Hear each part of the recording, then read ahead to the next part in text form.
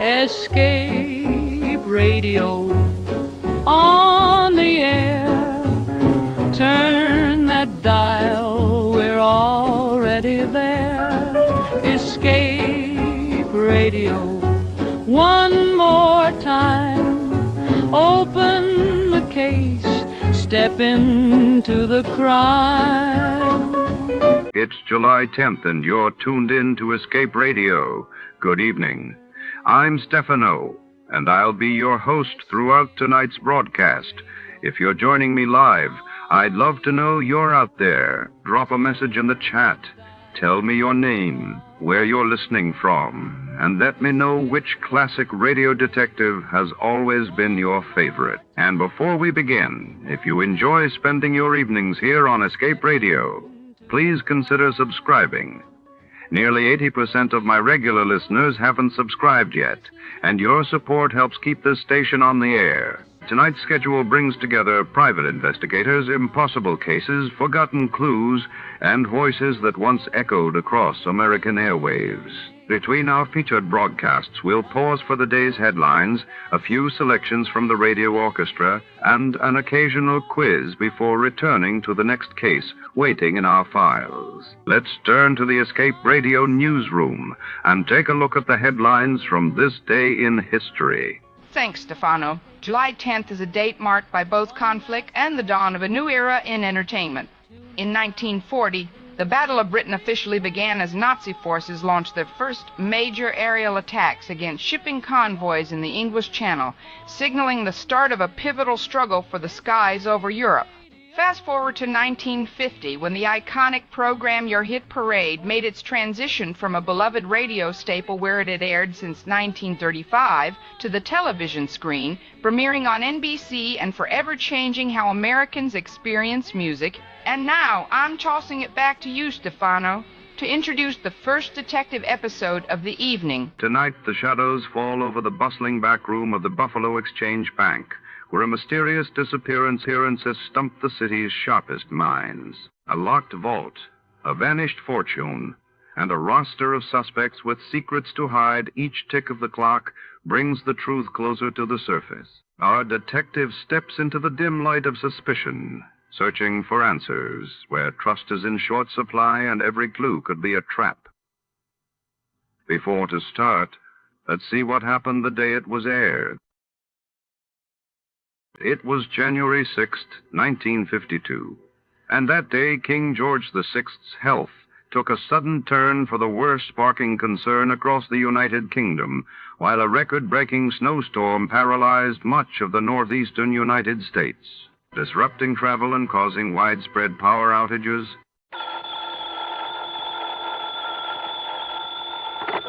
Johnny Dollar.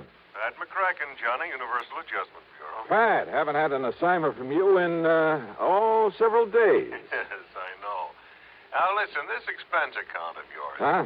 On that case you just finished. Oh, now listen, Pat, after all these years, and I not only gave you a full report, but an itemized statement. I know. That expense account was completely legitimate from start to finish. Every single item was money out of my own pocket that I spent to solve that case. What case? The one you're talking about, the one I handled for you last week, whatever it was. You don't remember what it was. Well, what difference does it make? All I'm saying is that whatever expenses I put down there were completely justified. You remember what the total came to? Haven't the least idea. Then let me remind you. Oh, now look, that's Johnny, beside the point. You exactly $12.30. Well, I tell you, every penny of it was $12.30. That's right. Now, do you blame me for thinking maybe you were sick or something? Oh, no. And I thought you were... Okay, Pat, argument's over. Only it isn't, Johnny. Huh? Not by a long shot. You mean you are going to question that expense account? No, I mean we never discussed a fee on that case. Oh, well... The fact that you had a pretty rough time of it and almost got yourself killed, well, I persuaded the company to slap on an extra fee of $500. Oh, Pat, you are a doll. And I ought to slug you. Instead, how about taking on another one? Fee on this one, too? We'll see. I'll risk it.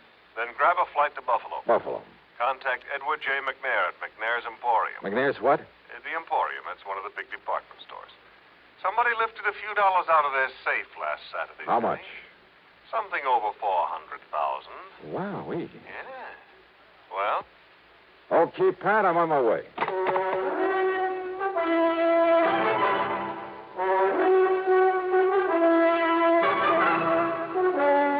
CBS Radio brings you Bob Bailey in the exciting adventures of the man with the action-packed expense account. America's fabulous freelance insurance investigator. Yours truly, Johnny Dollar.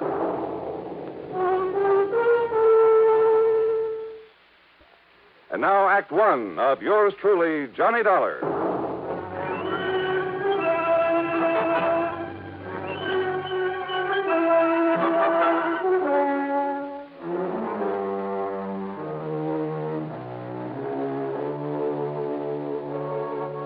Expense account submitted by Special Investigator Johnny Dollar to the Universal Adjustment Bureau, Home Office, Hartford, Connecticut. Following is an account of expenses incurred during my investigation of the Buffalo matter.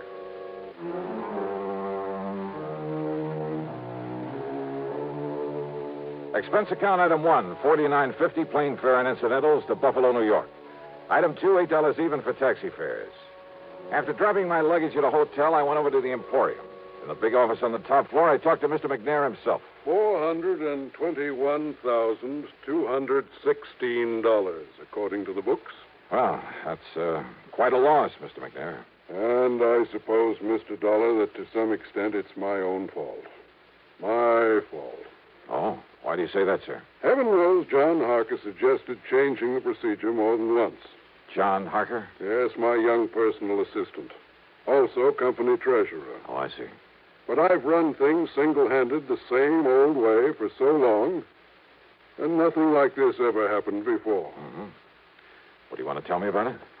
We've followed the same procedure every Saturday night for over 28 years, which is to say that as soon as the store was closed, each department head, in turn, brought his cash receipts up here to the treasurer. This, John Harker. Then Harker gave the department head a receipt, put the money in the vault, and that was that. Well, sir, it seems to me it would have been a lot safer to have an armored car deliver that money to the depository of some bank during the day, maybe several times a day. Exactly what John suggested some time ago. I suppose I should have listened to him. Well, go on, sir. Last Saturday, after we closed, things went along quite as usual. That is, until Mr. Ellery in sporting goods, always the last to bring his money to the vault, until he knocked on Harker's door. Well, right on cue. Excuse me. Come in. Mr. McNair, John, come in, please. I want you to meet Mr. Johnny Dollar. This is John Harker. Mr. Dollar. Hiya. Dollar represents the insurance companies we trust will make good on our loss. Well, I certainly hope you can make more progress than the police have, Mr. Dollar. That bandage on your head have anything to do with the robbery, Harker? Yes, it certainly has. Terrible, isn't it? Now, sit down, John. Tell Mr. Dollar exactly what happened on Saturday night when Mr. Ellery came up to turn his cash over to you. Thank you, sir. Oh, I'm afraid it was all my fault, Dollar. Not a bit of it. Yes, for being caught off guard. All right, what happened? Well, when Ellery knocked on the door of the vault room, I asked who it was. He told me, and, I should have known by his tone of voice that something was wrong. Now, John, you're not to blame. This sort of thing could have happened to anybody. Even to me. Thank you, Mr. McNair, but it doesn't alter the fact that... Well, Dollar, I went over and unlocked the door for Ellery. But instead of walking in, he was forcibly thrust into the room. The door was thrown back so hard, it knocked me down, knocked me unconscious. Terrible. And when I came to, the cash drawers of the vault were empty. The keys had been literally torn out of my pocket. You shall have a new suit for that, John. Thank you, sir. Ellery, poor Mr. Ellery, lay there bound with adhesive tape after being badly beaten. Did you see whoever it was came barging in that way? If I hadn't been standing behind that door, I might have. I see. What about this man Ellery?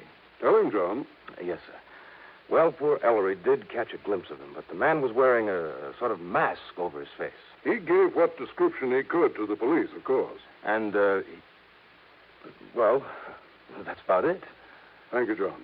Now go along. Yes, sir. Well, now, wait a minute. Don't misunderstand me, Mr. Dollar, but I don't want to keep John around here any longer than necessary. Well, but I'd Dollar like wants to to be around. I'll cancel the trip gladly. Trip? Of course. After what's happened, that knock on the head was pretty serious. John is taking my cruiser on a little trip. Oh, well, I can't say I blame him. So run but along, now- John. You can leave tonight as you planned. Whatever you say, Mr. McNair. Harker, wait a minute. Your please. friend all ready to go with you? Oh, I hope you don't mind my taking him along, sir. Not a bit. Now run along. Run along. Have a good time. And a good rest. Look, Yes, sir. it's customary. Thank you very much, sir. Mr. Dollar, I suppose you'd like to talk to Mr. Ellery now. Well? Yeah.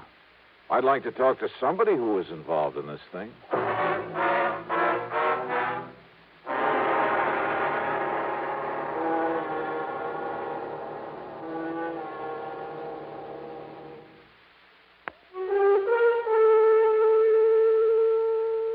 David Ellery, the other victim of the robbery, was still out to lunch, so I grabbed a bite myself. That's item 3, $1.75, and checked with the police. Nothing helpful at all. No leads on the man who got away with over $400,000 from a store there in Buffalo, New York. Then I went over to the Emporium to the sporting goods department. Ellery was back, and I talked with him in a little office in the corner of the stockroom. He was still suffering from the beating he'd taken. Yes, sir, Mr. Dollar. It was awful, terrible. And, yes, sir, it was just like young Mr. Harker told you it was. I understand that you gave the police a description of the man who attacked you. Well, yes, sir, best I could. Had you ever seen him before that you know of? Well, of course, I can't be absolutely sure because of that mask he was wearing, but I don't think so. Was he waiting at the door of the vault room when you got there to put the money in the safe? Well, Mr. Harker always does that, sir. Yeah, I suppose so. I just But what- go up and knock on the door and tell him who I am. Well, you see, he always keeps the door locked when he's taking the company cash that way. Yeah, sure. So I knock on the door and shout my name, and then he opens up and I give him the money. Then he gives me a receipt, and he puts the money in the vault. But you didn't answer my question. When did you first see this man in the mask? Well, only when Mr. Harker was opening the door for me. Yes? He must have sneaked up on me, and then just when Mr. Harker opened the door, he grabbed me by the shoulders, and, sir, he just throwed me into that vault room. Ah, and John Harker was struck by the door as it was banged open. Poor young fellow. It must have hurt him something terrible, knocking him out that way. Looks to me like you got the worst of it, though. Oh, I'm so sorry for John Harker. What? Nice young fellow like him, trying so hard to make his way in the company, and then to have a thing like this happen. Now, Mr. Ellery, Doing if real good for himself, too. Doing real good for the Emporium. Yeah, well, now tell Lots me... of good ideas for building up the business. And Mr. McNair liked that and kept pushing him ahead. Oh, yeah, sure. So Now- that someday John could be earning himself a lot of money.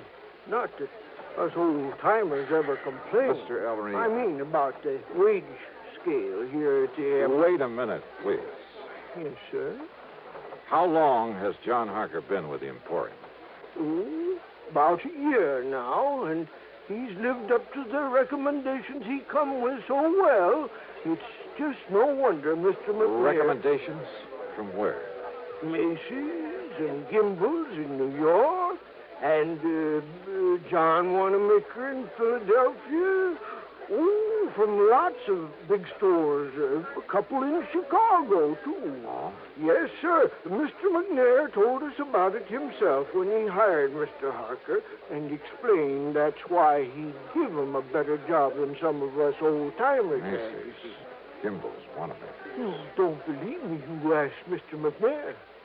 You know something, Mr. Ellery? What, sir? That's the one thing I believe I'd better not do.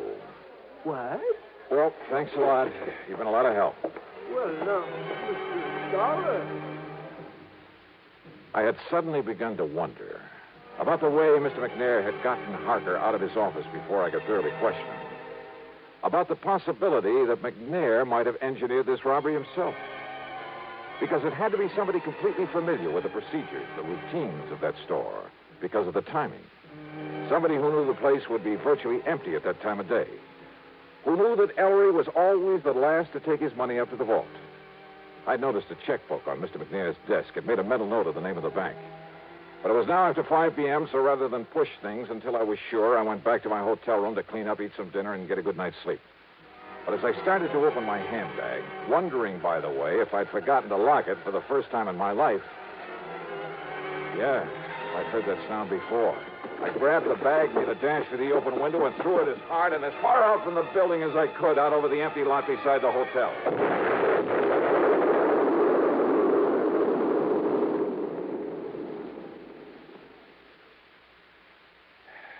Funny. I got a sneaking suspicion about then that somebody in Buffalo didn't particularly want me around.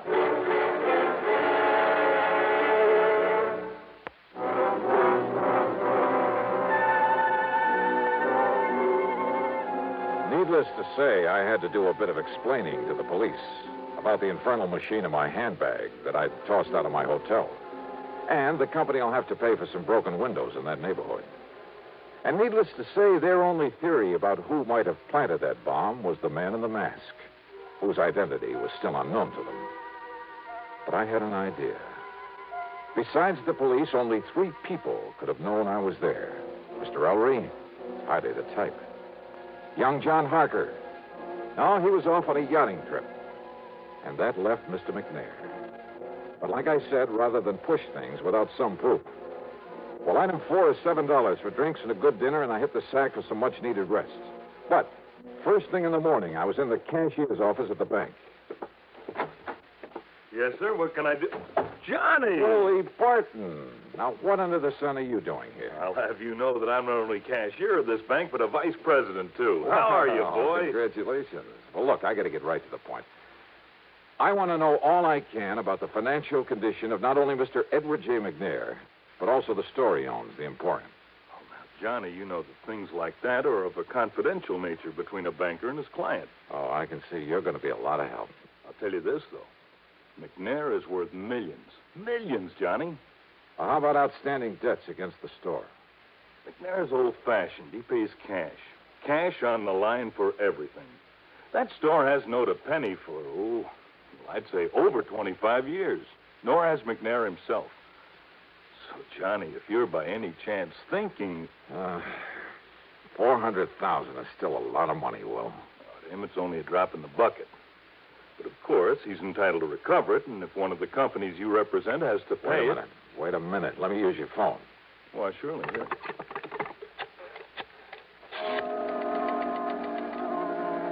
Item 5, 840, long-distance calls to New York and Philadelphia to Macy's, Gimbel's, and John Wanamaker's, to the personnel directors.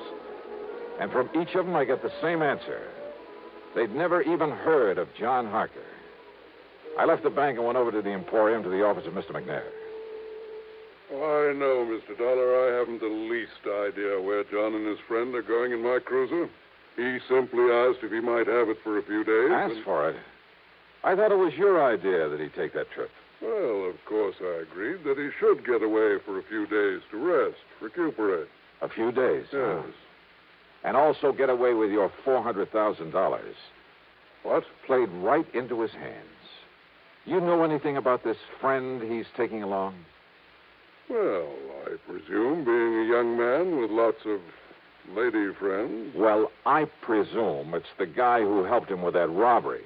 What are you saying, Mr. Dollar? Oh, brother, how nicely things are beginning to add up around here. To begin with, it had to be somebody here in the store. And listen. I'm listening, sir. Harker told me, right here in your office, he told me that when old man Ellery knocked on the door of the vault room, that Harker should have known something was wrong when Ellery called to him and identified himself. Mr. Dollar. I should have known by the tone of his voice that something was wrong. Now, those were the words that Harker used. You heard him say it, too. But he was lying. Lying? Yeah. Because Ellery didn't know the robber was even there until after John had opened the door for him. You're sure of that? I'm sure. Mr. Dollar, Are you trying to say that John Harker, that fine young man... I am trying to tell you that you have made an old fool of yourself, that you made your first mistake when you hired that smart young crook. I'll have you know that John came here with the highest possible recommendation. Yeah? Well, Macy's and Gimbel's and the rest never even heard of him. What? So in your blind faith, you not only taught him how to stage the robbery, he and his pal, whoever he is, but now with your cruiser, you've helped him get away with it, with your money. But good heavens, Mr. Now, Dollar. if you'll just give me a hand, come up with some bright idea for finding that boat of yours somewhere out in the middle of Lake Erie. Yeah, and probably headed for some remote little port on the Canadian side of the lake. Believe me, if ever I needed a stroke of luck, it's right now.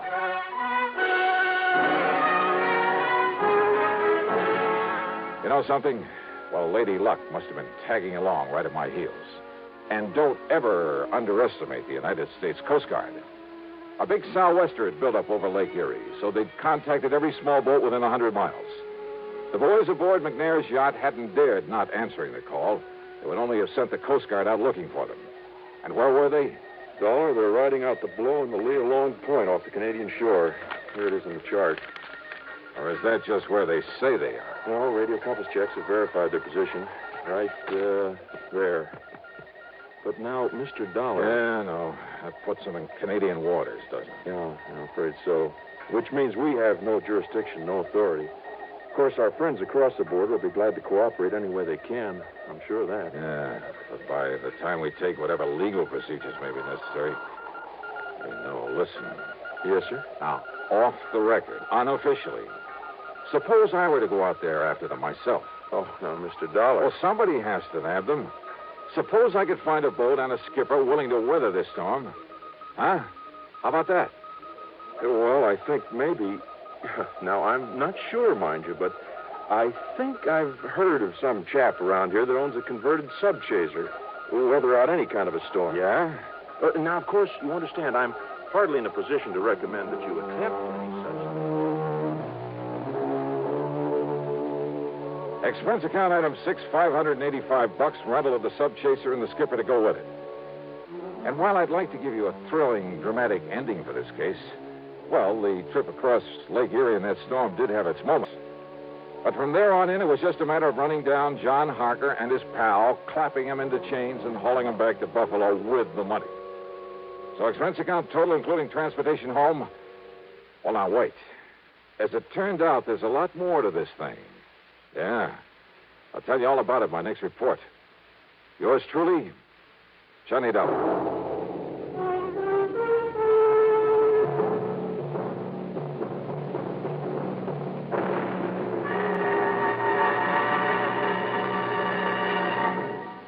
Now, here is our star to tell you about next week's story. Next week, well, as I told you, there's a lot more to this case.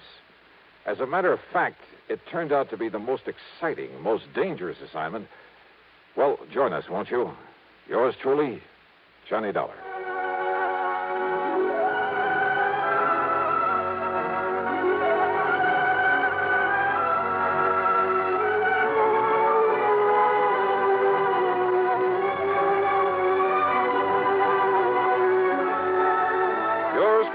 Johnny Dollar, starring Bob Bailey, originates in Hollywood and is written, produced, and directed by Jack Johnstone.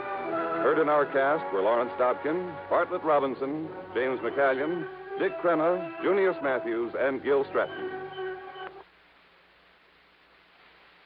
Our sincere thanks go out to the wonderful network at CBS.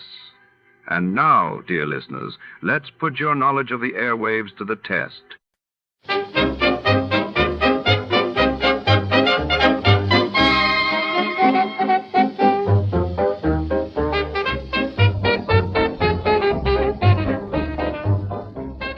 Before tonight's next adventure begins here on Escape Radio, we'd like to thank our friends at CBS.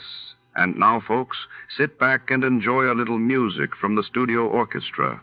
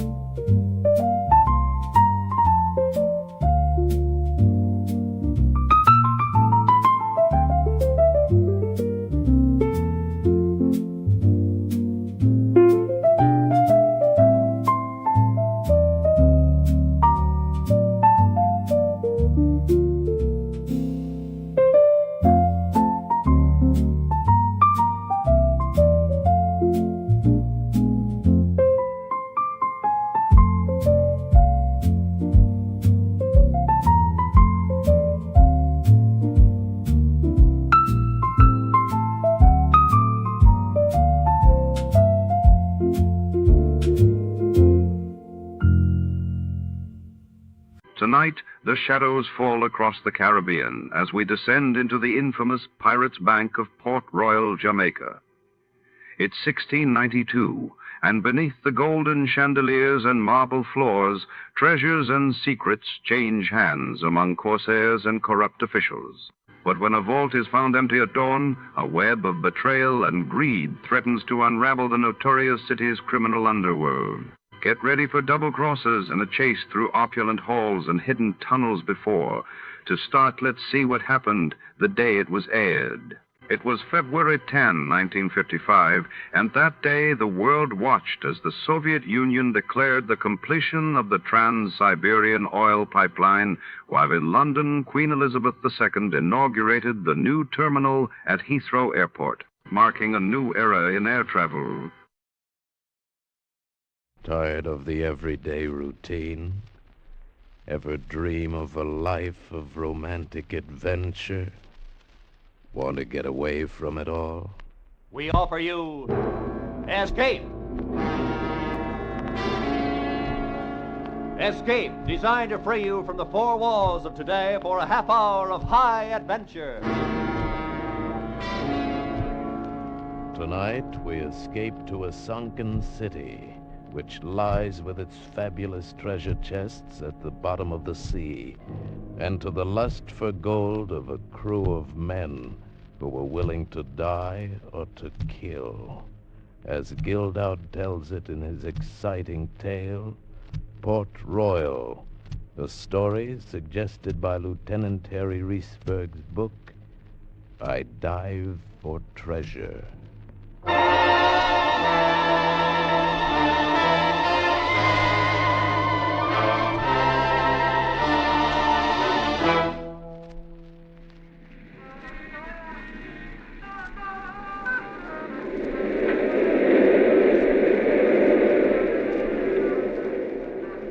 Can't you get anything else on that radio? I happen to like that particular number. Well, like it somewheres else. I just might do that. Oh, no, Crystal, I didn't mean it. I guess I'm just jumpy tonight. Here, come on, have a drink. Of that stuff? No thanks. Well, pardon me, Lady Astorbilt. We're just fresh out of Napoleon brandy. Huh, aren't we just? Look, you got no beef coming. When I had it, you got it. The works. And when you didn't have it, you took it from me. Hucked the diamonds, sold the mink. So you'll get 'em back. Something's got to turn up. It should be you, dead. Look, baby, don't do me no favors. The door's not locked, you know. I know. And I think I'm going to walk through it right now. Oh, no, wait a minute. It's a break for you, Danny. Now you can keep the room single rate. Where you going? I think Benny can still find me a place in the line over at the Flamingo. You wouldn't. Just watch me. All right, go on. Kick a guy when he's down. Walk all over him. I should have known you was that kind of broad. You did. Let her go, the tramp. She's like the rest of the crumb bums. When you're up, you're Danny Quinn, everybody's friend. When the horses don't run your way, you're nobody. Let her go. Hadn't always been like it was that night. And it would be different again. How soon, I wasn't sure when a fist landed on my door. A fist that was made from the hand that had jimmied some of the best windows in New York. Hey, Danny, it's Carl. It ain't locked. What's on your mind? Hi, Danny. Hey, plenty. Where's the broad? She took a powder. Permanent? Looks like. Oh, well, you're better off. Maybe. Hey, look, I picked up something pretty good tonight, I think. I'm not in the market. Oh, now, look, Danny, this don't mean a thing to you till I get through talking. Now, listen to me, will you? Now, this could be worth anywhere to a couple of $1,000,000. Look, Carl, get off it. Whatever it is, get off of it. All right. Now, you probably never heard of a guy named Fletcher Travis, because you never get past the page with the race results. See what I mean? Me, I'm different. I case this town through the papers. I keep myself up on what's going on in town and who's in town and how I can get to it. Now, look, this Travis made himself a lot of dough breaking into sunken boats. You understand? He's what you call a deep-sea diver. Yeah. All right, you was a sailor once. You ought to know. Let me see that thing. Yeah, sure. So, I read up what he was up to, and then this afternoon I went to the place where he's giving a talk, see? Now, it's a sunken city down in Jamaica. The island, not the track. And they call it Port Royal. There's warehouses down there with gold by the ton. Travis was all ready with a boat to go down after it, leaving tomorrow. You believe all that? Well, sure I do. Anyway, he holds up this chart and says, "This is the pass key to get him in," or something like that. So I tail him back to the hotel, I make his room number, and go in while he's eating his dinner. Well, he's got a lot of books there, history books. It's all true, Danny. I ain't kidding you. Now, this is a place for them old pirates. So, anyways, an earthquake or something spilled into the water. You understand what I mean? All in one piece, intact. And that stuff is there. Now, we got this chart. That's the key. What do we do, frame it? Look, you was in the Merchant Marine, wasn't you? So you head it up. Now, I got a fur shop staked out that'll get us the first money. Then we buy a boat, get ourselves a diver of our own, and we go after this haul ourselves. You know, you got something, Carl. Hey, behind you in the dresser, top drawer. See if my seaman's papers are there. Okay, Danny, okay. Where are they? I don't see them. Right in the back. Huh? There! Oh! You little jerk.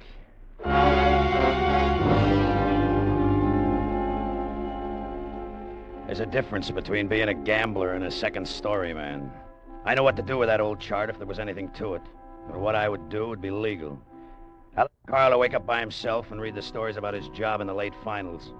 They printed enough to make me pretty sure that the dope on this sunken city, Port Royal, was on the level.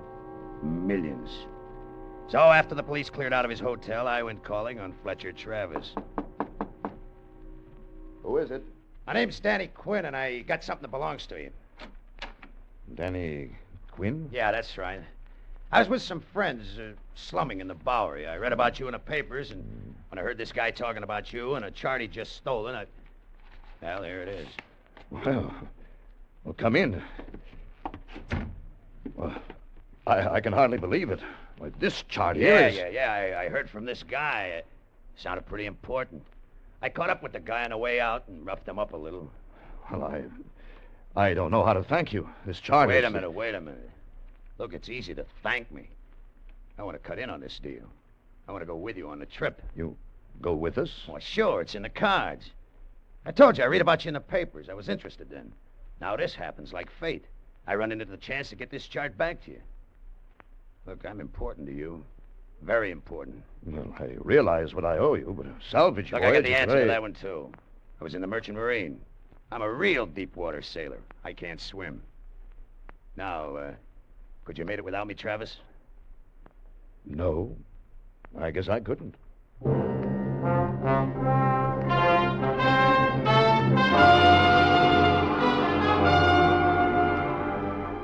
It was quite a feeling heading out into the big Atlantic swell. The rigging sang. The deck beneath me took an angle to port, and it rose and fell. For a second, my imagination took a turn. I got a picture of Danny Quinn standing on another deck, wearing earrings with a cutlass or two and a brace of pistols in his belt. Danny Quinn sailing out after a pirate treasure.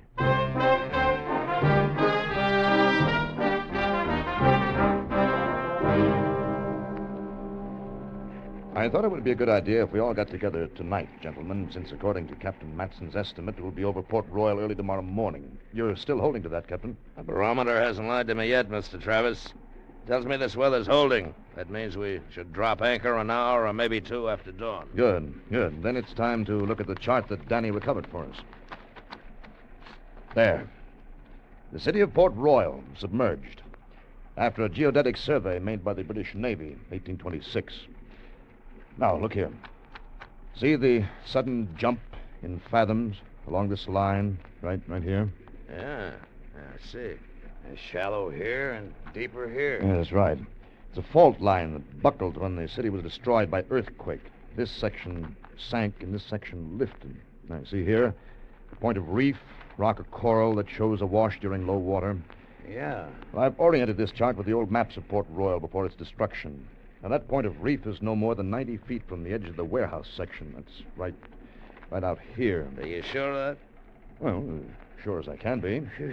What made me pick that night to go to the Bowery? You couldn't ask for a better landmark. Well, no, it's more than a landmark, Captain. It's a mooring. We get a bow hawser on the reef point, back off 90 feet, drop the stern hook, and we're anchored right over the front doors of those treasure houses, 30 fathoms down. When you've gambled for a living as many years as I have, you develop a set of nerves that do pretty much what you tell them. But when I realized what that old chart meant and how close we were to all that loot, my poker face flew right out the porthole. We made jokes about Fort Knox and the Vanderbilts. We slapped backs, had a round or two, and then we hit our bunks. but I'll lay you 10 to 1 that all of us did our dreaming wide awake. I know I did.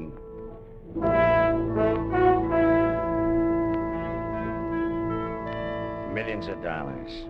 30 fathoms under our keel. We were like men in a daze when we set about our work the next morning, but it went the way it should. The point of reef was there at low water. The ship was secured to it, backed off, and anchored. The lifting gear was rigged to the mainmast. The pump and compressor were checked a dozen times. Travis got into his heavy canvas suit. The helmet went over his head. Little afternoon, he begun his first dive. I was on the intercom on deck. What's my depth now? Hold on, I'll get it. He wants his depth, Captain. Here comes 25 fathoms. Now. You're at 25 fathoms, Travis. Good. It'll be safe to go down at this speed. No faster. This speed is okay, Captain. No faster. All right. How is it, Travis? Good. Conditions are good. There's enough light. Very blue light. No sign of any trouble. My air is adequate. No sign of any large fish as yet. Travis. Yes? What is it? Well, you make me nervous when you aren't talking. Keep saying things, will you? What do you see? I can't look down and turn my head. I see only what's in front of my faceplate. Well, I'm revolving slowly as I come down. Water's clear. All around me is that very blue light. Uh-oh. Few fish. Nothing large enough to be dangerous yet. The conditions are as good. What's my depth now? He wants his depth. Here's 28 fathoms. Now. 28, Travis. Slow my descent. Slow it. Slow his descent. Right. I can see coral now. There's great formations of it stretching away from me. Buildings? The warehouses? Yes. Yes, buildings. Roofs. Windows. There's a street. Yeah. Must be a street in front of me. There's storehouses. He's hit it. Storehouses. We've hit it. Do you hear that, mate? Hey, I heard. We've hit it. I'm on the bottom. I'm on the bottom. All right. It's sand. It's good footing. I'm moving forward. Yeah, I'll need plenty of slack in both my lines. You need slack. He's getting it. The winch is rolling. There's no trouble yet. Moving toward the nearest one. It's encrusted with coral. It's a building. Big one. There's a wide opening. That lets enough light in. There, it's a storehouse. I need the loading platform. He wants a loading platform. What? The loading platform, you jerk! We were too busy on deck for a while to really digest what was happening. Even after the loading platform broke through the surface and we saw the single rotting chest on it, it was too much like a scene in a B movie to believe. Then we pried it open. Lying in rows were small leather bags covered with a slimy coral crust. We took one out. It crumbled, and from it maybe 50 metal coins spilled onto the deck. They were dirty brown, but when they were scratched, bright, clean gold showed through.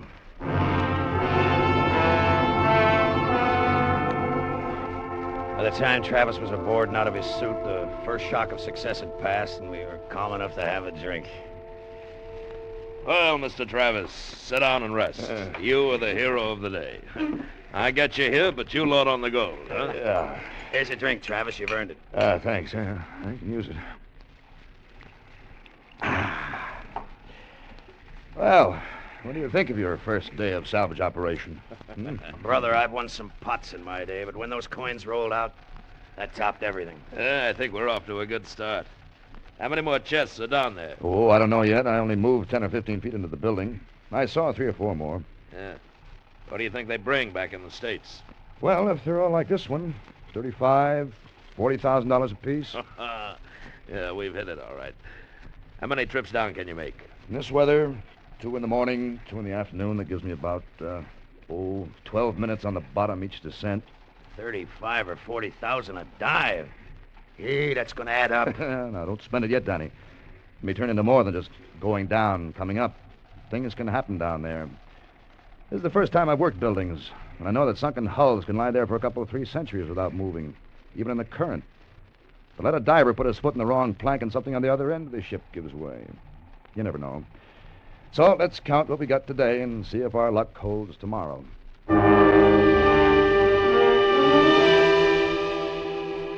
Our luck did hold, not only the next morning and afternoon, but the day after and the 2 days after that. 1 chest per dive, 4 dives per day. An average of $140,000 worth of loot a day came off the bottom. We had $560,000 in the hold.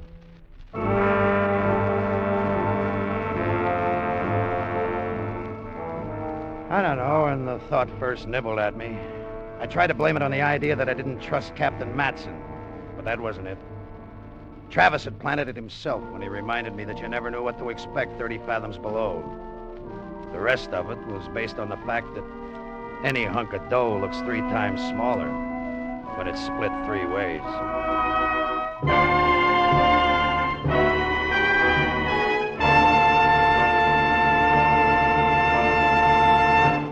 In just a moment, we will return you to the second act of Escape. But first, this Saturday night, CBS's Gangbusters program brings you the case of the boiled booster. Not rooster, booster. The case of the boiled booster. And since Gangbusters does only authentic police cases, who are we to question the title? Well, somebody did ask a question, and it's a case straight out of the New York City police files. And a house gets lost, among other things. Gangbusters is heard every Saturday on most of these same CBS stations. So be listening for the case of the boiled booster this Saturday. And now we return you to Escape.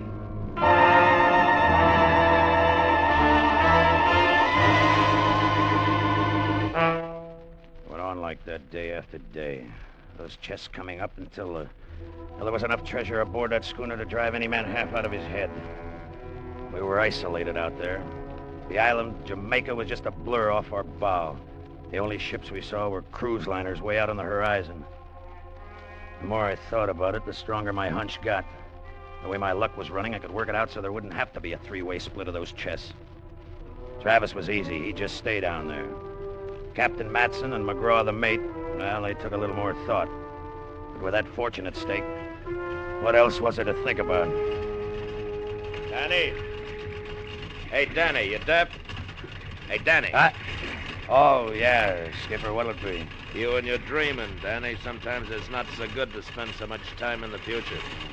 Come on, give us a hand. Another chest is coming up. Another chest? You know this thing could go too far?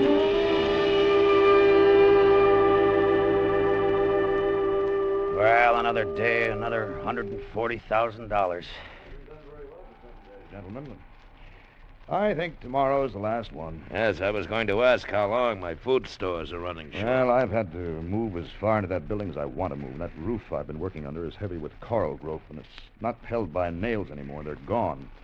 It's held by balance, and I don't want to upset it. I don't blame you, Travis. Tell me, what do you say we got in the hold now? Well over 900,000. There haven't been many salvage operations that have topped that. Over 300,000 apiece, huh? Yeah, those are good wages. Why bother with another dive? Hey, Skipper, don't get so rich that you turn up your nose at a few $100,000. Travis wants to give it another try, more power to him. That's up to him.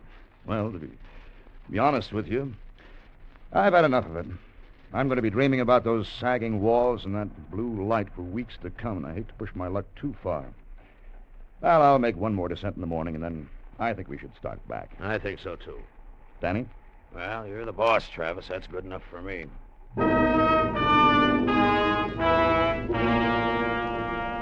That was after evening chow. I stretched out in my cabin, but I didn't sleep. I lay awake planning. I was still awake when the mate came off watch. Hey, Danny, wake up. Come on, it's midnight. Oh, thanks, McGraw. You can turn in. Yeah. Here, keys are on the table. There were 3 keys on that ring we anchor watches carried every night. One to the gear locker in case we needed tools. One to the lamp locker in case we needed a light. And a third had been added when the treasure started to pile up. It opened the gun locker. Outside on the deck, I leaned my elbows on the rail, watched the phosphorescence rippling back from the side of the boat, and lined up the next detail. The gun locker had been equipped to take care of any possible attack, so it was an arsenal. What I needed was a Thompson submachine gun. But I wasn't about to overplay my hand by taking it out of the locker. Somebody would have... But I wasn't about to overplay my hand by taking it out of the locker. Somebody would have noticed that. I just slipped in and unlocked the case so I could get it when the time came. I didn't think anybody'd notice that, and I was right.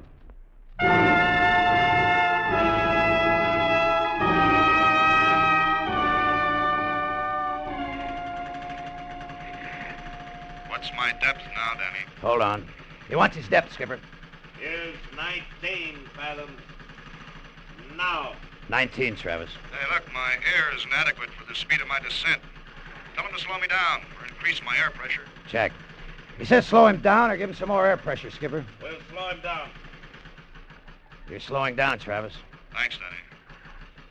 I guess everybody topside is in as big a hurry as I am to get away from this place. Yeah, I guess so. You know, as long as I've been diving, I've never been able to control my imagination. After so many descents, I always start telling myself, Travis, that should be the last one. You've had no trouble. From now on, the law of averages working against you. Yeah, I can see what you mean. Yeah, the more easy descents I make, the less I want to make the next one. Yeah, my air is adequate now. I'm getting plenty. I had a crazy flash thought that Travis knew what I was up to and had something up his sleeve. But I got rid of it. He couldn't have known. If he had, he wouldn't have gone down. Hardly heard him talking. With him submerged, it was time for me to get into action. It was 5 steps to the door that would take me to the gun locker. With the Thompson, I'd force Matson, the rest of the fellas into their cabins. Then the chests would go into the lifeboats. And the stern anchor line we'd cut, the ship pulled into that reef point it was moored to, and the coral would rip the bottom out of it. The only thing left would be the lifeboat full of loot, with me in it. I didn't see how any court any place could prove it wasn't an accident. I took the intercom set off my head. Matson and the mate had their heads together near the winch. Danny, where you going? In to get a drink of water. Don't do it, Danny. Stay where you are. Hey, what the devil's the matter with you? What's the gun for? I haven't done anything. The gun is so you won't do anything. McGraw! I said, cut the winch. Time to move. Get below and open the valves. I'll take care of Danny. Oh, no, you won't. Danny! Come out on deck, Danny. Make it easy. You play along, maybe you'll get out of this. You coming out, Danny? What's the game? The partnership was too big, Danny. I told you you'd dream too much. What? You and McGraw? Make it easy, Danny. Come on out or you go down with the ship anyway. Come on, maybe we deal you in. All right, Skipper. I'll play along with you. That's right, Danny. Use your head. Sure. That's what I'm doing. That's what I'm doing! Using my head! Using my head! Using my head! I want to talk to you. Where are you, McGraw? I'm behind cover. Now listen to me. I want you to know that this was none of my idea. The captain made the plan and forced me into it. Now he's gone, I'll side in with you and Travis. Sure. Fortune like this has driven guys crazy before, but let you and me hang on to our senses. All the valves are open below decks. The ship's going down. Let's get the treasure into the lifeboat while we got time. All right, McGraw. Let me hear you toss your gun on the deck, and I'll know you're leveling with me. Sure, Danny. There it is. I'm in the main passageway. Come on. I swear I'm telling you the truth, Danny. He forced me into this. But you and Travis... Danny! Now, don't! I got plans of my own for this stuff, McGraw, and you aren't in them.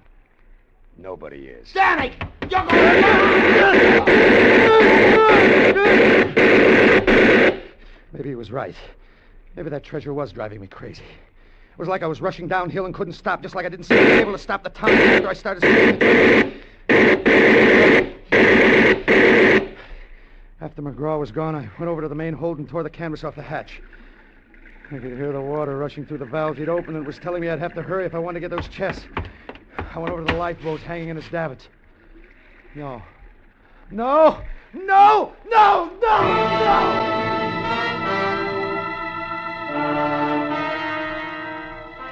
That's when my luck, my plans, my dreams, everything was blasted. The lifeboat, it was ripped and useless. I'd gone crazy with that submachine gun. It was peppered with bullet holes. One blasted, cut out one of the lines. It had crashed to the deck and smashed the bow. It wouldn't have stayed afloat empty. $900,000 aboard, and there was no way to save it. The schooner had already started a list. I had to think of saving myself. Travis, are you all right? I'm all right. There's been trouble up here. Yes, I know. Matson and McGraw tried to pirate the treasure. I managed to stop them. But they've scuttled the ship. He's taking water? Yeah, how fast can you come up? You've been down there a little over 20 minutes. Raise me at regular speed, then. Never mind tending my lines. Get the winch moving, and then get below. See what can be done about stopping the water. Okay, Travis. I'll be glad to get you up here. We're in a mess, believe me.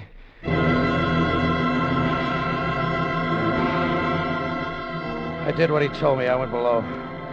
But it didn't take long to see there was nothing to do down there the way the water was pouring in. I spent my time working out a story for Travis that would save my hide and give me another chance at that treasure. It took 30 minutes to get him aboard and out of his suit. By that time, the schooner was starting to settle by the stern. There's no time to talk about it now, Danny. I can see you had plenty of trouble. Well, there wasn't much I could do but kill him. Naturally, Danny. All those chests going back to the bottom. How can you tell about guys like Matson and McGraw? I don't know, Danny. Treasure hunting does strange things to people. But we're coming back after it, aren't we? I can raise some more dough. We aren't giving up, are we? I'm coming back, Danny. But you aren't. What's that supposed to mean? You left the intercom system open. I heard what you told McGraw before you killed him about your plans. That's too bad, Travis. Oh, no. Don't try it, Danny. Guns won't help you now. The lifeboat's gone. You're the sailor who can't swim, remember? You'd never make it by yourself, but I can get you ashore. And once I do, I've got to turn you in. So, you've got a choice. Come with me, or stay with the ship. Your choice, Danny. Don't be too slow in deciding. I went with him. Hanging onto what was left of the lifeboat, we watched the rest of it from 50 yards away. Looked like the schooner just got tired of fighting the water. She lifted her bow like for a last look around, and then rolled over and went out of sight.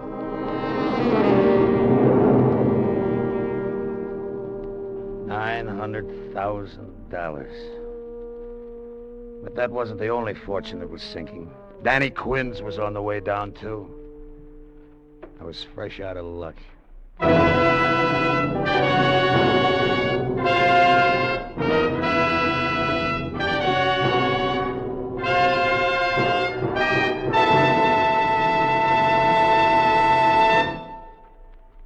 Escape is produced and directed by William N. Robeson. Tonight we have presented Port Royal by Gil Dowd, suggested by Lieutenant Harry Reesberg's book, I Dive for Treasure. Featured in the cast were Charles McGraw as Danny Quinn, John Daner as Fletcher Travis, and Bill Conrad as Captain Matson. Also heard were Dee Tatum, Paul Frees, and Ted DeCorsia. Special music was arranged and conducted by Del Castillo. Next week... You are imprisoned in a lonely lighthouse off the steaming jungle coastline of French Guiana. Your comrades, a maniac and a coward. Your captors, an army of gigantic, hunger-maddened rats.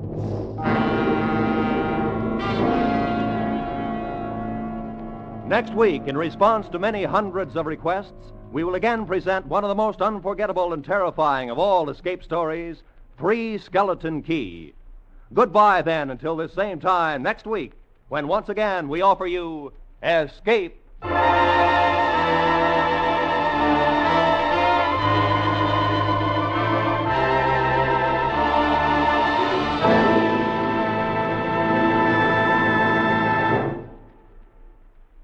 Through field workers stationed with our troops in this country and across the world, the American Red Cross helps the lonely soldier, the Marine anxious about his sick wife at home, the sailor with a dying mother 3,000 miles away. Last year, more than 750,000 men in service were helped in family, welfare, and recreational problems by American Red Cross workers. Give to the Red Cross workers. Give to the Red Cross generously this month.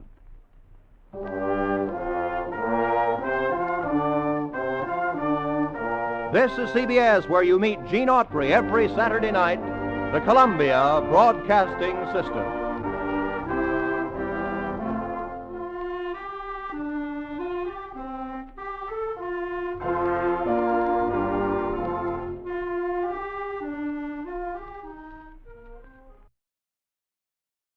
Good evening, friends. With a special word of thanks to our sister network, CBS, we invite you now to test your memory of the great radio adventures.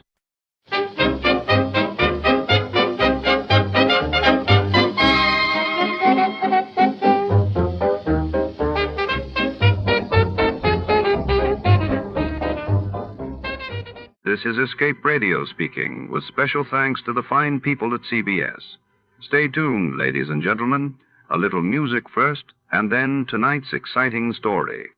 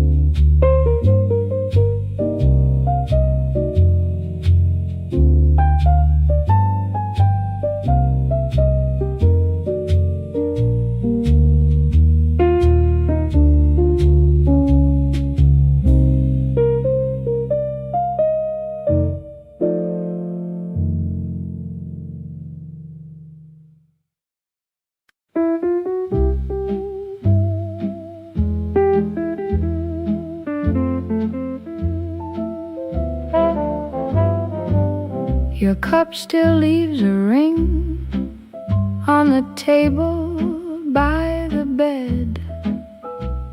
I reach for your hoodie sleeve like you never left.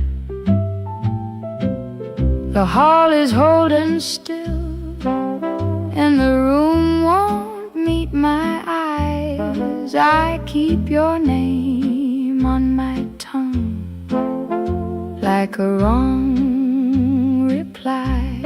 I tried to let it go, but it keeps coming back.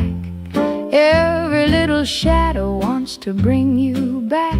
And I hate how quiet feels like it knows me now. It says your side is empty and it says it out loud. Empty side of bed, empty side of bed. I keep pulling you back, but you're already gone.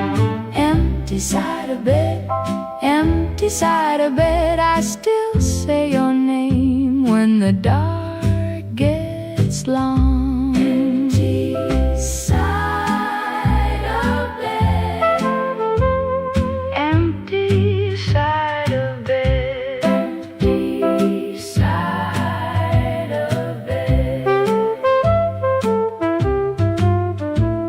Your keys are in the dish, your scarf is on the chair. I turn the lamp off slow like I'm doing prayer. The mirror keeps my face, but it don't keep your touch. I thought love was a door, now it hurts too much. I tried to let it go, but it keeps coming back. Every little shadow wants to bring you back. And I hate how quiet feels like it knows me now. It says your side is empty and it says it out loud. Empty side of bed, empty side of bed. I keep pulling you back, but you're already gone. Empty side of bed, empty side of bed. I still say your name when the dark gets long.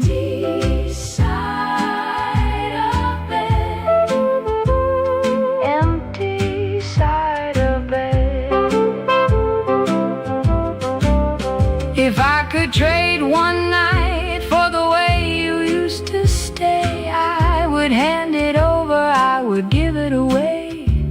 But the door stays closed and the clock won't bend, so I lay here with the shape of the way we were then. Empty side of bed, empty side of bed, I keep pulling you back, but you're already gone. Empty side of bed, empty side of bed, I still say your name when the dark gets long. Empty side of bed, empty side of bed, empty side of bed.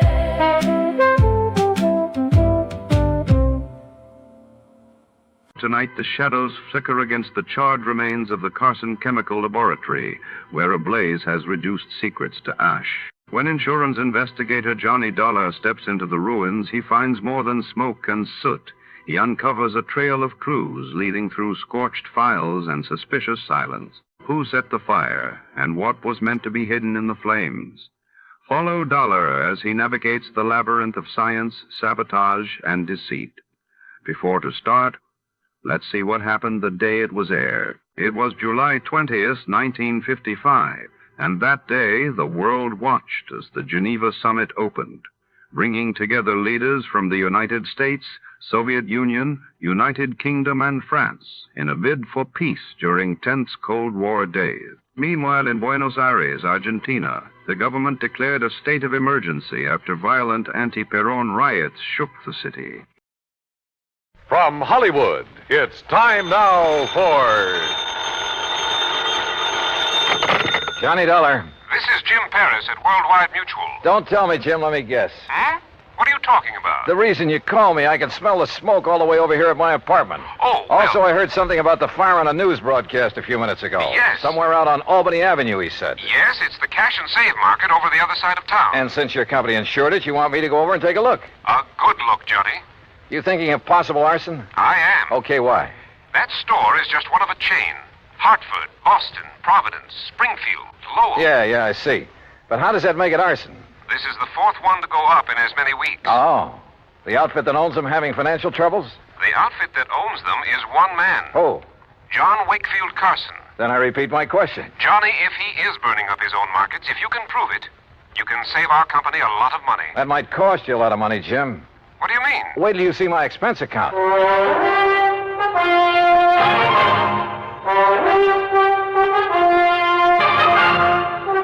Bob Bailey in the exciting adventures of the man with the action-packed expense account. America's fabulous freelance insurance investigator. Yours truly, Johnny Dollar.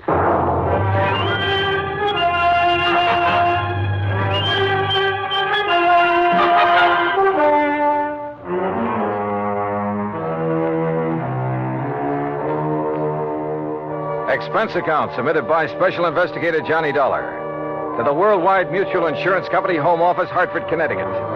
Following is an account of expenses incurred during my investigation of the Carson arson matter.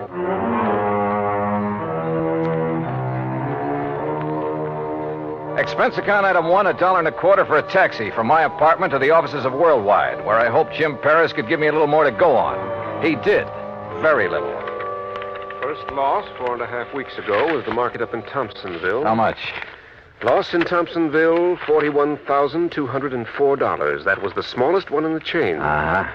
The following week, the one over in Fall River burned to the ground. And the claim on that? Some $58,000 odd. Nothing odd about that much, though. And the loss in Lowell was a bit over $64,000. How much the claim will be on this one here in Hartford remains to be seen. How much coverage does he have on it? Around $100,000, I believe. Yes, $106,000. Well, and that's probably what he's going to claim. Look, you can still see the smoke out there. Yes, and the telephone report I just got says it looks like a total loss. Will you go over and take a look at it? John Wakefield Carson. That's right. His office is up in Boston. That's where his newest, biggest market is. Oh, how much insurance on that one? Nearly $500,000. It's one of the largest, most modern supermarkets. Then I'd better get over and see him in a hurry. You want me to get there before that one goes up, don't you?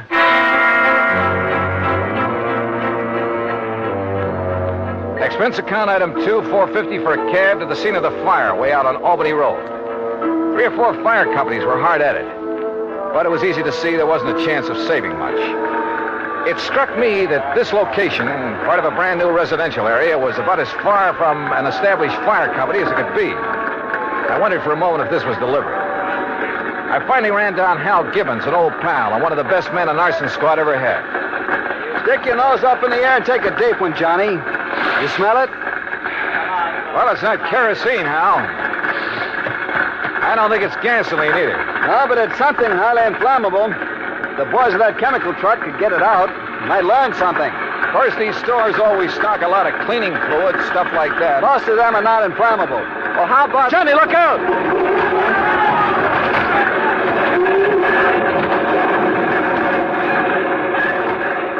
Golly. Hey, maybe we'd better move back a ways. Yeah. Must have got a pretty big start on the fireman, Hal. Sure, because it's so far out. It's like the markets in Thompsonville and Fall River.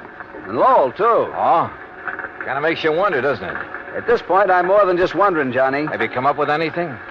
Those other towns are out of my bailiwick, but I know all the boys in the departments. Have they come up with anything? No, and that's why I feel I've got to get the first lead, if there is one, right here. Has old man Carson showed up? No, not during any of the fires. He just sits calmly in his office in Boston, mutters something philosophical about the vagaries of fortune, and lets it go at that. And files a big fat insurance claim. I think I want to see that guy, Carson. I don't think it'll do you any good, but go to it. Know anything about his financial situation? He's loaded. Multimillionaire. And boy, what a queer one. What's that mean? A regular nut. Always quoting Shakespeare, the Bible, poetry, but a good businessman. You sure he hasn't got some big investments, something like that went bad on him recently? I'm sure. There has to be some reason. No, get back, I tell you. You gotta stay back of the line. You want to keep your job? You tell your chief I'm here, and I want to know why this fire got out of hand. Well, who's that? Now, look, miss, I got orders. Don't choke on them. It's all right, Jerry. I'll take care of her. Whatever you say, Mr. Gibbons, but I got orders. Okay. Well, Miss Carson, it looks like you're losing another market. This is the fourth one. The fourth one and a little over a... Hey, don't I know you? I'm afraid I haven't had the pleasure. Miss Margaret Carson, this is Johnny Dollar. The insurance investigator. Good. Now maybe we'll get somewhere. Oh, this is... Walter. Walter! Yes, Margaret? My fiancé, Mr. Dollar. Walter Smitten. Smitten? Hello, Walter. Mr. Gibbon? Walter handles the legal end of things for Dad. Oh, I see. Next president of the company, Walter? I? In the grocery business? Oh, no, sir, thank you. The legal end is enough for me. Well, what do you think about these fires? 4 in a row. Well, if I were you, Mr. Dollar, I'd suspect arson. Oh, Walter, for heaven's sake. Why, Walter? Someone trying to put Mr. Carson out of business, something like that. Put Father out of business with a couple of fires? Miss Carson... Come on, Walter. We've seen all we need to make the final report to Dad. Goodbye, Mr. Dollar. Hal. Yeah. See ya. Like a motive, Johnny? That Walter character? If he marries Margaret Carson, and he doesn't seem to like the grocery business... Yeah, but if he could get the money from it... Yeah, I see what you mean.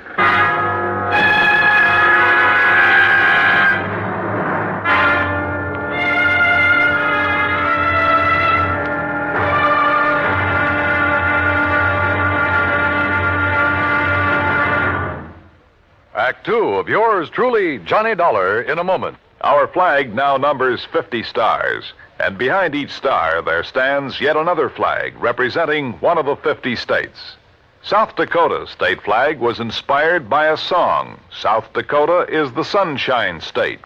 A stenographer named Ida Anding designed the flag with a sky blue background and a blazing sun in the center, and the words, South Dakota, the Sunshine State, in gold around the sun. Later, the state seal was inserted over the sun, a seal representing mining and agriculture, the prime pursuits of the state. The state's banner also carries the motto, Under God, the people rule. South Dakota's state flag, the flag of the 40th state to enter the Union, was adopted on March 8, 1909.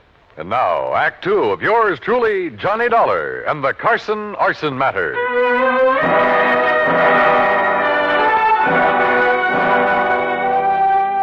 Expense account item 3, 20 cents, phone call from a booth near the scene of the fire. I wanted more information from Jim Paris at Worldwide Mutual. Information about the policies covering the 13 cash and save markets, 4 of which had recently gone up in flames. I waited in the phone booth until Jim called me back. Johnny Dollar. Jim here. Oh, good. All right, here's the list of markets, Johnny, in the order of insurance coverage, starting with the smallest amount. Go ahead. Thompsonville, Fall River, Lowell, Hartford. That's the same order in which they burned. Exactly. Okay. Which remaining store has the next biggest coverage? Salem. Okay, I'll start with Salem. What are you thinking of, Johnny? It's just a hunch, Jim, but... Well, I'll call you later.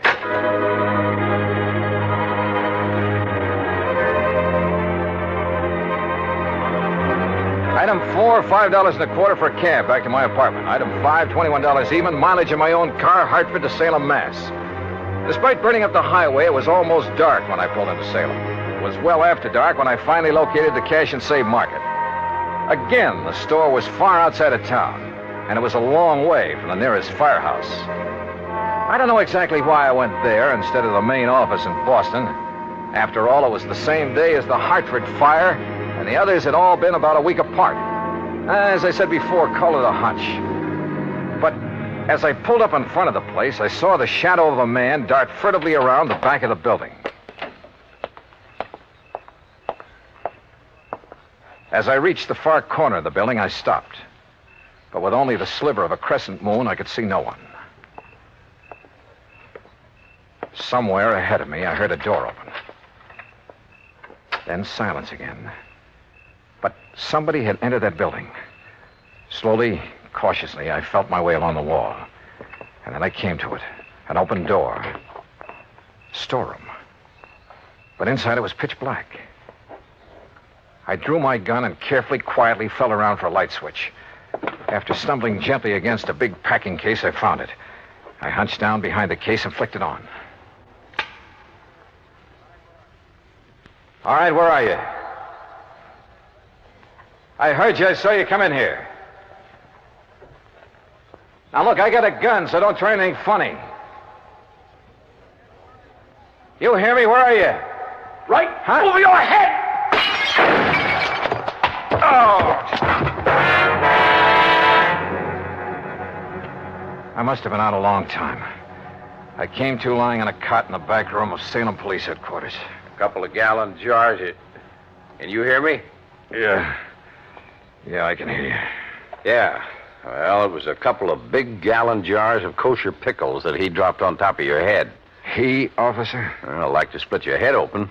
So he brought you in here to headquarters and had the doc look you over. Up. Easy now. Oh, yes, sir.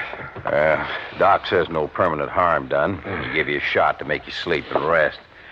Now, how about this cup of hot coffee? Yeah, sure. And about a dozen aspirins. My head feels like... There you are. Thanks.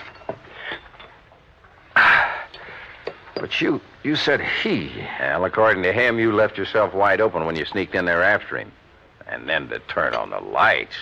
Son, you've got a lot to learn. Okay, so I pulled a boo-boo. But do you know who it was that slugged me? Of course, son. He brought you here. Who? Owner of the market. What? Mr. John Wakefield Carson. Item 6, $2 more mileage on my car. This time down to Boston and the main office of Cash and Save Markets. To the private office of John Wakefield Carson. Please be calm of mind. All passion spent, Mr. Dollar. What? That's from Milton. Please sit down. Now look, Mr. Carson, about last night. Baydock plays tricks upon us all. It did so in bringing us together last night. How did you know I was going to investigate that market of yours up in Salem? Well, I didn't know. But look, you young man. Yeah? The fires which destroyed those 4 markets did so in order their value to me. So I found out. Well, possibly then the next to go would be the store in Salem. For that indeed is next in order of value. It figures. Or perhaps 'twas mere coincidence those accidents occurred in that order. Accidents? Remember, coincidence breeds further coincidence. That's a quotation from Brascoff. Now listen to me, Mr. Carson. For that reason, I decided to inspect the Salem store myself. Inspect it, huh? To make sure there'd be no possibility of spontaneous combustion there. Let's get one thing straight right now, Mr. Carson. Yes? I think those fires were set. And if you'll come down to earth. Possible, I suppose. It was Shakespeare who said, fire answers fire. Through their paly flames, each sees the other's umbered face. Listen to me, will you? Of course. I think you set those fires, or had them set. By Mr. I think you were going to burn down the store in Salem until I came along. When I saw you there, I thought that was your intent. Oh, sure. All right, tell me this. What do you plan to do with the insurance money, if you get it? Rebuild? Bigger and better stores where the old ones stood? No. Or did you find out you hadn't made them big and modern enough for those real estate developments where they were located, and decided the cheapest way for you to do... No. To build again where tragic dealt the fate. Forget the fancy quotes and answer my question. Shakespeare said, you tread upon my patience, sir. Look. It's most enough to make a deacon swear. Answer by James Russell. Mr. Carson. What disposition of the funds I choose to make is mine alone to settle. And from my heart. Carson? Enough. I've had enough of this. Now be on your way. No, wait a minute. Be gone, Dollar. And irk me now no more. No, you wait. From your heart, you said. Now I have said enough. Henceforth, my lips are sealed. Okay. But you know something? I think you've told me who might have set those fires. And if you'll answer me just one more question. No? Okay, we'll see.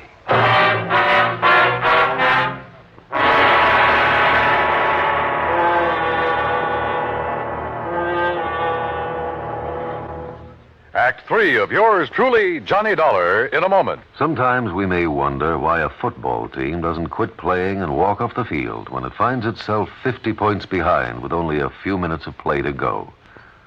What is that indomitable spirit that fills men with hope and keeps them going in spite of terrific odds? Keeps them going just to play the game according to the rules, just to get the job done as well as they know how. This kind of spirit pervaded the feelings of heavy bomber crews of the 9th Air Force on that day of glory, August 1st, 1943, the day of one of the most secretly planned surprise bombing missions of World War II, the day of the low-level attack on the Romanian oil refineries at Ploiești. More than 170 B-24 heavily loaded bombers took off in a swirl of red dust from Benghazi, Libya, to bomb a highly defended priority target. The element of surprise in the low-level attack was to be one of their greatest weapons. But things went wrong from the start. 3 planes exploded during takeoff operations. 11 more aborted due to engine trouble. Of those that reached the target area, less than 1/3 returned to home base. The leaders of the mission encountered navigation difficulties and difficulty in identifying the specific targets. And due to the loss of that elemental hope, surprise, they also encountered devastating enemy firepower from flak and fighters. The mission was partially successful, but a horrifying experience.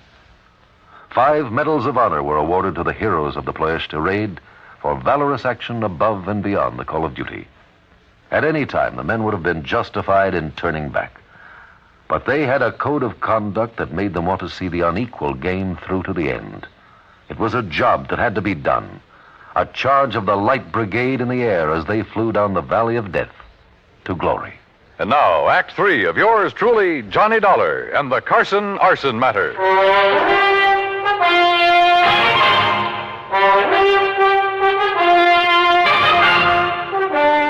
Expense account item 780 cents, phone call to Hal Gibbons and the arson squad back in Hartford. Yeah, Johnny, I finally found plenty in the remains of that fire. Then it was arson. By some rank amateur. That's why it was hard to spot. What do you mean? When a pro sets a blaze, we know what to look for. I see. Now, what about the other 3 fires? I called the boys in those cities immediately. Heard back from them this morning. Same story. All right. Have you checked on Walter, what's his name, the fiancé of Carson's daughter? You mean stepdaughter? Stepdaughter? I have, and that's what stops me. Alibis, huh? Perfect. Walter Smitten couldn't possibly have started those fires. I didn't think so. Huh? Now, that boy may call himself a lawyer, Hal, but he just hasn't the nerve, the gumption. But who else? He stands to benefit if he marries Margaret Carson. And surely you don't think Carson himself... Johnny? Call the Boston police, will you? Have them meet me at Carson's office. What for? Maybe to make an arrest. Do that for me, will you?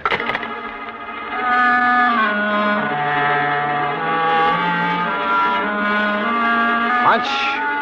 Maybe it was more than a hunch now. Sure, I know there was no real clues in the case, but maybe for once I could get along without them. I went back to Carson's office and I must confess, tried a little bluff. Court? You'd hail me into court? That's right. Unless you open up and tell me what I want to know. Very well.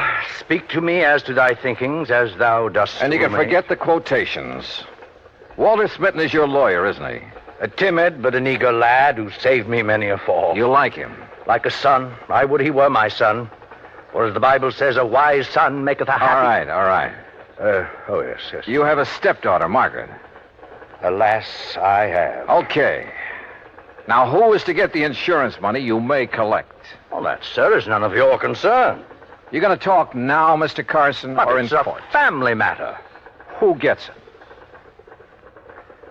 I pledged to my wife before she died that Margaret would have all monies from any profit, any monetary gain of any kind, of any of my ventures.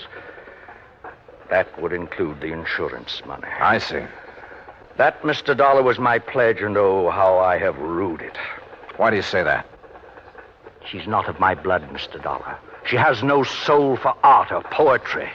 And since she's come of age, she's made so many demands upon me. Money. That's all she thinks of. And unlike Walter, she's so bold, aggressive, headstrong.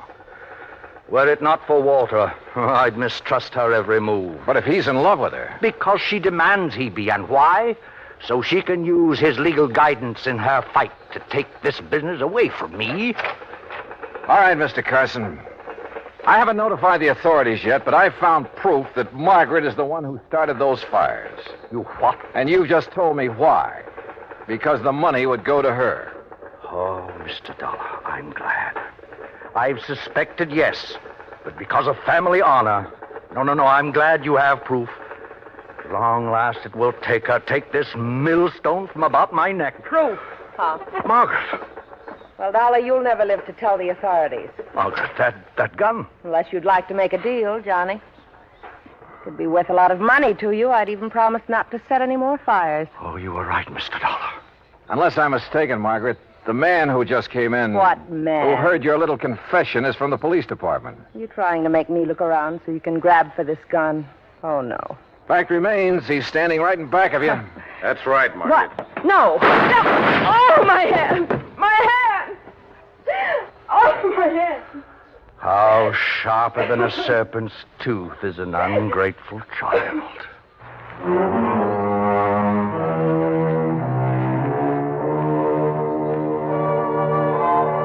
Yeah, the company will have to pay on those 4 markets.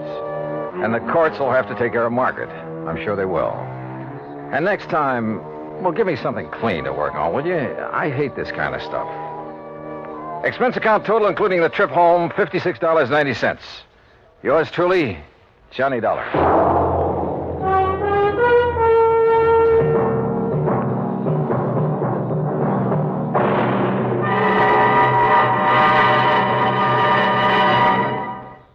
Our star will return in just a moment. Our flag now numbers 50 stars, and behind each star there stands yet another flag representing one of the 50 states. Oklahoma's state flag depicts an Osage warrior's circular buckskin shield from which hang 7 eagle feathers. Across the shield is the Indian's calumet, or pipe of peace, crossed with the white man's peace symbol, the olive branch. On the shield are small crosses, the Indian's graphic sign for stars, indicating lofty ideals or a purpose for high endeavor. The background of the flag is a field of blue, the blue of the Oklahoma sky, signifying loyalty and devotion. The important symbols, however, are the calumet and the olive branch. These override the shield, the symbol of war, and bespeak a predominant love of peace by a united people. Oklahoma's state flag, the flag of the 46th state to enter the Union, was adopted on April 2nd, 1925. Now, here's our star to tell you about next week's story. Next week, the Rolling Stone matter. Remember that old saying about a rolling stone? Well, it applies here, with a vengeance. Join us, won't you? Yours truly, Johnny Dollar.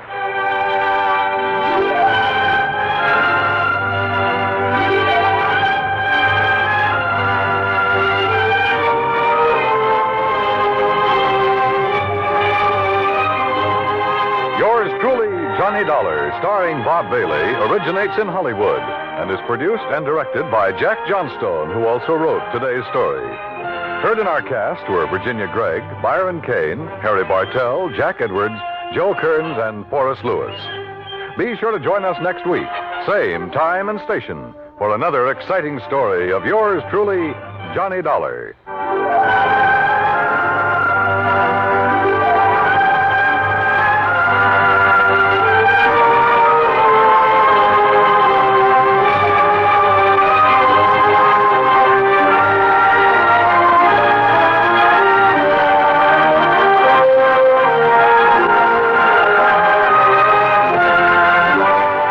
This is the United States Armed Forces Radio and Television Service.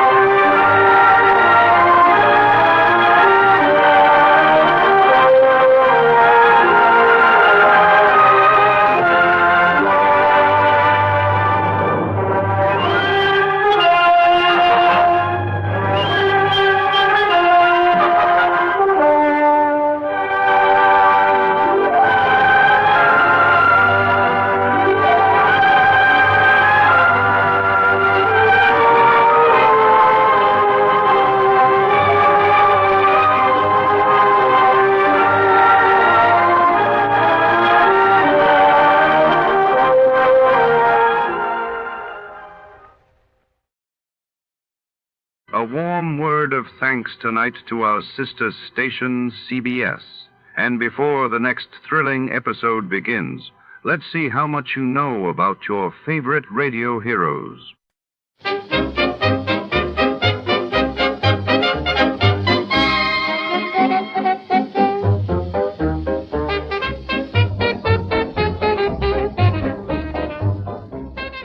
Under the dim glow of neon lights, the plush corridors of Los Angeles' exclusive Pacific Gold Club conceal more than just jazz and cocktails.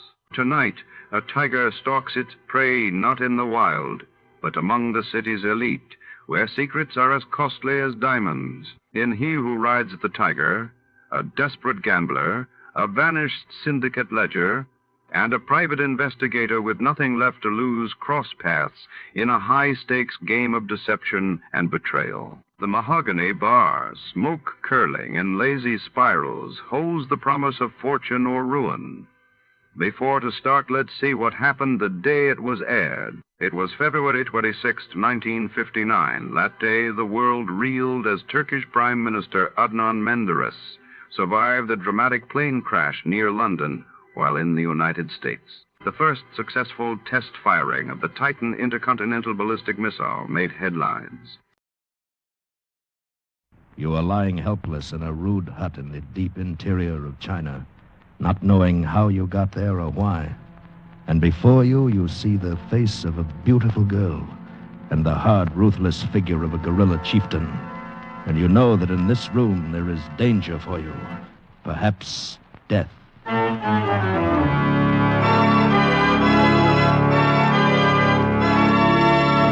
We offer you Escape, transcribed to free you from the four walls of today for a half hour of high adventure. Today we escape to China and the story of a man who lost his memory and almost his life, as James Norman told it in his fascinating story, He Who Rides the Tiger.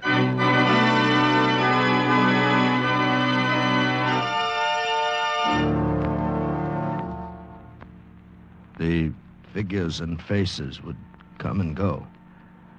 Sometimes I seemed to be floating along with them through endless space, but more often I could feel myself lying on a hard bed and watching, not moving, with sick and fevered eyes. And there was a big man with brown skin and close-cropped hair, and an older man with a white coat. But best of all was the girl, a beautiful girl. Usually her face would dissolve into a great lotus flower that would hang for a moment in the air and then float slowly beyond reach of my thoughts and disappear.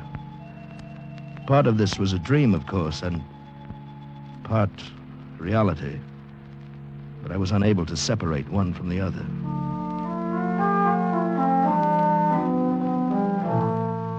How long it went on, it's impossible for me to say. I had no sense of the passage of time. One morning, though, I opened my eyes and looked at the bare walls of the room. The white-haired man sitting by my cot, the other man sitting a few feet away, smoking a cigarette. And then I knew that the dreams had gone away and would not come back. This was reality. Feeling better? Can you hear me? Understand me? Huh? Yes. Yes, of course. Good. Glad you're finally coming out of it. You've been a very sick man, you know. Where am I? Fenyang Mission Hospital. We're about 600 miles south of Peiping. That's impossible. How did I get here? You walked in. Dropped unconscious in the courtyard, burning up with fever and suffering from malnutrition. Malnutrition? But I ate lunch yesterday in Peiping. I'm afraid I'll have to contradict you. You've been here for 2 months. I don't understand. Doctor, I wonder if I could ask your patient a question. Why, yes, of course. It's simply this. What is your name? Why, it's Armour. David Armour. Ah, yes. So you told us while you were delirious, but we could not be sure. And your business in Peiping, Mr. Armour? I'm a member of the International Committee on Chinese Art Treasures. We've been investigating the policy of the advancing Japanese armies toward protecting and preserving art objects in newly conquered territories. I see. And yesterday, you ate lunch in Peiping? Yes, at the Wagenli Hotel. I dropped my wife off at the... Adrian. Well, where is she? Where's my wife? Mrs. Armour is in San Francisco at present. San Francisco? Well, why should... What's this all about? Who are you and what am I doing here? Why have I... Mr. Armour, please. Mr. Quinto, I think any further questioning had better be postponed until tomorrow. Mr. Armour is in no condition for it. I quite agree with you, Doctor. Very well, Mr. Armour. Until tomorrow, then. Doctor, I don't understand. Who is this Mr. Quinto? What does he want? Well, he's a powerful man among the Chinese. He's been following your condition very closely. I don't know what he wants. If I could only remember what happened. I've got to send word to my wife, to Adrian, to the American consul. My wallet, my passport and papers. Do you have them? Oh, Mr. Armour, when you arrived here, you were wearing a cast-off uniform of the Japanese Army. What? You had no papers or identification. There was nothing in your pockets except this. I haven't told Mr. Quinto about it. Right. It's a little porcelain figurine. A rabbit. Yes, a rabbit. Does it mean anything to you? No, I never saw it before in my life. That's too bad. I was hoping it might help you remember. The last thing I remember is that lunch in Peiping. Seems like yesterday, and yet you told me it was 2 months ago. Oh, no. I said that you came here 2 months ago. What was the date of that luncheon, Mr. Armour? It was September 23rd. Yes. Of what year? 1941, of course. What do you mean? What are you driving at? Mr. Armour, apparently the last thing you remember is a lunch that you had in Peiping nearly 8 years ago.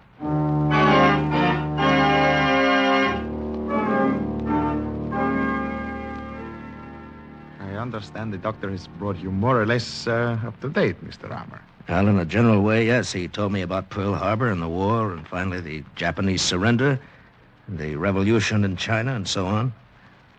Hasn't helped any as far as my memory is concerned, though. It's too bad. Let me extend that memory by about 20 minutes. What do you mean? On September 23rd, 1941, you ate lunch at the Wagenli Hotel in Peiping with a Mr. Ficking, the Far East correspondent for an American newspaper. Yes, I know that. You left the hotel with Mr. Ficking and engaged a rickshaw, naturally. 2 blocks away, it was bumped by a Japanese army truck and overturned.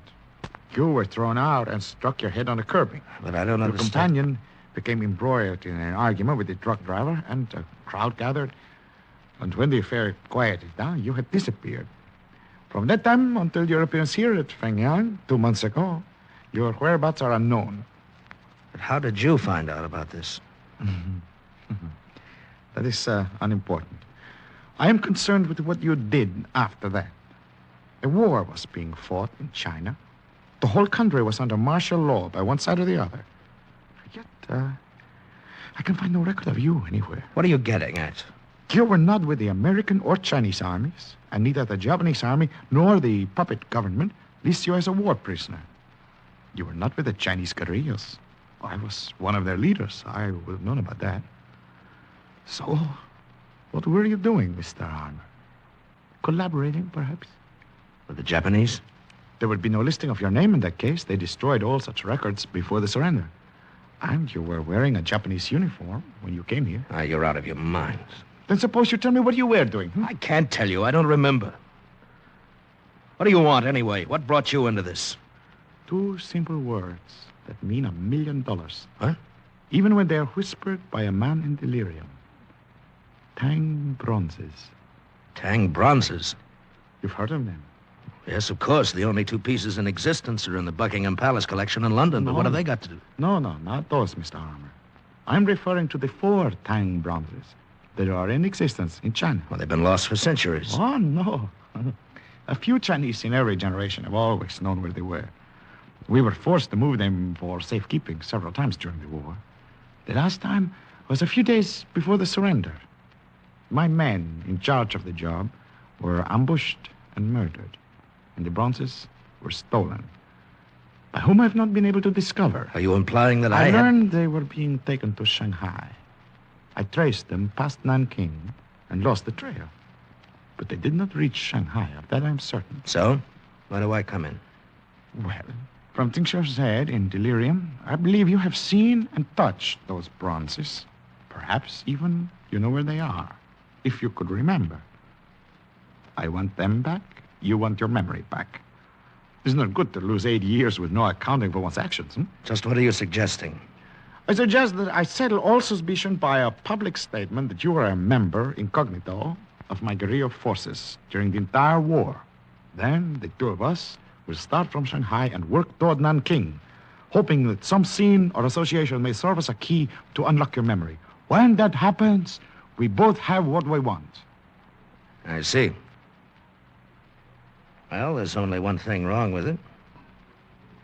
I'm not going to do it. Too bad. What are your plans, then, Mr. Armour? The doctor says I'll be able to travel by the end of the week. I'm going to take a train to Shanghai and hop the first plane out to San Francisco. I'm afraid you're making a serious mistake. But, of course, it's every man's privilege. At least, I hope you'll carry this with you on your trip. Pistol? What for? Because somewhere there is a person who may not stop at anything to make sure you do not regain your memory at some inconvenient moment. Had you forgotten about that, Mr. Armour?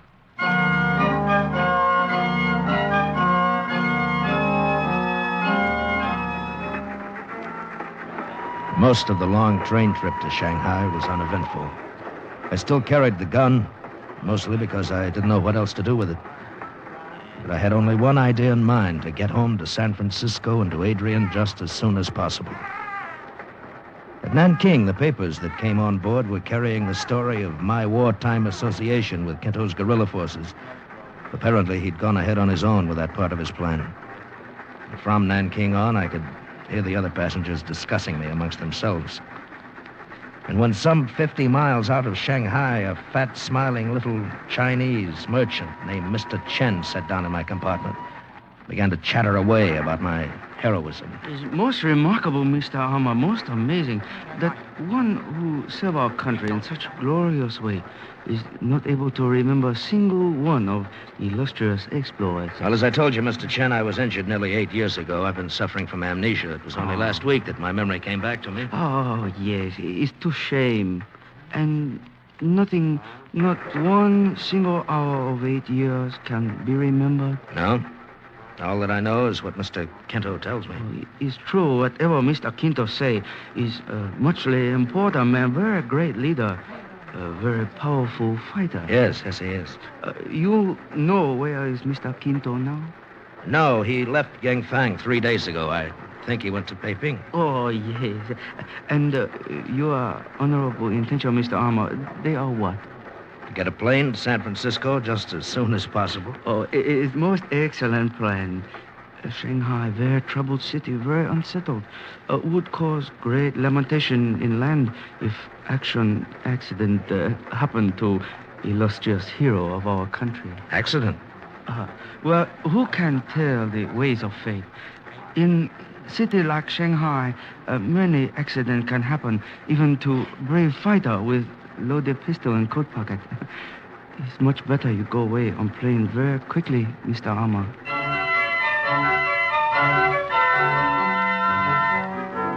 In Shanghai, I took a taxi to the Cathay Hotel. When I started to check in, I got the first of several surprises. The clerk told me that I had a room already reserved and paid for, by whom he didn't know. At any rate, it was a nice room, one of the best in the house. I picked up the telephone, called the American consul. Then I started the hotel clerk working on an airline reservation. Set my clothes out to be clean, climbed into a shower. And by the time I'd finished, a boy knocked on my door with an envelope. I opened it, took out the note. Humble token of appreciation for illustrious wartime services, Mr. Chen. Attached to the note was a plane ticket to San Francisco and a seat reservation for noon the next day. I should have expected the second note delivered 15 minutes later, but I didn't. It read, "Please do me the honor of joining me in the American bar downstairs at your convenience. Signed, Kento." But of course it was I who reserved the room, Mr. Armour. I knew you were planning to stay here at the Cathay, and I was only too happy to assist you with a small favor. It won't do you any good, Mr. Kento. I told you in Fengyang I'm going home right away. Hasty decisions are often reconsidered. Anyway, I think you may have helped some already. Oh? In what way? You were approached on the train by Mr. Chen, who urged you, if I am correctly informed, to leave Shanghai at once. He did more than that. He arranged for a reservation on tomorrow's plane. Well, Mr. Chen becomes more interesting by the minute. And did you know that he also arranged to have you followed from the railroad station? I don't care. I'm not interested in your game, his game, if he has one, or anybody else's. I'm flying to San Francisco tomorrow. What a pity. And without knowing a thing about a period of your life that covers nearly 8 years. Yeah, whatever it was, it's over and done. What's wrong, Mr. Armour? That girl who just came in. The one who walked past our table. Oh, yes. What about her? Do you know her? I only wish I did. She's beautiful, isn't she? Can you find out who she is? Of course.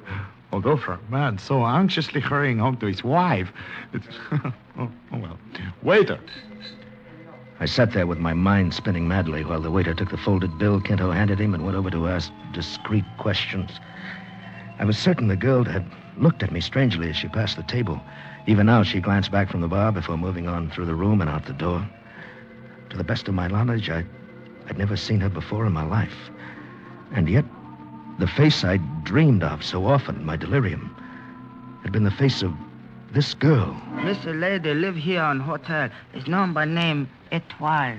Etoile, huh? Ah. All right. Thank you, boy.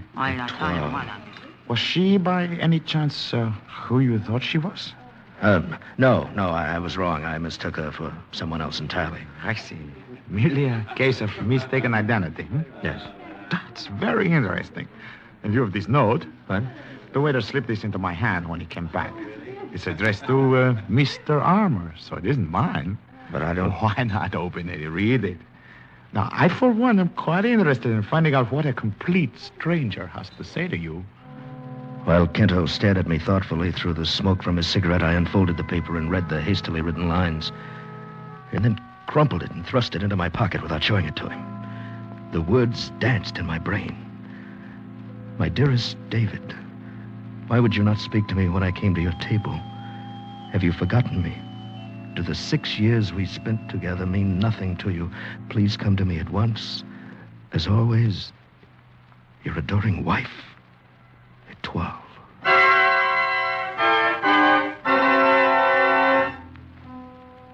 Kento probed skillfully, trying to discover the contents of the note Etoile had sent me. But I had no intention of telling him. I left him still sitting there at the table and went to the lobby. Talked briefly with the room clerk and with the antique dealer who kept a shop in the foyer. 10 minutes later, I stepped into an elevator and rode up to the 7th floor. And an hour after I'd seen Etoile in the bar, I was facing her again through the open doorway of her room. Her dark hair lay softly on her shoulders. Her skin was velvet and warm cream. And the subtle scent of an amia perfume hung in the air like a tender challenge. She was lovely. She was supposed to be my wife. And I couldn't remember her. David, my darling, won't you please come in? Thank you. I suppose you're Etoile? Well, of course, David. And you did send me a note downstairs in the bar. But who else, my dear? Oh, it's the old trouble again, isn't it? Trouble? The sickness of forgetfulness, my doctor called it. So often you suffered from it at Suchow, weeks at a time. Suchow? Don't you remember Willow House, the beautiful estate that Uncle Liu gave us when we were... Oh, that's why you did not speak to me in the bar. You've forgotten all of it. Even me. Yes, I'm afraid you'll have to bear with me, Etoile. I don't mean to hurt you, Oh, it but... doesn't matter, my darling. I understand. I've been so terribly worried since you ran away from Suchow 4 months ago. But now we're back together and everything is all right again. Etoile, tell me, when was it we were married? In the month of December 1941. See, I carry the paper with me always. Yes. We were married in the Chinese manner by Uncle Wang. And then Uncle Liu gave us Willow House. And we lived there all through the war? Well, why weren't we bothered? I mean, by the Japanese? Uncle Wang was very important in the puppet government. He was mayor of Suchow before the guerrillas shot him. I see. Why not come with me to Suchow tomorrow, David? Perhaps when you see Willow House again, you'll remember. All right. Suppose we leave around noon. Anytime you say. Good, then I'll arrange to hire a car. There is one thing, David. I think it is better you know now instead of remembering later. Oh? What's that? Your job during the war. Uncle Wang arranged it for you. Uncle Wang arranged it for you. Well? You translated captured American documents for the Japanese army. Oh, great. You didn't realize what you were doing, and we had to live. I'm sorry, Etoile. I'd better get out of here. I'll call for you tomorrow. David, even though you can't remember me yet as your wife, could you not at least kiss me goodnight? Well,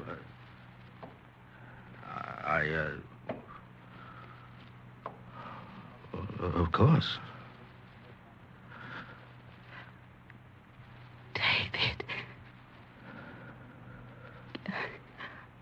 Until noon tomorrow, darling. Good night. Early the next morning, I climbed into a hired car and headed out of Shanghai. Etoile was not with me. I had to face this for the first time alone. I felt I was heading into a showdown. Etoile's story was backed up by something else I'd learned the night before.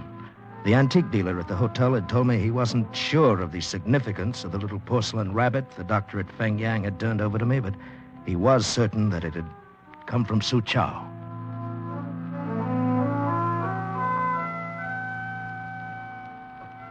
A servant let me into the Willow House, and he left me alone in a large room furnished sparsely in the Chinese manner. I wandered about idly, still finding nothing that said to me, "You've been here before," until suddenly I came face to face with a crude poster looking very much out of place against the dainty lacquer screen. It was an offer of reward issued by the Japanese army during the war. The photograph on the poster was blurred beyond all likeness, but the wording was clear enough. $50,000, dead or alive, for the guerrilla general Jimenez Kento. It makes rather an interesting souvenir, don't you think so, Mr. R? No, do not draw the gun, you're covered, as they say. Well, welcome to my humble abode, Mr. Kento, or is it the other way around? Neither, as a matter of fact. Willow House was an undercover guerrilla headquarters in this area during the war. And this whole business of being married and so on was another of your ideas? Is that right? I'm afraid so, Mr. Armour. Etoile is a very capable operator, a guerrilla colonel, as a matter of fact. You were never married to her. Come on in, Louis. All right, you've fooled me into coming up here to Sucha, but what good's it going to do? Can't tell you any more now than I could have in Shanghai. Perhaps not, but my little scheme also involves a certain Mr. Chen. If he has not followed you here already, I believe he will do so soon. Then you're putting your money on Chen as the man who stole the Tang bronzes. Is that it? His insistence that you leave China seems to me suspicious. I intend to question him. Couldn't you have done it in Shanghai? Not with this greater freedom. My questioning is always thorough. Well, that's your business. As far as I'm concerned, I'm heading back to Shanghai right now. I'm afraid that's impossible. Etoile has already taken the liberty of paying off your chauffeurs. Etoile? She rode up here with you, under a blanket in the back seat. She's quite resourceful. Now, look here, if you think for 1 minute... Please, Mr. Armour. There is an old Chinese proverb which says, he who rides the tiger finds it easier to get on than to get off. Louis, I think you'd better get the gun from our hot-headed friend. A most excellent suggestion. Is in this pocket, I believe. Ah, yes. Thank you, Mr. Armour. And look, General Quinto. He has been collecting souvenirs. One of the little porcelain rabbits, huh? Etoile didn't tell me you had stopped in Sucha to go shopping. I didn't. Had that figurine with me when I stumbled into Feng Yang Mission. What? The doctor gave it back to me. Why did you not tell me? These little figurines come from a temple right here in Sucha. They're given out to pilgrims during the annual festival. Mr. Armour, does the name Mei Ren Pagoda, Temple of the Moon, mean anything to you? Mei Ren? Temple of the Moon? Hey, wait. Yes, it's coming back to me. And Mr. Chen, too. And the Tang bronzes. I remember now, Kento. I can remember. It's muchly unfortunate that you can't, Mr. Armour. Mr. Chen. The gun, General Quinto, dropped at one. Other one also. So, Mr. Armour, lost memory has returned. Yes. Yes, I only saw you a few times during the 7 years. That's why I didn't recognize you. You were the abbot in the Temple of the Moon. After previous abbot was disposed of early in 1942, temple served as excellent headquarters for operation of this lonely one. Also, a very amusing location being so near to your headquarters, General Quinto. And to understand that you were a collaborator. Quite so. Among other things, of course, even Kung Fu Tse say men must live. Yes. I wandered here to the temple after that accident in Shanghai. The old abbot took me in without question, and I became one of the brothers. I had no memory at all, was out of my mind half the time. They called me the forgetful one. What about the Tang bronzes, Mr. Armour? Well, one night I couldn't sleep. I wandered onto the balcony of the great hall of the temple. Chen was there with some other men who were showing him the 4 bronzes they just brought in. I had a vague feeling that they were very important. I guess that's why I raved about them later at Feng Yang Hospital. Mr. Armour, you know what was done with the bronzes after you saw them? Yes, they were buried that same night under the tiles beside the 7th pool in the temple courtyard. Mr. Chen, are they still there? Oh, but of course. And in matter of moments, you may tell location to ancestors. Mr. Chen, by your own admissions, added to things of which I know already, you are apparently guilty of collaboration, theft, a number of murders, and various high crimes against China. Have you anything to say in your defense? Only to confess freely. Much less satisfying feeling when confessor hold gun in hand. Then I find you guilty and the case is closed. Oh, it's most amusing, General Quinto. Colonel Etoile, you will carry out the sentence of the court. As you say, General. Excellent shooting, Colonel Etoile. Oh, not at all. The range was nearly point blank. Man should be designed with eyes in back of head. Man should not try to ride the tiger. This lowly one, muchly favored by having such beautiful executioner. Thank you, little Chen. Mr. Armour, you have met Etoile before, under a false impression. May I now present her as my wife? Your wife? Well, last night I thought she was my wife. Yes, such are the remarkable ways of fate. You didn't mind it, did you, David? Well, Colonel Etoile, Oh, my Jimenez. But come, we must round up the men and enter the temple as quickly as possible. We cannot afford to lose the bronzes now. You're quite right. Yui, take care of the late lamented Mr. Chen. Come at well. You have served well, Mr. Armour. My advice to you now, go to San Francisco at once. To your wife. Your own wife. Adios. Come and see us, David, when we are the rulers of China. Au revoir. I stood there and watched her go, swinging along beside him, lithe and graceful. And a sudden, sharp feeling of loneliness came over me. Then the moment passed, and I smiled to myself. She was only a part of all this, these stirring and exciting events. Nothing more. In San Francisco, the wife whom I loved was waiting for me.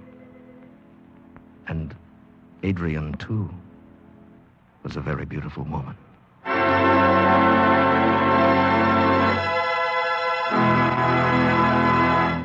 Escape is produced and directed by Norman MacDonald.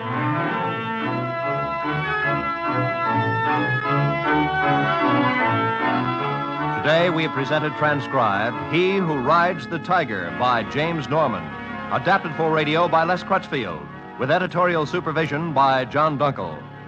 Starred as David Armour was Bill Conrad, with Barry Kroger as General Quinto. Featured in the cast were Maria Palmer, Jack Crucian, Ben Wright, and Edgar Barrier.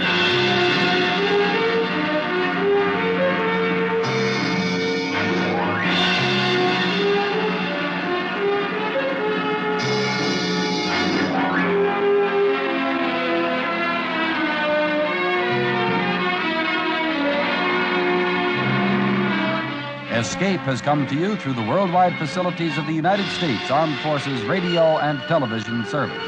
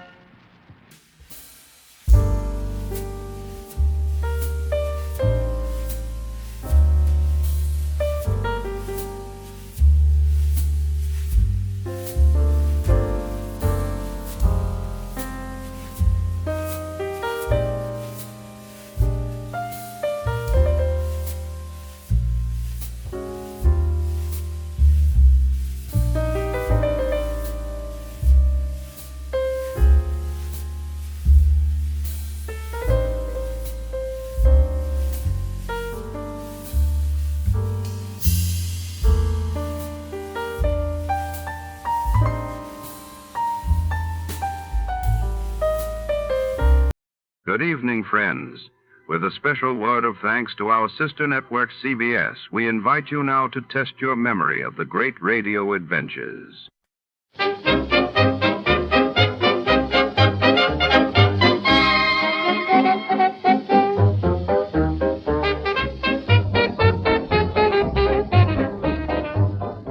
Tonight, shadows linger over Charmona's grand railway station, a place where secrets travel as swiftly as the trains themselves.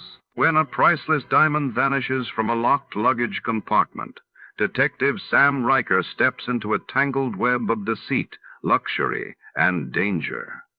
Among the clamor of steam engines and whispered alibis, every passing stranger could be a suspect. Will Riker uncover the truth before the next train leaves the platform?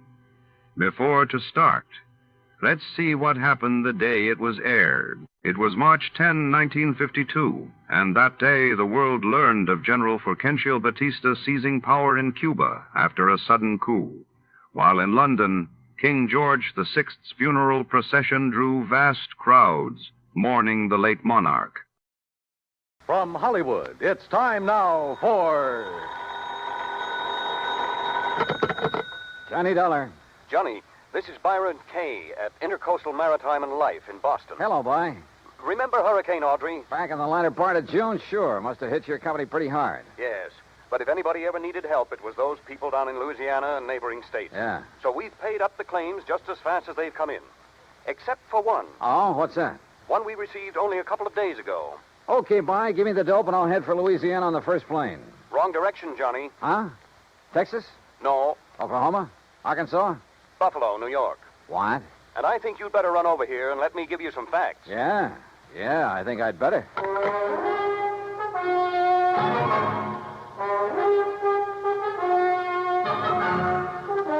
Bob Bailey in the exciting adventures of the man with the action-packed expense account. America's fabulous freelance insurance investigator. Yours truly, Johnny Dollar.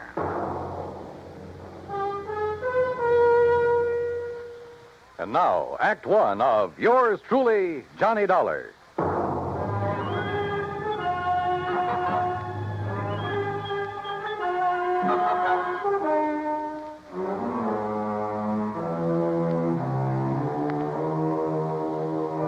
Expense account submitted by Special Investigator Johnny Dollar to the Intercoastal Maritime and Life Insurance Company, Boston, Massachusetts.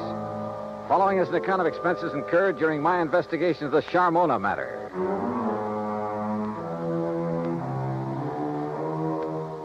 Expense account item 1, 1845. Plane fare and incidentals, Hartford to Boston, and a cab to Byron Kay's office in the Little Building. Glad to see you, Johnny. Hi. I'm glad you can take this on for me. Sit down. Okay, thanks. Ever hear of Charles Francis Keeley? Keeley? A very much reformed man, Johnny, who was apparently making a valiant try to live down some of the things he did earlier in his life. Like what? Well, he was I guess you'd call him a promoter, stock manipulator, that sort of thing. The point is, he made himself a lot of money a few years back until the authorities, the Securities Exchange Commission and so forth, put a stop to his fancy dealing. Sounds like a real nice guy. In any event, he had enough money by the time he quit to live pretty well. Nice home, beautiful wife, 62-foot cruiser, and that, by the way, is our biggest problem. Oh, I wish my biggest problem was a 62-foot cruiser. It is, Johnny. Now. Then tell me all. Yes. Early in June, he took his boat across Lake Erie to Detroit to have some work done on it at the Detroit Yacht Basin. Then, a couple of days before the end of the month, he started back for Buffalo. Oh, yeah, that hurricane was moving north about then, wasn't it? Yes, it was. And his failure to appear in Buffalo within a reasonable time didn't worry his wife a bit. Often before making that same trip, he'd stopped off in Cleveland to visit some of his old cronies. Uh-huh. But by July 20th, she began to get worried. She called the friends in Cleveland. They hadn't seen him. Then she called the Coast Guard. No word.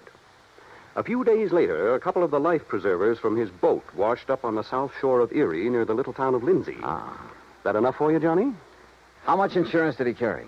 On himself, $35,000. On the boat, $106,000. I see. Okay, bye. I'm on my way. Expense account item 2, transportation to Buffalo, where I signed in at the Statler Hotel. Item 3, $5.20 for dinner. Then taxi, that's item 4, to the Keeley home north of Delaware Park on Colvin Avenue. I don't know just what I'd expected Keeley's wife to look like. Suffice it to say, I was pleasantly surprised. She was young, tall, blonde, and beautiful, with eager, sparkling eyes and none of the signs of grief I'd anticipated. I don't know why you registered at the hotel, Johnny. May I call you, Johnny? Why, sure. Please call me Mona. May I pour you another drink? No, thanks. As I started to say, you could have stayed here. There's plenty of room, as you can see. Yes. This is a very beautiful house, Mona. Yes, but so empty now. I get terribly lonely, Johnny. Well, of course, I don't blame you. But now suppose we talk, if you don't mind, about the Johnny, thing if you have to be around for a few days, why don't you move out of that hotel and... Oh, I'm sorry. I shouldn't say that. I guess I'm sorry. It's all right. But I am lonely. Sure. Now, Mona, you realize this investigation is, it's just routine. Of course, Johnny. Now, as I understand, every effort has been made to find your husband. Of course. And to find the Charmona. Charmona? The cruiser. Oh, yes. It was a beautiful thing, Johnny. But now it's gone. And Paul. Paul? Yes, Paul Matthews was the pilot. Only he was more than that. He was very nice. Yeah. Well, now, as I... Oh, excuse me. Every time that phone rings, I hope it's some word, some news that perhaps... Well, you know. I'm not sure that I do. What? But by all means, answer it. Yes. Yes, excuse me. There was something distinctly wrong with this whole setup, that was for The sure. Coast Guard, yes. Yes, this is she. This is Mona Keeley. Perhaps Charles Keeley wasn't the only one in this family to arouse suspicion. What? Say that again. Especially now, with nearly $150,000 involved. Yes, well, how about Paul? I said, how about Paul? Then, when she finally finished with the phone call, came a couple of other surprises. Thank you. Thank you. Johnny, he's all right. Huh? That was the Coast Guard. They found him. He's all right. Isn't it wonderful? That was the real surprise. Not what she said. Isn't it wonderful? Or even the way she said it. But something deep back in her eyes that gave her away, that told me beyond the shadow of a doubt that she was lying through her teeth.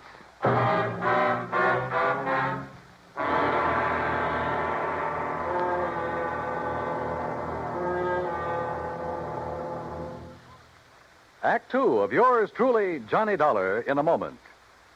It is a rare event when a young man decides to leave civilization behind and hide himself away in the steaming jungle, just so he can help his fellow humans in a remote corner of the world. The late Dr. Tom Dooley did just that when he left the United States to help the sick and starving jungle people in the little kingdom of Laos in Southeast Asia. Dr. Dooley's story is well known to nearly everyone. And all over the world, people talk of his little jungle hospital on stilts. That's where he treated the dread diseases of the jungle and trained native medical technicians so that they might help their own people. Dr. Dooley wrote and lectured to many people so that the work of his medical assistance program, Medico, might go on. It was not easy for someone so young and so talented to give up the bright lights of the city and plant himself down in an unknown jungle just for the purpose of helping unfortunate people he didn't even know. But through Medico, Dr. Tom Dooley wanted to help people. He wanted to help people to help themselves. Today, the work of Medico is going forward in a number of countries besides Laos. Young men are being sent to the United States to be schooled in medicine with the idea of returning to their own countries to help their own people. Hundreds of thousands of dollars worth of medical supplies have been donated by American businessmen and pharmaceutical companies. Today, Dr. Tom Dooley's work is being continued for him. It is helping to create better understanding. It is an injection of the spirit of freedom, the right of all men everywhere. And now, Act two of yours truly, Johnny Dollar, and the Charmona Matter.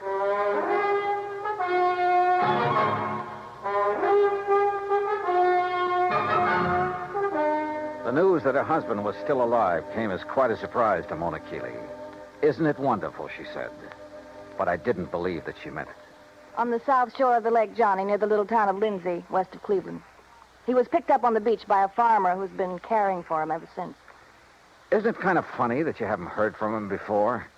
That hurricane was a couple of months ago. Well, he was out of his mind from the shock of what happened to him. Did the Coast Guard say anything about the yacht? No, Johnny, I'm afraid the Charmona is at the bottom of Lake Erie. Well, where is he now? In Cleveland, in a small private hospital. Well, hadn't you better go over there and get him, bring him back here? I told the Coast Guard we would. Mona, you're not really glad that he's been found, that he's still alive, are you? No, I'm not. I guess I never really loved Charles. I'm not sure he really loved me. He was a big shot, always out in the town, doing a lot of entertaining, that sort of thing. I was very pretty then. Kind of a business asset for him. When were you and Charles married, Mona? 9 years ago. It looks as though he's done pretty well by you. I never had any reason to complain. About that, I mean. But the things he did to make his money, it was... Well, I guess it was legal, but it wasn't right. It was almost like stealing, the way he promoted a lot of worthless inventions, penny stocks, worthless real estate, that sort of thing. But he always did all right. And you. Well, who worries about conscience when things are going well? A lot of people, Mona. But then they made him stop the things he was doing. And Charles became very strange. He took up religion like a fanatic. Oh? Kept giving his money away to a lot of crazy charities. Money I could have used. And he got moody. He'd go off alone for weeks at a time, pay no attention to me. That's what I meant when I said I was lonely, Johnny. Not just since the accident that lost the boat and Paul. Paul again, huh? Don't you understand? These crazy things have been going on for over a year now. That's why I'm not jumping with joy that Charles is alive. Do you blame me? Hadn't we better drive on over to Cleveland and get him? All right. I'll run upstairs and change my clothes. Excuse me. I'll be ready in a minute. Maybe I should have felt a bit more sympathetic, but I didn't. Maybe Charles Keeley did marry her simply because he could afford to keep a smart, pretty ornament around at his beck and call. Yeah, but the chances were she'd married him solely for the things his money could buy her. She took a long time changing her clothes, which didn't surprise me, so I poured myself a drink. I glanced over some of the magazines on the coffee table. I got up and stared out of the window for want of something better to do. Wandered about the room. Wandered into the oak-paneled den. I looked over the shelves of fine books, the gun collection, and the cabinet in the corner. And almost idly, I reached out toward the leather-topped desk to shove back a slip of paper that stuck out of one of the drawers. Until I saw what it was. It was an unpaid bill, several months old, from an exclusive New York shop for some very expensive gowns. And inside, the drawer was packed with unpaid bills, thousands of dollars worth of them, and statements bearing a polite, firm warning to pay up or else. No wonder Keeley's sweet, charming wife had hoped she'd never hear from him again. Gone, he was worth $35,000 to her, and the yacht $106,000. Perhaps somehow Mona Keeley had even had a hand in the wrecking of that yacht. I wondered, and I decided I didn't care much for people like this. But my meditations were suddenly interrupted by a sound from the doorway, and there she stood, a pretty little pearl-handled .25 caliber Colt in a dainty gloved hand. I'm ready, Johnny. Are you? So I see. Ready for what, Mona? I guess that depends, doesn't it?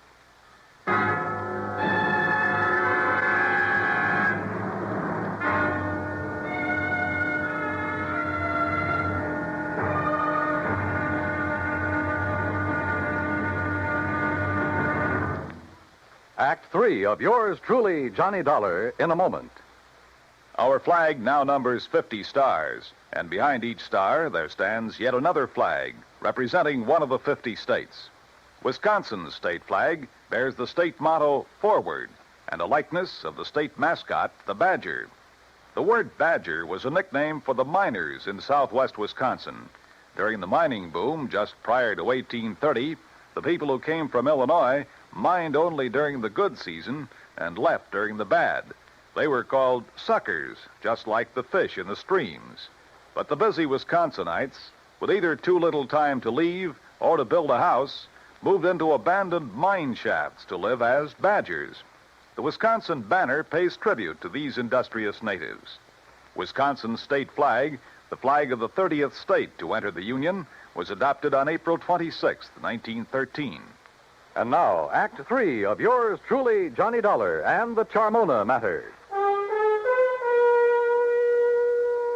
Mona Keeley stood there in the door of the den, a .25 caliber Colt in her hand. For she'd caught me going through the drawer of a desk, through papers that showed only too clearly why the loss in a storm of a $100,000 yacht might well have been carefully planned. Why she wished that her husband had gone down with her. You shouldn't have done it, Johnny. You shouldn't have looked in that desk. Pretty good proof, isn't it, Mona, that the wreck of the Charmona was no accident. I don't know how your husband worked it and still managed to get back to shore alive. You don't know what you're talking about. But he almost didn't make it, if what you've told me is the truth. Maybe that's because he didn't anticipate that the storms from Hurricane Audrey would hit Lake Erie. Maybe it's because... Well, we'll soon find out. Will you? Yes, when we drive over to the hospital in Cleveland and talk with him, if he's really there. Oh, he's there, all right. And you and I are going for a drive, but not to Cleveland. All right, now. Oh, put that thing down, Mona. Sorry, sweetheart. That little thing in your hand is about as accurate as a slingshot. Now, why don't you... No, don't move. I still don't get it, though. Oh? What? And I'm sure you must have been in with your husband on his deliberate sinking of the yacht. If you think Charles sank it deliberately, Johnny, you're all wrong. Then I certainly don't get it. Because if... Oh, now, wait a minute. You've made a couple of cracks about... What was his name? Paul? Do you want to know the truth? Paul was the pilot for Charles, and there's been no word about him. So he must have gone down with the Charmona. That's why I'm lonely and feel the way I do. Mona, this whole thing smells worse to me every minute. He was young, and he was kind, and he loved me. I was glad when they found the Charmona had gone down, because the money for it would be mine. And I could get free of Charles, and Paul and I could... That's why I hoped Charles was gone. Yeah, another $35,000 for you. You're about the crummiest lot I've ever run into. Look at this, Mona, here on the desk. What? This solid gold table lamp. What about And it? there beside you, that expensive mirror. What are you talking about? Well, look. Why did you do that? To get this gun away from you. No, you...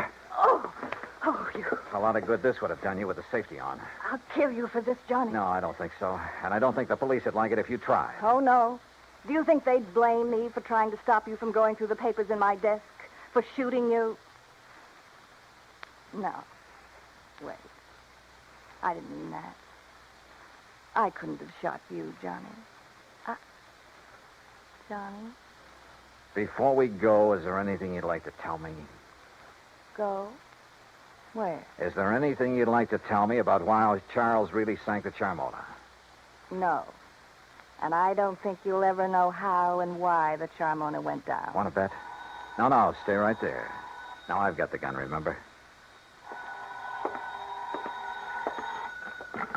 Hello? What? Charlie? No. This is a friend of the family. Oh, well, this is Harry Nelson. You gave me a real start. I thought Charlie'd come back from his watery grave. He has, Mr. Nelson. What? Yes, he's in a Cleveland hospital. He's okay. Oh. Well, then I'll talk to him when he gets back. You see, I'm the man who was going to give him $98,000 for the Charmona when he got her back from Detroit. Oh? Oh, yeah, sure.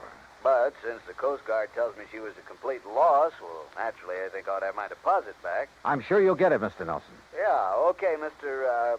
What did you say your name is? Bye. Who was that?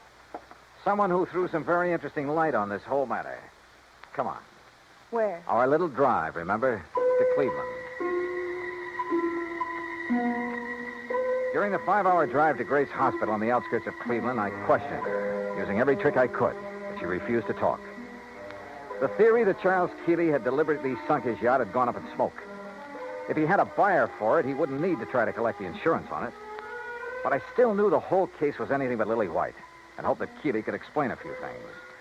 When we arrived at the hospital, there was a police lieutenant in Keeley's room and a stenographer. When she saw them, Mona gasped slightly and sank into a chair, to which the lieutenant promptly handcuffed her. As Charles Keeley talked, the whole case became crystal clear, and at the same time about as sordid as anything I'd ever heard. I should have realized what was up when Paul Matthews suddenly refused to make the trip back to Buffalo with me. He was my pilot, Lieutenant. I phoned the Coast Guard about him as soon Yes, sir. It was on the Coast Guard's tip that we ordered Paul Matthews picked up. Picked up. Then he's all right. Shut her up, Lieutenant, or get her out of here. As I started to say, they not only picked him up, but found where he bought the various parts for the little device he used. Good. Device? What are you talking about, Lieutenant? Let me tell him. Sure, go ahead, Mr. Cayley. Then the stenographer will have it all down on the record. I should have known what was up when Paul suddenly decided not to go back with me just before sailing time. You see, I've suspected for some months that he and my wife behind my back... Charles. Shut up, you rotten little... Go on, Mrs. Keeley. I should have known then, but I had to get the cruiser back to Buffalo to a friend who'd offered me cash for it. Harry Nelson. Yes. Enough to get me back on my feet again. And I didn't know why Paul had left me to make the trip alone until the explosion about 5 hours out. What? Yes, Mr. Dollar, up forward, where there couldn't possibly have been anything explosive.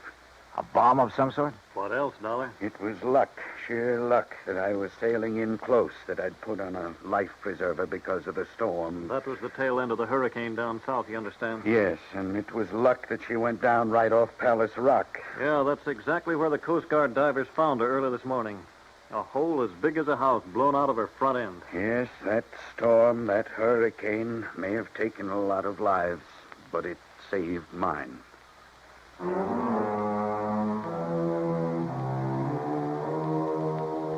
All I can say is I'm glad there are courts to take care of situations like this. I myself would hate to have to dirty my hands any further. Yeah, it probably does take all kinds to make a world. But believe me, the world would be a lot better off without some of those kinds. The claim on the yacht, sure, it'll have to be paid. And to a man I honestly think is trying to live a decent life for a change. Expense account total, including incidentals and the trip back to Hartford, $103.80. Yours truly, Johnny Dollar.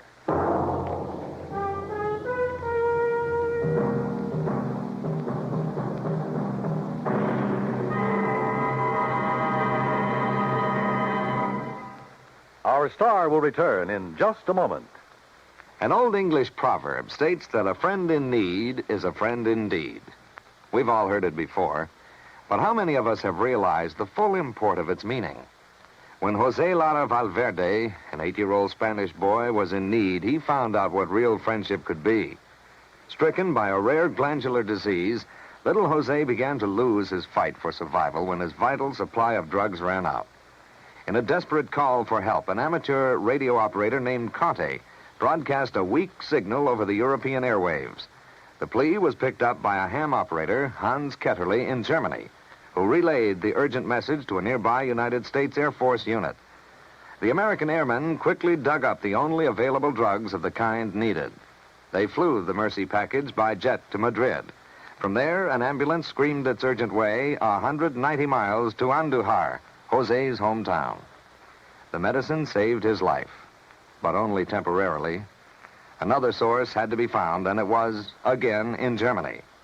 The two rare drugs were again rushed by American jet fighter pilots, by helicopter, and by Air Force staff car through high winds and thunderstorms to the bedside of the stricken boy. The medicine was given to Jose, and again he responded. This same life-and-death drama was repeated elsewhere in Spain when men of the United States Air Force came to the rescue of another young Spanish boy in need of another rare drug. People-to-people giving is more than a program. It is an act of friendship. It is a fight for freedom, the right of all men, everywhere.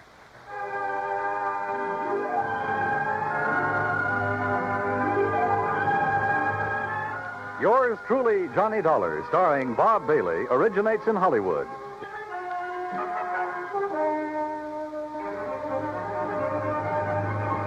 This is Dan Kimberley speaking.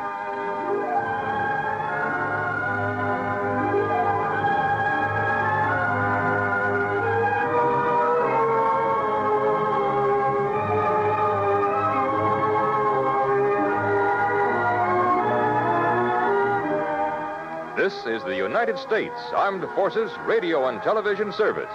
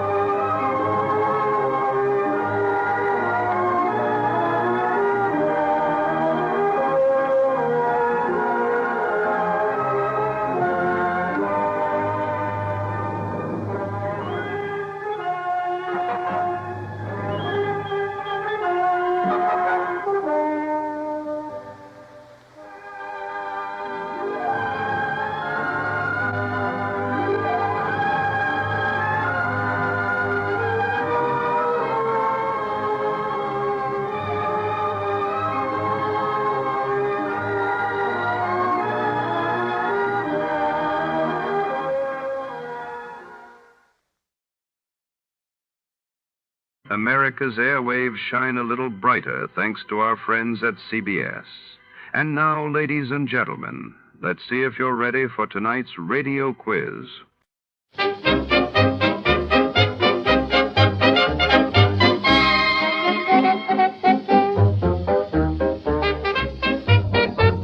Tonight, we plunge into the sultry heart of 1940s Mexico, where shadows cling to the ancient stones of Oaxaca's crumbling cathedral. In Plunder of the Sun, an American adventurer is drawn into a deadly game of double-cross and greed, racing rival treasure hunters to unearth a fabled Aztec artifact said to be cursed. Our story unfolds behind the heavy wooden doors and flickering candlelight of a forgotten church where secrets are buried deeper than gold. The air is thick with danger before. To start, let's see what happened the day it was aired. It was July 12, 1954, and that day the world watched as the Hague Tribunal convened to address war crimes in Europe while in Buenos Aires. Eva Perón's legacy was honored on the anniversary of her passing with massive crowds gathering in the streets. Tired of the everyday routine? Ever dream of a life of romantic adventure? Want to get away from it all? We offer you Escape. Escape, designed to free you from the four walls of today for a half hour of high adventure. Tonight, we escape to the high mountains of Peru and the hunt for a fabulous treasure of ancient Inca relics for which men are willing to die and to kill, as David Dodge tells it in his exciting novel, Plunder of the Sun.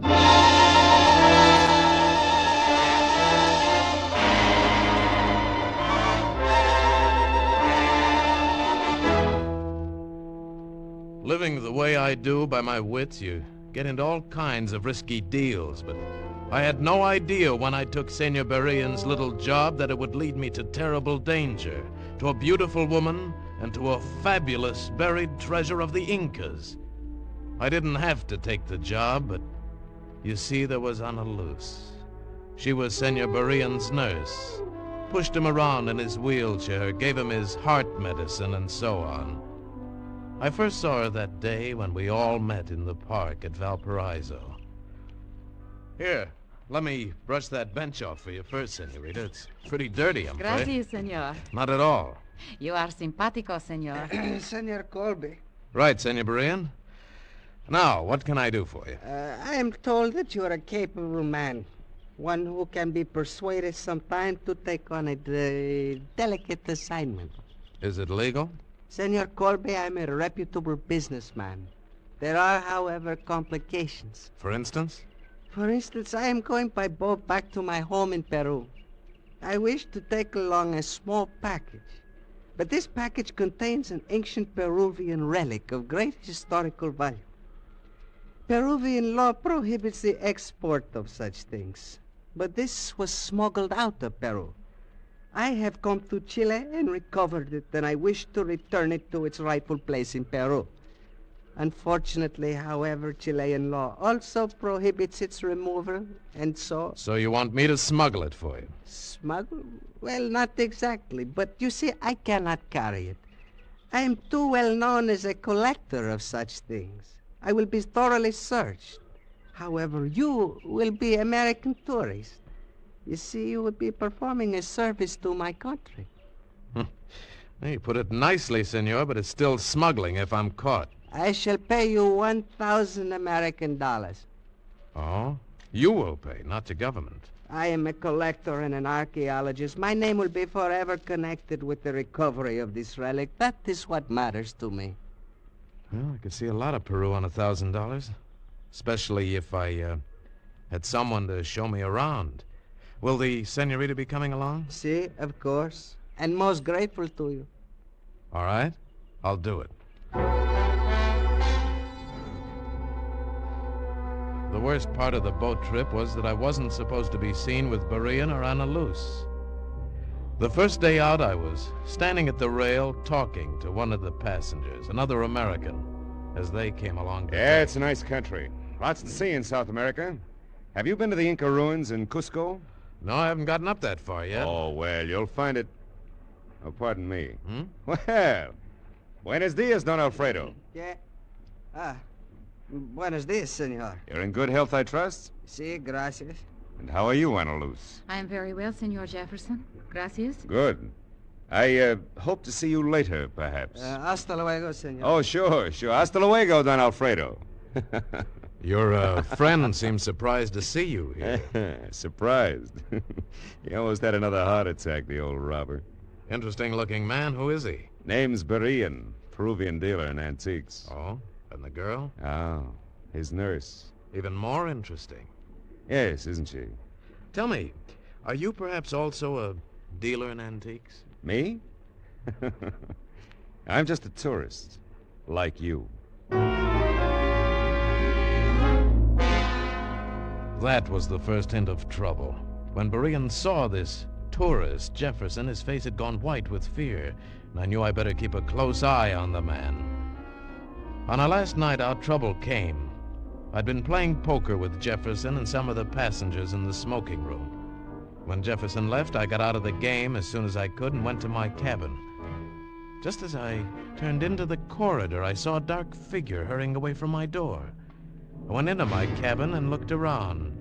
Everything seemed all right until I noticed the catch on my suitcase had been opened. Then I knew that hurrying figure couldn't have been Jefferson. He was too tall, and only one person knew I had the package. I went out into the corridor. There was a light on in her cabin, and I entered without knocking. Oh, Senor Colby, what do you want? Ready for bed, senorita? Bathrobes, slippers? What do you have on under that? Senor Colby. Let me see. Stop it. Just as I thought, senorita. Why are you fully dressed under your robe? That is none of your business. I think it is.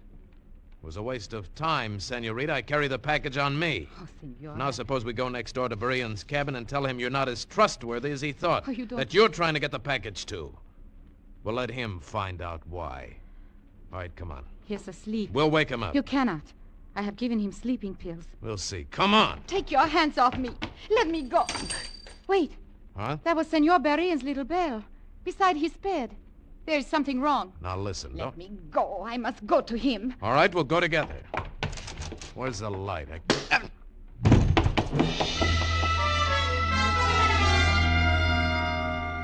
Something hit me in the jaw, and I went down hard. Somebody rushed past me and out into the corridor. Senor Colby. Senor Colby. Hurry, turn on the light. Huh? By the door.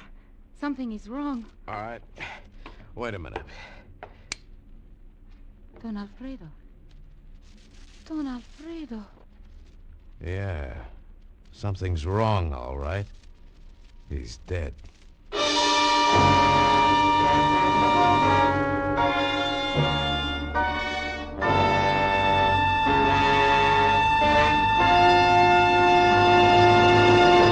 We shall return to Escape in a moment. But first, ladies, you can get a haircut every afternoon without going to the barber. There's music, there's fun, there's a surprise a minute with this haircut whose name is Gary Moore. Yes, Gary has his own daytime show now on CBS exclusively.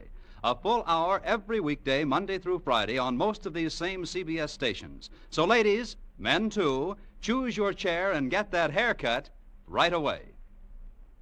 And now we return to Escape.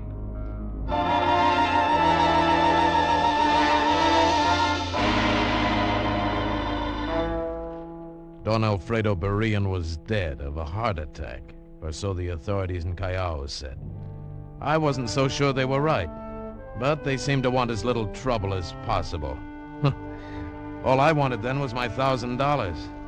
But it looked like I was holding the bag unless I could find out what the package was and turn it into money. Soon as I was alone in my hotel room, I unwrapped it. All it contained was a tangle of little colored strings and a page of old manuscript in a language I didn't know. I could make nothing of it, so I took it to the curator of the Callao Museum. Very interesting, very. Where did you get it? From a friend. What is it? A capo. An Inca message cord. A beauty.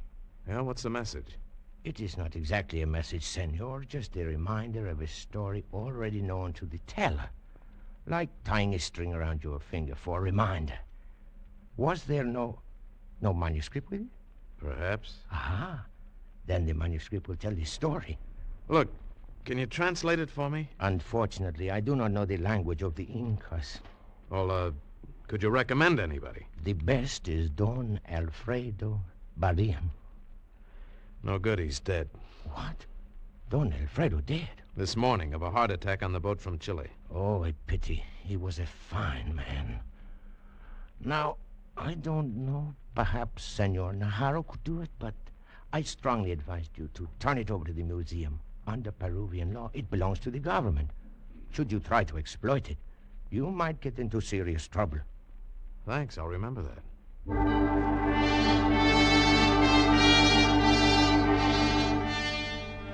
When I got back to the hotel, Anna Luce was waiting for me in the lobby. Oh, Senor Colby. Oh, Anna Luce. You come to show me the town? I have come for the package. You may give it to me now. Why, you was there? I was the closest to him. No, it's not good enough, Senorita. He obviously didn't mean for you to have it, or you wouldn't have tried to steal it from me. Well, I must have it. For me, it is a kind of ransom. With it, I may buy my freedom. Your freedom? From what? From slavery, senor. Here in Peru, we have a kind of slavery. My family was too poor to care for me, so they gave me to a rich family as a servant. I am therefore the possessor of my patron, who raised me. With this package, I can repay my debt to him and thus be free. But if Barian was your patron, it would seem that... He was not my patron. Who then? I cannot tell. Oh, please, senor. Please, you said that you would like to be my friend. Perhaps, somehow, that could be. Look, Anna Luce, I want to help you if I can. Well, then but I can't give you the package. I have to play the game my way. I'm sorry, Anna Luce. Very sorry.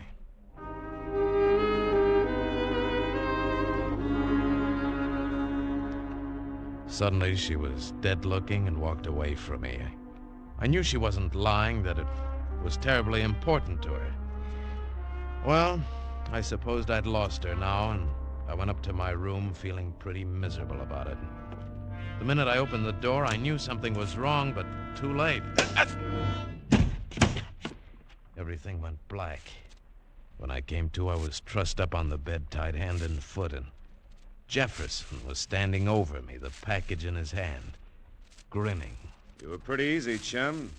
Didn't even muss my hair. Oh. Hello, tourist. So you got it, huh?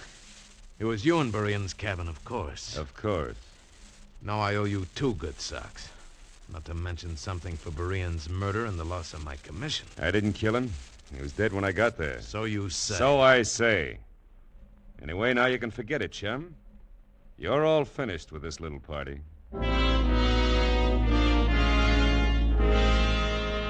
That's what he thought then. And as he left, I was wondering how he'd feel when he unwrapped the package and found it full of old newspaper clippings.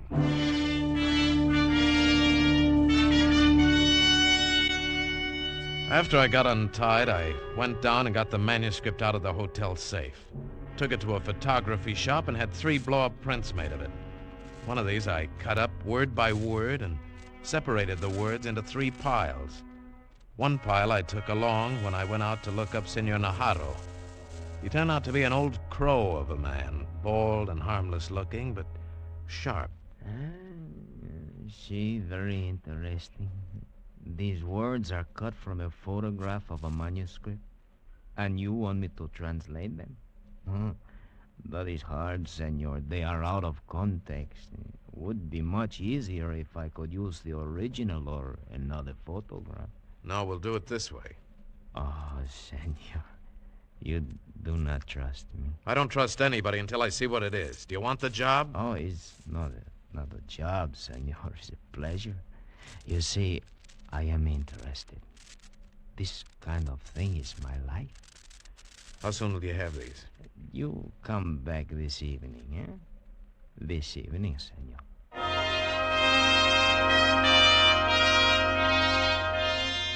I went back to the hotel and put the original manuscript and 1 copy into the hotel safe. Then when I turned around, I saw Anna Luce standing across the lobby watching me. I started toward her, but she turned and almost ran out of the hotel. Seeing her run from me like that hurt. But I had to go through with it. and had a feeling that it was mostly for her that I was doing it. And to kill time till I could go back to Najarro's, I bought a copy of Prescott's book, The Conquest of Peru, hoping to read up on the Incas and perhaps find a clue to the manuscript. As it turned out, that was unnecessary, because while I sat there in the hotel patio, I had a visitor. Hello, chum. Well, Jefferson, what's new in the papers? Yeah, you're smarter than I thought. Smart enough not to have it on you, then or now, huh? Maybe we better be partners. Partners? Yeah, you've got the package. I know what it means. I'll know what it means, too, very shortly. You didn't give it to Najarro? How'd you know about him? He's the only logical one. And he'd give his soul to get his hands on that manuscript. He's worse than Berean, you fool. Don't worry, he hasn't got it and he won't get it. He's merely translating isolated words. Hey, you are smart, aren't you? But even that may be dangerous. We've got to beat him to it. To what? To millions, literally millions in gold. Lost Inca treasure. You can read about it in that book you have there, how they had so much gold they paved the streets with it. How they hid it away, buried it when their empire fell to the Spaniards. It's all there. And the manuscript you have gives the exact directions on how to find one part of it. A part that's sure to be worth $1 million at present values. No wonder everyone's after it. Now, look, there's no time to waste. Give me the manuscript. I can translate it. You're a man of many accomplishments. I've been an archaeologist. So never mind that. I can translate it. If we're going to be partners. I'll think it over.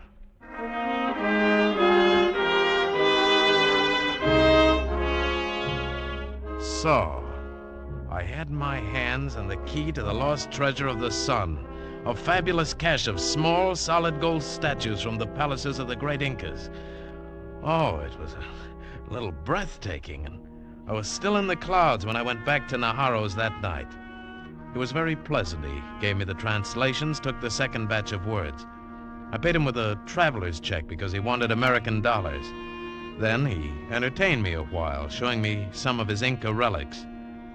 Well, an hour passed before I could break away and get back to the hotel. I went to the desk to get the manuscript so I could start working on the translation. But when I asked for it...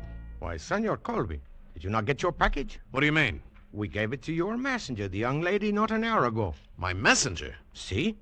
Just as you instructed in this note. That is your signature, is it not? My Yes. Yes, it is. Now, at last, I had it figured. A girl. Anna Luce, of course. She'd seen me put the manuscript in the safe. But the signature, it was my signature. Or rather, a reasonable facsimile, a clever tracing. Who could have done it? What had I signed recently? And then I remembered. The traveler's check at Najarro's. He'd asked for it, American dollars. And suddenly I knew the truth. Anna Luce in Najarro. He was her patron. It was for him all the time that she'd been trying to get it. And they'd beaten me.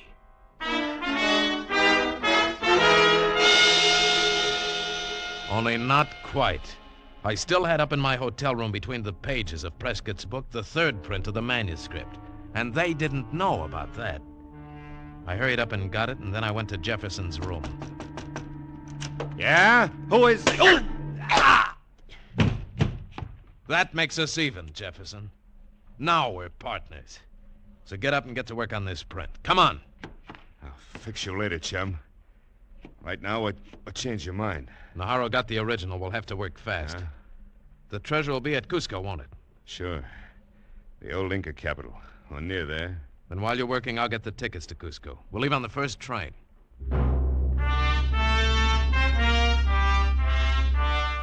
We rode all night on the mountain train to Cusco, and Jefferson sat there in the swaying coach translating. By morning, we had it. The directions to $1 million in gold, maybe more. In Cusco, we obtained burros and supplies and an Indian god named Tasho. And by sundown, we were in the shadows of the tremendous, brooding ruins of the Inca palace. Even in ruins, it was something you'd never forget. And I got the eerie feeling that the dead Incas were watching us with hate in their eyes. Then Tasho started pacing out the directions from the manuscript, striking down the hill, out out across the valley. We followed with equipment. We were looking for a certain stone. At first, we couldn't find it. An egg-shaped boulder by the side of the stream, it said. There's no stream here. Yeah. Wait a minute. That was centuries ago. Maybe since then it was made into one of these irrigation ditches. Let's look at that one over there. Maybe you're right. Come on. We finally found the boulder half buried in the hillside. Then it took us most of the night to dig around it, loosen it, and finally topple it over. It was just dawn when we got down to the last perfectly fitted stone. Hurry up. The minute it gets light, this place will be swarming with Indians coming out to work the fields. Okay, this is the last. Have Tasha lend a hand, will you? Right. Come on, Tasho. Easy now. There. Good Lord. Look at that. Just feast your eyes on that. Solid gold. And look at the beautiful carving. These are magnificent, priceless pieces. Not priceless, chum. They'll bring a very pretty price when they're melted down to bullion. Oh, no, you couldn't destroy works of art like this. No? Come on, let's load them up. We had to hurry loading the small but heavy gold statues on Tasho's burros because it was fast getting light. Once some Indians passed not 50 yards from us, but they didn't see us. We were at last finished, and suddenly Jefferson turned to me. Okay, chum. So long. Huh? What? What's the idea of the gun, Jefferson? Just for you, chum. You've got a stronger heart than Berean. I'll have to shoot you. So you did kill Berean? Just scared him to death. Stuck the gun in his face. Ready now? Say goodbye, chum.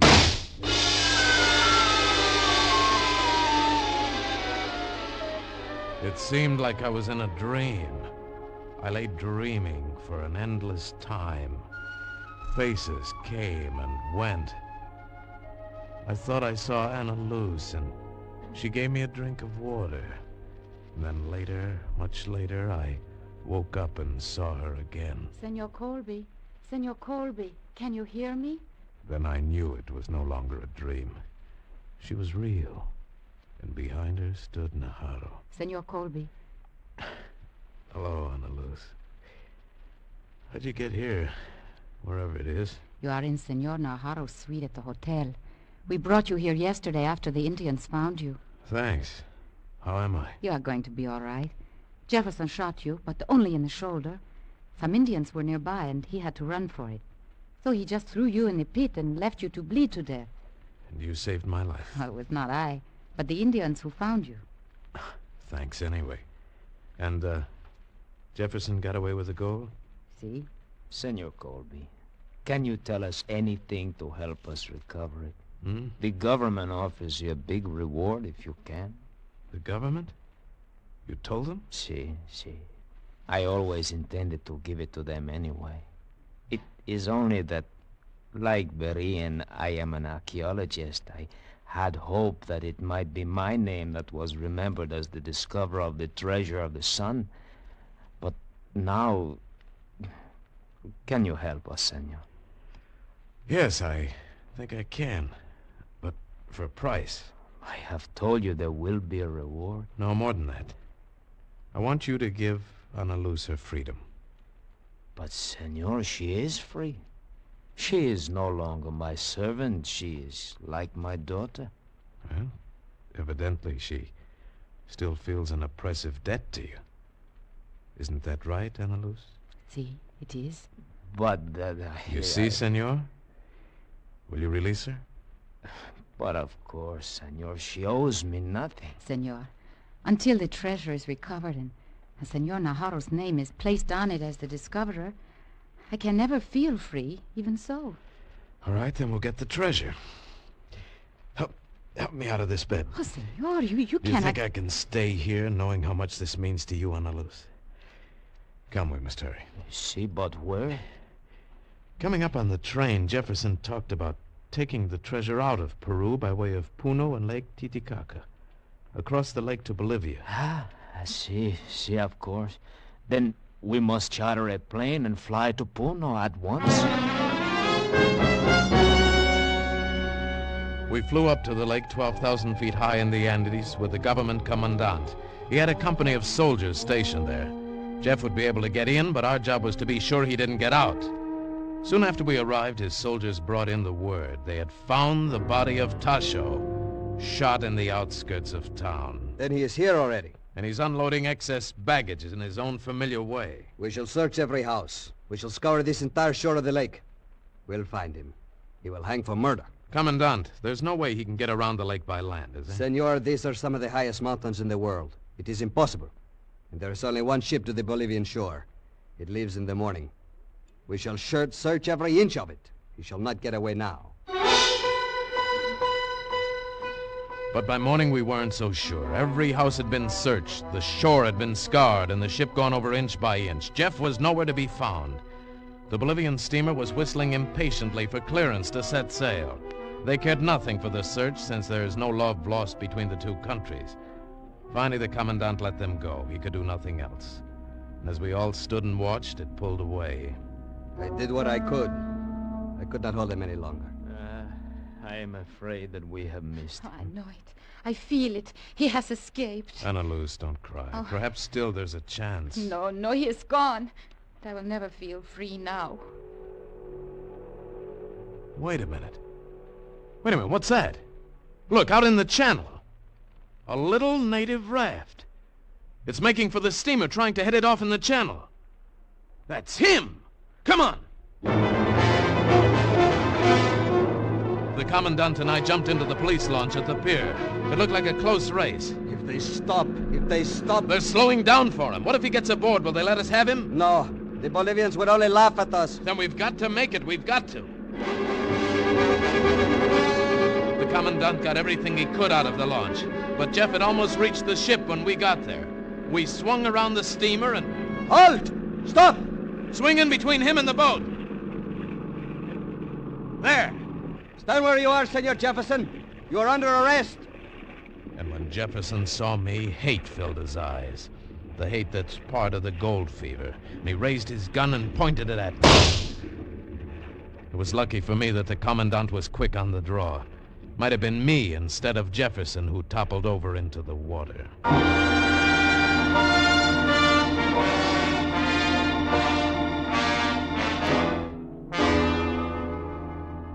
Oh, Senor Colby, how can I ever repay you?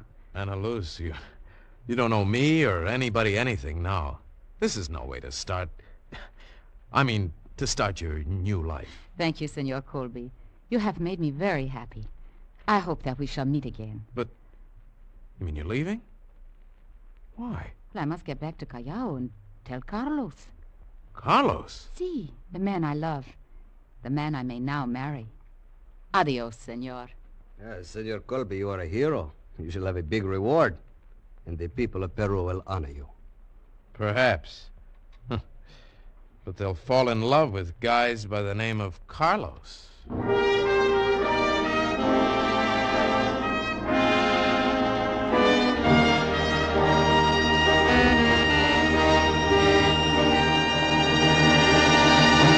Escape is produced and directed by William N. Robeson. Tonight we have presented Plunder of the Sun by David Dodge, adapted for radio by John Dunkel. Featured in the cast were Paul Frees as Colby, Gerald Moore as Jefferson, and Lucille Meredith as Anna Luz. Also heard were Harry Bartell, Charlie Long, and Tony Barrett. Special music was arranged and conducted by Del Castillo. Next week...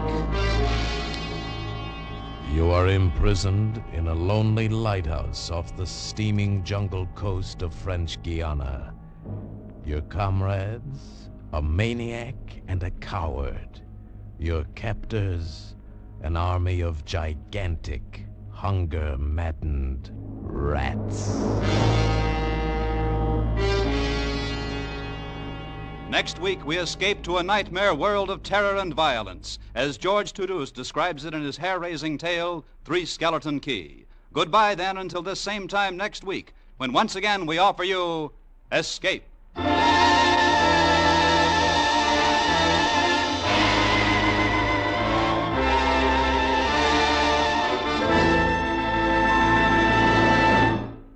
Stay tuned now for Life with Luigi, which follows over most of these CBS stations. This is CBS, the Columbia Broadcasting System.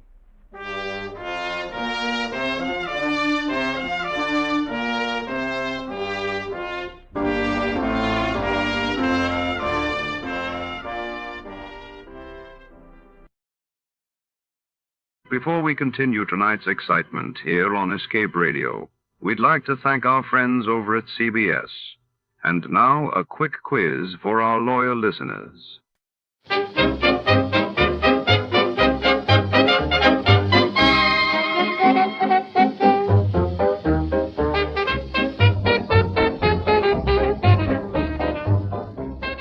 Tonight's story slinks behind the locked doors of the Garvey Scientific Laboratories, a temple of flickering neon tubes and ticking Geiger counters, where late-night experiments hum with deadly secrets. When a mysterious device known only as the blinker vanishes from the test vault, suspicion falls on every gloved hand and shadowed figure in the lab.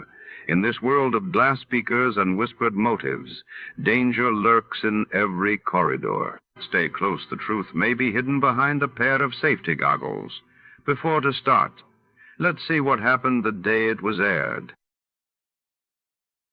It was March 28, 1950, and that day the world reeled as the Soviet Union announced the successful completion of its first hydroelectric power plant on the Volga River while in the United States. President Truman signed a bill expanding Social Security benefits, signaling a historic shift in American welfare. From Hollywood, it's time now for Johnny Dollar. Fred Wills, Surety Mutual Limited, Johnny. Oh, hi, Fred. What's on your mind? At the moment, San Francisco. Oh, nice town to have on your mind. What's new out there? That's what I hope you're going to tell me. What do you mean? Johnny, there's an importer out there, name of Andrew Foreman. We're carrying a $50,000 policy on his life. So? So have you ever heard of an importer getting exported? I don't get you, Fred. I'm afraid that's what's happened to Foreman. Last night he disappeared. I'm on my way.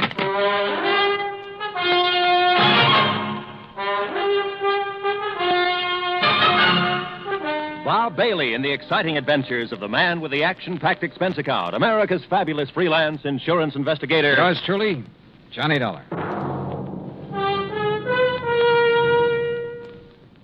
And now, Act One of yours truly, Johnny Dollar.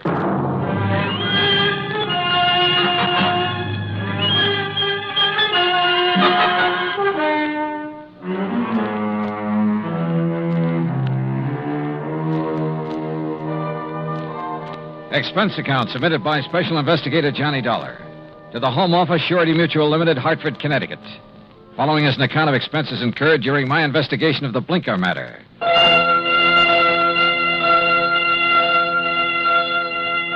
Expense account item 1, $178.50, transportation and incidentals to San Francisco.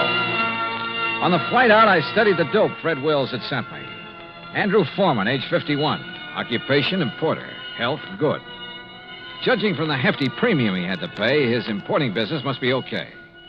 Wife, Marcia Foreman, age 35. 16 years younger than her husband. And Marcia was the sole beneficiary. My plane landed about 8 in the morning. An hour later, I was at the Foreman's apartment. It was spacious, modern, with a lot of glass and the kind of view of the bay that you had to pay plenty for. Yeah, there was money written all over the place, and Marcia Foreman looked right at home in it. I'm just having coffee on the terrace, Mr. Dollar. Won't you join me? Oh, thanks. I could use some. Out here. Oh, you've sure got a beautiful view here. Yes. I never get tired of watching the bay, the ships. There's always something going on. Oh, here you are. Thanks. What is it, Mr. Dollar? Oh, I'm just looking up the bay. Alcatraz? Yeah. Such a grim-looking place. Yeah, it's a real exclusive club. But I managed to get a couple of new members into it. I don't think I care for the kind of job you have, Mr. Dollar. Trouble wherever you go. Suppose we talk about your troubles. All right. I told the police all I know when I filled out the missing persons report. But I'll go over it again for you. If you don't mind. Your husband disappeared the night before last. Yes, that's right. What time? I'm not sure. Oh? Around 9 o'clock that night, somebody came to see him. A strange sort of man. How do you mean strange? Well, he was dressed in rough clothes, a seaman's jacket. He said he was an old friend of my husband's. Did he give you his name, Mrs. Foreman? Only Blinker. Blinker? Yes, he said that's what everybody called him.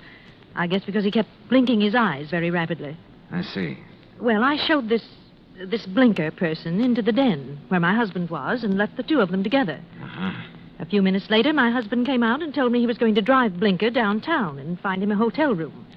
So I went to bed. I was tired and went right to sleep. And? Well, my husband and I have adjoining bedrooms. When I went in to call him yesterday morning, he was gone. The bed, it hadn't been slept in. I called his office thinking he might have decided to work late, but they hadn't seen him. Then you called the police. Yes. Mrs. Foreman, had your husband ever mentioned this man Blinker before? No, I'm quite certain he hadn't. Can you describe him? Well, he wasn't above medium height.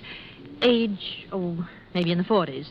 A scar on his right cheek, a thin nose, and dark, rather beady eyes. I'm afraid that's the best I can do. Well, considering that you only got a brief look at him, I'd say that was a pretty complete description. Mr. Dollar, do you think this person Blinker could have done anything to my husband? I don't know, but I'm sure the police are looking for him. Just one more question, Mrs. Foreman.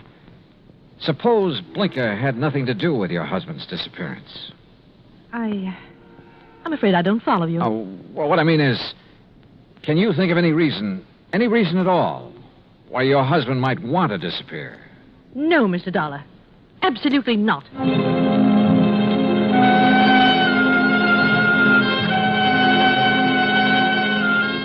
Marcia Foreman sounded pretty certain of that last answer.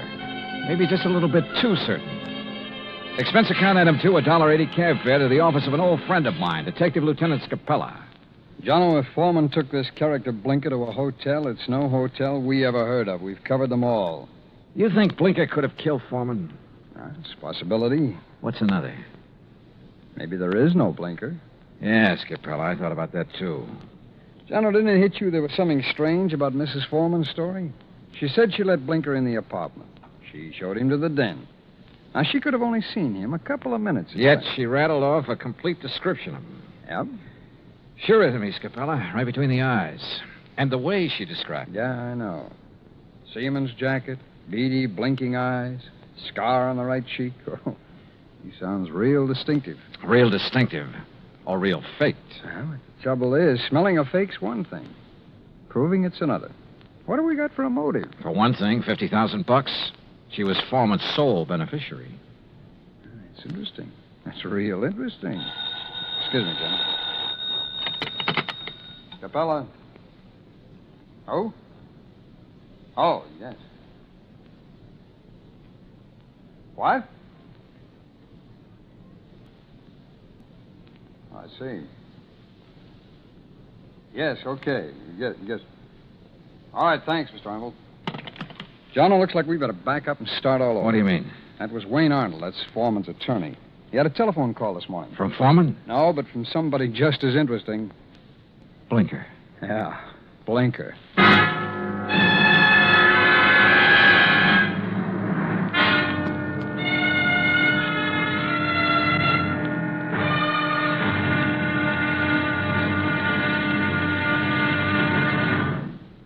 Act 2 of yours truly, Johnny Dollar, in a moment.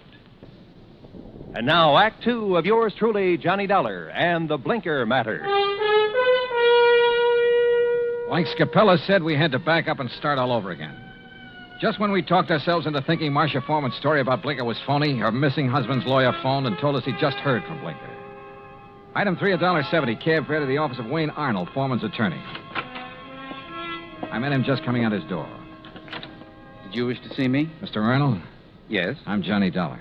Oh, yes, the insurance investigator. Mrs. Foreman told me you'd been questioning her. Look, I'm sorry, but I'm in rather a hurry. I have an appointment, and I'm late for it. Sorry, but this will only take a minute or two. I was in Lieutenant Scapella's office when you phoned a while ago about this man Blinker, Mr. Arnold. Oh, yes. When did you hear from him? Just a little while ago. I called Marcia Foreman right away, and she thought I ought to call Scapella. What did Blinker say on the phone? It was a strange conversation. He sounded nervous, excited, almost out of breath. Said he wanted money, $10,000. If he didn't get it, he'd... And that's as far as he got. He stopped suddenly, said he'd contact me later, then hung up. What do you make of it, Mr. Dollar? I don't know. Could be he's holding Foreman for ransom. That's what it sounded like to me. I take it you don't know this Blinker. I never heard of him until Marcia told me about him showing up night before last. Okay. Just one more thing, Mr. Arnold. How long have you been Foreman's attorney? 3, 4 years. Why? Any reason you know of why he might want to disappear? None that I can think of. Another woman, maybe? I doubt it very much. How about his importing business? As far as I know, it's in excellent shape. Okay. Thanks, Mr. Arnold. Mr. Dollar. Yeah? This man Blinker, why would he have it in for Andrew Foreman? Good question, Arnold. Sorry I don't have an answer to it. I went down the elevator and outside. I stopped at the corner to get some cigarettes, and that was my first lucky break. Because just as I was leaving the counter, I saw Arnold come outside. And the way he looked up and down the street made it plain he wanted to see if anybody was watching him. He got into his car and drove off. I grabbed a taxi, that's item 4, and trailed him. He drove into Golden Gate Park and stopped. I got out down the road and worked my way toward him behind some bushes. Pretty soon, a woman came over and got into his car. I couldn't hear what they were saying, but I didn't need to. Because when I saw the kiss, I got the message. The woman was Marcia Foreman. I went back into town and waited for Marcia outside her apartment door. She showed up about half an hour later. What? Why, Mr. Dollar. What is it? Is something wrong? Yeah, something's real wrong, Mrs. Foreman. I want to talk to you. All right.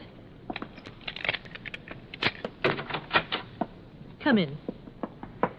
But I've already told you all I know. The story you told me about this man, Blinker, there's no such person, is there? What? You and Arnold made it up. No, that's not true. What about you and Arnold, Mrs. Foreman? I don't know what you're talking about. Well, then tell me, did you enjoy your visit with him in Golden Gate Park an hour ago? Oh, that. Yeah. Well, all right, Mr. Dollar. Wayne Arnold and I have... Well, we've been in love for some time. Did your husband know? I'm not sure. We were trying to find the right time to tell him. I don't think he'd really have cared very much. Oh. My husband and I haven't gotten along very well the last year or two. I guess I really didn't know him when I married him. Mr. Dollar, this has nothing to do with my husband's disappearance. You must believe that. That's so. I didn't make up the story about Blinker. I didn't kill my husband, if that's what you're thinking. Has he been killed? I don't know. You've got me confused. If you didn't do it, how about Arnold? No. He'd have no reason. Besides, he wasn't even in town the night before last. I can check that. I know you can. Mrs. Foreman, maybe you're telling me the truth and maybe you're not. Sooner or later, I'm going to find out which. I am telling you the truth. Then can you give me any reason at all why your husband has disappeared? There's one possibility, Mr. Dollar. It might have something to do with his importing business. What's that mean? My husband, well, he seems to have made a lot of money out of his importing business. More than the kind of thing he usually imports would warrant. What does he import? Oh, trinkets, curios. From the Orient, mostly. Have you a key to your husband's office? Yes. Let me have it. I want to take a look around.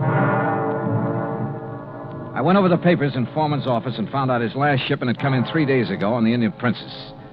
Mrs. Foreman had said Blinker was wearing a seaman's jacket. I headed for the waterfront, but the ship was gone. Near the pier was a beat-up eating place called Gus's Cafe. A woman with an apron came over. She was about 6 feet tall and almost that wide. What can I do for you, buddy? I want to talk to the owner, Gus. That's me. You're Gus? Short for Gussie. What's on your mind, buddy? Johnny Dollar. I want some information. You a cop, buddy? No, I'm not a cop. You look like a cop. Now listen, that freighter that shoved off from this pier, the Indian Princess. Docks there regular. You know any of the sailors from her? Just about all of them. They all come in here. Hey, look, Gussie. Gus. Okay, Gus. You ever happen to hear of a sailor named Blinker? Sure. You know him? Sure. About medium height, scar on the right cheek, blinks his eyes all the time? I said I know him. What do you want, an affidavit? Oh, Gussie, you're the most beautiful thing that's happened to me all day. That's what they all tell me, buddy. But flattery don't get 'em a thing. Might help you, though. You're kind of cute. Yeah. Look, did Blinker sail on the Indian Princess? Nope. Then where is he? Fact is, I don't know. Blinker's disappeared. Act 3 of yours truly, Johnny Dollar, in a moment. And now, Act 3 of yours truly, Johnny Dollar and the Blinker Matter. Then you don't have any idea where Blinker is now, Gus? Not the slightest, buddy. Oh, great. Then I'm right back where I started from. Blinker was mixed up in something, all right. What do you mean? The Indian Princess docked the other night. Blinker come in here for a cup of coffee. That's one thing the sailors around here all miss when they're out to sea. My coffee. There's no one makes coffee like me. Why, there's nobody on the whole coast. Yeah, I know. About Blinker now. Well, he seemed pretty pleased with himself. Said he was onto something good. Did he say what he meant by that? No. Just sat there looking pleased with himself. Oh, yeah. He showed me the elephant. Said it was going to make him a lot of money. What elephant? He had a carved elephant about 6 inches high. Must have picked it up somewhere. Maybe he was going to sell it. I don't know. Foreman imported curios from the Orient. His last shipment came in on the Indian Princess. That elephant could have been part of it. Foreman? Who's he? Never mind. Well, I wonder where I go from here. I wonder what I'm going to do with all Blinker's stuff if he don't show up for it. Maybe I'm... What did you say about Blinker's stuff? What stuff? I got a back room where I let the boys keep their gear when they're ashore. You've got Blinker's things there now? Sure have. Why didn't you tell me? You never asked me. In the back room, I went through Blinker's sea bag. Near the bottom, I found a carved elephant. An ordinary-looking elephant, until I twisted one of the legs loose. It was hollow, and inside a little paper packet full of white powder. Suddenly, the whole deal slid into place, and just as suddenly, the whole deal made me slightly sick. Now I wanted to see the rest of those elephants real bad. According to the records in Foreman's office, the shipment was in a warehouse. I went outside and over to the pier. Johnny. What? Oh, Gus. Come here a minute, Johnny. Look, I'm in a hurry. Thanks for everything. I'll see you later. You got time to see this? Over here, near the pier. Wait a minute. Yep. It's a body, all right. One of the boys just fished it out of the water. I sent him to call the cops. Looks like it's been in the water quite a few hours. Gus? Yep. It's Blinker, all right. I knew I had to work fast now. I headed out on the pier for the warehouse. Once I thought I heard footsteps somewhere behind me. I stopped and listened. There was no sound.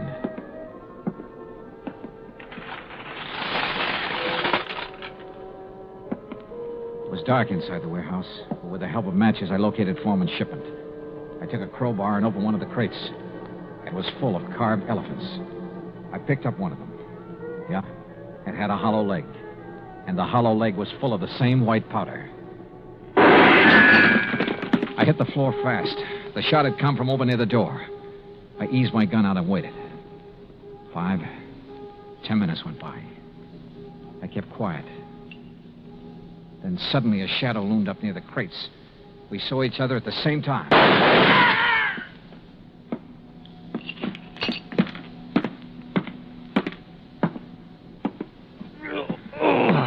My shoulder. Well. The missing man himself, Andrew Foreman. Look, Blinker found out what you were importing in those carved elephants. He tried to blackmail you. I don't know what you're talking about. Oh, sure. You probably told him you'd pay off. That's when you drove him downtown night before last. Then you tried to kill him, but he must have got away. I tell you... You called your lawyer, tried to put the squeeze on through him. But he had to hang up in a hurry. You were probably getting close. You finally caught up with him, didn't you, Foreman? Look, you've got no proof of anything. Why should Blinker try to blackmail me? Like I say, he found out about the narcotics in those hollow elephants. It was put there without my knowledge. You have no proof I was involved. You know, Foreman, it doesn't much matter. You've got even bigger troubles than that staring you in the face. I don't understand. Blinker's body has been recovered from the bay.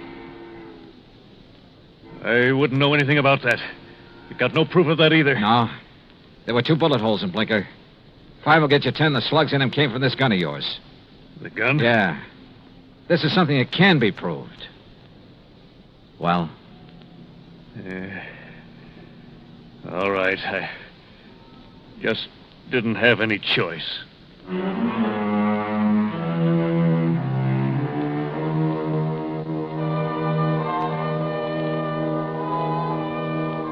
Item 5, $183 even, transportation and incidentals home. Expense account total $434.50. Remarks?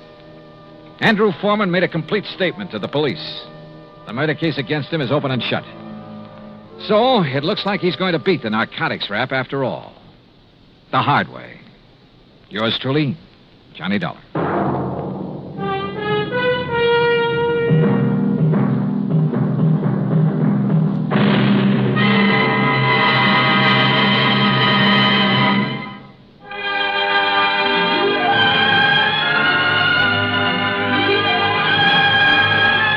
Yours truly, Johnny Dollar, starring Bob Bailey, originates in Hollywood and is produced and directed by Jack Johnstone. Today's story was written by Robert Stanley. Heard in our cast were Paula Winslow, D.J. Thompson, Harry Bartell, Stacey Harris, Vic Perrin, and Bob Bruce. Be sure to join us next week, same time and station, for another exciting story of yours truly, Johnny Dollar. This is Roy Rowan speaking.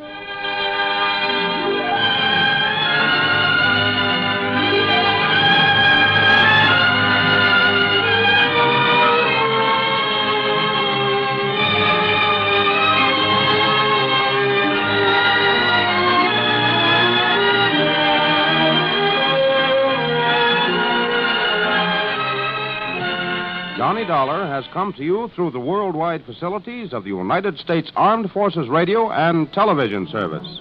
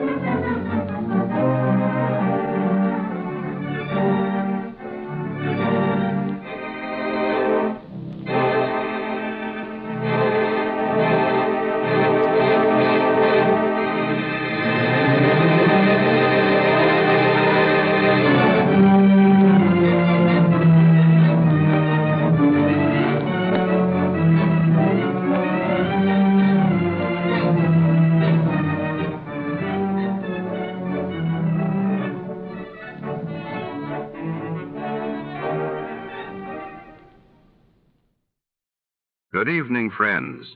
With a special word of thanks to our sister network, CBS, we invite you now to test your memory of the great radio adventures.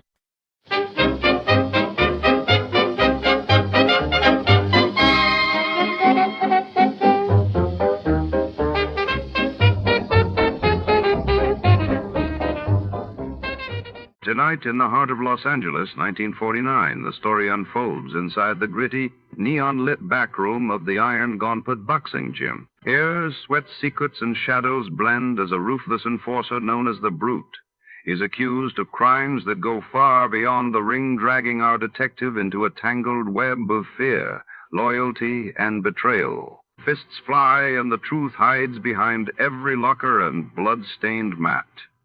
Will the darkness inside the gym be exposed, or will it claim another victim? Before to start, Let's see what happened the day it was aired. It was April 7th, 1949. That day, the world watched as the United Nations called for an end to the Berlin blockade while in London. The historic HMS Amethyst incident began as a British ship was trapped on the Yangtze River in China. Getting impatient for baseball season to start? Have a touch of spring fever? Want to get away from it all? We offer you Escape.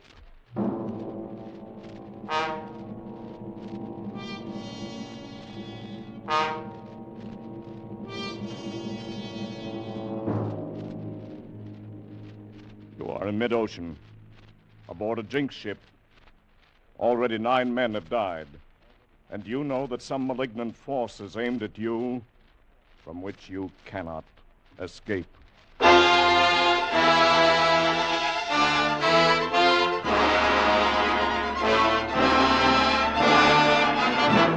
Escape, designed to free you from the four walls of today for a half hour of high adventure.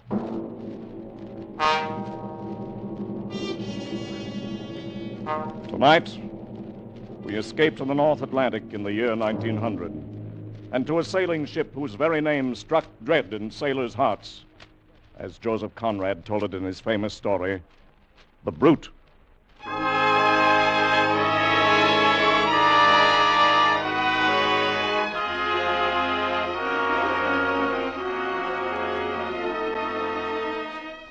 You could never tell it just by looking at her, proud and strong and beautiful on the outside. You couldn't see the black heart inside of her, and you'd never know she'd killed at least a dozen men and maybe more. But I knew her. Knew her for the murdering she-devil she was. I saw her the day she killed her first one, and I was there too when she finally made her big mistake and killed the wrong person. But that was a long time later. Oh, she had a name all right, but after that first day, her first killing, nobody but the family ever used it again. Everyone else from that day on would look at her half afraid and half snarling, and they called her the Brute.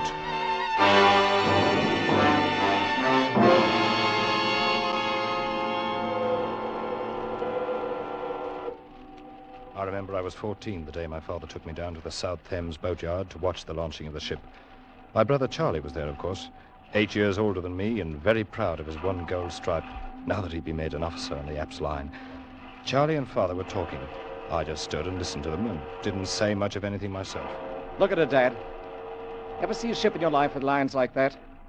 I bet she'll outsail any clipper in the China trade. Well, that remains to be seen, Charlie. How soon are they going to launch her? Any minute now. Oh, I'd give a lot to be sailing on her, instead of on the Malcolm Apps. Well, the Malcolm's a good ship, son. As good a ship as any the Apps family owns. Oh, I'm not kicking. I'm glad enough to be through apprenticeship and get my commission. But even at that, I'd almost rather be a bosun on this ship than third mate on the Malcolm. I understand that Colchester's to be her captain. Yes, that's right. Oldest commander with the Apps and Sons line. Look at the size of her, Dad. She's a full 2,000 tons. Less half a ton, Charlie. Oh, good morning, Mr. Jermyn. Mr. Wilmot. Hello, Ned. How do you do, sir? No, Charlie, she came to 1,999 and a half when we measured her up. Well, 2,000 tons or not, Mr. Jermyn, you'll never build a better ship than this one. I don't know, Charlie. I built her the way Mr. Ops wants her.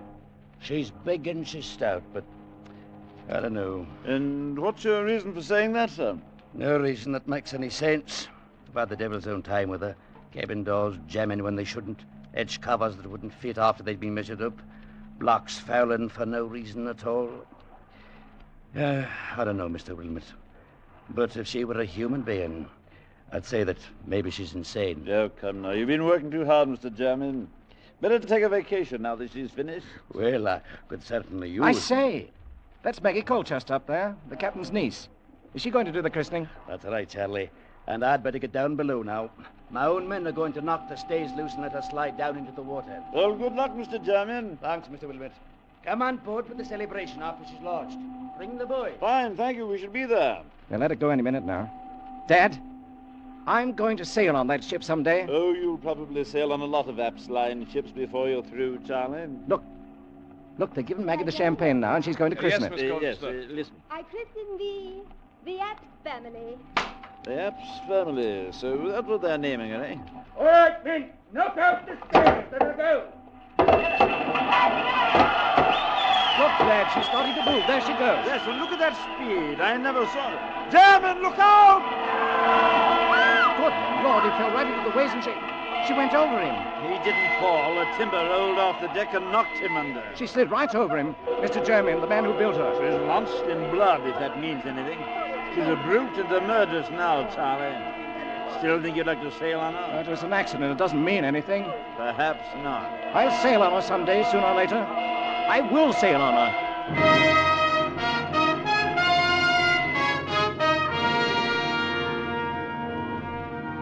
Well, the way things worked out, I was the one to sail on her first instead of Charlie. He'd gone on out to the Orient aboard the Malcolm. And 6 months later, when I started my apprenticeship, I found the company had assigned me to report to Captain Colchester on the Apps family, or the Brute, as everybody was calling it privately. There was some kind of mix-up in the sailing orders, and by the time I came on board, a tug already had a line on the big sailing ship and was starting to ease her stern first out into the channel. All right now, ease ahead there. Pick up the slack. Captain Colchester was at the taffrail shouting orders to the tug captain, and the mates were forward somewhere, handling the check line. You've got the slack now. Haul away. I stood at the waist, waiting for a chance to report in, and watching a young fellow about my own age, who was doing something or other up aloft on the mizzenmast above me. The tug had drawn the line out taut, but the ship hadn't started to move yet. You've got no way on her yet. Run your engine up to full speed. The tug was churning the water to froth, and the hawser was tight as a bowstring, but we still didn't move. Keep her up. Hold that on first throttle. Then suddenly the ship gave a lurch and started back like a bucking horse. The men forward had no chance to ease the check cable, and a second later it snapped. The ship plunged on back and then sheered over to bring up with a smash against the pierhead that knocked me sprawling on the deck. And at that moment, the lad who'd been working aloft on the mast crashed down onto the deck not 10 feet away from me. And he lay there without moving. Give a hand up here on my waist, mate. Young Hawkins just fell out of the tops.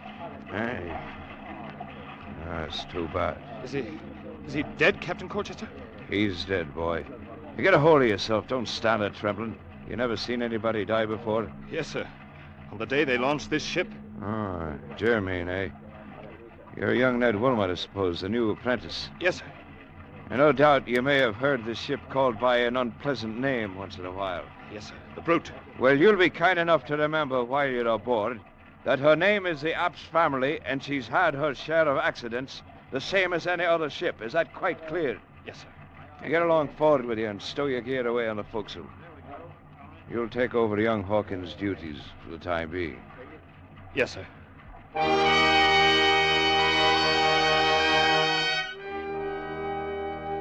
I sailed aboard the Brute for the next 4 years and watched her kill 9 men during the time. We got so we tried to outguess her, try to figure how she'd do it the next time. But no matter what we think, we never were right. And it wasn't only the killing, it was everything. Most ships have little ways all their own, and you'll learn about them and allow for them. Ah, but not her. She was like a crazy woman. You never knew what she'd do next. I remember once off the Gold Coast, she ran before a gale for 2 days as pretty as you please. And then broached to twice in the same afternoon. Flung the helmsman clean over the wheel the first time, and the second time swamped herself fore and aft and split out every stitch of canvas. And after we got the decks cleaned up, we found 1 seaman had gone overboard. He was her 5th, I guess it was. Or maybe the 6th. Oh, she was beautiful, the Apps family was. Big and proud and beautiful. And along with it, a killer. A black-hearted, sea-going brute.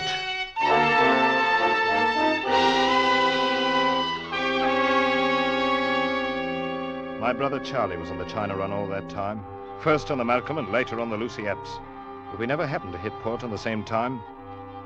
Finally, the time of my apprenticeship was up. We boomed into London at the end of the trip. I went before the board for my papers. I guess they figured anybody who could stay alive for 4 years on the Brute must be a seaman. Anyway, I passed, and Mr. Apps handed me my sailing orders along with the commission. I was assigned as third mate to Captain Colchester on the Apps family. Well, congratulations, Ned. Glad you're going to stay with us. Thanks, Captain Colchester. You've been a hard-working apprentice, and I've no doubt but you'll be a good officer. In fact, we have a man on board who'll make sure of that. Why? What do you mean, Captain? Got a new first mate on this trip. Come in, Charlie. Charlie? Well, hello there, youngster. I say, you've been doing a bit of growing the last 5 years. Charlie, I didn't even know you were in port. Been in for a week down country, though. I hear you fooled the board. Careful, man. You're talking about your own third mate. Yes, so they tell me. And you'll be jumping lively on this trip, my boy. Easy, easy. Don't forget, I know this ship and you don't. And I'll learn it quick enough. Been wanting the chance for a long time. And between us, I think we can even break this jinx. Lads, there'll be no talk of a jinx on this trip. At least not in the cabin as long as Maggie's going along. Maggie? Who's Maggie? Ask your brother. I think he's the one who talked her into the trip. Although she claims it's for her health. I'll leave you two to get acquainted. We'll be about 10 days loading if you've got any plans. What's he talking about, Charlie? Who's Maggie? His niece, Maggie Colchester. You remember her, the girl who christened the ship? Oh, of course. Ollie, Well, you're hasn't not... Dad told you where I've been spending shore leaves for the last year and a half? No, Charlie, I didn't know anything about it. Well, then let me show you something. Here. Now, if I have my way, Maggie'll be wearing this before the trip's over. Here, take a look. Blimey, that's all right. Yes, I bought it in Cape Town. It's a blue-white diamond set in platinum. Is it big enough to go on a finger? Oh, it's big enough, all right. And that's where it's going if I can talk her into it. And who's going to talk who into what, Charlie? Maggie, I was, saying that, I hoped I could talk you into going ashore for dinner with me. Oh, where you now? You big liar. Oh, Maggie, this is my brother, Ned. Ned, this is Maggie. How do you do? And are you one of the officers, too? I'm the new third mate. Well, I certainly hope you're more truthful than your brother. Maggie. Whose invitation to dinner I am accepting with pleasure. Oh, really? See you both later. All right, you are. About an hour. Charlie, she's lovely. Well, she's more than that, Ned. She's everything as far as I'm concerned. Well, in that case, good luck. I hope you get her. Well, we'll see about that. Anyway, with Maggie aboard, we've got to make sure this jinx ship stays on good behavior for once. It'll be the first time if she does. And it's the first time we've had both the Wilmots on board together. We'll tame her down, Ned. We'll make her calm and peaceful as an old workhorse. Just you wait and see if we don't.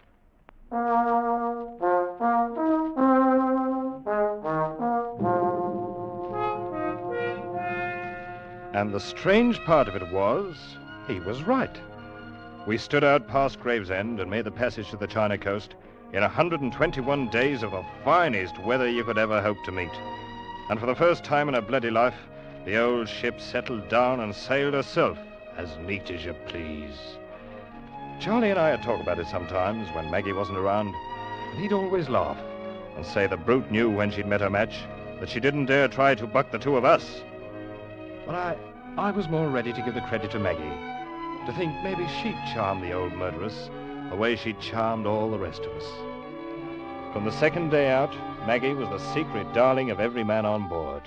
She was all over the ship, here, there, and everywhere, with red tam and her bright blue eyes, never still a minute, and having the time of her life. If she'd come along for her health, she'd found it before we passed Gravesend.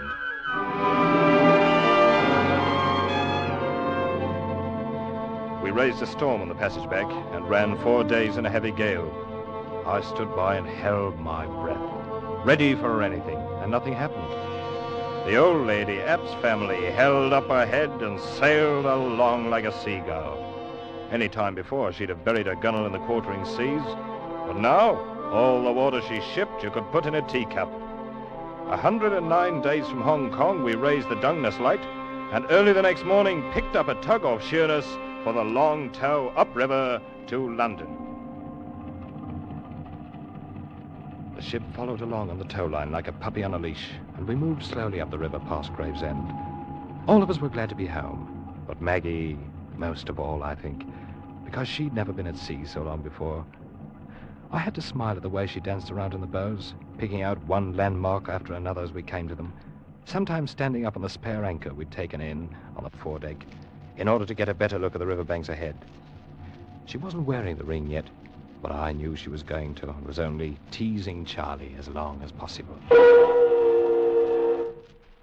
What's wrong, Ned? That tug stopped her engines. Collision up ahead in the channel, Charlie. Looks like a yawl and a schooner fouled together. Oh, yes. Well, looks like they're clearing it up now. Guess we can move again in a couple of minutes. Maggie, why don't you go on the afterdeck? You're on the way up forward there. Oh, I'm all right, Charlie.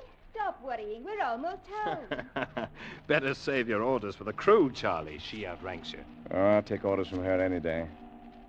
Yes. We are almost home, Ned. We've had a lucky voyage. It's the first halfway peaceful trip I've ever made in the old brute. Oh, I told you we'd tame her down. She's turned over a new leaf, Ned. Well, it won't last long if she keeps on sheering off there and drifting back down the channel. Huh? Oh, yes. And we're heading straight for those fishing smacks. Better have the tug start up and hold a taut line on her. I've seen her do this before. Yes. Ahoy, the tug! Take up the slack and get her straight in the channel. Hold her against the current. Any other ship would have held steady for the 2 or 3 minutes we stopped, but not the old Epps family. And now when the tug tightened up in the hawser, pulling at an angle across her bows, she wouldn't respond, wouldn't budge. The old girl wanted her own way. She was just as stubborn as ever. Ahoy, the tug! We're still drifting. Open up to full speed. Confound her. Never saw a ship act like this. The heavy hawser was pulled so tight it was humming, and Tug's pedals with her engines full whipped up the water like a mill race. And then it happened. The heavy towing chock tore loose from the deck. The hawser began sliding across the bow, ripping out rail stanchions like matchsticks.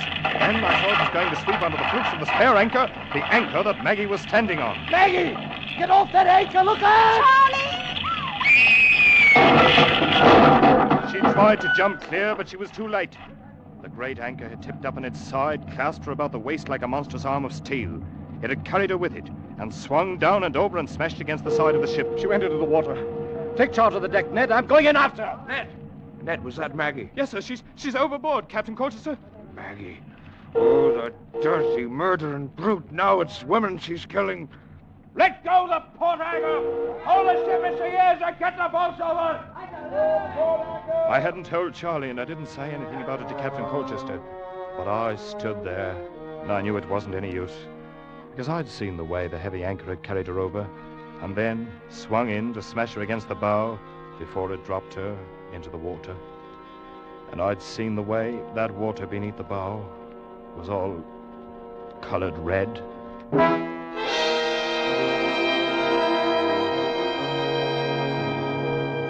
They found her at late afternoon when the tide turned, and she floated clear of one of the mooring buoys. And the next morning, we tied up in the London docks.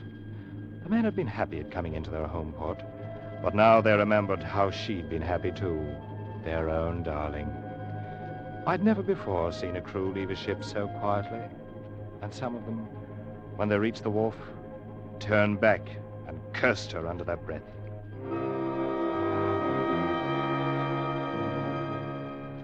Finally, it was only Charlie and I, alone on the quarterdeck, and Captain Colchester was below somewhere in the cabin. She never wore it, Ned. The ring. She never wore it. But she would have, Charlie. I know she meant to. She was just having a little fun with you, that's all. With all of us on board, why did the brute have to go for Maggie? Why? I guess there's not much answer for that. She's everything I wanted. Everything. Yes, Charlie. I know. I talked her into making the voyage. It was my idea. It's no good, Charlie, this kind of thinking. I guess you know that. I don't know. She's everything I wanted. Charlie, Oh, Mr. Wilman. Over here, Captain. I'm going ashore. The shipkeeper's come aboard now. The two of you are free to go whenever you like. Thank you, sir. Charlie, nothing. I'm resigning command in the morning. I'll never set foot on board her again as long as I live. I feel the same way, sir. Well, come into the company office in a day or two and sign out for the log. Good day, gentlemen. Charlie, we'd better go ashore, too. We're done here. Yes, I suppose we are. I'll arrange to have our gear picked up later. There's no use of... Captain, look out! Missed him! But yardarm off the mainmast. Fell right behind him. Ah, you missed me, you murdering brute! And that was your last chance, too! Ned, that yard was made fast at Dungeness. And out falls out of the tops with the ship lying still at the wharf. Yes, Charlie. Come on, let's go ashore. Wasn't the devil satisfied for one trip? Is there no way of stopping her? How many more does she want to kill? Charlie? Oh, Ned. Ned, take me home.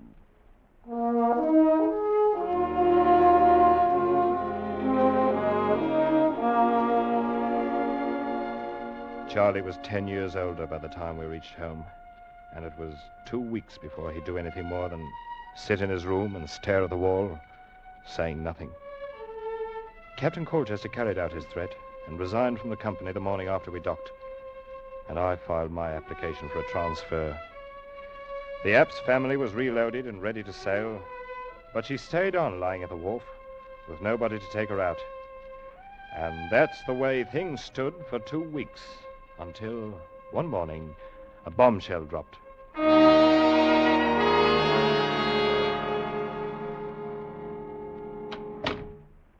Hello, Ned. Charlie, I wondered where you went this morning. And I left the house early. How do you feel? Fine. Ned, Mr. Apps tells me you've applied for a transfer. Another ship. Well, yes, I did, as a matter of fact. You saw old man Apps? Yes, I stopped in at the office this morning. Ned, it's up to you, of course, but I hope you'll change your mind. Not a chance. The ship sails tomorrow morning. Oh, so they finally found somebody crazy enough to take her out? Yes, they did. Me. You? You're going to skipper the Brute? That's right, Ned. But I it's a short voyage, North Atlantic run. Be awfully glad to have you along. Somebody I could depend on if you feel like signing on again. Charlie! Of course, it's up to you. All right, Charlie. I'll sign on again. Be glad to.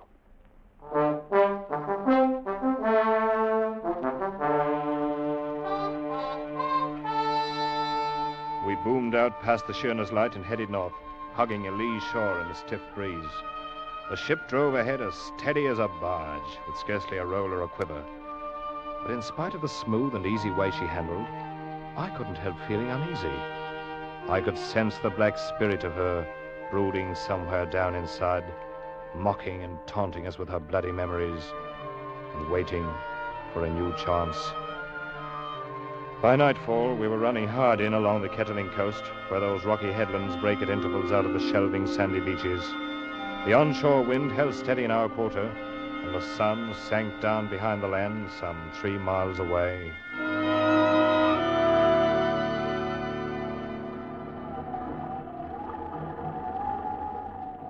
It wasn't quite full dark yet when Charlie sent for me.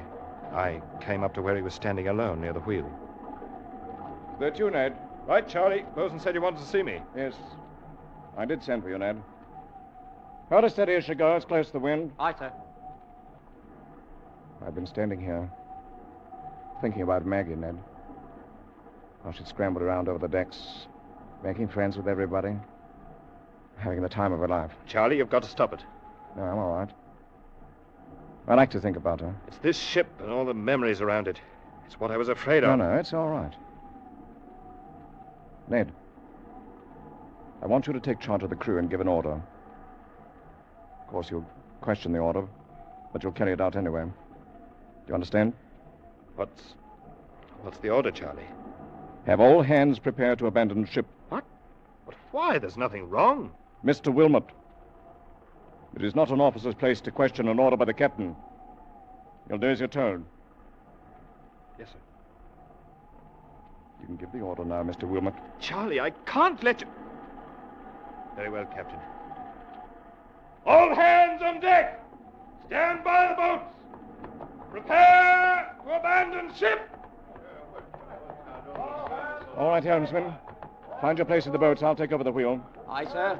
You don't know what you're doing, Charlie. We're in no danger. There's no reason to abandon ship. You're always in danger aboard this black-hearted brute.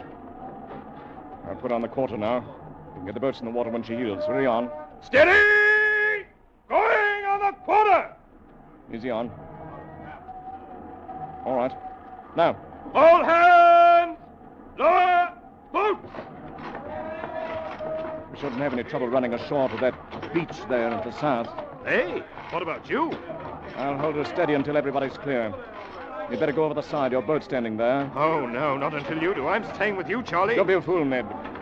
I'm doing this alone. No, Charlie, not while I'm here. Mr. Wilmot, you will abandon ship and take charge of the boats in the water, and that's an order. Charlie, I can't... Mr. Wilmot! Very well, Captain. That's the spirit, lad. Down to obey orders and step lively. And you'll be a seaman yet. Good luck, Ned. Thanks, Charlie. We'll stand by for you in the boat. Of course, lad. Fine. Bye. I slipped over the gunwale and dropped down into the boat that trailed alongside on a line from the rail.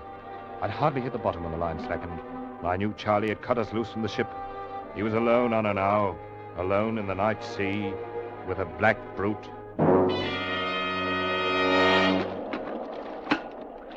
Look, sir, look. He's laid it over, away from the wind. Charlie had put the helm over hard. With a terrible shudder of her dark sails and a smother of white foam from her bows, the great ship heeled about in a sharp turn and then began to drive ahead like some mad thing before the wind. Straight before the wind and straight toward the shore. Look, sir, the rocks on the headland. She's going to smash herself. Faster and faster she plunged ahead through the weltering seas, faster and faster on the back of the gale, while the black-hearted spirit of her screamed in the ratlines. Look, sir, the rocks. What in the name of heaven is he going to do? And now, for one long instant, she hung poised at the top of a plunge and then drove smashing downward onto the rocks.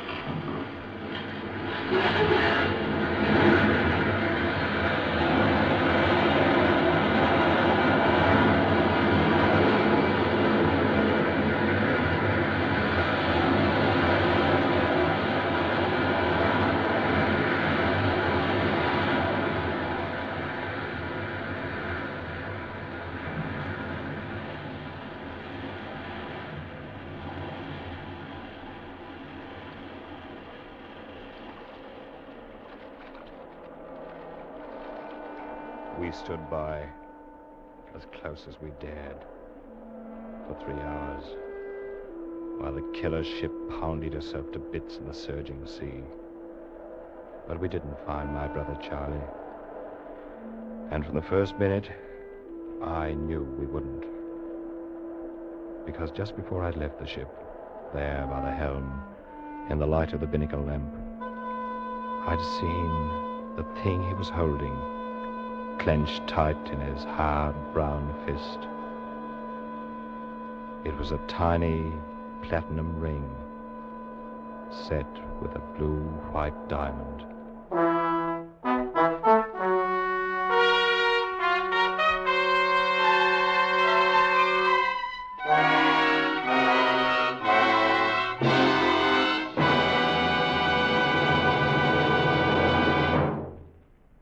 Escape is produced and directed by Norman MacDonald, and tonight brought you The Brute by Joseph Conrad, adapted for radio by Les Crutchfield, featuring Dan O'Herlihy as Ned Wilmot and Eric Rolfe as Charlie Wilmot, with Nina Cowden as Maggie, Jeff Corey as Captain Colchester, Wilms Herbert as German, and Parley Bear as the father. Music is conceived and conducted by Wilbur Hatch. Next week. You are far into the remote hill country of Afghan.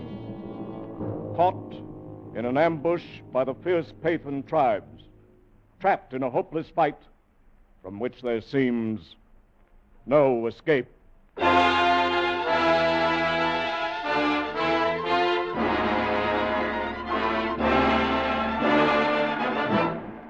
Next week, we escape with Rudyard Kipling's gripping story, The Drums of the Fore and Aft. Good night, then, until the same time next week, when once again we offer you Escape.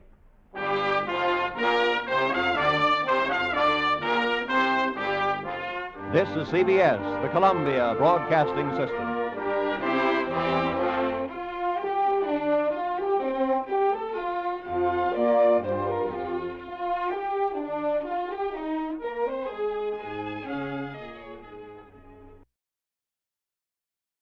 You're listening to Escape Radio with special thanks to our friends at CBS.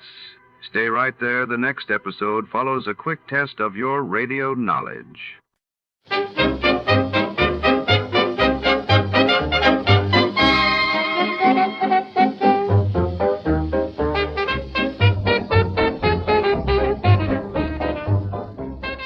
Tonight, in the shadowed alleys of intrigue, a priceless gem vanishes the fabled Rushlight diamond. Our hard-boiled detective is on the case, trailing clues through smoky parlors and rain-slit streets, where every suspect hides a secret, and danger waits in the dark. Who stole the diamond and why? Stay tuned as deception and desire collide in a web of mystery that could cost more than just a jewel. Before we begin, let's see what happened on the day it aired. It was January 12, 1951. That day, the world watched as the United Nations headquarters opened in New York, marking a new era for international diplomacy, while across the globe, fierce fighting continued in Korea as United Nations forces faced heavy opposition near Seoul. The Adventures of Sam Spade, Detective, brought to you by Wild Root Cream Oil Hair Tonic, the non-alcoholic hair tonic that contains lanolin. Wild Root Cream Oil, again and again, the choice of men who put good grooming first.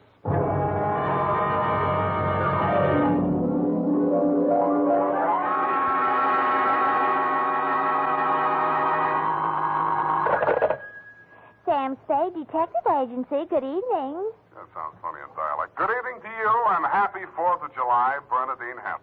Oh, Mr. Spade. What was the caper? Don't you mean caper? No, the caper. The high point of the caper. The climax, the crescendo, the pinafore. Oh, that's better. For a minute, I was afraid you were learning English. Oh, no. I'm studying Spanish. Soy infeliz que inicia... Yeah. Mucho interesting. Gracias. Shall I go home now? No, mal suerte. There's a little matter of murder in 2 languages, neither of which is Spanish, so stay where you are. I'll be right down to dictate my report on the Rushlight Diamond Caper.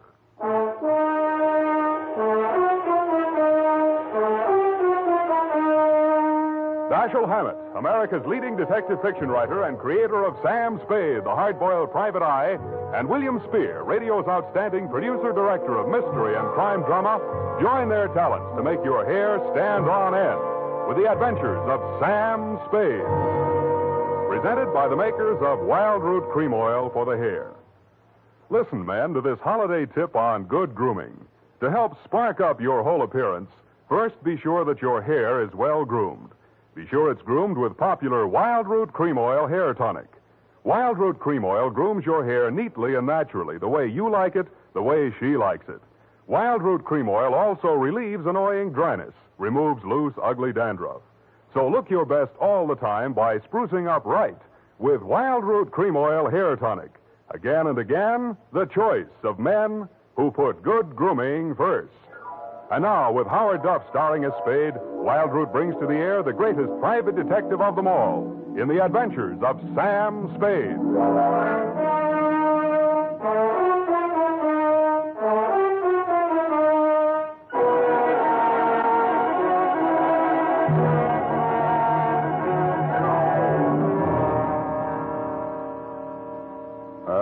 Date, July 4, 1948, to Mrs. May Rushlight, 21A, Granite Court. From Samuel Spade, license number 137596. Subject, the Rushlight Diamond. Dear Mrs. Rushlight, it was the kind of nice, relaxing assignment that comes my way just often enough to remind me that gumshoeing can be respectable. There was an air of quiet elegance about 21A, Granite Court, and about the butler who answered the door.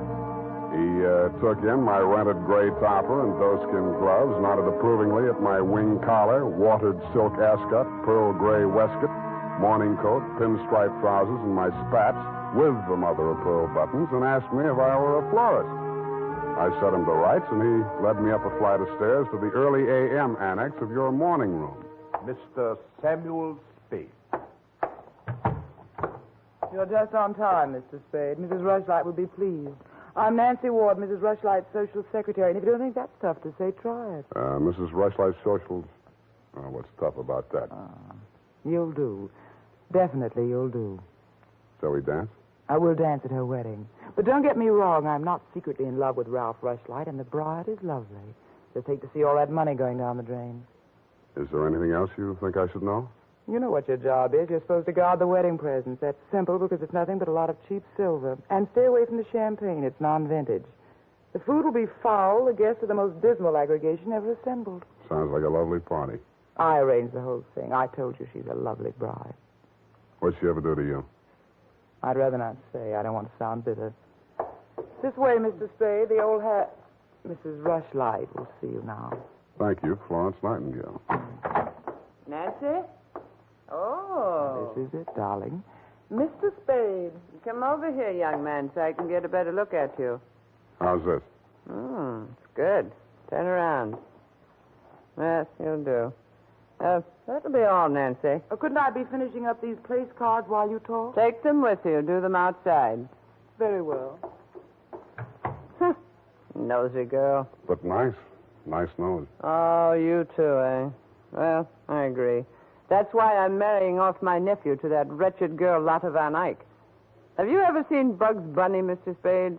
You don't mean the... They protrude. The ears? No, the teeth. Oh. As my late husband used to say of her mother, she could eat a tomato through a tennis racket. Oh. There's only one thing that'll prevent this wedding from being an utter disaster. She doesn't understand much English. Well, what's the matter with your nephew? A great deal, but it doesn't show. Suffice it to say, he has criminal tendencies and the mentality of a snail. Mrs. Rushlight, I don't like to seem forward, but why are you telling me all this? Oh, you're supposed to mingle with the guests. You'll need some conversation. Now, as to your assignment. The bride, being what she is, the wedding presents are hardly worth guarding except for one. Ironically enough, it's from me. What is it, a machine gun? Oh, that's good. Oh, excuse me, I must write that down. And then tear it up immediately. Oh, dear. No, Mr. Spade. But it's bad luck, the Rushlight diamond. You've heard of it? Something about it in the American Weekly a while back, wasn't there? Yes. It's not as large as the Hope diamond, but there's not a flaw in it. My late husband, Roy Rushlight, bought it for his first wife. She sank with the SS General Slocum in Hellgate, the East River, 1904, over 1,000 lives lost. Luckily, she was wearing a paste copy at the time. I was only a young girl when I married Mr. Rushlight, and fool that I was, I signed anything his lawyers asked me to sign. After his death, I discovered that the diamond was to be mine only until the marriage of my husband's male heir, at which time it must go to his bride. Well, that's too bad. You say, though, that the Rushlight diamond is bad luck. Oh, there's that, of course. I wonder if it's too much to hope. Well, I must go and help dress the bride. Go along downstairs, Miss Spade. Take this jewel case with you. Put it on the table with the other presents, and guard it well.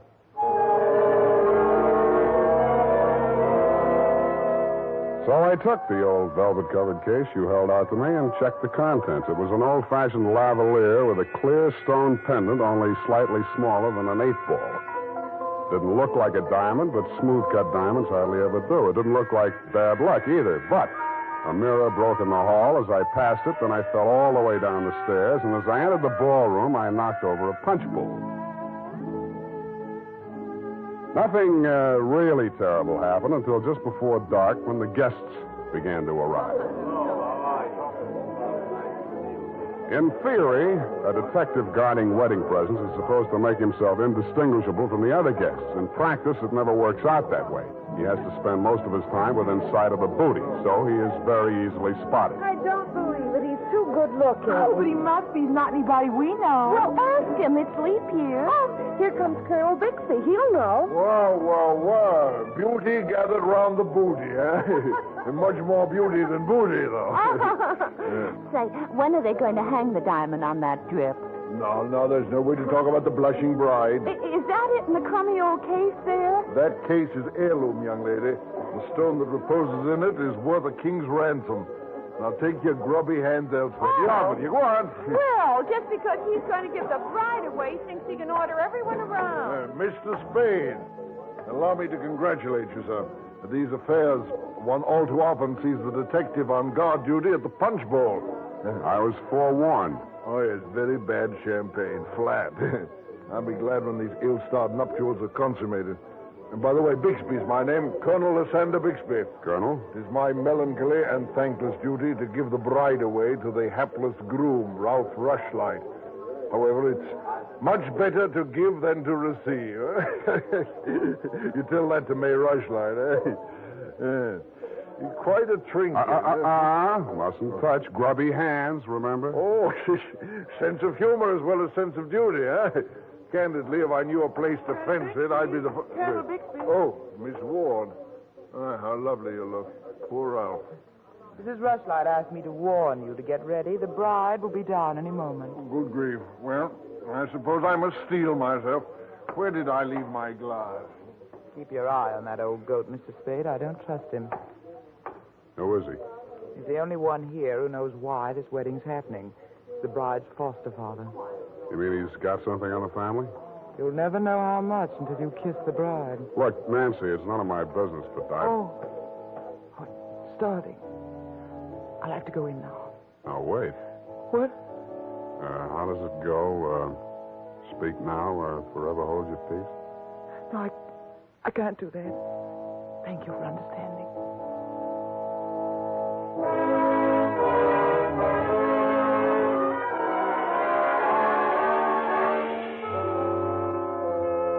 I didn't witness the ceremony, but judging from the mood of those who had, it was just as well I didn't. They shuffled back into the ballroom looking as if they'd witnessed an execution, and nobody seemed to be in a hurry to join the receiving line.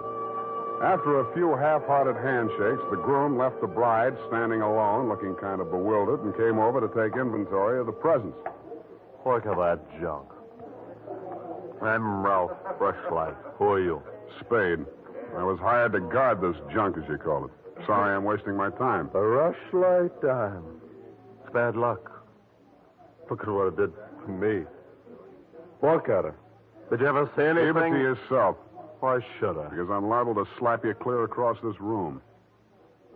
Haven't I been punished enough? Go on, scram.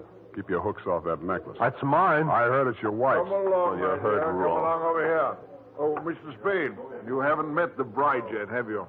No. Thank you. I wish you a lot of luck, Mrs. Rushlight. You're going to need it. Thank you. Well, I suppose now as well as any time, Colonel. Oh, very well, my dear. Quiet, please. Quiet, everyone. Mrs. Rushlight, the elder Mrs. Rushlight, that is, has something to say to you. Mr. Spade. Yes? The necklace, will you please hand it to me? With pleasure. I'm tired of looking at it. Oh, you're not done yet. Stay close by my side. Dear friends, at this solemn moment, I want, first of all, to welcome this dear little girl into the Rushlight family. Thank you. Yes. And now, dear Lotta, I will place around your neck the gem which was my heritage when I became a Rushlight and which is now yours. Thank you. Oh, what's wrong?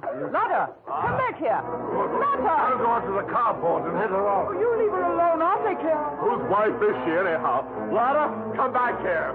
Lotta, bring it back!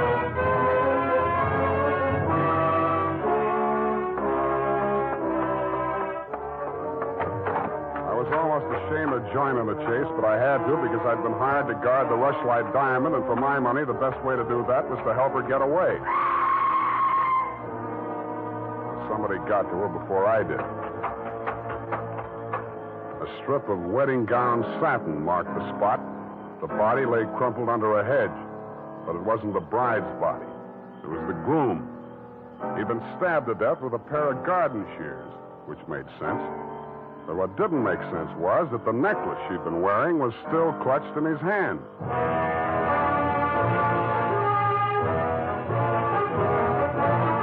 The makers of Wild Root Cream Oil are presenting the weekly Sunday adventure of Dashiell Hammett's famous private detective, Sam Spade.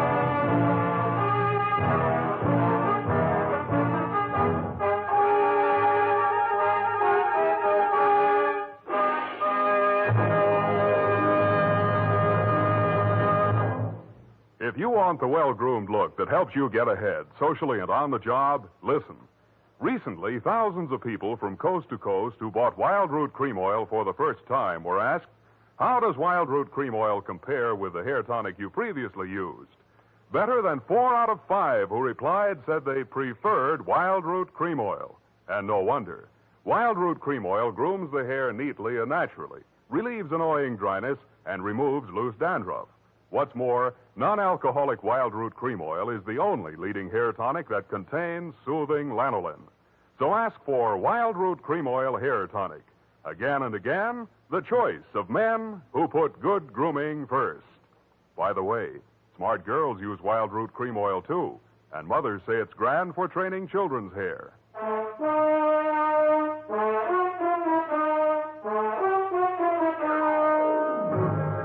And now, back to the Rushlight Diamond Caper. Tonight's adventure with Sam Spade.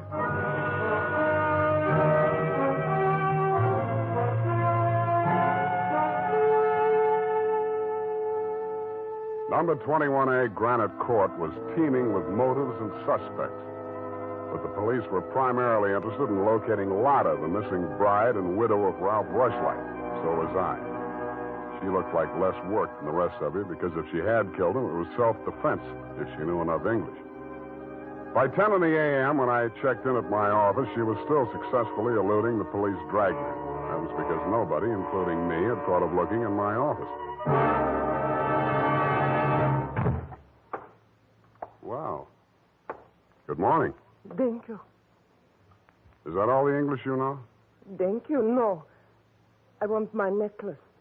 The police have it. You go with me. Tell them who I am. Okay, but first I have to know who you are. Where you came from, what your connection with Colonel Bixby is. I am in Macassar being born. In Macassar? Dutch colony. Uh-huh. My father there 7 years ago dying is. When I 13 years old have arrived. I see. Colonel Bixby in San Francisco, the financial representative from my father was. I am adopted to him, not for a father, but so he takes care of my monies, which coming of age am I a rich Dutch woman. Uh-huh. But legally, he's your foster father. Yeah. Also legally, I'm the wife of Rushlight. I want my necklace. You married him for the necklace? Yeah. Why did he marry you? For 1/2 of necklace when we sell. But everything to take he wishes. You and Ralph were going to divvy the take from the Rushlight diamond, you thought. Yeah. And what was the colonel going to get? Money for Mrs. Rushlight. Oh, now, wait, that doesn't make sense. Mrs. Rushlight stood to lose a small fortune by that marriage. Why should she pay the colonel to promote it? You the detective are? You said that. Where my necklace are. That I say. Yeah, well, look, I'm not as sure as I was. Wait just a minute. I'll check on it. Homicide, Lieutenant Dundee. Spade, Dundee. Oh, yes, Sam. What's new on the Rushlight caper? Oh, you know I can't talk about the case, Sam. Oh?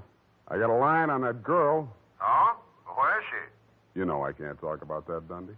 Oh, you can't you? Well, let's see if this doesn't change your mind. The necklace we found on Rushlight's body was a phony, a paste copy.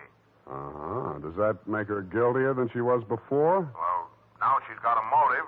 Throws all our previous theories into a cocked hat. Now, where's the girl? She's in my office, Lieutenant dear. Come and get her.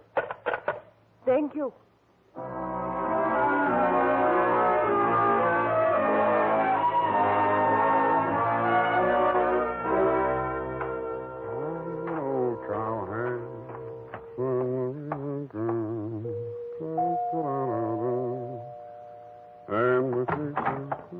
Oh, it's you, Sam. Back again? Yeah, do you mind? Well, that depends on who you came to see. You, sweetheart. Oh. But first, I'd like to talk to Mrs. Rushlight. Well, she can't see anyone. She's in a state of nervous collapse over Ralph's death. Oh, that's too bad. You seem to be holding up pretty well. Oh, I'm relieved. He's better off dead than married to that. Yeah. Rushlight Diamond's still unlucky, you know.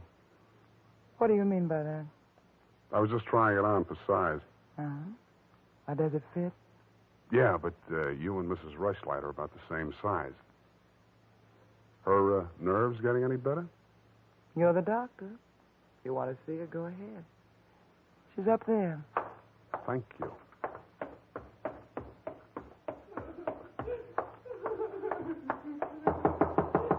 Mrs. Rushlight. Go away, I'm ill. I'm sorry to break in on you like this, but I haven't got much time. How dare you? Nancy!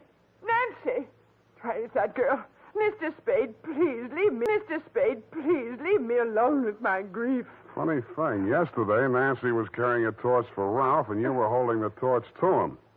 Today it's different. Oh, good heavens. You don't think I'm grief-stricken over Ralph. Good, that's one less mystery. Mr. Spade, what do you want? Your nephew's killer. Oh, does it matter? It does to me. Somebody getting knocked off right under my nose is bad for private detectives everywhere.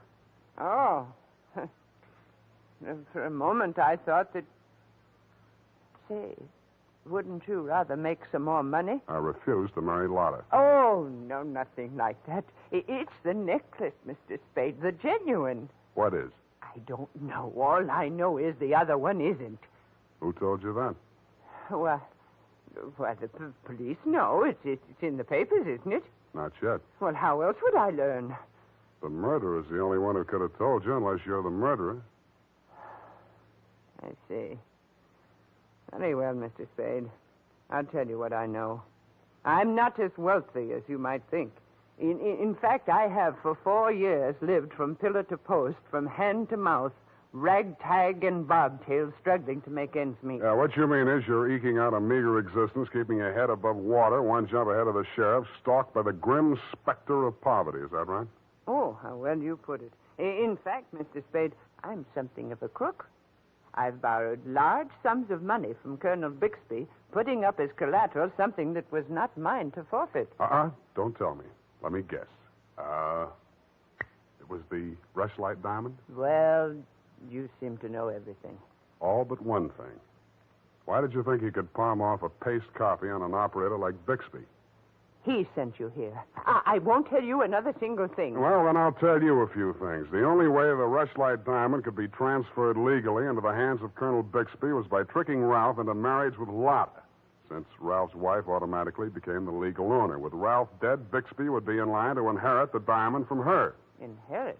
California state law. Foster parent may inherit from a foster child in absence of any direct heir.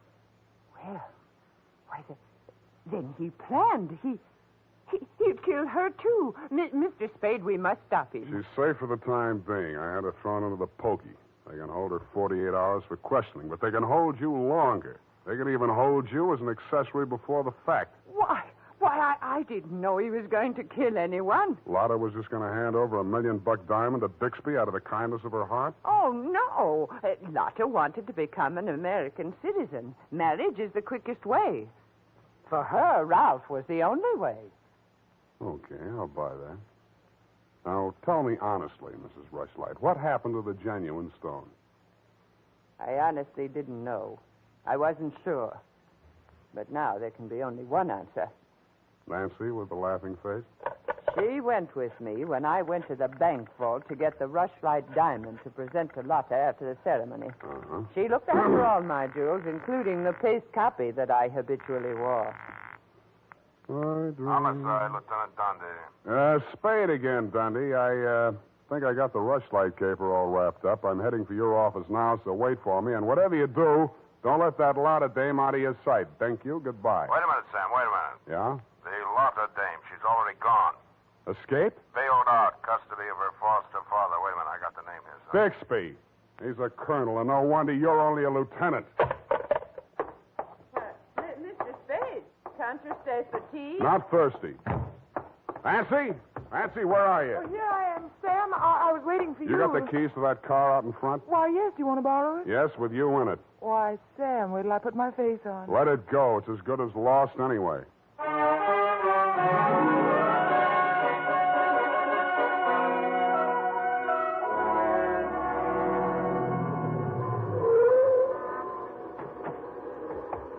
Come on. What is this place? Where are you taking me? Never mind. Just hang on. I'll fly you up to the second floor. Sam, that was a shot that sounded like Lotta. You stay here. Don't come in until I call you.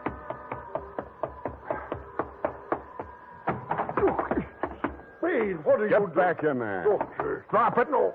Drop it or I'll crack your elbow. That's better. Now sit down. I want to look this over. Looks real cute. Powder burns, gun beside the chair, and what's this? Well, a note in Dutch. It's a suicide note. She killed herself. I can almost believe that. You've handled this very well, considering the bad breaks you've had. Only one thing wrong. Do I scent a bargain? I don't have to bargain. I've got the diamond. All you've got is 2 murders rapping on your thick noggin. Don't be absurd. I know who has the real necklace. Then you better talk to her directly. You can come in now. Sam, was that... Oh, that poor, homely little dame. What did she ever Stop, do? you're breaking my heart. She committed suicide. You know better than that. She committed suicide. If the colonel's price is right. Oh, I see. I'll put it to you directly. It's not easy to fence. It'll have to be cut. That'll decrease the value considerably. Say, $10,000, no questions asked. Pardon me, that suicide shot, it's ringing in my ears. I can't hear you. 20,000. 50.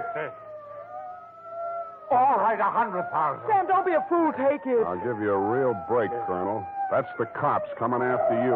Anything, Spade. What do you want me to do? I want you to try and get out of here. What are you going to do? There's the door. Go ahead. All right. Thank you, Colonel.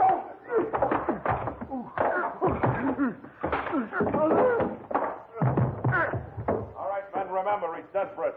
Bixby, we're giving you a chance. Come down or we're coming up after you. Come on.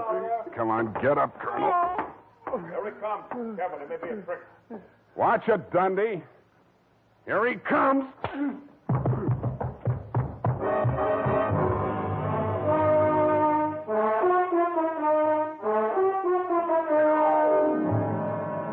And that, Mrs. Rushlight, is the crop. For a man that went down fighting, Colonel Bixby didn't need much persuading once they got him under the lights down at headquarters. He confessed to everything, and the murders weren't the worst of it, the way I figure. The worst of it was the cruel way he victimized the poor little ugly duckling, Lotta Van Eyck. It's tough enough to be whipped before you start. Period, and a report. My goodness, that was muy triste. I mean, I'm beginning to see why Effie gets so repressed sometimes. Effie, depressed? That little doll told you that? Only between she and I and the lamppost. She's so sensitive, you know. Not like I, of course. I invariably cry at weddings. You don't say, Bernadine. You attend weddings often? With high frequency, Mr. Spade. You mean frequently? No. The last time it was FM. You know, frequency moderation. Oh, yes. Moderation in all things, I always say. You mean you attend radio weddings? Oh, yeah. I've been married 6 times. My next date is television. You've been married 6 times?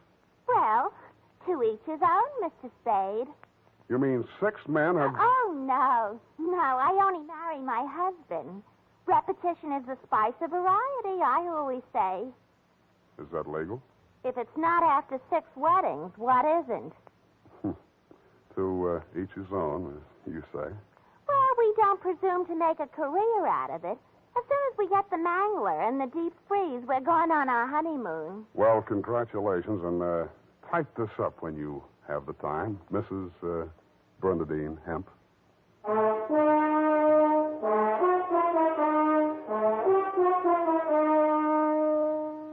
Every day, more and more men are turning to Wild Root Cream Oil for truly handsome hair. And that's not surprising, for what other leading hair tonic gives you these big advantages? It grooms the hair neatly and naturally, relieves dryness, removes loose dandruff. What's more, Wild Root Cream Oil is non-alcoholic and contains soothing lanolin. No wonder Wild Root Cream Oil is the favorite with so many millions of smart, particular men. Get Wild Root Cream Oil. Again and again, the choice of men who put good grooming first.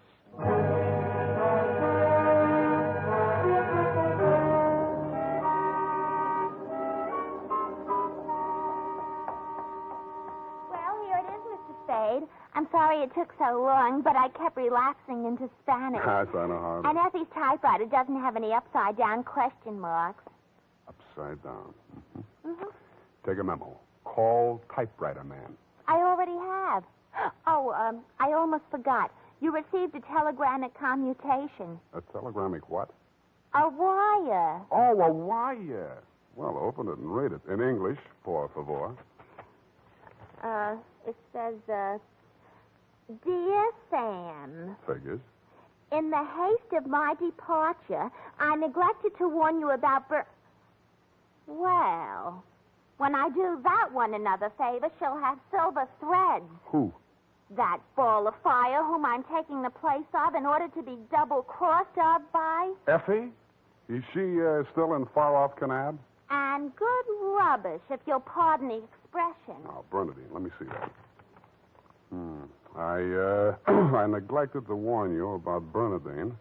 I'm sending details, airmail special, but in the meantime, whatever you do, don't go to any radio broadcasts with her, and if she comes to work in a wedding gown, take the day off. Love, Effie.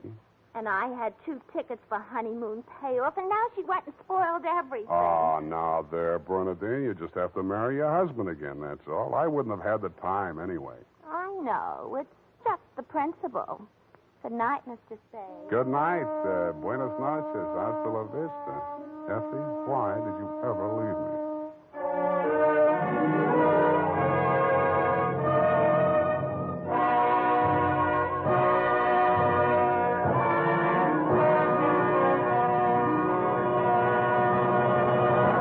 The Adventures of Sam Spade, Dashiell Hammett's famous private detective, are produced and directed by William Spear.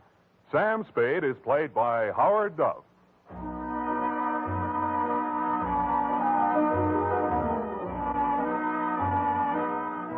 The Adventures of Sam Spade are written for radio by Bob Tallman and Gil Dowd, with musical direction by Lud Gluskin.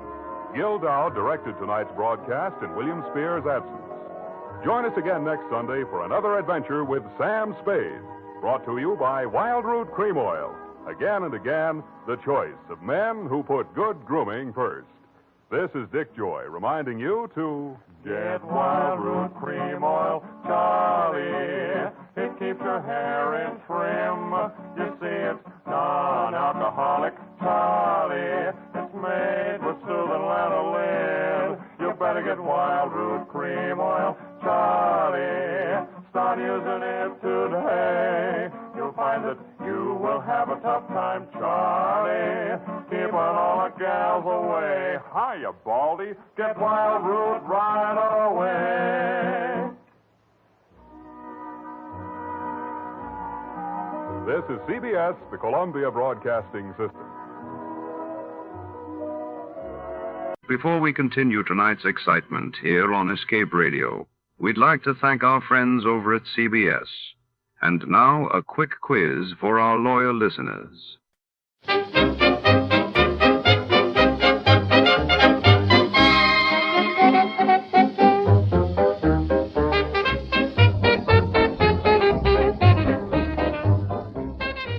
Tonight, we delve into the shadowy corridors of intrigue with Operation Fleur De Lys.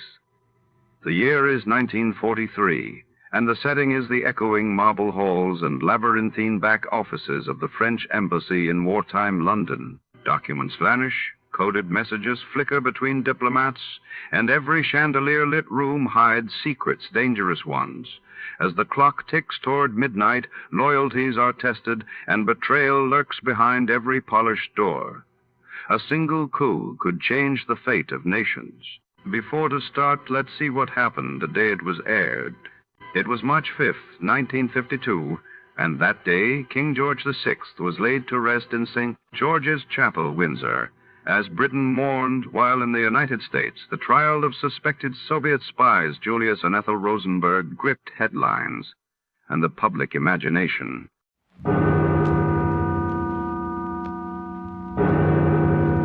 Escape. Escape tonight to occupied France and the underground.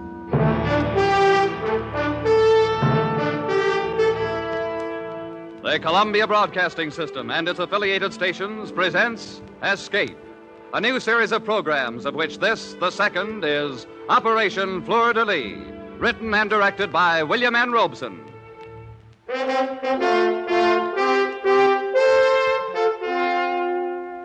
the 14th of July, the people of a free France celebrate the anniversary of their escape from the tyranny of the kings of Versailles. 158 years ago today, the people of Paris stormed the Bastille and let loose the French Revolution. The torch of liberty set afire that day never burned more fiercely than during the years when France was occupied by the Nazis. We escape tonight to occupied France, from which 3 years ago there was no escape.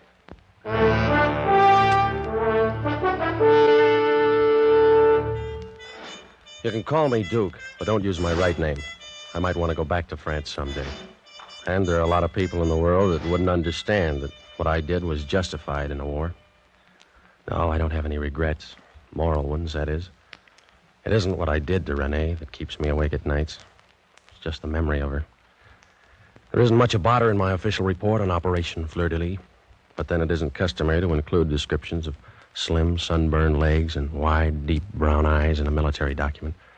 And anyway, she was only an incident in the operation, even if she became somewhat more important to me.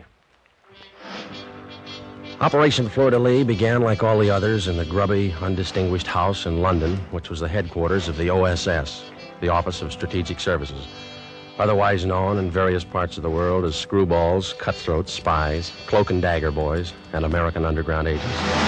Gentlemen, Operation Fleur De Lys is planned to assist the advance of our forces once they've secured a beachhead in Normandy. Is that where we're going in, Major? That is one of the possibilities, Lieutenant. Yes, sir. You will jump over Grandmont in northern France, here on the map.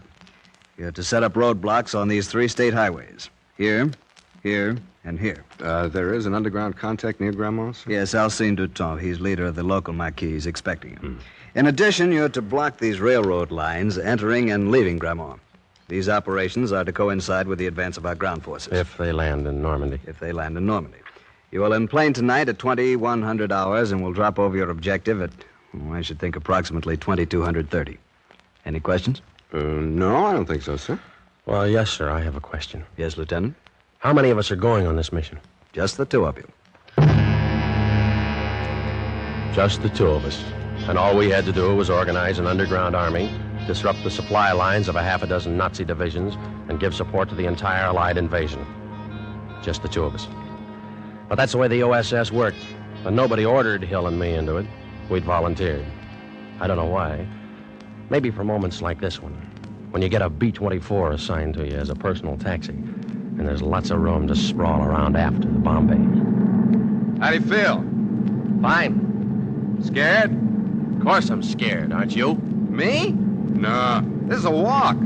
You forget how tough it was when we were at paratroop school at Benning. Yeah, that was real rugged. If the wind wasn't right, you might land in the Chattahoochee and get all wet. And there was always the chance that you'd sprain your ankle coming down too hard. And the sun was so bright on some of those daylight jumps. Whereas we got none of those things to worry about here. A nice pitch-black night over France, no sun to blind us, no Chattahoochee River to fall into. Hey, Lieutenant. Yes, Sergeant. Skipper wants to talk to you on the intercom. Thanks. Here, use my cans. Thank you. Duke here. Lieutenant, I'm over your objective. Any signal from the ground? Yes, the one arranged. 4 dots, 2 dashes. Green. Very well. You and Lieutenant Hill move into the bomb bay catwalk. I'll open bomb bay doors in 30 seconds. Roger. Good luck. Thanks. Sergeant, stand by to dump those supplies as soon as we're clear. Yes, sir. Come on, Ed. This, as someone has said, is it. So soon? Just as I was settling down to a good book.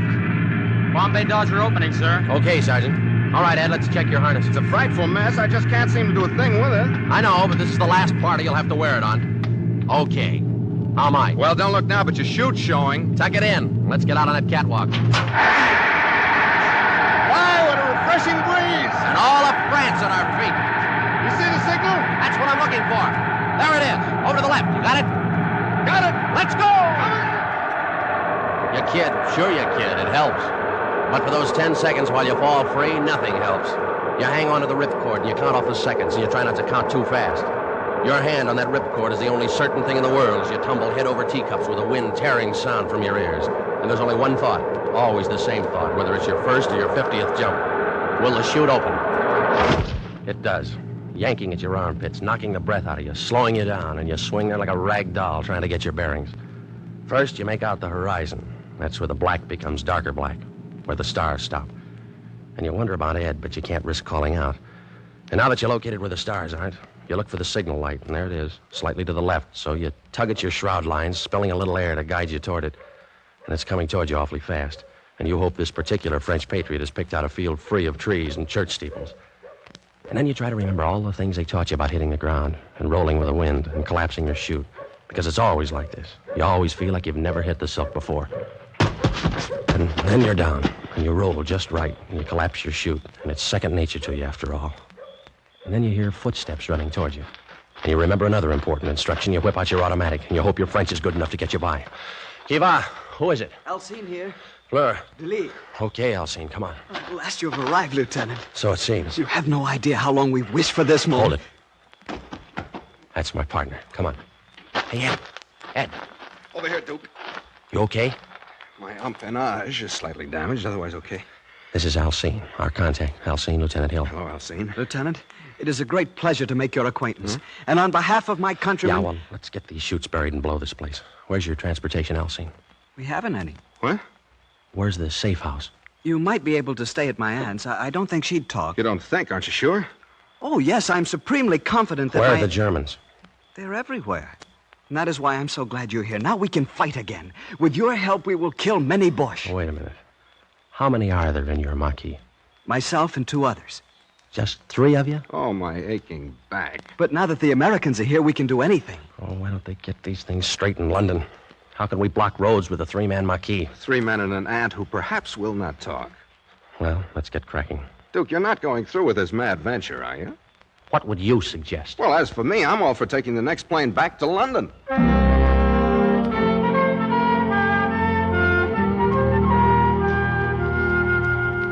Another piece of bread, Lieutenant. No, thank you, ma'am. This boned chicken is delicious. How do you call it? K-ration.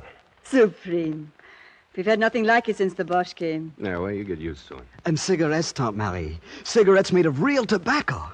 Ah, you Americans have everything. Madame, Alcine, you are kind, you are hospitable, but the comforts of K-ration will not block roads. We need men. We must form a Maquis. But we have a Maquis. Look, Alcine, there are 3 of you and 2 of us. Sure, we've got guns and we've got ammunition and supply chutes somewhere out in that field where we landed. We've got arms for 50 men. But if we had those men, we still couldn't go to war against the German division. And you said yourself there's at least a division garrisoned in Grammont. What must we do? First, we must organize a Maquis. We need men. Can you get them? I can go into the village and talk to my friends. You should have done that a long time ago. Alcine, that would be most unwise. Why? Didn't you know? Alcine is a patriot. He's a deserter from the Vichy army, so he's wanted by the Gestapo. Oh, great. And there's a Gestapo headquarters in Grammont, of course. Of course. Alcine is not one to run from danger. Quite the contrary. I can get Renee to help. Who's Renee? Alcine's sweetheart, a lovely girl from Paris. Poor thing, she had to come down to the country because her house was bombed out. Let's leave her out of this. But, Lieutenant, she would be most happy to help. Alcine, you got a lot to learn about guerrilla warfare. You might as well study your first lesson right now. It's short and to the point. No dames.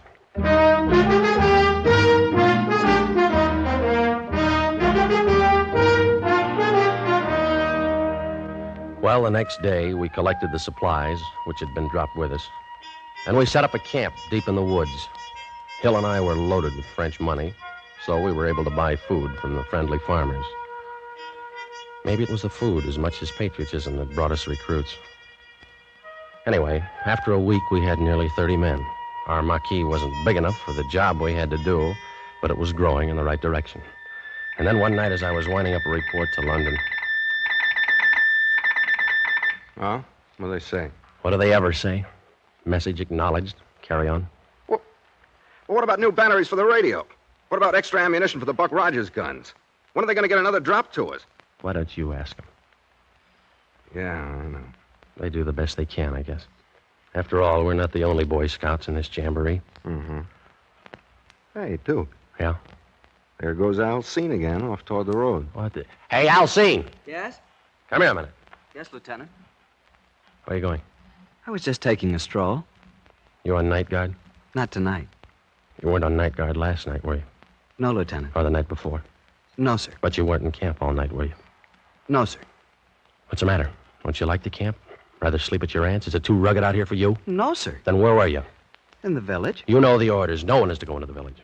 Yes, Lieutenant, but I only go in at night. That makes no difference. But it does. You see, Lieutenant, I'm so in love. Oh, great. The girl from Paris? Yes. You should see her, Lieutenant. She's the most beautiful, the most charming, Don't you know you're endangering the whole Marquis by disobeying my orders? Oh, no, sir. There's no danger with Renee. She hates the bush. Why, she wants to join us. You've told her about us? Oh, yes, sir. Are you out of your mind? How do you know she's all right?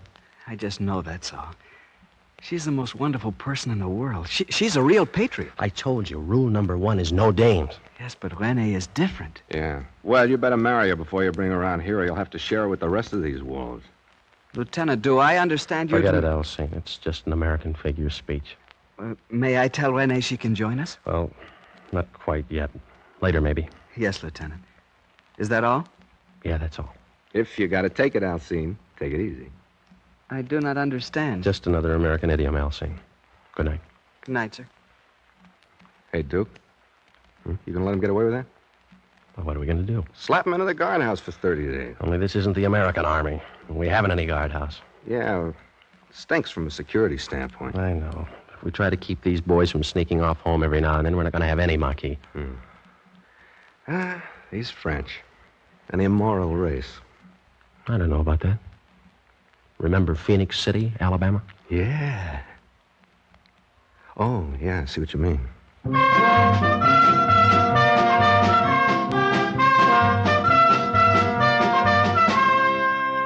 There wasn't anything we could do.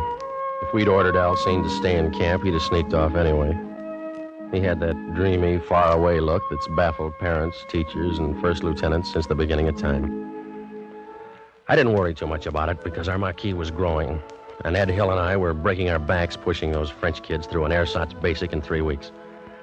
Headquarters in London didn't tell us much, but we did know from the BBC that the boys had landed at Omaha Beach, and it wouldn't be long before they'd be needing our roadblocks. And then one morning, about D+4, I think it was, I was out in the woods running a squad through concealment drill. No. Hit the dirt. Don't wait or you're dead. When you see the signal, hit the dirt right now. Pardon me, Lieutenant. Huh? Oh, Alcine. Where have you been all night as though I didn't know? Lieutenant, I've got to talk to you. Okay, I'll be through here in a half hour or so. I've got to talk to you now. Huh? All right, Alcine. Okay, boys, take 5. Come along, Alcine. What's on your mind? Lieutenant, my family's been killed. Oh, no. Yes, by the Gestapo. They set fire to the house. My mother, my father, my 2 sisters. They ran out. The Gestapo shot them. You're sure of this? Yes, I heard it this morning from a neighbor who saw it happen. You poor kid. When can we attack, Lieutenant? When can we stop this endless training and fight the bush? No, I want only to kill and kill and kill until I pay them back for my father, my mother, my 2 sisters. Yeah, I know. You'll get your chance, Alcine, but not yet. We gotta wait. We're not ready yet. I'm ready. Before I wanted to fight the bush for my country. Now I want to kill him again and again. For them. I know, but you gotta be patient. This should happen to me now. Only last night Renee said she'd marry me. Come to live here with me in the camp. I was so happy. And this morning I learned this news. When did you hear from your mother last? Not for a month since we began to work, but I've written her every week. You have? Who mailed the letters? Renee mailed them for me. She's so kind and thoughtful. She offered to mail letters home for the other boys, too. Oh, that was nice of her. Did they take advantage of her offer? A couple of them. Who? Paul and Jean. I told them about it, and they wrote their families. And Renee mailed the letters, huh? Yes, she's a wonderful person, Lieutenant. You're going to love her. Yeah, I think I am. She's all I've got in the world now.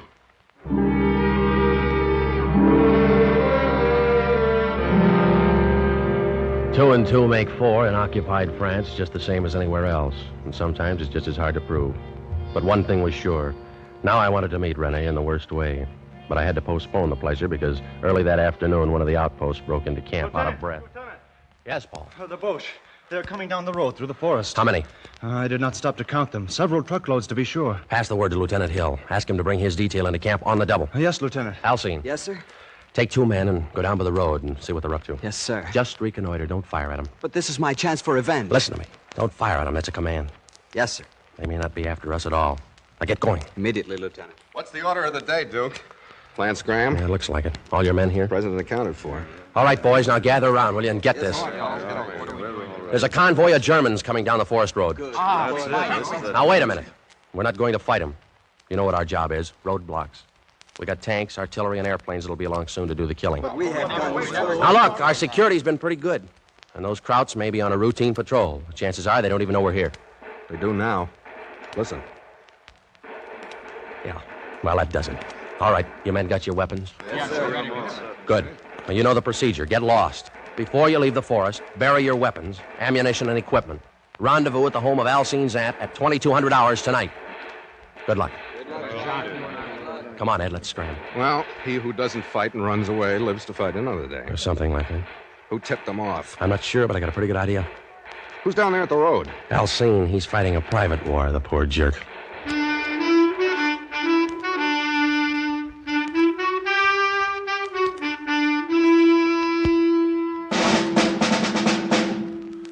The basic rule of 3 in guerrilla warfare is surprise, kill, vanish. However, when you're surprised, the only rule is vanish, and we did. There were about 50 Germans and a half a dozen dogs to track our scent.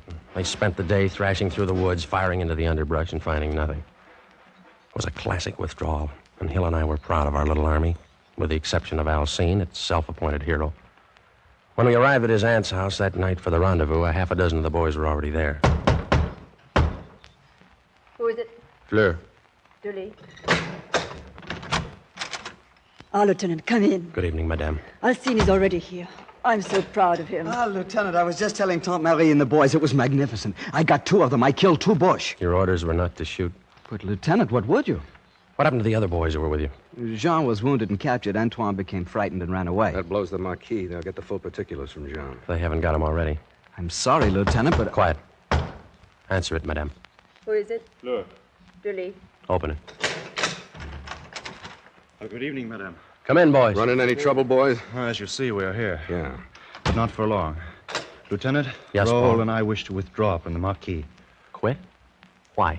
The risk is too great. You afraid? For myself, no. But after what happened to John. He was wounded and captured. We all take that risk. Yes, but last night the Gestapo got John's family. Like they did Alcine's. Stood them up in front of their house and shot them. Who knows who'll be next? My mother, Raoul's sister, Alcine's aunt. I wish to withdraw. So do I. All right, now, wait a minute. I don't blame you for being worried about your families. But whose families do you think the British and American armies up in Normandy are fighting to liberate? Their own?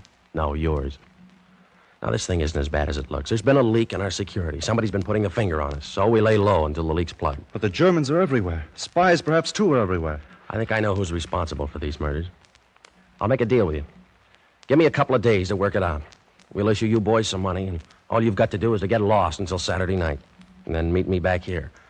If I haven't patched up our security by then, you can all quit the Marquis and become collaborators. Oh, it is not that, Lieutenant. No one wishes to collaborate. But one must think of one's family. Okay. Ed. Yeah, Duke. Give the boys 1,000 francs apiece. Right. Come and get it, boys. Come on. Alcine. Yes, my lieutenant? I'm going to have a little time on my hands for the next couple of days. Do you think you could arrange to introduce me to your girlfriend? Oh, but of course, Lieutenant. Maybe. Oh, but of course, Lieutenant. Maybe, if she's okay, like you say, we can let her sign up, huh? I am desolated with happiness, Lieutenant. One thing. None of that lieutenant business around her until I make sure she's all right. Very well. You think my French is good enough to pass as a native? But of course, Lieutenant. All right, then pass me off as a friend of yours. Let's see, I'll need a name. Let's call me Jacques Dufresne. Jacques Dufresne. Good, I will make the arrangements immediately. I thought you'd like an excuse to get into town tonight.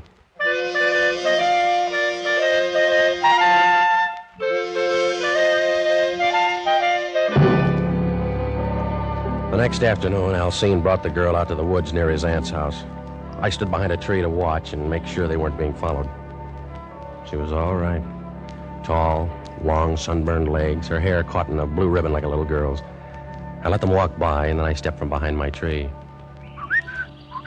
Oh, there you are, Jacques. Hello, Alcine. René, this is my good friend Jacques Dufresne. He's from Paris, too. Jacques, this is René de Cibourg. Glad to meet you, mademoiselle. And I'm honored to meet you, monsieur. Where do you live in Paris? Near the Porte du Lilas. But my home is no longer there. It was bombed out. Alas, so was mine. My family remain with friends, but I've come out into the country to fight with the resistance. Jacques has much influence with the commander of our Marquis. Oh, I hope you will be able to persuade him to let me join you, monsieur. I shall do what I can. It would be a privilege and an honor to work with a patriot like you. See, Jacques, I told you Rene was all right. You didn't tell me the half of it. Mademoiselle, you understand that we must be cautious. There are questions I must ask of a confidential nature. Why don't we meet again? Alone. Why not? Say, tonight? I have a little car. We might take a drive. Fine. But, Rene, you promised me I can see you some other time, ma chère. Remember, France comes first.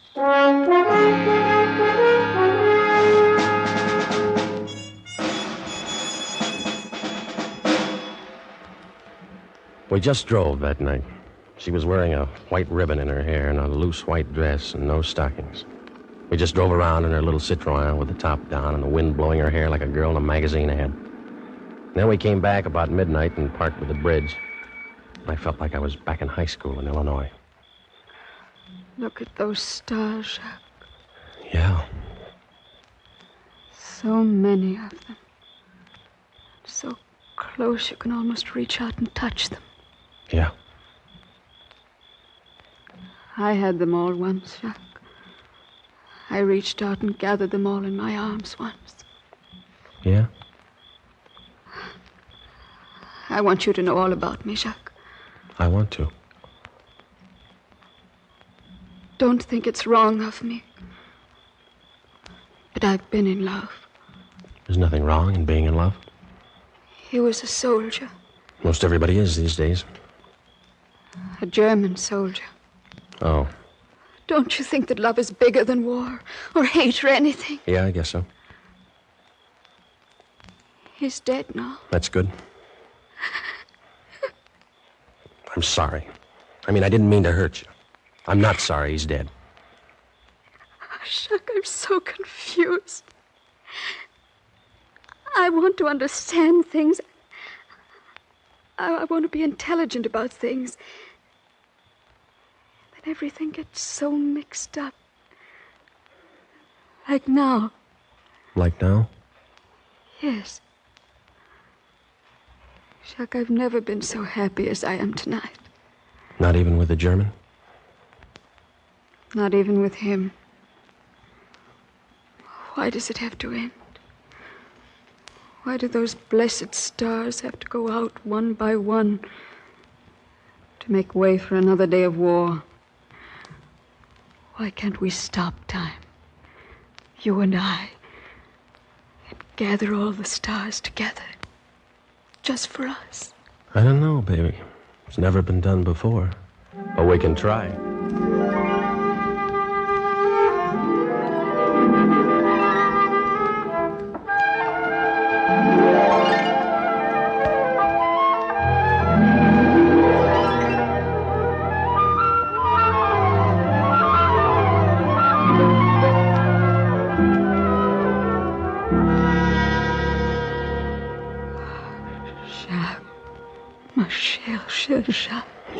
Yeah. Tomorrow night? Same time, same place. Forever, if you say the word.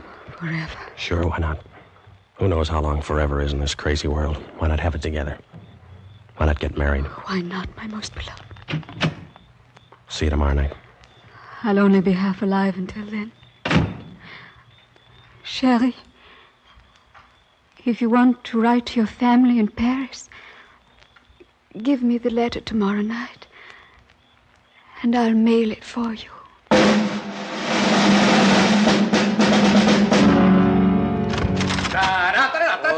Oh, no. All right, drop that rock and grab a sock. Rise and shine, lover boy. I brought you a cup of chocolate. Figured you want breakfast in bed this morning. Oh, thanks. How'd you make out last night? Okay. Details. Let's have the details. Nothing much to report. We drove, and then we parked for a while and talked. She give anything away? No information. She's a funny kid. Her dialogue's as corny as a bobby soxer. She knows she's pretty, so she wants to be admired for her mind. But I'm sure she's our Matahari. How come? She offered to mail a letter to my family. That's consistent. I asked her to marry me. What? She didn't believe me, but she pretended like she did. Oh, I don't know why she's doing what she's doing. Thrills, maybe. French juvenile delinquent, huh? Maybe. Tonight's the night. The night you get married? No, the night we get her. The boys are meeting us here at midnight, you know. What's the plan? Well, I'll take another ride with her. And about midnight, we'll be back in park by the bridge. You'll be there out of sight. I'll have some brandy along, and I'll slug her drink with a capture pill. When she's passed out, I'll give you the come-on, and you join me.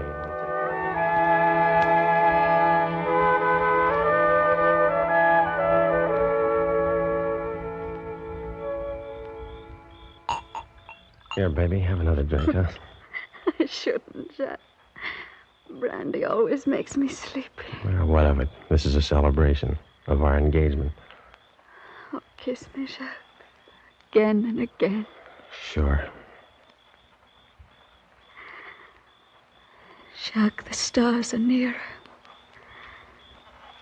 Nearer than they've ever been. Nearer than you think, baby. I love you, Jack. I do love you. Kiss me again. Do it again. And again. Renee. Baby. Are you asleep? You collaborationist pig, can you hear me? Okay, Ed. Is she out? Like a red light in an air raid. Here's her purse. Start through it while I untangle myself, will you? Now, take a look at this. What is it? A letter from Gestapo headquarters confirming receipt of 3 addresses. Let me see that. Well, that one's Alcine's family, and that one's Jean's. And here's a Gestapo identification card. Flash your light over there. Look at her. What a dish. Look at that kisser. And she's responsible for the death of 6 people whose only crime was being born French.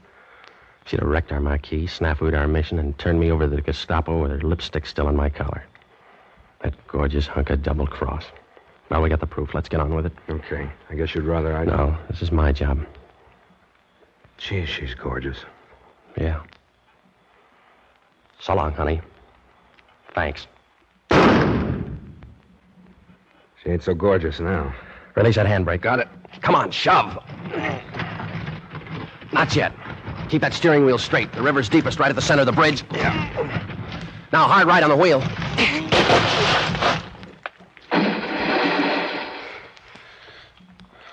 You know something, Ed? Huh? I think she finally did gather that armful of stars.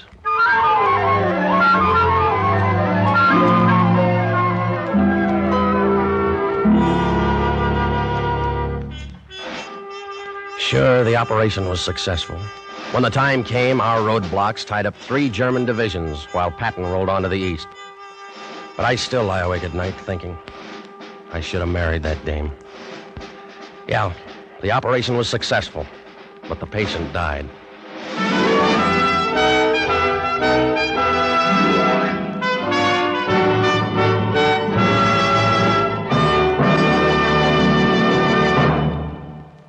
Operation Fleur De Lys was written, directed, and produced by William N. Robeson, with Jack Webb as Duke, Elliot Lewis as Hill, Peggy Weber as Renee, and Harry Bartell as Alcine. Operation Fleur De Lys was based on an incident from the files of the OSS, recorded in Sub Rosa by Stuart Alsop and Thomas Braden. The special musical score was conceived and conducted by Cy Feuer.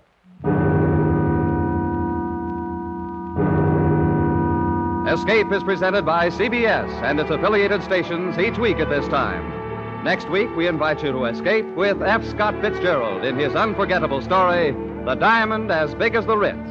And so, good night, until next week, when again it will be time to escape. This is CBS, the Columbia Broadcasting System.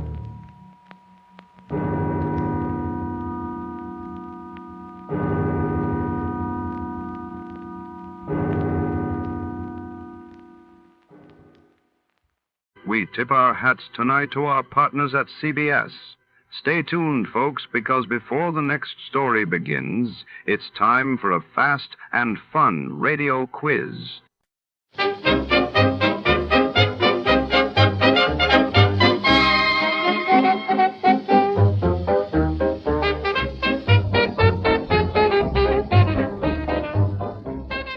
Tonight, in the shadowy corridors of Dr. Merrow's isolated underground laboratory, a chilling scientific mystery unravels.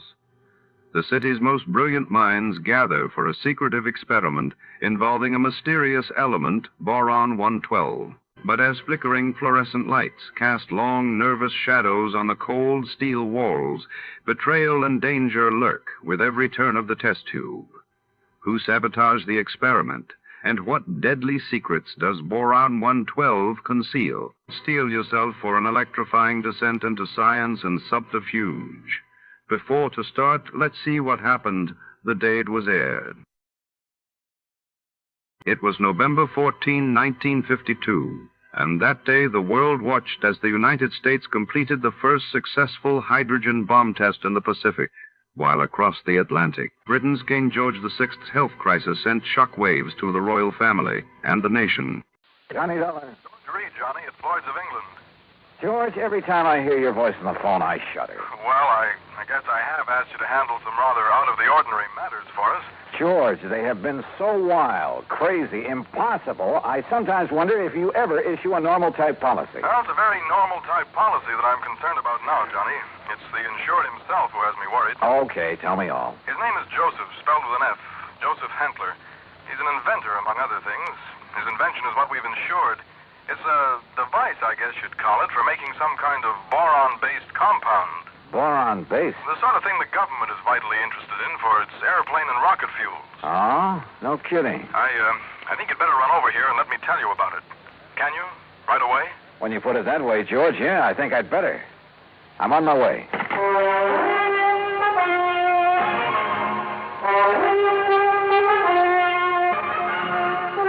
Bob Bailey in the exciting adventures of the man with the action-packed expense account, America's fabulous freelance insurance investigator. Yours truly, Johnny Dollar. And now, Act One of yours truly, Johnny Dollar.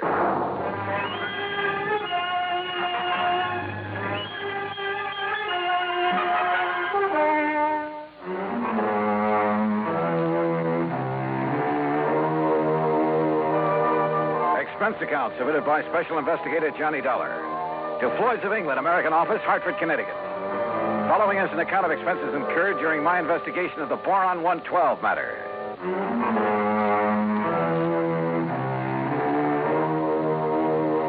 Expense account item 1, $1.10 cab from my apartment to George Reed's office. As I walked in, he motioned me to a chair, leaned over to the intercom on his desk, and pushed a key. Sit down, Johnny. Miss Larkin. Yes, Mr. Reed. Mr. Dollar is here. Would you come in, please? Oh, yes, sir. Well, George, what's it about this time? Glad to see you, Johnny. I gave you most of the story over the phone. Well, you only told me you've issued a policy to this man, Hantler, was it? That's right, Joseph Hentler. Yeah, and that you've insured some invention of his for, how much did you insure it for? $20,000. It's a piece of apparatus, Johnny, that he has spent over 7 years developing. Sit down, Miss Larkin. Oh, thank you. Apparently, it's a very complicated something or other. I never did know much about such things.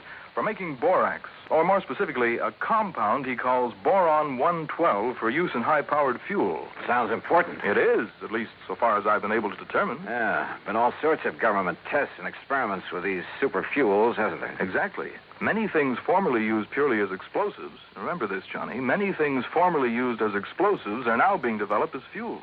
Well, the perfect example is atomic fission and hydrogen fission or fusion or whatever it is. Exactly.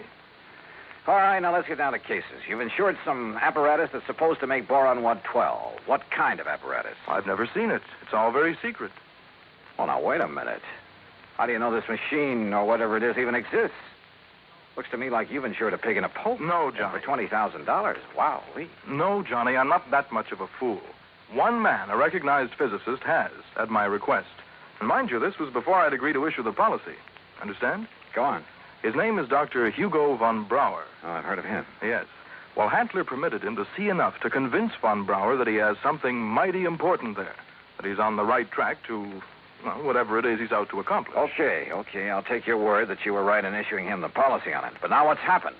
The thing blow up in his face or something? No, as I told you over the phone, it's the man himself I'm worried about, because of something I've just learned. Like what? Miss Larkin, this is Mr. Johnny Dollar. Now, will you please... Yeah, I know. Gee, Mr. Dollar, this is a real thrill. I've heard so much about you. Hi, Miss Larkin. Gee, won't you just call me Louise? Yeah, sure, Louise. Oh, gee. Miss Larkin, will you just tell Mr. Dollar what you told me this morning? Yes, sir. Oh, gee. Well, it was like this, Mr. Dollar.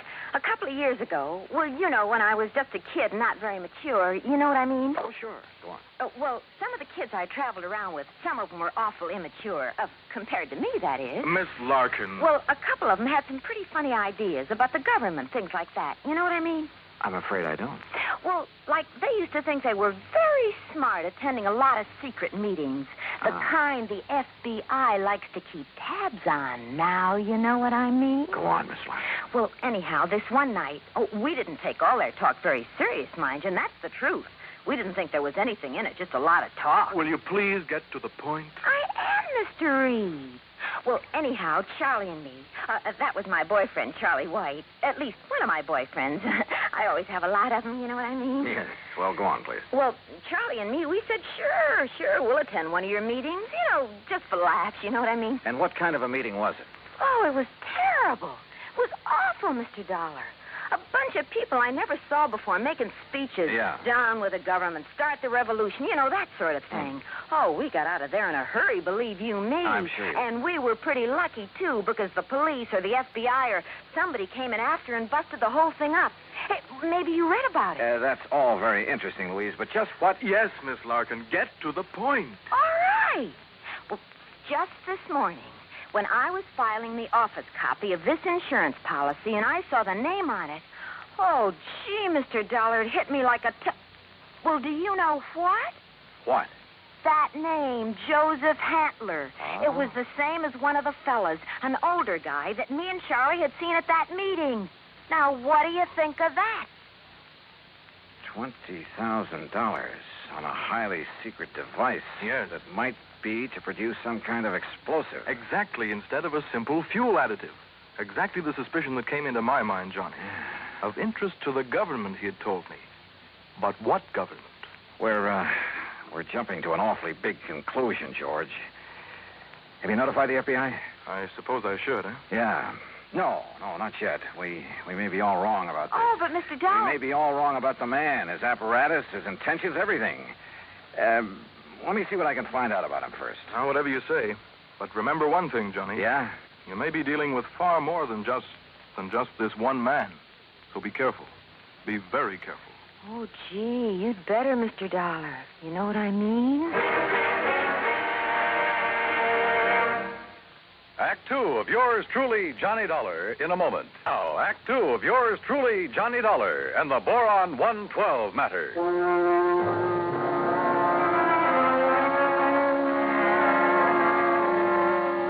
Louise Larkin, secretary to George Reed at Floyd's of England, was certain she would recognize Joseph Hantler, the inventor who had ensured a secret process for making Boron 112. If, that is, he were the same Joseph Hantler she'd met at one time at a meeting of a subversive group. Expense account item $250, deposit on a rental car. In it, Louise and I crossed the Connecticut River to East Hartford, went south to Hockenham on Route 2, then south and east on a seldom used gravel road that took us a few miles to the edge of a stream called the Salmon Branch. There in a little grove of trees, we found a windowless concrete block building, the so-called laboratory of Joseph Hantler. Gee, those directions Mr. Reed gave us were pretty good, weren't they? Yeah. Hantler certainly picked himself an isolated spot. Come on. Boy, this is exciting, isn't it? Now, just remember what I told you. If this is the man you met at that party line meeting, don't appear to recognize him. Just give me a slight nod to say yes or no. Yeah, but what if he recognizes me? Yeah, we'll cross that bridge when we get... Stop right where you are. Do you not see the signs on the fence? Keep out, keep out. Yeah, Johnny, it's him. You're sure? Yeah, gee. Where did you hear me? I'd like to talk with you, Mr. Hantler. It is Dr. Hantler. Who are you? My name is Dollar, insurance investigator. And who is this woman? Just a friend of mine. So, what do you want with me? Well, I want to see the machine, the apparatus that Floyd's of England has insured for you. No, you may not. I'm engaged in highly secret work here. Work that is worthy only of my own great talents as a physicist, chemist, and inventor. Work for the government. Yeah? What government? What are you talking about? The United States government, of course. Suppose you let me see whatever contract you may have with them. I let you see nothing. I have no contract. Oh? And I do not have any patent on my converter. And why? Because either one would reveal the secret of this amazing device before I can turn it over to the government of this fine and glorious country. Yeah, sure. So that is also why I will not permit either you or anyone else to see inside of my laboratory. So leave. Immediately. Go, get out of here. Dr. Hantler, if you'll just let us... No.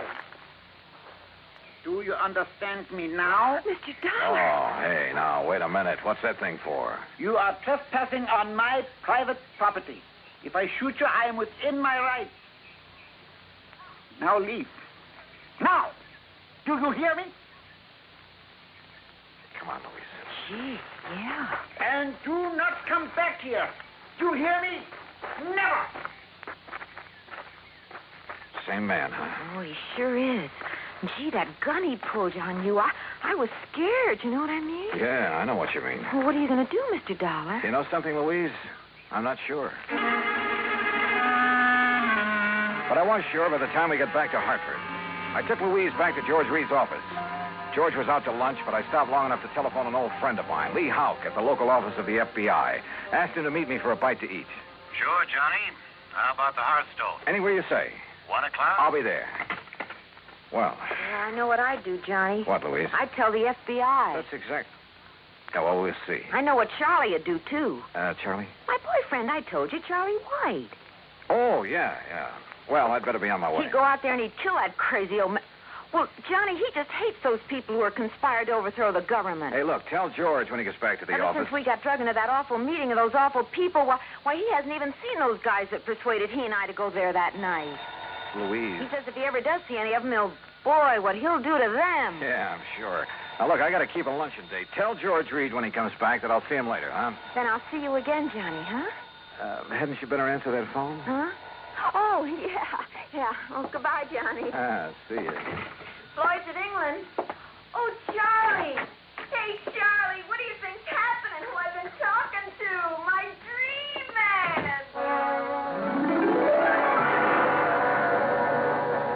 Item 3, 7:20, lunch for Lee Houck and myself. No, Johnny, you're off on a wrong tack. I'll bet on it. What do you mean by that, Lee? Joseph Hantler is just an old crackpot who thinks the world has done him wrong by failing to recognize his fabulous talents as a chemist, physicist, engineer, inventor, anything else he's claimed to be. But if he was attending meetings of a subversive group... A meeting. We know all about that. A lot of innocent people have been sucked in on that sort of thing at one time or another. It doesn't mean that they belong or ever have. You can't blame me for being suspicious, though. Isn't George Reed your contact at Floyd's of England? Yeah. Okay. Even his kind of dumb little secretary, name's Louise Larkin. I know the girl. Even she was at one of those meetings before we cleaned him out of town. Not much gets by you boys. With one of her boyfriends, Charlie somebody or other. He's the kind you have to watch out for, Johnny. Young hothead. An easy recruit for a group like that, huh? More important, the kind who's liable to take the law into his own hands when it comes to fighting back at him. But you're sure old Hantler is harmless? Sure. He's an erratic old coot, liable to blow your head off if he thinks you're interfering with one of his crazy projects. Yeah, he'd probably rob a bank if he thought he could get away with it to further one of his crackpot inventions, and would feel entirely justified. But believe me, he'd have no part of subversive activity. Hey, you said crackpot inventions. George Reed tells me Dr. Hugo von Brauer okayed this present project. That's a real sad one, isn't it? Huh? Von Brauer, one of the best minds in the country. Until that breakdown last fall. You mean that he's no longer... Holy smoke. Well, sure, Johnny. If George sold him insurance on von Brauer's okay, well... How does Handley keep going? Does he ever sell anything he develops? No, he probably lives off an old trust fund, something like that. Want me to check on it? No, wait till after I've seen him again. Somehow I've got to see that machine of his, see how badly the insurance company stands to get took. Yeah, Johnny. I think you better. Maybe he was right. Maybe the idea George Reed and I had cooked up, that the old scientist was working on some kind of bomb or explosive, was... Anyhow, my problem was to find out exactly what he was working on, what the company had blindly insured. So I drove out there again. To keep Hantler from barging out with his gun, I blew the horn a couple of times as I pulled up alongside the fence. But there was no response to it. Good. Maybe Hantler wasn't there. Maybe I could somehow get into the place, see for myself what was up. But suddenly, from inside the building came a couple of dull thuds. And then the whole thing began to bulge at the seams, began to...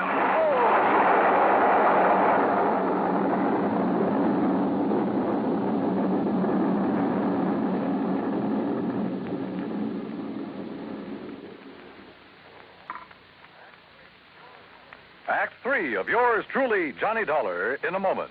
3 of yours truly, Johnny Dollar, and the Boron 112 Matter.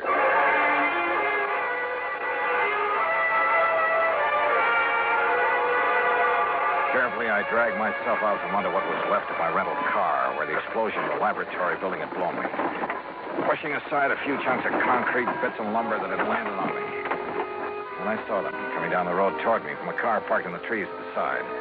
Louise Larkin, a big, husky football player type who looked as though he could stand a good bath and a shave. Well, served him right. That's all I got to say, Louise. Any guy plotting against the United States, murder's too good for him. Oh, gee, Charlie, it sure looks like he's done for now. He must have went up with the building. Yeah, and it served him right. Oh, gee, there's not a thing left of this lap. Oh, Hello, Louise. Mr. Dollar. Yeah, that's right. And I take it you're Charlie. Yeah. Hiya, Dollar. What do you think of that? You did a pretty good job, didn't you? What? Yes, sirree. Huh? What are you talking about? Was he still inside? Did you murder Dr. Handler, too? Johnny. Now, wait a minute. You think I done that? Oh, no, Johnny. We just got here. Oh, sure. Honest. Charlie was going to have a showdown with him. He was going to drag him out of that place and hand him over to the FBI. Sure. What'd you think? Gee, I was worried about the old man's gun, remember? I remember. But if you think a lousy gun was going to stop me from handing a subversion guy like him over to the... Now, look, you don't mean you think I done this. What would you think? No, I did it. Oh, was it not wonderful? Dr. Handler. Yes, Mr. Dollar, and I want you to meet... So you're still alive, huh? You're okay. I beg your pardon? Well, you won't be for long because I'm going to take you in. I'm going to... Quiet. Mr. Dollar, my good friend, Mr. Dollar. Huh? I want you to meet this gentleman from the commission in Washington. Commission? D.C., Washington. Dr. Bernard Steiner. The Dr. Steiner? Yeah, but of course. I've heard of you, and now it's nice to meet you, Mr. Dollar. This final test, it was proof. It was final, all right. Yes, it was all the proof I need. We observed the buildup of the explosion from the top of yonder hill. The proof of what? That Dr. Handler has finally come up with a controlled power source in his boron compound of inestimable value to the country's rocket program. So, I am a great man at last. Though why he calls it Boron 112, I'll never know. Well, because it was experiment number 112 with my wonderful converter process. What else? Hey, if you're from Washington, mister, I am, young man, and I assure you the government will take over Dr. Handler's process immediately. Well, I'll be doggone. I don't get this. Neither do I, honey. Well, what about the converter, as you call it? Did that go up with the building? Yeah, but of course. And now I can build for the government a big one. Big enough to serve this glorious country of ours. Yeah, sure. But you'll expect the insurance company to pay for the one you deliberately blew up. Me? Dr. Joseph Handler? No, never. I am a great man now. I am above such petty things. I tear up that policy. I do not want their money because now I am a great man.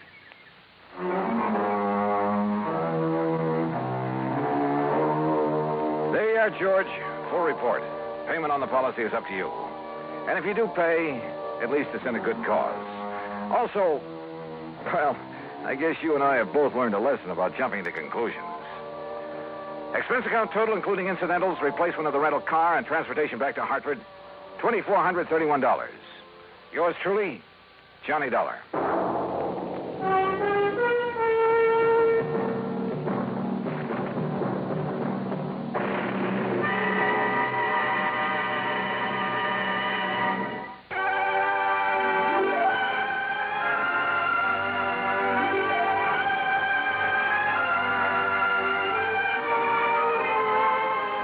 Truly, Johnny Dollar, starring Bob Bailey, originates in Hollywood and is produced and directed by Jack Johnstone, who also wrote today's story. Heard in our cast were Shirley Mitchell, G. Stanley Jones, Parley Bear, Russell Thorson, Frank Gersel, and Lou Merrill. Be sure to join us next week, same time and station, for another exciting story of yours truly, Johnny Dollar. This is Dan Kimberley speaking.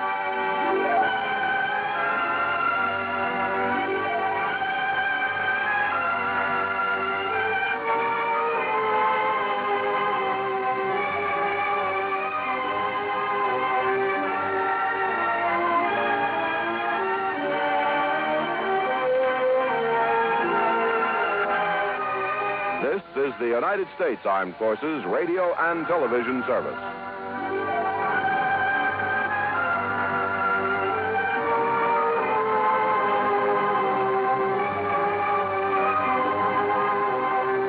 Tonight's broadcast comes to you with special thanks to our friends at CBS. And before our next mystery unfolds, here's a question for the sharpest listeners in America.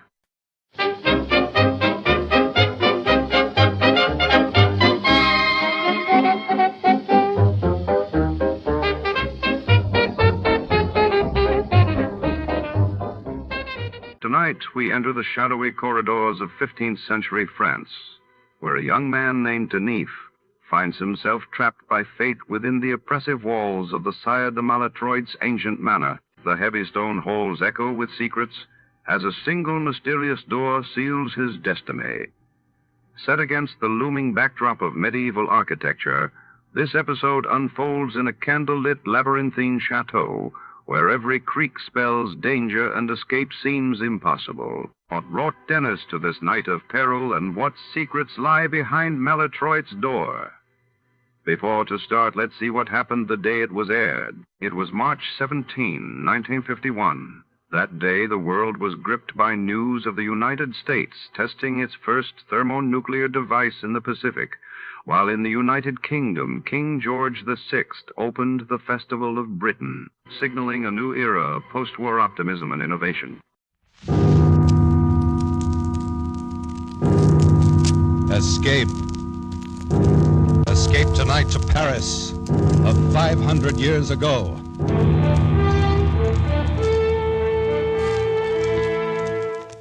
The Columbia Broadcasting System and its affiliated stations presents Escape, a new series of programs of which this, the fifth, is The Sire De Maletroits Door by Robert Louis Stevenson, produced and directed by William N. Robeson.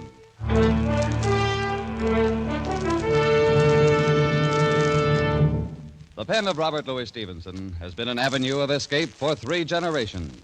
Our grandparents thrilled to the macabre metamorphosis of Dr. Jekyll, just as we will never forget the nursery menace called Long John Silver. Tonight we escape with Robert Louis Stevenson down another avenue, which leads to Paris in 1429, and the amazing adventure of the Sire De Maletroits Door.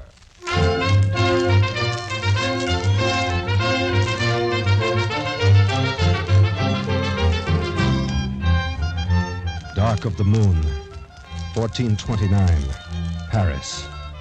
The House of Burgundy holds the throne of France, and English men-at-arms patrol the narrow streets. Troublous times for any man to be lost, on foot, at night. Psst! You there! Over here by the wall. What's this? Now the shadows themselves are speaking. I'm no shadow. A real live human being. I've managed to get myself lost in these confounded alleys. Can you tell me where I am? Well, now, a fine young cavalier, no less. And he's lost. I'm trying to find the Beau Sant Inn. Will this street lead me there? Ah, lad, one street is as good as another, and none of them will ever lead a man anywhere. Oh, come now. You must know something about this part of Paris. Think, man, a patrol may pass at any moment. You're wanted, then. I have a safe conduct pass from the captain of the garrison. Safe conduct, he says. And a fine lot of good that'll do you here in the dark of the night. Well, you're certainly not helping my chances any. No, lad. The only safe conduct you have is that sword a swinging at your side. Wait, quiet. A patrol. They're coming this way. I'm inclined to think you're right. I've got to run for it. Tell them nothing. And I should tell what to whom. Wait, halt! Someone's there. Speak up. Who are you? Speak up, is it? And you a blundering pack of two-day grenadiers that walk like a herd of cattle, such as me? Speak up. That served with the mad Prince Charlie himself. May he rest in peace. An old campaigner, eh? Hey, where you from, soldier? Fontainebleau, from a smarter outfit in bivouac than the likes of you in quarters. A bit in the scups, huh, man? Seen anybody about, old-timer? Naught but shadows and tankards of ale. Fine French cavalier who departed hence without a bio-lead just now. Where'd he go? Oh, who knows? Perhaps he went one way, maybe the other. Though I think it was the other there. All right, men. Arms. French cavalier, huh? We'll have him like a fowl in a spit. Spread out. Cover the street. Keep an eye out. Don't let him slip away between you. Forward now. Search every corner.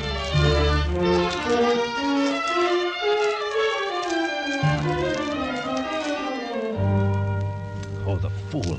The drunken fool. I'm for it now, all right. Ah, this cross street.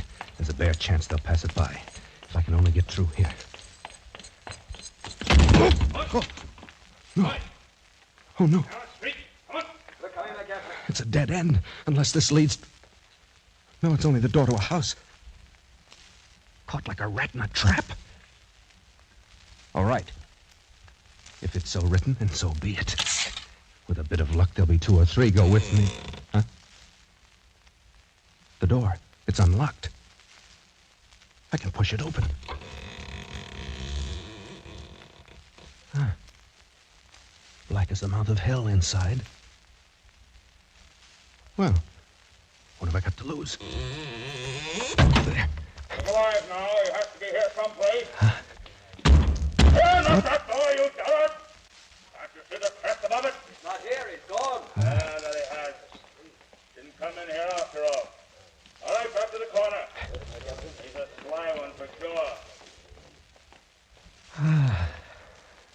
That was close. Too close. Now to get out of here, and no one in the house will ever be the wiser. Huh? What's this?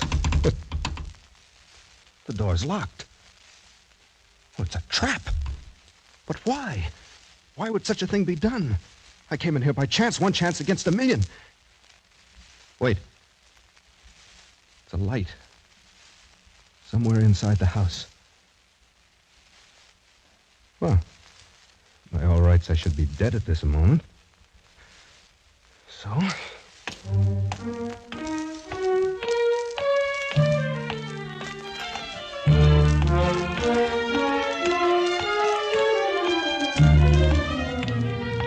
Come in, young man. I've been expecting you all evening. I fear you must be mistaken, sir. My visit is quite unexpected for both of us. That's good. That's very good. For the both of us, you say. Well, no matter. You're here. That's the main point. Take a seat, my boy. Put yourself at ease. We'll arrange our little affairs presently. There seems to be some misunderstanding. You see, your door was standing... Oh, the door. That was a little piece of ingenuity. Don't you agree? So you must know that I had no intention of intruding without an invitation. Without an invitation, is it? Well, we old people are used to such reluctance.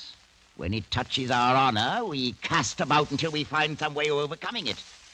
And so, my boy, invitation or not, you are, believe me, most welcome. I hope you'll pardon my saying it, but I haven't the slightest idea what you're talking about. Oh, so that's it, dead to rights but still pretending, eh? You're a clever rogue. Sir, right. My name is Denis de Beaulieu. I am not a guest in your house by my own choice, and I am not accustomed to being Nor is the House of Maletroits accustomed to certain things, of which you well know. Maletroits? I should have expected better treatment at the hands of one of the most honored families of France. Honored indeed, until you, Monsieur de Beaulieu, took it upon yourself to dishonor us. Sire de Maletroits, I have attempted to explain that I took a stand before your door to fight off a patrol which I'd encountered in the street. I assure you I had no slight intention of forcing myself Since it seems impossible for you to converse with any degree of reason, may I bid you good night?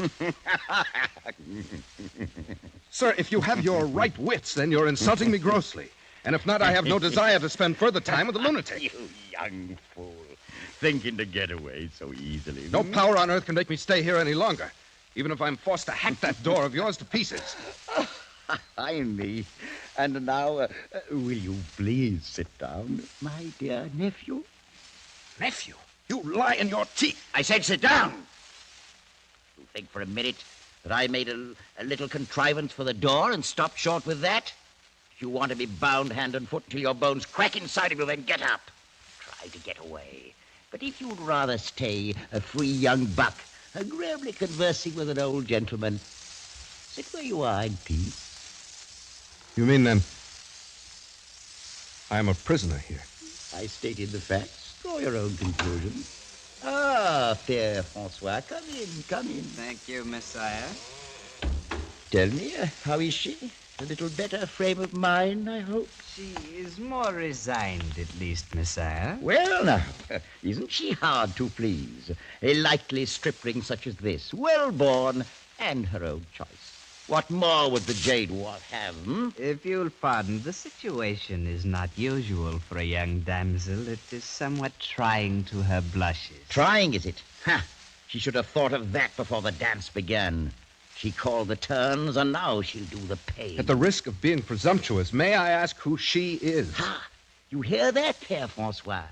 Monsieur de Beaulieu wishes to know who she is. I heard, Messiah. I am pleased that you find my most casual remark so amusing. So, you'd like to know who she is. Very well.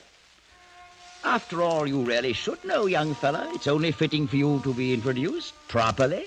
Come along. I'll take you into she, all right. Why, that's the reason I planned the whole thing. You stubborn young scoundrelly blackguard.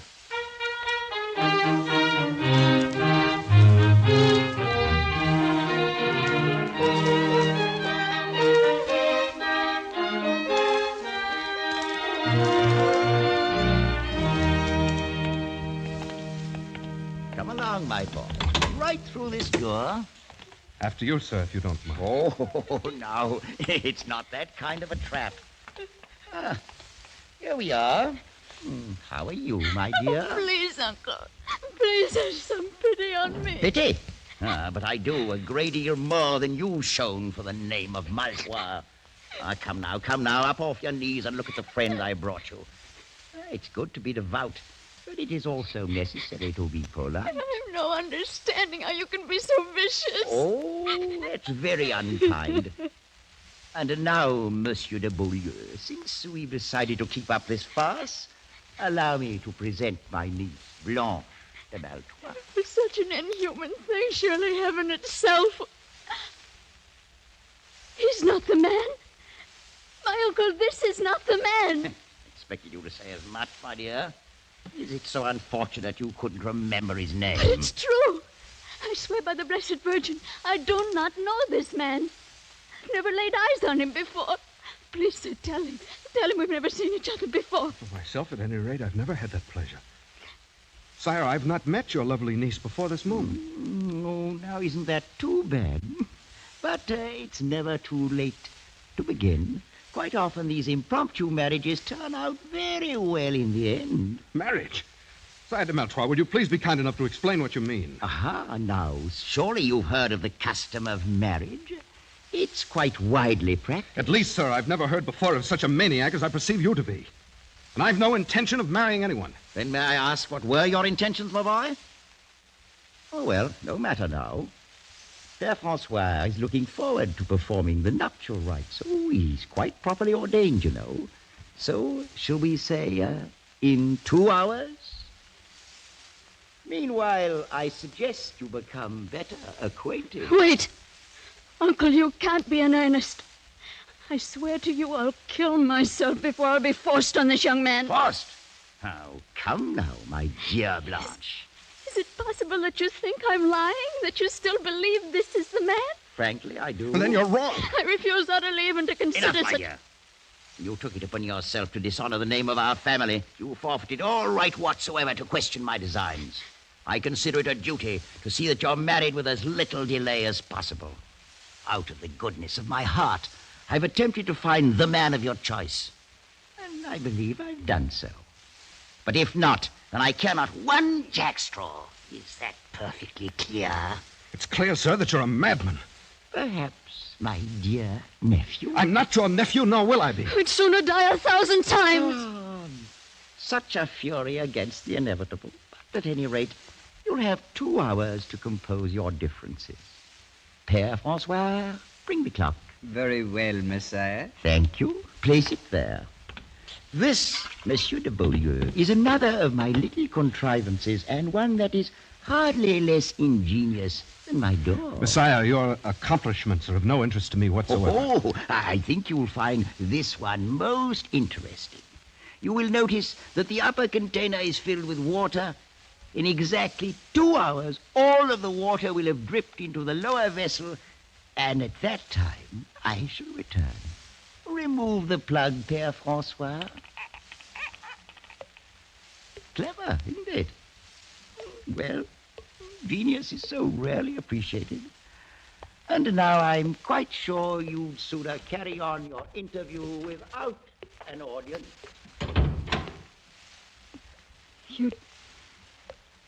You'd never met my uncle before? He didn't arrange this with you? I'd never laid eyes on him. And certainly nothing was arranged with me, else I wouldn't be here. Oh, then you're as much an unfortunate victim as myself. But you at least must be more aware of the circumstances. I can understand none of this. It's not an easy thing for a girl to tell. Whatever you may think of me now, I fear you shall think the worse when I've finished. Words are but words. But your manner encourages respect. Thank you, monsieur. I've lived all my life with my uncle, and I've not been happy. 3 months ago, a young captain of the guard began to stand near me in the church. Oh, you must understand, I gave him no encouragement to do so. Oh, quite so, I understand. He was handsome, of course. As a matter of fact, very. After a while, he began to pass me notes. He found me pleasing, wanted to meet me, and seemed most interested in me for some reason. I can believe that. This morning, he passed me a note urging me to leave the outer door open tonight so that he could speak a few words with me on the stairs. Oh, this is most difficult for me to tell, monsieur. I'm sure he meant no harm. I've no idea how my uncle came to suspect. Sometimes his shrewdness becomes almost diabolic. After church, he took that note from my hand, read it, gave it back to me. I've been kept in my room all day, knowing nothing of what he might be planning. So that's it. By pure accident, I blundered into a trap set for someone else. Had my uncle brought the captain himself, the thing still would have been confusing. How should I know that he may not have been trifling with me all along? But to be forced into a situation with you, a perfect stranger... Your regard for me is quite clear, mademoiselle. I regret appearing as a disappointment to you. I believe you said he was very handsome? If that were all... There's more? I mean, monsieur, that you yourself are quite handsome. But it's so... Oh, no, it's really no use. Well, please understand me. I'm not urging you in any way. Urging, monsieur? I'm accustomed to meeting young ladies upon occasion who are quite ready to accept me as something beside a convenient substitute for some handsome captain of the guard. I've no doubt of it, monsieur. And to correct a mistaken impression you seem to have, I'm well aware that you're doing no urging. And were you to do so, I should neither listen to nor give it any consideration whatsoever. It's well that we both understand one another. Quite so. And that being the case, Mademoiselle de Maletroits, I wonder if you'll be good enough to conduct me to your uncle. With the greatest of pleasure, monsieur. I've no doubt but what this little matter can be settled very quickly, and with as much honor as possible to everybody concerned.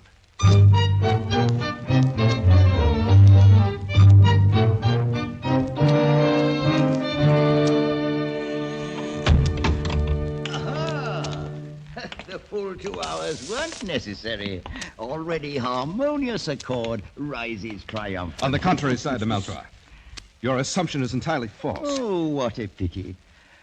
Well, Père Francois, there's nothing to it. We'll simply have to wait a while longer. As you say, Messiah. I fear it may be much longer than you think.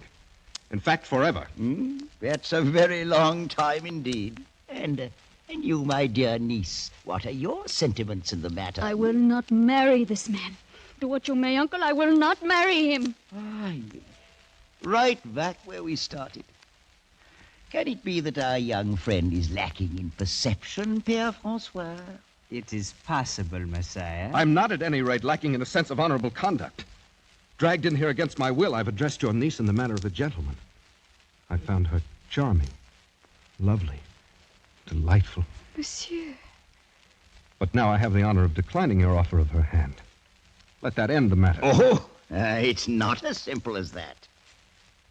Take a look from my window there, and tell me what you see on the wall beneath it. What do you mean? See for yourself.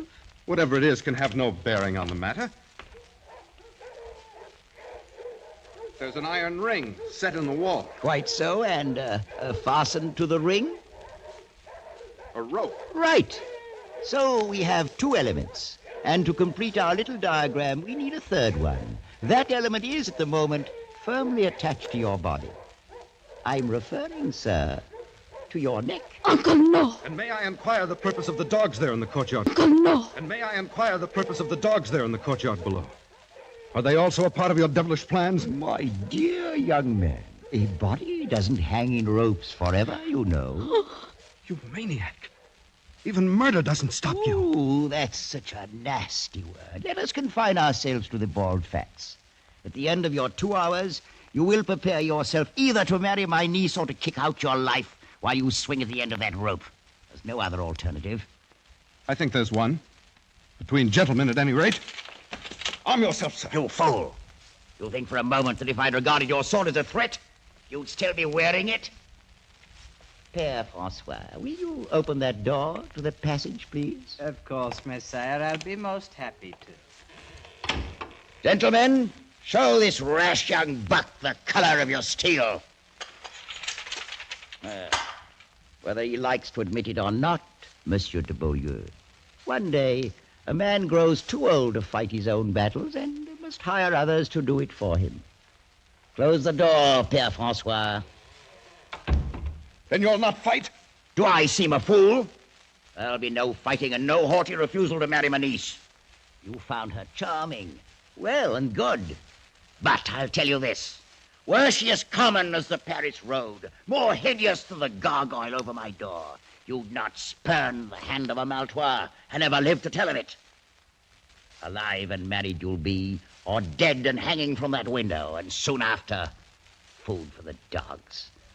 It's one or the other. So, make up your mind.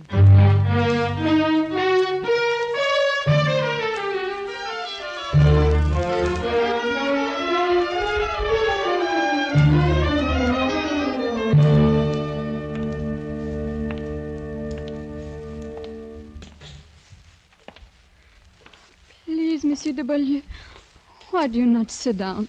Your concern is most gratifying, mademoiselle. But since I have such a short time to live, I doubt that I'll grow very tired. If the time be short, then why do we waste it in formal speeches? As you will. Listen to it.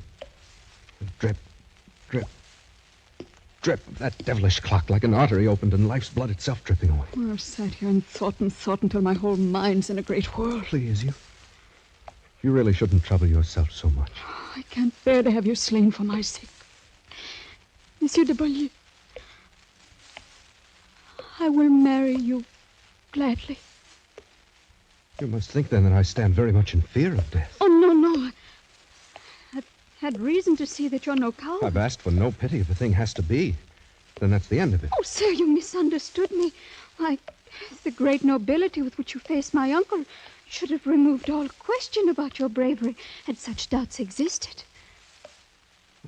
That is most kind of you to say so. Not, of course, that anyone could raise such questions once they'd seen you. Death's another incident. That's all. Oh, but life's a better one. You'll agree, then? I'm afraid you underrate the difficulty. What your generosity offers me, my pride prevents accepting. In this moment of noble feeling toward me, aren't you forgetting what you already owe to someone else? Monsieur, he never really mattered. Mademoiselle, my very life's the forfeit here. One I'll pay gladly if it be of service to a lady, but to tell me it's for something that never really Please mattered. don't be so cruel. Cruel, you forget. I'm the one who's going to die, not you. I've not forgotten, monsieur. Yes. You'll enjoy tomorrow's sun like any other days. And tomorrow night, perhaps you'll see him again. And of course, I'll be forgotten. Oh, no, never. But it's all a man can expect when he's born into the world, death at last. And some piece of ironic misfortune. Oh, don't say those things. I can't bear it. Oh, if I've said anything to wound you, I'm sorry. It was for your own sake, not mine. Thank you. Please. It's a bitter thing, my dear, to see you in such distress that giving my life itself for you can't help it. I'm sorry. I'll try to be braver. Is there no way at all in which I can serve you? Either now or afterwards? Only by letting me think of you as a friend for the brief time that's left to us. By forgetting for the moment that I'm an awkward intruder thrown here by circumstance. That's all. And afterward? What does it matter? The closer you come to it, the clearer you see that death's no more than a dark and dusty corner where a man climbs into his tomb and shuts the door after himself. Oh, monsieur. I've only a few friends now. And once I'm dead, I've no doubt that I'll have none. You forget Blanche de Maltois. You're very sweet. Any young man in France would be glad to trade places with me and die for you. You value the small service I do you far beyond its worth. I'll not have you thinking so meanly of yourself. Look at me. Would you say that I am beautiful? I think the most beautiful girl I've ever seen. I'm glad of that. Tell me, is there a man in France who can say he's been asked in marriage by a beautiful maiden, asked from her own lips, and refused her to her face? Oh, no. I know you're a man and half despise such a triumph. But any woman knows more of what's precious in love. But remember, you asked me out of the pity of your heart, not for love. Are you so sure of that? Must I bear my very soul like a merchant showcase? You're very good. As good as you're beautiful. I'll not forget it for the time that's left me. Very well. I, too, have a pride of my own. If you turn back now from your word, I'd no more marry you than I would any stranger off the street. It's a small love that shies at a little pride. The dawn's starting to break. Yes. My uncle and his men will come here any moment. What shall we say to him? Anything you will.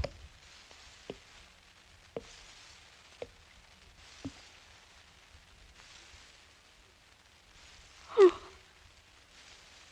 All of my life I'll weep for you. And weep the more because it was you. If I'm wrong, it's a great price I'm paying for it. One I'd not pay if I didn't care for you so dearly. Care for me? Oh, no, it's you who are being kind. It was in the moment your uncle brought me into you, and you raised your face to look at me. That's when I knew. Oh, strange. For it was then I felt it, too. Well, you've seen already that I'm not afraid to die. Oh, you're not. I know it. Blanche, is it really true, not something born of pity? I swear by all that's holy. I love you, Denis. Oh, my beloved. And I can tell you now that I love you, too. Even after all you've heard. I can remember none of it. The captain's name. No matter. I love you. Oh, my I darling. love you more than my life and my soul. Blanche, my darling, I love you. I love you, Blanche. Well, Uncle. Well. It's most gratifying to see this little matter settled in such a congenial fashion. Good morning, my dear nephew. I have nothing to say to you, sir. You're a vicious and unprincipled old man. Oh, that's most ungracious of you. No. At the very worst, I'm no more than a very wise old man. One who's lived a long time and seen a great many remarkable things. An old man who's learned all about such mysteries as the love of life and love.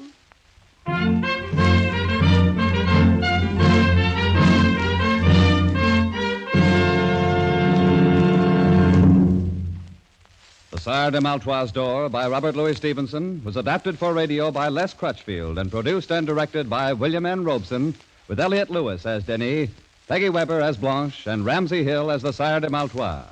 The special musical score was conceived and conducted by Cy Fewer.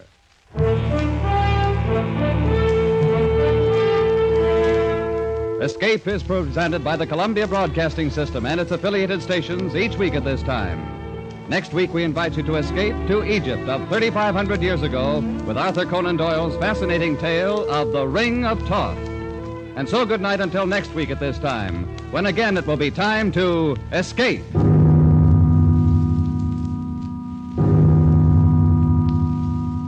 This is CBS, the Columbia Broadcasting System.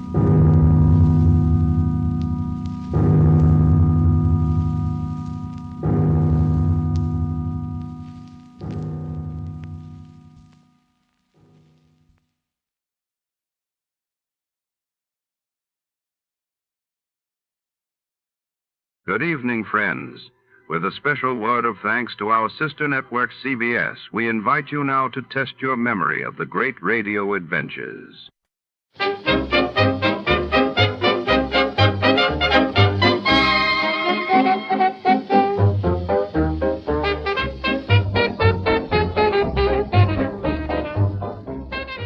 Tonight, under the flicker of neon in a rain-soaked alley, a priceless relic, vanishes the legendary Kimberley cross.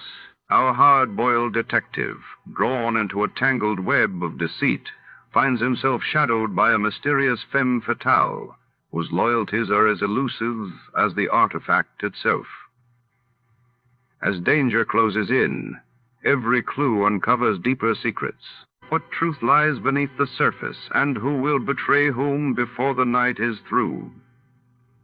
Before we begin, let's see what happened on the day it aired. It was May 29, 1947. That day, the world learned of the tragic crash of an Eastern Airlines DC-4 near Baltimore, sending shockwaves through aviation safety circles, while across the globe, British officials announced the imminent end of their colonial rule in India, setting the stage for a new chapter in South Asian history. The National Broadcasting Company presents The Adventures of Sam Spade, Detective.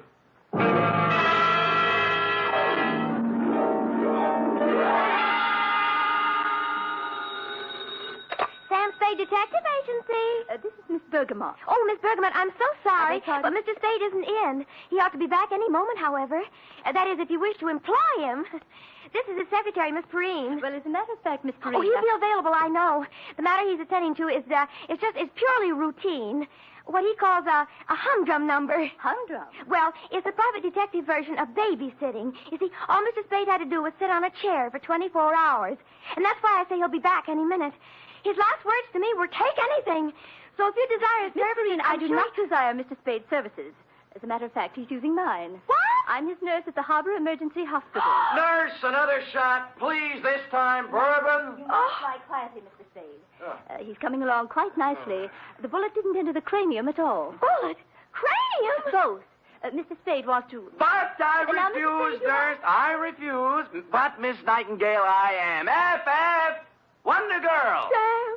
Ah. Oh, Sam. Dry those big brown eyes, Cherub. Fluff up the sofa and spread out some lamp for me to lay my poor bullet-ridden head on. In practically no time at all, I'll be staggering in to gasp out a humdrum report on the Kimberley Cross Caper.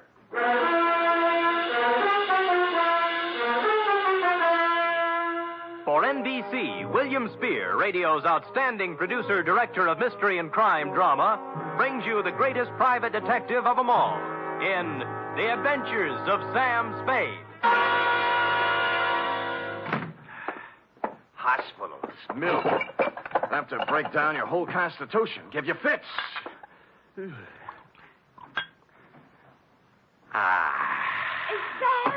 Who else? Oh, Sam. You look like the drummer man in the Spirit of 76. Nothing. As you know, Angel, no profession is without its hazards, least of all this tawdry one of ours. Now, sit down now. Oh, yes, Sam. Now, may I put my poor wounded head in your lap? Oh. Comfy? Mm-hmm. Oh, poor Sam. They're stupid, too, honey. Let's see now. Hey, new feeling. I too, huh? Date, fill it in to G.J. Runcible, claims manager, Sunset Indemnity Company, from Samuel Spade, license number 137596. Subject, the Kimberley Cross Caper. Dear Mr. Runcible. It's just as well for private investigators that we have no way of knowing, by the way a job starts, how it's going to end. I remember once I went beating the bushes for a mad dog killer and ended up playing Monopoly with him in a hotel room for 6 hours. And I remember, too, the time I agreed to take a box of homemade candy to an old lady, wound up with a double murder and a case of arson. Yours, Mr. Runcible, belong to this species. Spade. G.J. Runcible, Sunset Indemnity. You available? Maybe. What'd you have? Are you or are you not available, Mr. Spade? Answer yes or no? Yes. Yes. How much? 50 a day. Expenses, Yes. right. Got a job for you next 24 hours. All you got to do is sit on a chair and keep your eyes on something beautiful. Sounds keen. Might call it a babysitting job. Oh, who is she? Kimberley Cross. Pretty? Like $250,000. Oh, rich, too, huh? She's on exhibit at the Bergendorf Galleries on Sutter Street. She's on exhibit? Get over there right away. Well, I'd better. Check with Mr. Bergendorf personally and then see Johnny Stroud, our company man. He'll give you instructions. Fine. Now, why don't you tell me what we're... Hello? Hello? Always happens on page 6.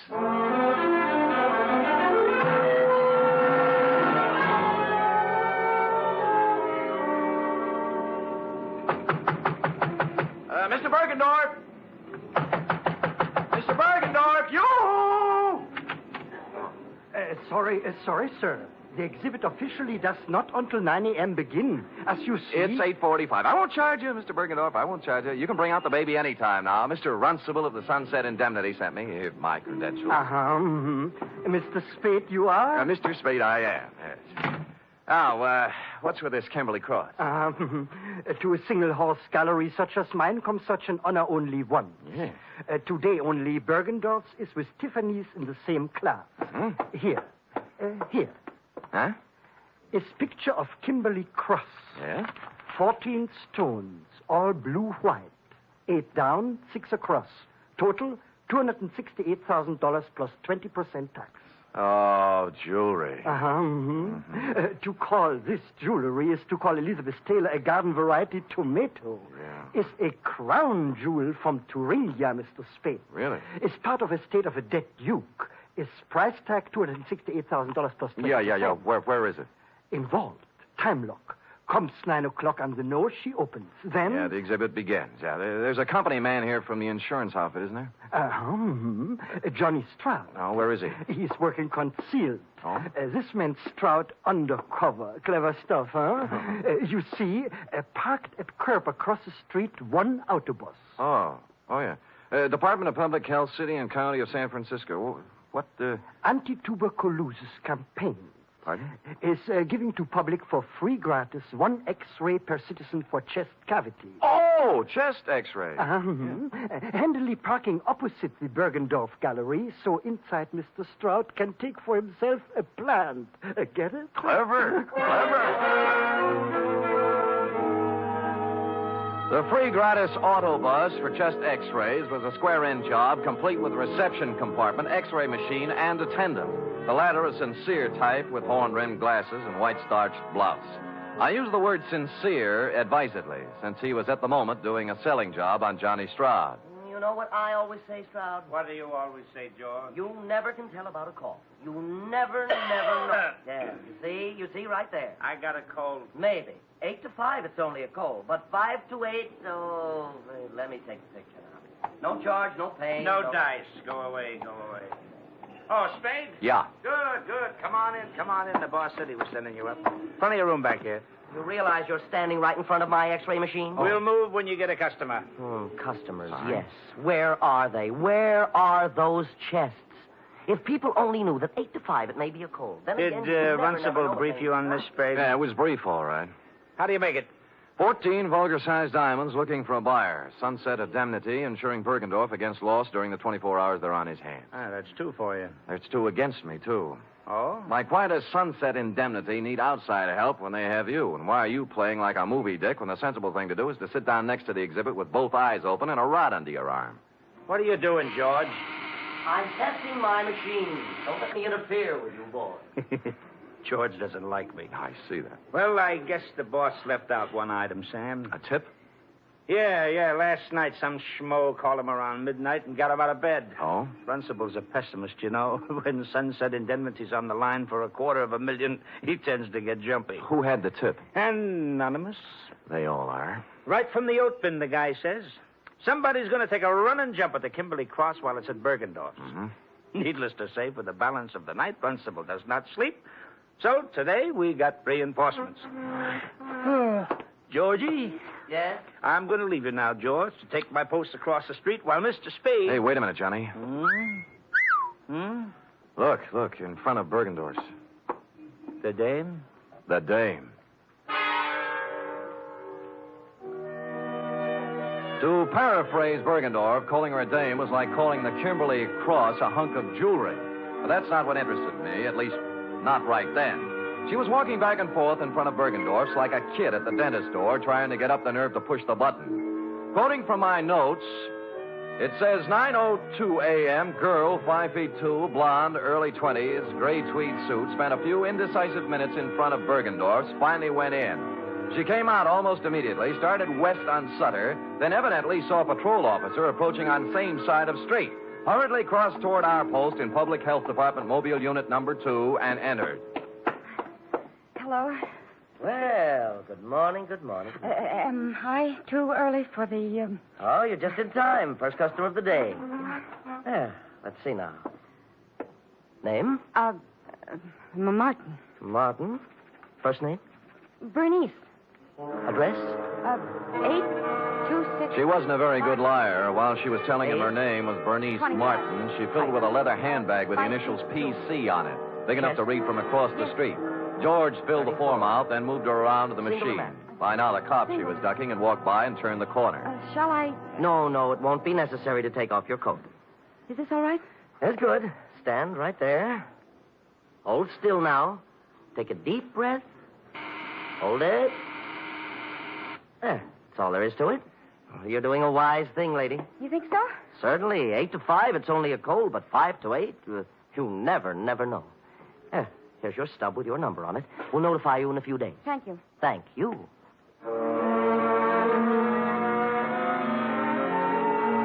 Whereupon Miss PC hustled down to the corner and into a drugstore. 5 minutes later, she still hadn't come out. Stroud was beginning to champ at the bit. So what, Sam? So she's worried.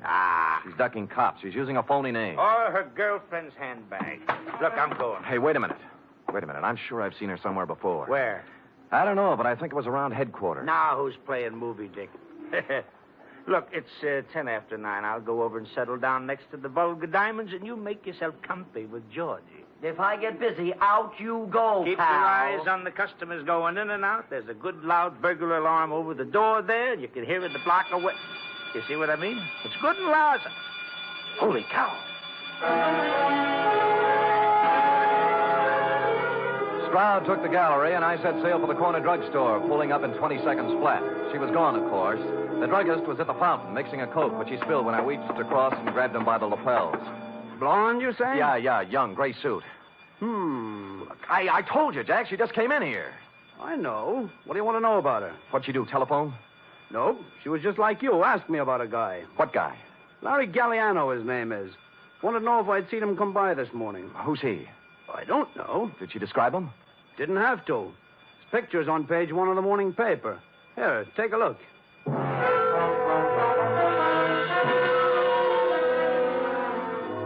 It was no time to dawdle, but I gave it 10 seconds. Larry Galliano, a one-time gas station stick-up artist, had just been released from Quentin after doing 5 years. On the way across the street to Bergendorf's, it came back to me where I'd seen her, standing outside the courtroom, crying when they sentenced him 5 years ago. Over here, Sam. Yeah. Oh, no. Bergendorf, huh? Yeah? Yeah, shot from behind. The stones, needless to say... Sure. Maybe you were right about that day. No, she didn't have time. Someone was hiding in here waiting for Bergendorf's to open up this morning. How'd you get out?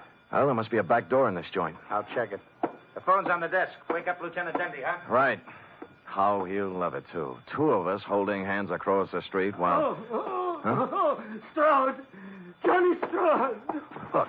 Look, it's me, Bergendorf, Sam Spade. Stroud! He's checking the back door. Who did it? Oh, double-crossed me. Wanted it all. Who? Who you talking about?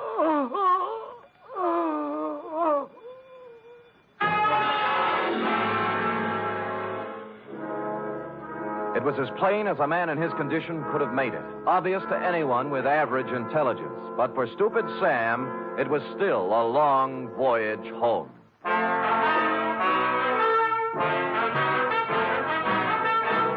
You are listening to the weekly adventure of radio's most famous detective, Sam Spade.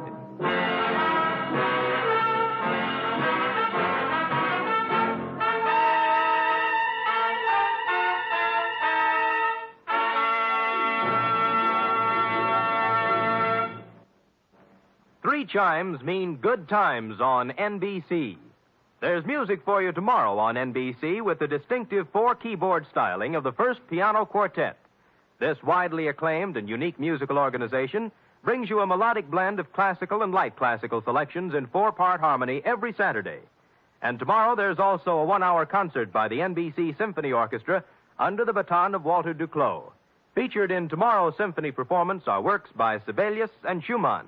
It's the best in music every Saturday with the NBC Symphony and the First Piano Quartet.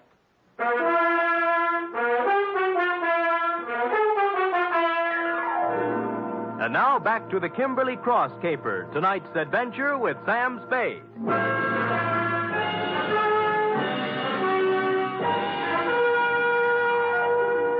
It was a dirty, selfish trick, but I left Johnny Stroud at the Bergendorf Gallery to play Porchese with Dundee and Company, knowing in advance pretty much how the patter was going to run. Then called the Chronicle and found the picture of Larry Galliano had been taken yesterday as he walked out of a flea bag on Mission Street called the Aeolian Hotel. You're, Galliano? Yeah. Sure. I know him. Stayed here night before last.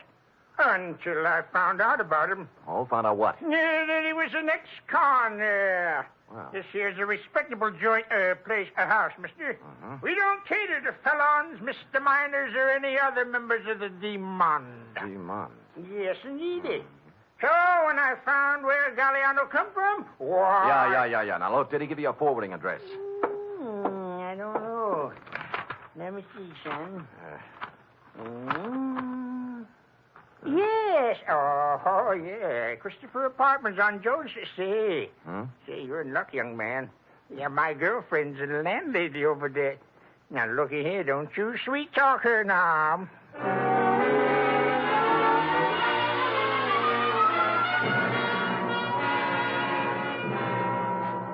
Out of the way, boy. Out of the way. Look, all I want, madam, is one moment of your time. I already told you, boy, I don't know no Galliano. Yeah. Never heard of him. Pull up, so I don't want to hear from him. Yeah, well, wait a minute now. Will you just take a look at... one side, boy, one side. I'm I got four sorry. more right there. Sweet. I ain't no time for Well, it. Mrs. Landlady, I'm afraid you've lost out. What? Yeah, you were in line to win a bagless vacuum cleaner, you know. Oh, wait a minute, Curly. Wait a minute. What you want to know, bud?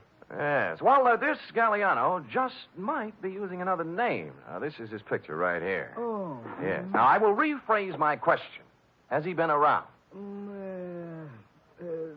Nope. I see, landlady. Well, Do I win? Oh, I am sorry, but stand by for the giant jackpot. Is it electric?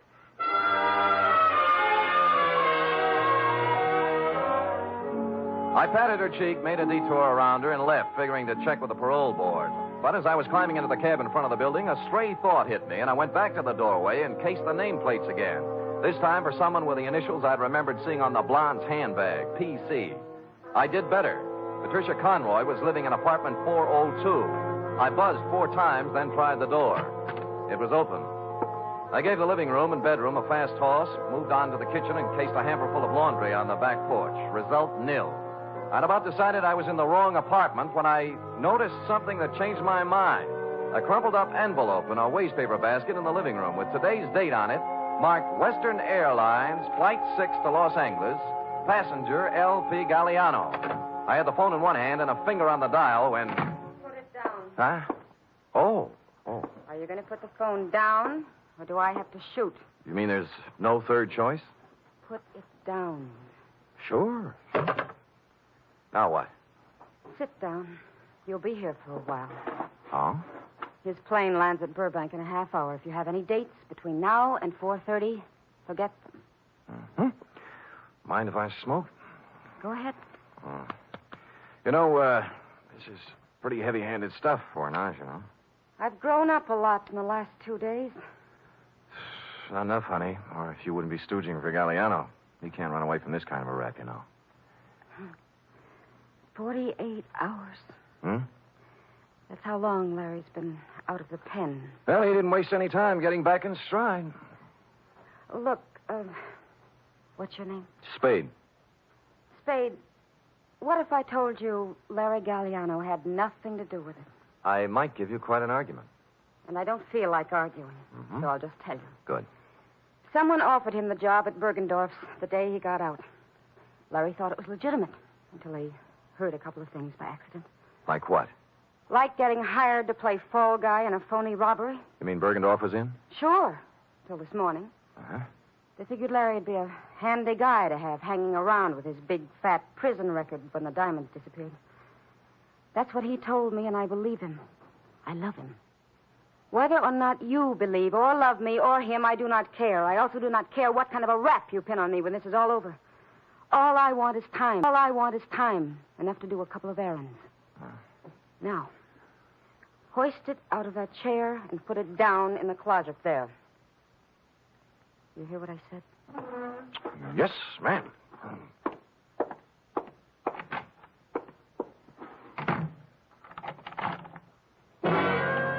I was wrong. She was no ingenue. Happily, the closet had a light in it, so I settled down on a hat box and read some old copies of Mademoiselle until 5:30 when I heard the door close. What with soundproof outside walls, no window, a double slab door with a lock she thoughtfully filled with gum, it was almost 7 when I got back to my office. The next move, of course, was to call Lieutenant Dundee and wise up the Los Angeles police on Galliano. I picked up the phone and put it down 4 times. There was no use kidding myself. The yarn she told was pretty wild, but there was something about the way she told it. And I believed her.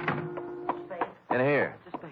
Yeah. You remember me this morning, huh? Oh, George, yeah. the technician from the X-ray mobile unit? Yeah, George. What's on your mind? Funny thing. That girl, 34 chest, you remember the blonde? Oh, yeah, I remember her very well, George. What about the blonde? Well, I tried to call her. Operator says there's no such number, and the company has no record of a Bernice. She was using a phony moniker, George. Her name's Patricia Conroy.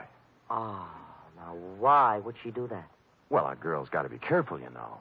She does, for sure. How come? How come? I kind of took an interest in her case, you know. I rushed the pictures through as soon as we closed up tonight. She's an incipient case. Oh? Yes. I wanted to wise her up right away. You see, here. Oh. This is... No, this one's Johnny Stroud. I took it when he wasn't looking. Told him I was testing. He was right at that. Nothing wrong with him. But I always say you never... Yeah. How about the girl? How about the girl? Cold. Oh, yes. Here, now, look. You see this shadowy part here? Yeah? Hey, wait a minute. I wasn't looking at the shadow part. I was looking at something at the left side of the picture, right where the inside coat pocket would be. The clear black outline of the Kimberley cross. You mean she had the... Yeah. Give me the phone. Well, I thought it was one of those clip gimmicks the girls wear on The phone. Oh. Spade? Johnny Stroud. Look, I got news for you. I got news for you, too. I spotted that blonde again. Where? In a bar on Kearney Street. Talking to guess who? You mean Galliano? Who's he? Never mind. Who was she drinking with? Papadopoulos, the biggest jewelry fence on the coast. Where are you now? Outside her apartment. Jones near Post. I think the number's... I'll be up in 5 minutes. Look,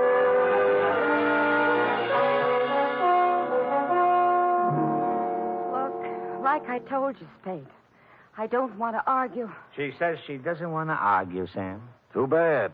I don't mind telling you I'm a little burned up, baby. I fell for that line you handed me this afternoon. I didn't even mind sitting in your closet for 2 hours. What's that? Sure, she's got a .32 tucked away here somewhere. Had me looking up the barrel while she dished out a lot of... Who's got the cross, honey? You or Galliano? We don't know anything about it. Then what were you doing in that bar with Papadopoulos? Larry said whoever had it would try to move it through him. I thought I could get to him, but I was wrong. How did that sound? What do you think? Look, I walked into Bergendorf's this morning. Why'd you run out?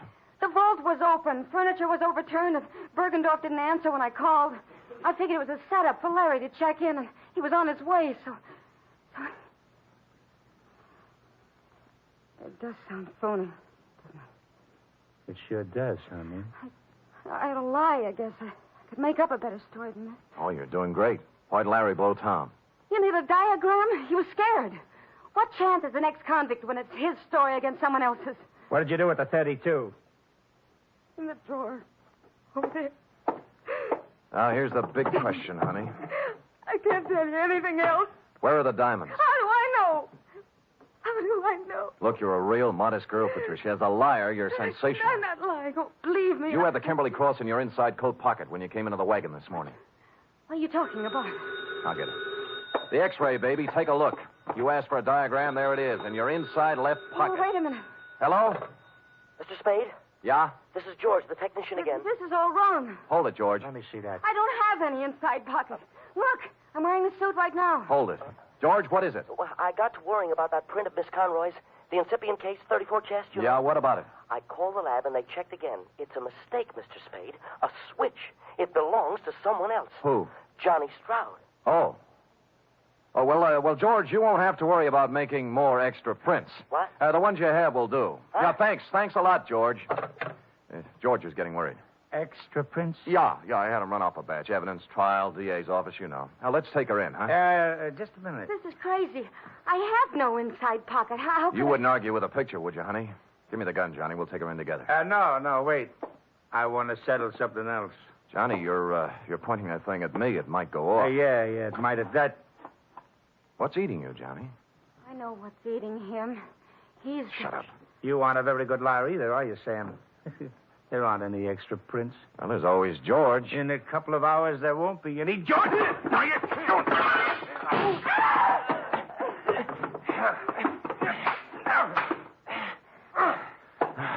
Okay, Johnny, on your feet. Let me go, Sam. Let me go. We can work out a deal. Shut up. Sam, your head. You're shot. Here, take the gun. Call Dundee. Get it? Dundee. Homicide.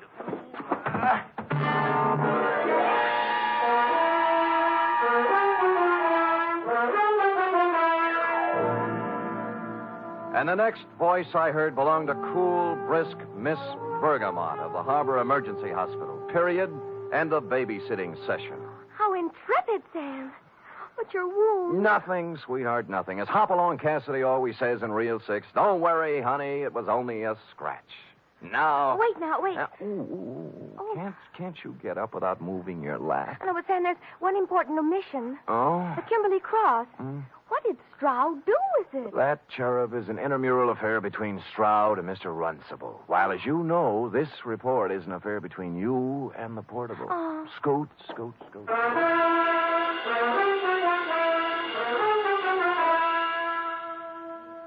3 chimes mean good times on NBC.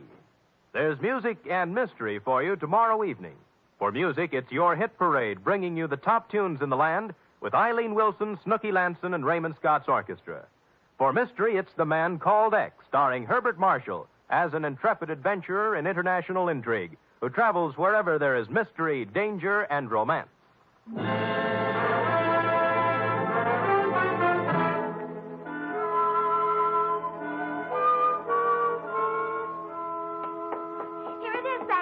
Oh, brisk, efficient Miss Perrine. You may lay it on my desk and restore your lap to its original position. Oh, yes, sir. Ooh. Comfortable, Sam? Loving every minute. Sam, Yeah? a girl can't help wondering sometimes. About what? Well, the way you described the blonde in your report. Glamorous, like the Kimberley cross and all. You like that?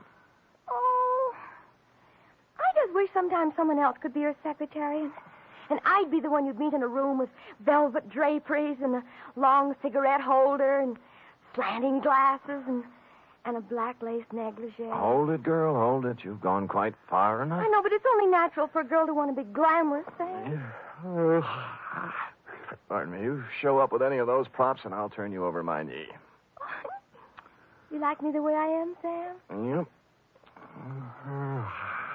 Why is it always this way? Just when I think I'm getting somewhere, I find myself saying, "Good night, Sam." My sweetheart.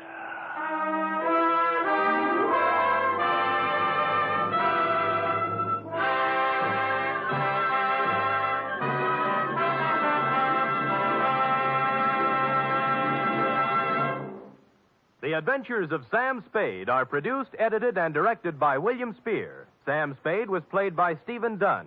Lorene Tuttle is Effie. Also in the cast were Wally Mayer, Fritz Feld, Georgia Ellis, Sidney Miller, Olin Soule, Alice Wellman, and John Monahan. Script for tonight's adventure by Harold Swanton. Musical scoring by Lud Gluskin, conducted by Robert Armbruster.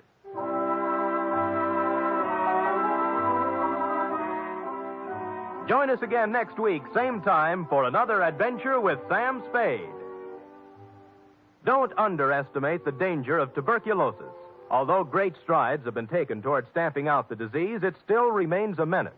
Last year alone, it caused 50,000 deaths in the United States. 50,000 needless deaths, because TB can be controlled and cured if caught in time.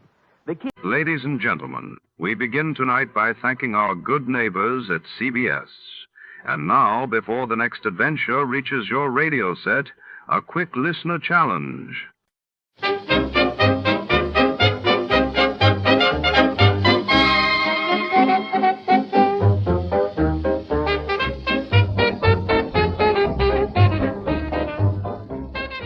Tonight we follow our hard-boiled detective deep inside the echoing marble halls of the American Sector Passport Office in post-war Berlin, 1948. As the city teeters on the edge of the Cold War, a forged document is all that stands between freedom and a lifetime behind the Iron Curtain. Shadows stretch long across polished counters as secrets are traded for safe passage, and not everyone on either side of the desk is who they appear to be. The stakes are high, and time is running out before to start Let's See What Happened the day it was aired. It was November 17, 1952. That day, the world watched as Dwight D. Eisenhower began forming his cabinet following his election victory in the United States. While in Egypt, tensions rose as the new revolutionary government announced sweeping land reforms. Too cold. Tired of the everyday routine? Ever dream of a life of romantic adventure? Want to get away from it all? We offer you Escape. Escape, designed to free you from the four walls of today for a half hour of high adventure.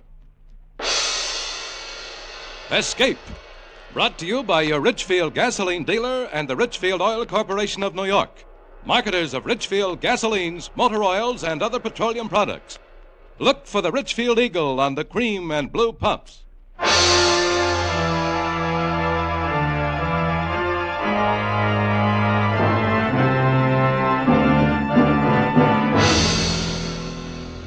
Tonight, we escape to Berlin and the story of an occupation GI trying desperately to break through a web of death that is being spun around him, as Morton Fine and David Friedkin tell it in their exciting story, Pass to Berlin.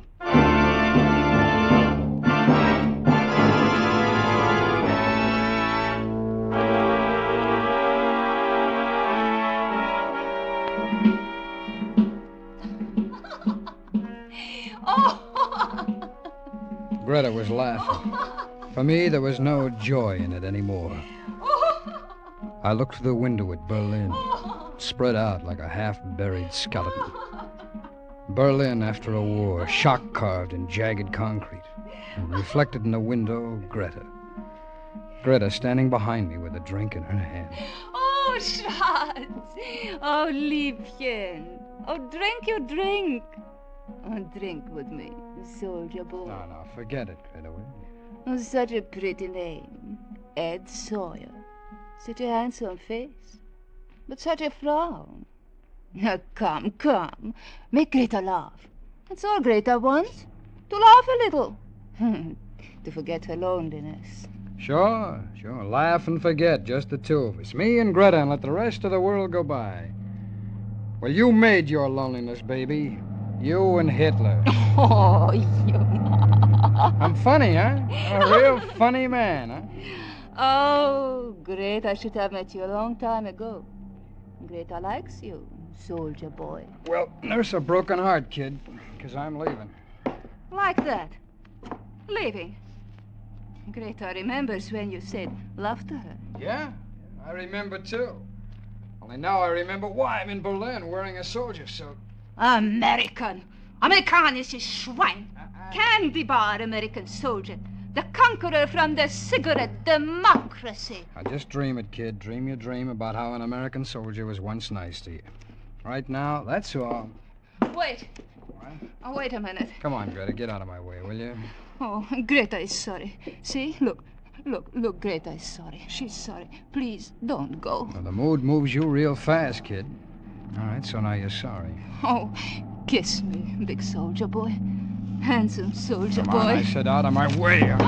Dirty American, you Dreckschwein, Saukerlschweinehund, you murderer of my country, you democracy weakling. Hey, oh, I could kill you. Kill you. Listen, I said get out of my way. Take you. Get out of my... Take this off. No. Get... No, don't.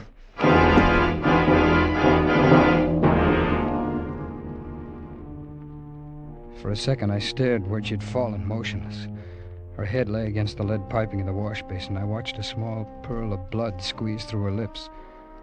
Then it died, too. Then I remembered. Fingerprints. I'd handled two things in that room. Greta and the highball glass. I smashed it to the floor and ground it with my heel. Outside, it was raining. That was a break. Because the rain had washed away the human rubbish that litters the Berlin pavements at night, and no one saw me leave the house. I walked, turned some corners, walked some more. Then a splash of neon smeared across the wet pavement, and I looked up. A theater. A theater for the amusement of GIs and the rehabilitated natives. I bought a ticket and went inside and found a seat. Ladies and gentlemen, the headline attraction of the evening, the most astounding mind-reading act of the century. Direct from London, the great Stanley and his lovely assistant, Mona. Mona, who sees all, knows all, and tells all.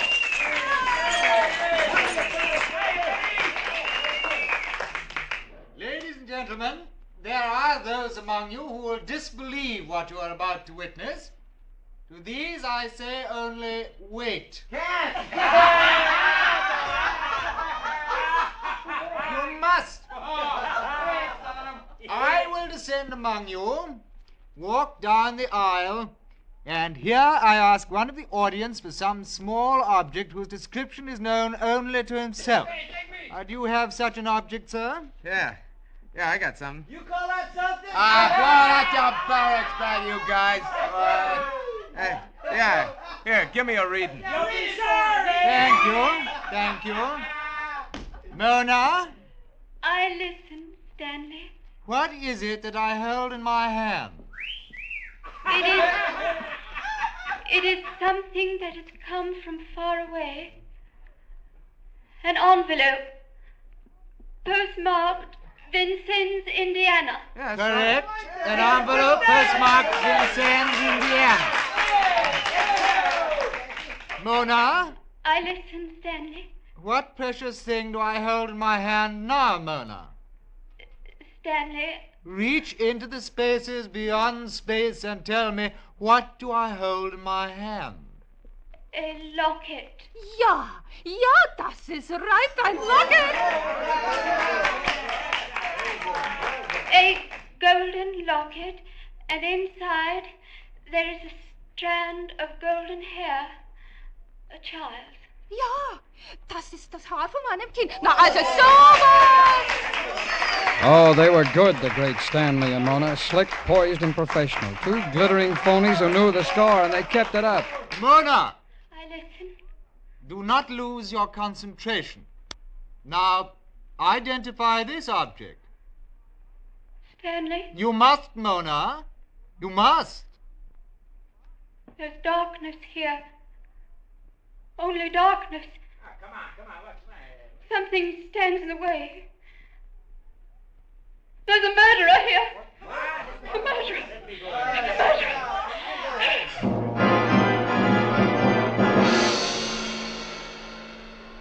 They rang down the curtain, and I sat there until the next act came on.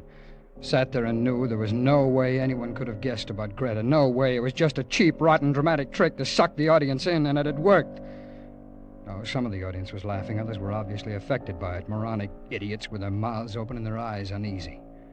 And me? Well, maybe I was being naive, ridiculous, but I had to find out. I waited until the audience began to give attention to a tired blonde singer. There was a door to the left of the orchestra pit that led backstage. I slipped from my seat and headed for it like it was my business. I walked down a corridor. There were cells on each side tagged with performers' names. Mona's door had a star on it. The star was gilt, and the gilt was peeling. One moment. Yes? She was taller than I thought. Her face was delicate with an almost wistful expression, but it was her eyes. Gray and soft, as if the color had been strained through gauze. Yes? What is it? I came back to congratulate you on your performance, Mona. That's quite an act. That's real big time. Thank you. Only you're phony. You are, huh? Please go away. It's real phony, isn't it? You're a man whose words are like acid in the hands of a child. If you do not scar yourself, you will scar others. I do not wish to speak with you. You're not even English. Oh, no, don't close the door on me. Please. Yeah, that's better. You're not English, huh? Are you American? Come on, where you from, honey? You know, you got a fair act there. That guy who calls himself the Great Stanley. It was not an act. Oh, then why did you say there was a murderer in the audience? I don't know why. Well, then you were kidding. I felt his presence. There was a murderer. You still feel it? Yes. Mona, there's a cab waiting to take us to the hotel. Hi, Stanley. Good evening, Sergeant. This gentleman knocked on my door. Well, I'm glad he did. It's always a pleasure to meet a soldier. A medical corps man by your shoulder patch, I see. Welcome. Oh, thanks. Would you wait for me in the cab, Mona? I'll only be a moment. Do not be long. I need you with me. You saw the extraordinary performance, Sergeant... Sawyer, Ed Sawyer. Oh, I consider it an honor that you should take time to come backstage and express your appreciation. That a hard-bitten GI should become a convert to Mona's miraculous powers. Are you kidding me, or am I kidding you? No. We don't have to kid each other, do we? We fellow sophisticates, However, the others out there, well, perhaps they were fooled. It's amusing to kid them, and also one lives this way. Well, you and Mona should check on each other. She tried to make me believe your act was on the level. Well, Mona is my wife, and she's loyal to the illusions that I create about her. Ah. Well, then that murderer bit was phony. Oh, naturally, but effective, don't you think? Yeah. How did you think of it? Oh, an inspiration, Sergeant... Sawyer. Sawyer. An act such as ours needs one piece of sensationalism to shock a new audience, and we have it, don't you think? Yeah, you got it. Oh, just one thing, Stanley. Of course. Tell Mona something for me, will you? Of course. Tell her her eyes are the most beautiful I've ever seen. Oh, she will be pleased. She's blind, you know. His smile held, and the smile was phony like their act was phony. I knew now I had nothing to worry about, so I left. I went back to my room in the Garmisch Hotel. Stood on the balcony for a while, watching the fingers of light from Tempelhof play against the sky, lighting it up fitfully, disappearing. And far away, silhouetted, the hulk of some broken buildings, caught now on the beacon and then lost. I watched it, stared, and then I saw it. The outlines of some structures blasted by bombs, but it was like a scaffold, a gallows. Precisely that. And something else, a figure detached itself from the shadows, a figure of a man scavenging among the rubble of the torn buildings, and he stopped, and over his head the gallows. The man and the gallows caught against the night. I went to bed, closed my mind to all of it. Toward morning, I had a dream. I dreamt I was standing in a stone yard, and I was watching some men, some blind men, and they were building a scaffold. Then I was awake, and I jumped out of bed. I saw what the hammering had been. Nailed to my door was a shroud for a dead man. And pinned to it under a single white carnation, a small white envelope. Adlon Florist, it said. And on the other side, some writing. In memory of Ed Sawyer, it said. Thou art cursed because thou hast killed.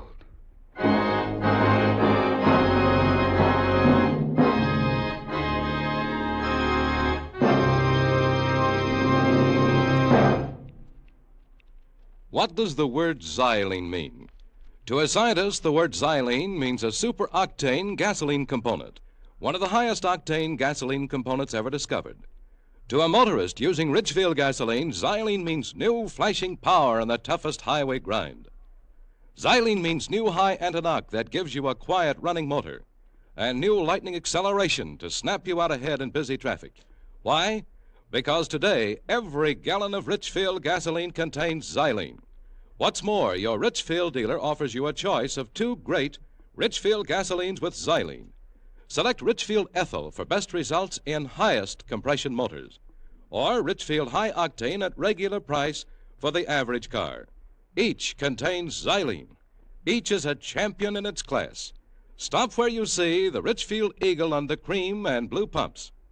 Get Ridgefield High Octane or Ridgefield Ethyl gasoline containing xylene, one of the highest octane components ever discovered. And now, we return you to Escape.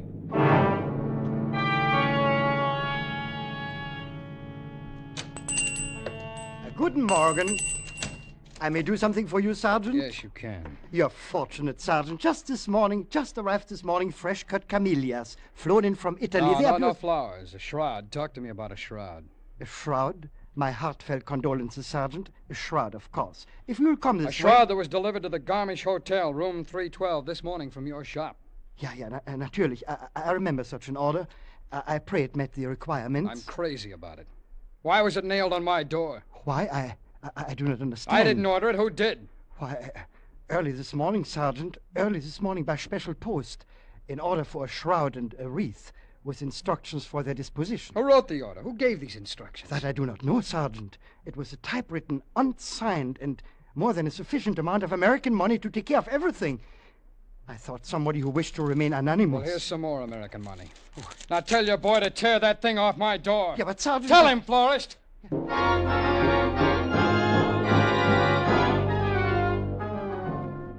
I left him there. Nobody knew I'd killed her. Nobody. I went back to the hotel to think about it some more, to try and think it away. I made myself to home, kid. I knew you wanted to see me. He wore a derby hat and a tight overcoat with a moth-eaten fur collar. Cheeks ruddy, eyes red-rimmed, and a replica of his nose could have been bought in a carnival supply house. Oh, jolly, a jolly fat punk with a mission. Sit down, kid. Take a load off the brain. The man is here who will take care of everything, just like the corpse that died in the good old USA. Who are you, and what do you want? Here, take one. That's my card. I can see it from here. It's real pretty. Now, what does it say on it? Joseph Scarn, it says. That's my name. Mortician, it says. That's my business. What? Yeah. Puzzles you, huh, kid? I just gotta tell you about Joe Scarn. That'll explain me to you. Yeah, do that, will you? Yeah. Well, see, back in the States before the war, this was my career, mortician. That's funeral director. Then they demobilized me right here in Berlin. Now, this is the break I've been waiting for all my life. Where better to pursue the career mortician than right here in good old Berlin? Come on, get up. Come on, now, get out of here, will you? Don't Come on, rush get me, out. kid. I'm gonna make the final arrangements for the funeral. Funeral? What funeral? Nobody's dead. Nobody's even feeling bad. Well, this overjoys me tremendously, son, but look, about the casket. Look, this is a joke, isn't it? A gag? Isn't that what it is? Something the boys who came on past with me cooked up? That's it, isn't it? Come on! They send you here. That's it, isn't it? Come on, will you talk to me? Take your hands off me, soldier boy. You got the hysteria. Come on, who sent you here? Come on! A letter. A letter this morning with money and instructions. Typewritten, no signature? Oh, you peak. Come on, tell me! Yes, that's right. It said to come to this hotel room and make arrangements to receive the body. Whose body? Why, the letter said the body of Ed Sawyer, Sergeant, Army of the United States. It said Ed Sawyer was about to die. It said he was going to be executed for murder.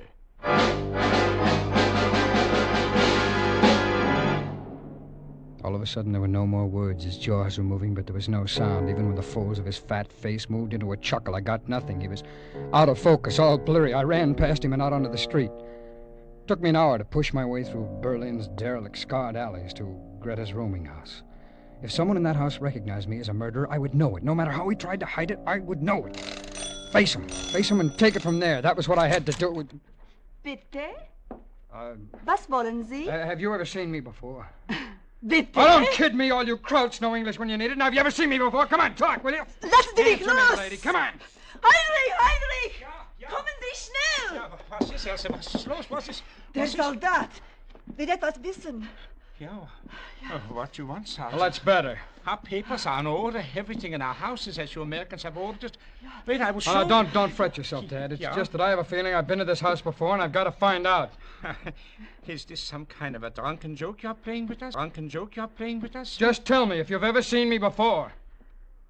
You're sick. Please go away from us. Yes, that's right. I'm sick. It happens like this lots of times. Amnesia, you know, it's the war, but... Now, look at me, look. Yeah. You're sure you've never seen me before? Yeah, we are sure, Sergeant. Yeah. Come and sit down. No, wait a minute, will you? Come in. Yeah? Your other guests. Yeah. Could I see them? What is the need, Sergeant? One has been drunk for 3 days. Yeah. He will stay drunk for 3 days more. Yeah. Another Else and I have not seen for a week. Nein. And the third is in the morgue. This morning she was taken there dead. Ja, tot. That Greta. Always she gave us trouble. Yeah, Elsie? Yeah? Police, doctors, questions.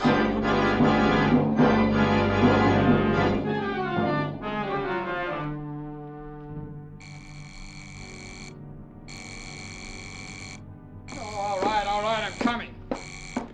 Yeah. Sergeant Sawyer?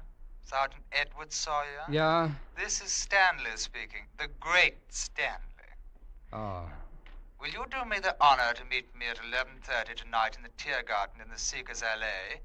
The statue of Frederick the Great would be a charming spot. Well, charm me over the phone, Stanley. I don't like the cold night air. It can be healthful. Bring penicillin with you. Bring what? Penicillin. They're so desperate for it here in Berlin, they pay fabulous wads of money for it on the black market. Bring all you can. And later, as I ask you for it, you'll bring more. Now, look, For an American soldier in the medical corps, it's so easy. You gone crazy, Stanley? Oh, my dear Sergeant, a murderer. A murderer does not question another's sanity. To him, all other beings are insane. Haven't you found it so? How would I know about murderers? Ask Greta. Greta? How did you find out about her? You told me, my dear boy, when you were so curious about a murderer after the performance. You told me when you permitted the grisly humors of the shroud and casket to force you to revisit the scene of death. You followed me. Yes, of course I followed you. Each of your flights of terror was more and more promising, and when you went to the rooming house, I made inquiries. They told me of the lonely girl who'd been murdered, and they were very accommodating. You're still there, Sergeant. Yes, I'm still here. But then I can expect you then at 11:30. It'll give me time to change after the performance. Sure, 11:30. I'll be glad to do you the honor, Stanley. Oh, he made it easy. For nothing, he'd let me know who it was I had to be afraid of. Stanley. The great Stanley. And Mona with the pale, lovely, blind eyes. Boy, what an act they had. I wondered how many times their sensational finish had paid off like this. How many murderers had handed themselves over to Stanley and Mona on a platter for nothing. But I could change all that. I could get off the hook real cheap. I could fix it so Mona and the great Stanley would let me rest in peace for nothing. No, not for nothing. Just the price of an admission ticket. There were about 30 people in the theater, most of them soldiers. The opening act was on when I got there and slid into a seat. A family of French jugglers whirling shiny hoops on every loose piece of anatomy on the stage. Stanley and Mona were next to closing, so I figured I had about an hour. I waited until the French were balancing everything but the proscenium, and then when they had everything in the air, I used the same orchestra entrance to backstage. The door to Mona's dressing room was open. The room was dark. I eased inside just as the next act came hurrying down the corridor, still hooking up their costumes. I brushed against a moldy curtain that hung from wooden rings. I pulled it back, hid behind it, and waited. Still, I cannot understand why you must leave me tonight, Stanley. What is so important at 11:30? Through the dim light of the corridor, I saw Mona walk into the room and sit down at her dressing table. Stanley was right behind her. He was reaching for the light switch when my hands found his mouth and his throat, and I began to strangle him. My fingers dug into his flesh, and I crushed his breath back into him. He made no sound. There was only the soft laughter that seeped through the theater, and his soft throat in my hands. And then Mona's soft voice. Why do you not answer, Stanley? Is it a rendezvous? Stanley? Stanley, what is it? Why are you so silent? Stanley? Stanley! Suddenly her fingers were on my face, frightened and quick, like the wings of a wounded bird. Then slowly they began to search the empty air for the dead Stanley. She turned and her blind eyes stared right at me, and I brushed her aside and ran down the corridor. An old doorman sat reading a newspaper at the stage door. I couldn't get out that way without his seeing me. Only one way, back through the theater. Ich bin ein bisschen verrückt geworden. Der Knallke vor den Latz, dass der Kind auch nicht mehr passt. I started up the aisle, and then I knew I was doing the wrong thing. There was an MP at the head of the aisle, a corporal from the MPs, the braid, the white spats, and the club. In this tiny audience, if I left in the middle of the act, he'd remember me. So I sat down on the row that was the most filled. When I looked back at the end of the act, there were other MPs standing at each exit. Then the curtain rose. Mona stood there with a man you see on every street in Berlin, a German policeman in the natty German police uniform. Ladies and gentlemen, tonight I shall descend among you accompanied by this esteemed gentleman and read your mind through my fingertips. You, sir, I can read your innermost secrets by touching your face. Sir, you and this girl beside you. You told your wife you were working late at the office tonight. She worked her way up the aisle, coming closer and closer. And you, sir, my fingers reveal that you have bought an escape from KP duty. Please. And now, there's a gentleman in this row. My fingers reveal he has a medical corps shoulder patch. Come on, take your hands off of me, will you? What's the matter, soldier? You afraid Mona will give away your secrets? Come on, one side, will you? Let me go. Come on, soldier, move it, will you? Go on, John, go on. Come on, let me out of here, will you? Come on, guy, move! He's got secrets. Have you got secrets? Hey, Mona, what are you waiting for? Tell us the soldier secrets. Come on, move, Come will on, you? everybody, we got a right to the sky secrets. Oh, shut up, will you? Shut up! Mona, hurry up, you go. held me there laughing. The others all turned in their seats to stare. The German cop pinned me back in the seat. And then Mona's fingers reached out and trailed across my face. Lingered. They were the fingers of death. They were cool and gentle. Almost a caress. This is the man. This is the murderer.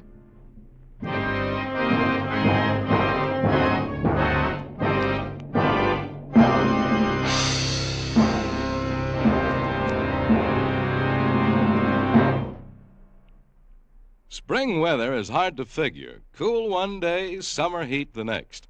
Those quick temperature changes are tough on you, and they can be tough on your car, too, unless it is properly protected. Don't take chances. Get Richfield All-Point Safety Service now before damage is done. Get the protection that a careful all-point lubrication job from chassis to motor can give your car. In addition, Richfield All-Point Service includes a safety check and proper care of all likely trouble spots, such as the battery, spark plugs, tires, and radiator. Drive into the Richfield gasoline dealer station tomorrow. Save yourself time and trouble by having all the necessary spring servicing done at the same time by a man who knows how to do it right. And while you're there, ask for Richfield's informative new 32-page baseball book. It's free. Ask for your copy while the supply lasts. Escape is produced and directed by William N. Robeson, and tonight has presented Pass to Berlin by Morton Fine and David Friedkin. Featured in the cast were Stacey Harris as Sergeant Sawyer, Peggy Weber as Mona, and Ben Wright as Stanley. Special music arranged and played by Ivan Ditmars. Next week. You are lying on a small knoll in the prairie west of the Platte River. In a few moments, dawn will herald the attack of the encircling Apaches. An attack of such fury that for you, there can be no escape.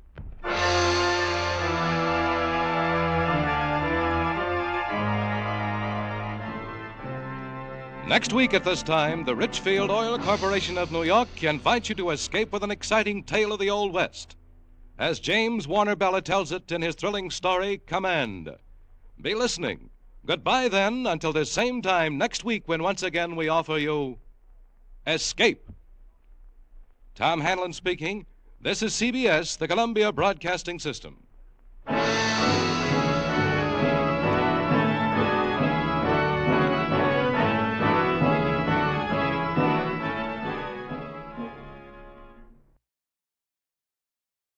Before tonight's tale continues, we'd like to extend our appreciation to the fine people at CBS.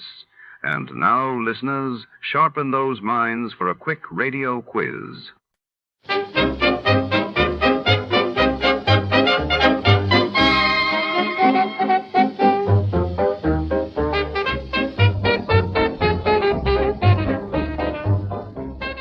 Tonight, in the shadowy heart of the city, a mysterious death inside a sealed iron coffin draws Detective Malone into a labyrinth of secrets. As whispers of betrayal swirl and a stunning femme fatale crosses his path, every clue leads deeper into danger.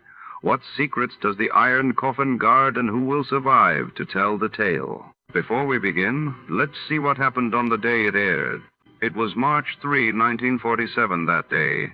The world learned of the British government's announcement to end its role in Greek and Turkish affairs. And in Paris, Christian Dior's revolutionary new look took the fashion world by storm. Get this and get it straight. Crime is a sucker's road, and those who travel it wind up in the gut of the prison of the grave. There's no other end, but they never learn.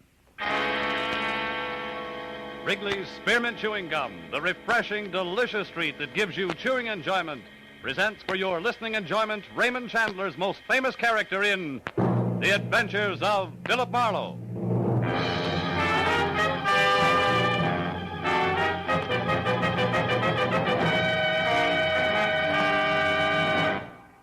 To make every day more enjoyable, treat yourself often to refreshing, delicious Wrigley's Spearmint Chewing Gum. Here's a taste treat you can enjoy indoors, outdoors, at work or at play. The cool, long-lasting mint flavor refreshes you. The smooth, steady chewing helps keep you fresh and alert. Adds enjoyment to whatever you're doing. Wrigley's Spearmint Chewing Gum. Healthful, refreshing, delicious. Now, with Gerald Moore, starred as Philip Marlowe, the makers of Wrigley's Spearmint Chewing Gum are glad to bring you tonight's exciting story, The Iron Coffin.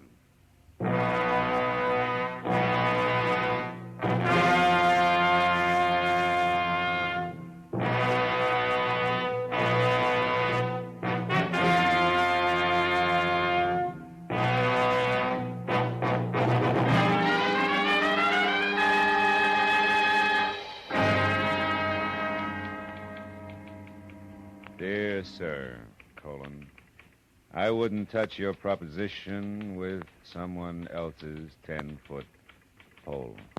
Period. Furthermore, hello? Would you connect me with Mr. Marlowe, please? Philip Marlowe, the private investigator. This is Philip Marlowe. Oh, I'm so glad I caught you. Mr. Marlowe, you've been very highly recommended to me by a very dear friend, and I want to employ your services for a case. All right, who are you? I'm Catherine Newbold. Uh-huh. It's about my daughter, Irene, or more exactly, about her fiancé. I want you to find him for me. He's 26, dark complexioned, about 5 feet 10, and just a minute, Mrs. Newbold. It's a little early for descriptions. What's the nature of his disappearance? Mr. Marlowe. Yeah? I'm afraid I just can't explain over the phone. I'm at the boys' place now. Would you come over here? It's 4220 Bronx. 4220 and a half, huh? You see, Bennett is lost, and Irene's gone to help him, and she may get lost, too. Well, how do you mean that, Mrs. Newbold? Lost where? Back somewhere in the 16th century.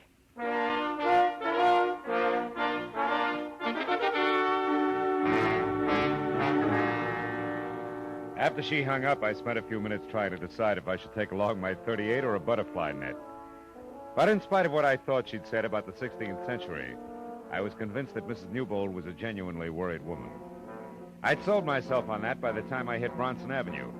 When I finally found number 4220 and a half, I began to unsell myself fast. Said 4220 and a half was a sagging second floor of a weed-ridden tile and stucco heap on the alley, in back of a dead delicatessen. The windows were heavily shuttered behind rusty iron grills, and the heavy door was set at the top of a narrow flight of unreliable wooden stairs. Mr. Marlowe, I'm Mrs. Newbold. Hello. The looks of this place on the outside, holy smoke. It's rather bizarre, isn't it? Yeah, to say the very least. These are Bennett Virago's rooms. He's a student. Of what, alchemy? His place is a museum. Everything in here must date back to the... Yes, to the 16th century. That's what you said, yeah. That's what I meant. Mr. Marlowe, 2 years ago when my daughter met Bennett, he was a nice, normal boy with a great enthusiasm for history. Uh-huh. He's brilliant. I liked him, and Irene, of course, fell madly in love with him. But then... Then what, Mrs. Newbold? Bennett began to change. He was working awfully hard toward his doctor's degree when suddenly he seemed to hit a snag. How do you mean? Well, he became obsessed with a particular period in history, Spanish history. Well, that's not so unusual. That's how guys become specialists. Oh, but it's more than that. His interest was much more than scholarly. It became a morbid fascination. Oh? Look at these relics, Mr. Marlowe. Yeah. At first, Bennett only studied them. But in the last year, he began to live with these things exclusively. More and more until he left a month ago. And now, well, I just don't know. You know, my guess is the boy needs a psychiatrist, not a private detective. Where's he now? Well, I'm not sure, but this morning a note came from Irene. It was mailed in Santa Barbara 2 days ago, the day she left. She might be with him. Yeah, but you said you had an idea where they might be. I do. See this book? Yeah. It's a castle. Constructed in the year 1540 by Peter the Cruel of Lerma near the present city of Valdemoro. Seized in 1562 after a violent struggle by the Count of Castile. Dominique Virago. Yes. And look here. I found this old newspaper clipping in that book there. Uh-huh. It's about that very castle. It says it was torn down in 1887 by an eccentric millionaire bachelor and rebuilt stone for stone on an isolated part of the California coast known as Point Estero. Uh-huh. The man who spent his entire fortune on this single project was Philip Virago. For Pete's sake. And that's where they are. They must be. Well, considering what we started with, that makes sense. I looked it up, Mr. Marlowe. Point Estero is just above Morro Bay, about 200 miles north of here. Will you go up there and find out what's wrong? I'm awfully worried.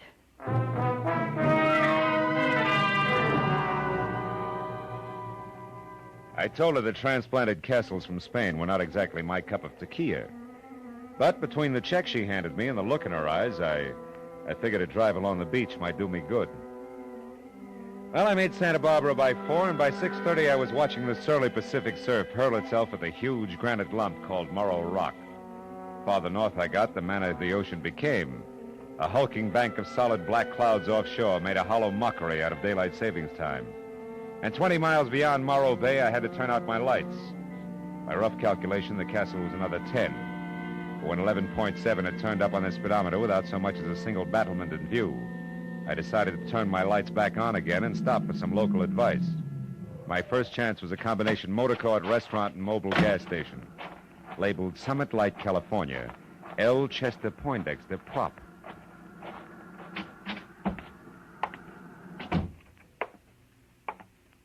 Howdy, friend. Bad night to be out on the road, huh? What'll you have? Yeah, a cup of coffee. Okay. Driving on up north? No, as a matter of fact, I'm looking for that old Spanish castle that's along this coast somewhere. Yeah? Yeah. Got any idea how I can get there? You got business there? Yeah, I might have. Why? Just wondered. Not a good place, mister. Folks in these parts like to forget it's here. Oh? What's wrong with it? Nothing, maybe. Then again, well, it was built 60 years ago by a madman, mister. Brought it over here from Spain, complete, even to the furniture. So I hear you. They say it belonged to his ancestors, and he brought them, too. Every one of their bodies. Their coffins are down there under that castle right now. 13 of them. How do you know? I talked to an old-timer once who helped put that place together. 7 men died on that job. And do you know what he told me? One of them coffins is iron, and it's 8 feet long. You made a great fullback here. Fill it up again, will you? It ain't funny. They say his name was Peter the Cruel. Now, look, Chester, you're not lathering yourself up into a ghost story for tourists, are you? You asked me, and I'm telling you. All I asked you was how to get there. You see that light out there? Across the bay and past the breakwater? Wait till she comes around again. There, see it? Yeah. That's up on the summit of Point Estero. Well, the castle's just a mile past that.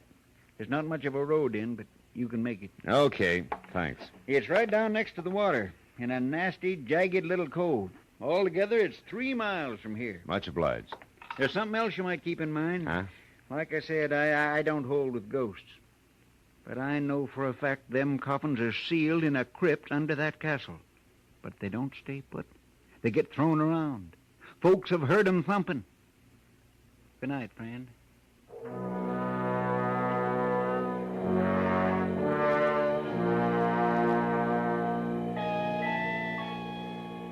The highway dropped down close to the quiet bay, which was sheltered by the breakwater. And 100 yards out, a white sailboat, its mast pointing straight up at the stars. It made a strange contrast to the pounding surf a mile beyond, where I found the turnoff to the castle. It beat a year's depreciation out of my car in 10 minutes. But finally, at the top of a small rise, I saw it, the Spanish castle. It was a grim, gray mess of crooked walls and twisted towers that crouched on the shore like something that had crawled up from the bottom of the sea. When I pulled to a stop in front of the main gate, I saw there were lights in one of the lower rooms. I started in, and then I saw something else. A girl running down the path toward me. You there, wait. Please, wait. Oh, you've got to help me. Somebody's going to be killed. Killed? In there, in the castle? Yes. Oh, hurry, please. All right, come on. Thank heaven I saw your headlights. I'm glad I found you, Miss Newbold. How did you know? I guessed right. What do you mean? Well, your mother was pretty sure I'd find you here. I'm a private detective, Philip Marlowe. Oh. What's this about somebody being killed? It's Bennett. He's almost out of his mind, Mr. Marlowe.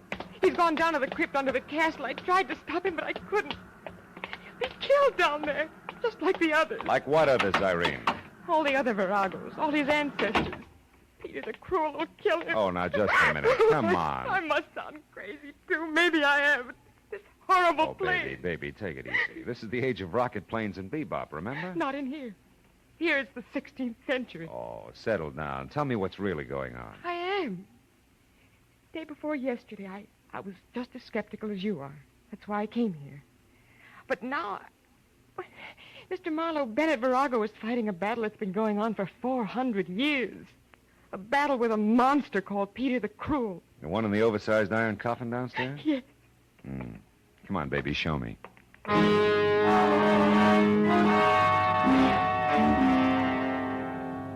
What I could see in the light of the 4 candles in the holder I'd picked up I didn't like. She led me first down a long flight of stairs, then through a maze of ponderous arched pillars that made the catacombs seem cozy by comparison. Finally, we stopped in front of a heavy door with an iron ring in it. I hauled it open and almost fell in. We were at the top of a deep circular room, carved from solid bedrock. Stairs that must have been designed by a reckless mountain goat followed the curving wall down to the bottom. And there, in the light of a torch stuck in a bracket, a man was working frantically over a big trap door set in the center of the floor. It was Bennett Virago. I told Irene to go back upstairs and wait, and then I started down.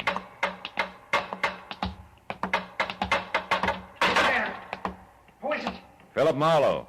I'm a friend of Irene. She told me I'd find you down here. Get out of here. I refuse to be responsible. I'll be responsible for me, fella. I'm used to it. Hey, you sure you can't use some help? You look pretty tired. I'm exhausted. But I'm not going to stop until I've settled this business once and for all. And I won't tolerate any interference. Do you understand? No. Interference in what? I'm going to spend the night in the crypt under this door. I've got to know the truth. Listen, if you're really Irene's friend, please take her away into town, that Poindexter's place. She's not safe here. Nobody is. Every document I found verifies it. Verifies what? Mr. Marlowe, I'll show you. On one condition. Give me your word that once I'm in there and this door is closed, you'll leave here and take Irene with you. Well? Okay, Virago, it's a deal. Show me. All right. Take that crowbar and help me get this open. Okay. Tonight I broke the seals that were put on this door 30 years ago. At that time, the coffins were in 3 straight rows. And now? I know what I'm going to find. It's happened before. Hey, Buster, this thing is heavy. You'll never open it from the inside by yourself. The servant Ramiro has his orders. You'll help in the morning. Quick, prop it with your bar. I got it. Well, Virago. Stay back. Don't move until I get the torch down there. Now, look. I saw walls slimy with pale moss, a rotten stone floor scarred with deep fissures, and the coffins that had been in 3 neat rows were scattered in crazy confusion. But that wasn't enough. In the middle of it all was the iron one, 8 feet long, standing right straight up on end. Now maybe you'll believe me. Virago, listen, wait a minute. Maybe you better think this over. You gave me your word. Yeah, but no kid threw those coffins around like that. Now you're beginning to understand. Get out, Marlowe. Get out fast. Heaven only knows what might happen here tonight.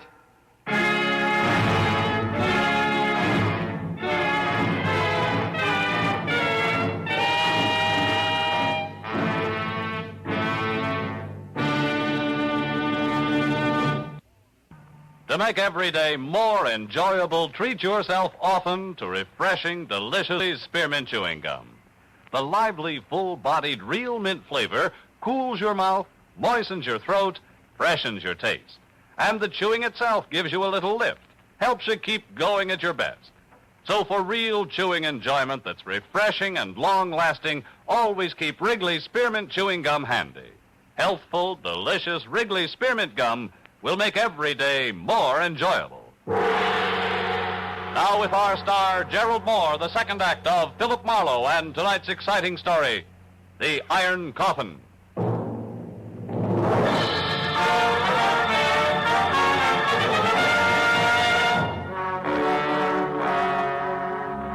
kept telling myself that Virago wasn't in any danger. That this was 1950 and spirits from the 16th century didn't stand a ghost of a chance against a determined man. But I couldn't quite believe it. And things didn't get any cozier as I watched the man with the obsession descend into the crypt. A candle in his hand, casting a crazy chorus of shadow dancers against the dripping wet walls. After the trapdoor crashed shut, I kept holding on tight to the 20th century and things that made it tick. And that helped until I was back up to the basement level. A moment of your time, please, senor. A tangle of gray, black, shaggy hair fell all around a grisly old face that could have scared a Halloween mask. And the rest of them fit from a build that included almost no shoulders, ape-long, scrawny arms, and an outfit that was medieval. I did not mean to alarm you, senor. Yeah, you couldn't miss. It's so dark in here. You're Ramiro? Si, Ramiro. Ah. I, senor, wait upon the master of this house, even as my father did, and his father before him. Always, senor, Ramiro has been in service in this castle. Always since Peter the Cruel. You mean you came over here from Spain? You were imported with this castle? Si, indeed. It had to be that way, senor. None else but Ramiro knows the castle. Every stone, every fixture, every sound in the night. Why, senor, there where you stand, Ramiro stood on that fateful day in the year 1562 when Dominic Virago, the Count of Castile, sentenced Peter the Cruel to his death. Oh, it was an awesome occasion, senor. I'll bet. The story of that day lives in my mind as though I had been present. I hear and see it all. Hear and see the fantastic spectacle in this very room. The place lighted by flaming torches. The prisoner was Peter the Cruel. His legs bound in heavy chains and weighted with an iron ball. The crowd surged forward to hear what Dominic Virago, Count of Castile, do this day proclaim the tyrannical rule of the prisoner before me at an end. And I do further proclaim that the prisoner, Peter the Cruel, be hanged, wearing the shackles and weights of a common thief. And when his body is dead, I order it cut down and sealed in an iron coffin, the chains not removed. Only by right of the royal blood of our fathers do I allow his remains to be placed in the family crypt below this room. Now, Peter the Cruel, you have heard this sentence. How do you speak?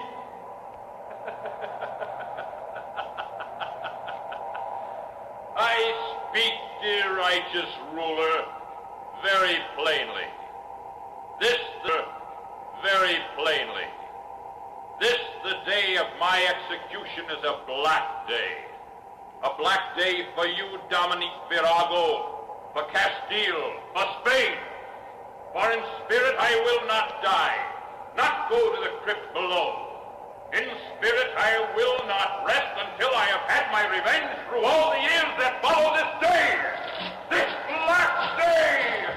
You and your ancestors, beware, Virago! Beware!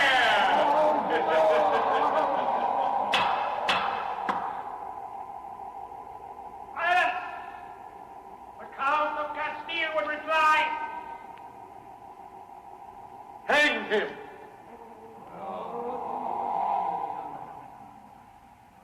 And that, senor, they did. Hanged him and buried him below us. That is why I stopped you here, to warn you. Yes, well, tell me, Ramiro, your ancestors, whose side were they on? The Count or Peter the Cruel? Well? The Ramiro serve only one man, senor. The master of the house. Even as I today serve only one man. The master of the house. Good night, senor. glared at me for a long moment with sickly yellow eyes. Then he stepped back and was gone. Well, a few minutes later, I found Irene Newbold and told her what had happened at the crypt and of Virago's wish that she spend the night at Poindexter's place. When I saw her make one valiant try to keep from going to pieces, I picked up her coat and bag, held her firmly by the arm, and walked her fast outside into my car. It kept her thinking for a while. When we arrived at Poindexter's, I promised to awaken her at dawn for the return trip to the castle. She thanked me and went to her room, and a few minutes later, I went to mine.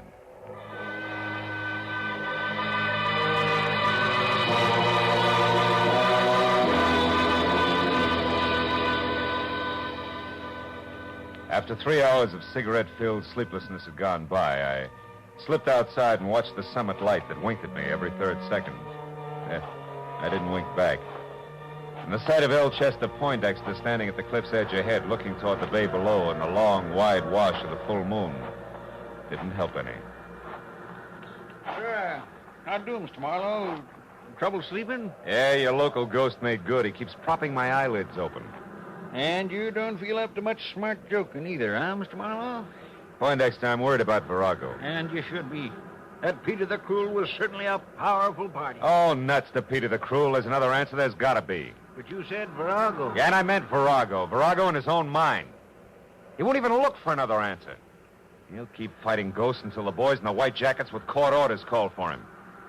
And then there's Irene. Mr. Marlowe, you were saying... Hey, Poindexter, look out there. See out there, that boat anchored in the bay? Yeah. That's the same one I saw from the road before, isn't it? The road I took to the castle? Sure. Only sailboat around here. Springtide certainly has her dipping for moss tonight, huh? Certainly has.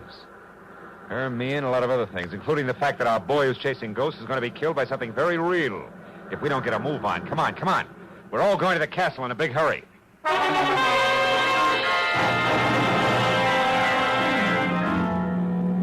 Marlowe, are you sure you're right? I can't believe the answer's that simple. Doesn't matter, Irene. Simple or not, it can still kill. Come on, Poindexter. We're going to run for it. Every second counts now. You catch up to us, Irene. We're going ahead.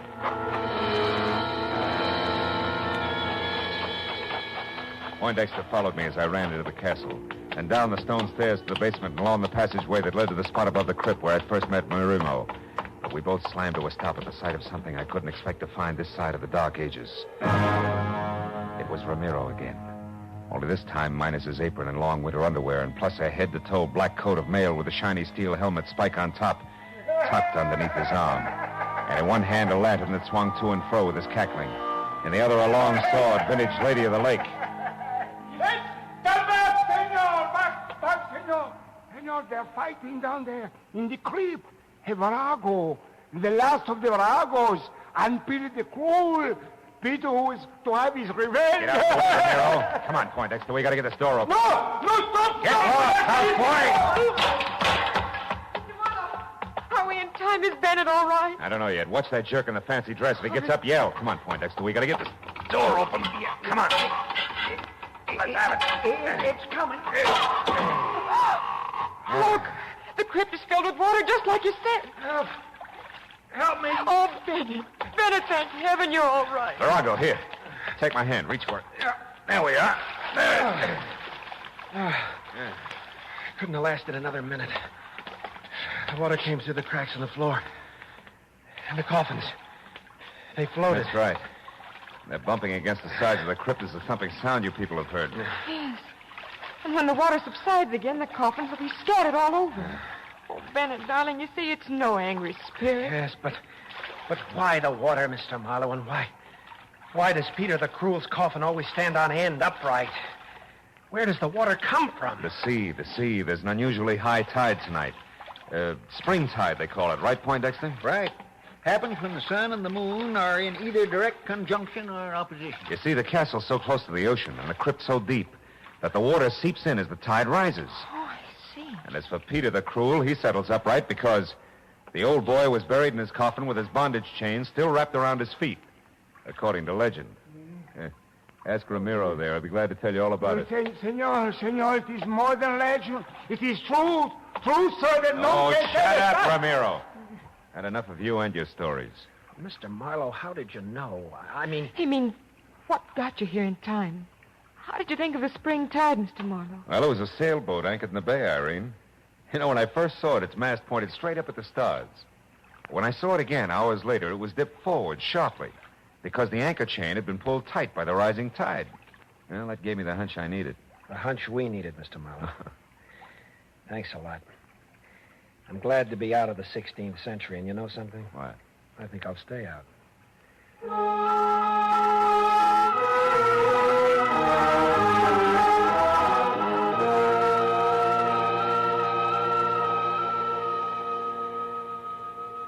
Well, it was another hour before we left the strange relic of another day. An hour in which everybody found himself thinking of Peter the Cruel's vengeful spirit. Oh, well, the tide took care of him. Oh, Marlowe, did you hear that? No. Yeah, well, as I was saying, that's the beauty of reality. Yeah, you can figure everything out. Marlowe, there it is again. Oh, that's nothing. It's probably just the wind. Look, that figure up on the rampart. Figure? Ramparts? Oh. Why, that's Ramiro. Or is it?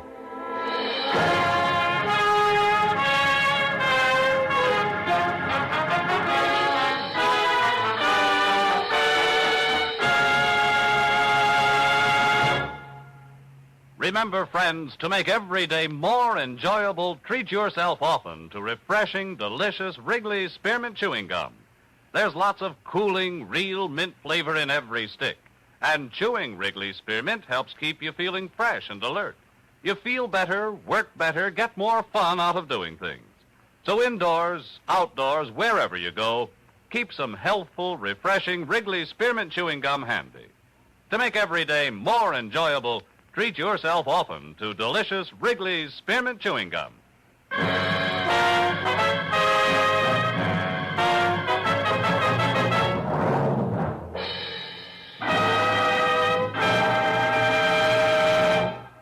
The Adventures of Philip Marlowe, presented by Wrigley's Spearmint Gum, bring you Raymond Chandler's most famous character and star, Gerald Moore. Philip Marlowe is produced and directed by Norman MacDonald and written for radio by Robert Mitchell and Gene Levitt. Featured in the cast were Irene Tedrow, Lillian Byeth, David Ellis, Jay Novello, Parley Bear, Barney Phillips, and Edgar Barrier. The special music is composed and conducted by Richard Arant. The makers of Wrigley's Spearmint Chewing Gum hope you've enjoyed tonight's adventure of Philip Marlowe and that you're enjoying Wrigley's Spearmint Gum every day.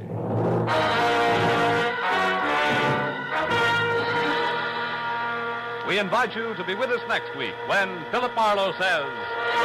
This time a dying man's last wish led me from a gunman with orders to stop me, past a battered corpse in a crumbling mansion, to a ruthless redhead playing for keeps.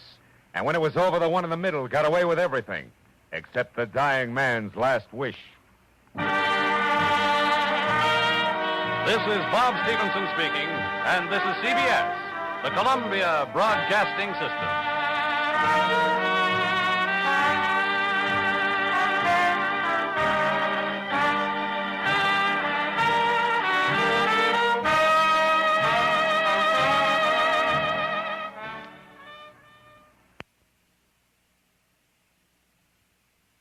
Our thanks this evening to America's own CBS. And before the orchestra strikes up again, let's see who among you really knows the golden age of radio.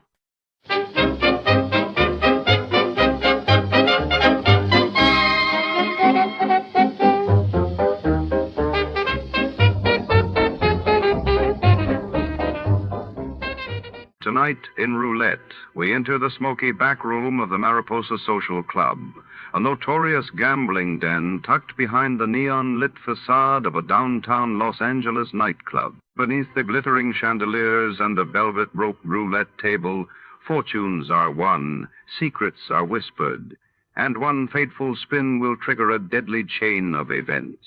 As our hard-boiled detective navigates the shadows between high-rolling players and suspicious staff, every bet could be a matter of life or death. Before to start, let's see what happened the day it was aired. It was March 17, 1952. That day, British Prime Minister Winston Churchill called for a united Europe in a historic speech in Strasbourg, while in Tokyo, the Allied powers finalized preparations for the end of the post-war occupation of Japan, setting the stage for the country's sovereignty to be restored. You, finding life pretty dull? Dreaming again of exotic places? Wishing you were somewhere else? We offer you escape.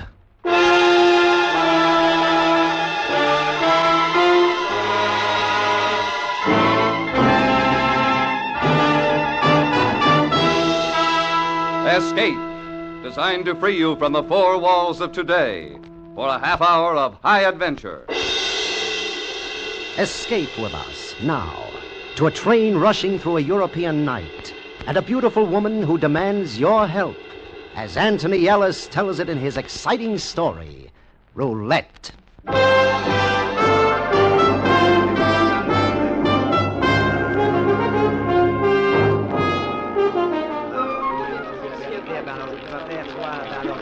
Le numéro 12, au Noir! Ah ben alors, c'est bien ça, je vous dis franchement.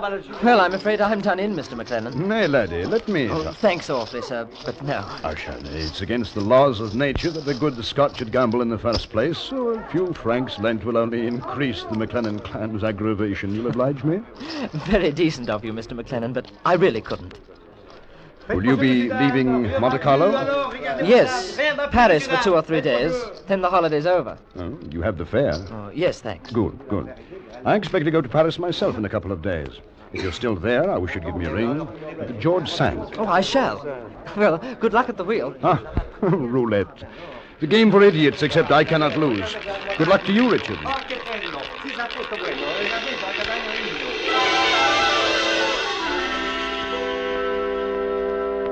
I'd been spending the summer holidays on a cycling tour of France. Father had insisted. Said it was part of my education. After 3 weeks, I'd seen half the cathedrals in the country and had developed a healthy loathing for bicycles as well. So, when I reached Avignon, I sold mine to a chap who was obliging enough to pay me far more than the blasted thing was worth. I knew the family at home would be terribly upset. But after all, I was 20, and I thought it was about time that they realized it. Trinity College was then 2 weeks away, and I decided, with the bicycle money, to have a lark in Monte Carlo. That's where I met Mr. McLennan. He was awfully decent, showed me about the place and chucked money about marvelously. I thought he was probably in some sort of black market business because he seemed quite hush-hush about everything. I had smashing luck the first 2 or 3 days at the casino, and then, well, as Father always said, gambling weakens the mind as well as the purse.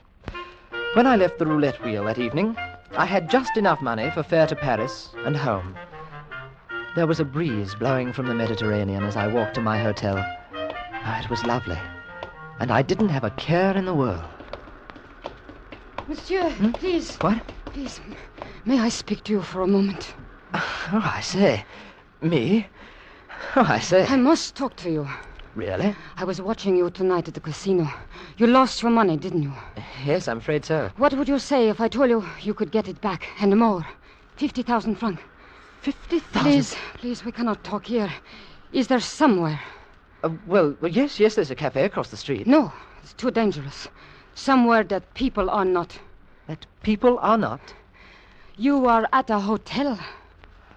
Oh, yes. But wouldn't that be rather... Well, I mean... You must trust me. I'm in desperate danger. Please, hurry. We will go to your hotel.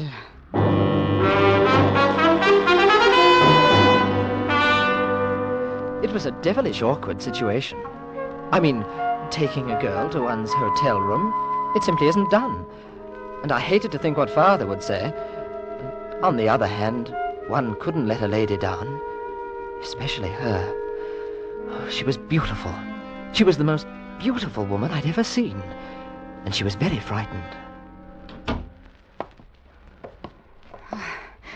I will have a drop of brandy, if you don't mind. Oh, no, not at all. Would you like to take your coat off? In a little while. I'm cold. Well, you'll feel better in no time. Here we are. Thank you. I say, that's quite good. It always chokes me to do that. You're being very kind, Mr. Oh, I'm frightfully sorry. My name is Richard Ferris. I am Tina Vallon. What a charming name. I mean, it goes, rather. It is not my true name. Oh? Mr. Ferris, I do not wish to sound melodramatic, but I need help so terribly. Oh, I'm awfully sorry. Really, I am. If there's anything but there is. I must go to Ankara. Turkey? It is of the utmost importance, and there are men who will stop at nothing to prevent me. But why? I mean... I cannot tell you. Well, what about the police? I cannot go to them. There would be questions which I may not answer. Oh, I see. Mr. Ferris, when I saw you this evening at the casino, I said to myself that here was a man I could trust. He's young, English, and a gentleman. Oh, I say. But he has lost his money at roulette. I will make it a business transaction, Mr. Ferris. Take me safely to Ankara, and I will give you 50,000 francs.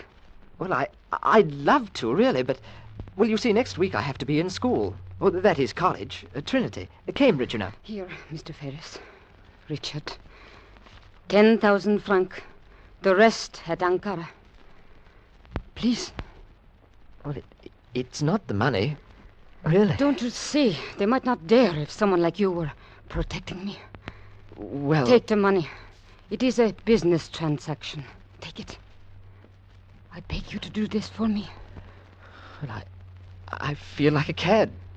Taking money from... Well, I mean... She was very close to me. And I saw that she was quite a bit older than I was. 26, possibly 8. Oh, but very beautiful. I realized how serious the thing was. After all, it could mean life or death to me, too. One must be practical, so I took the money.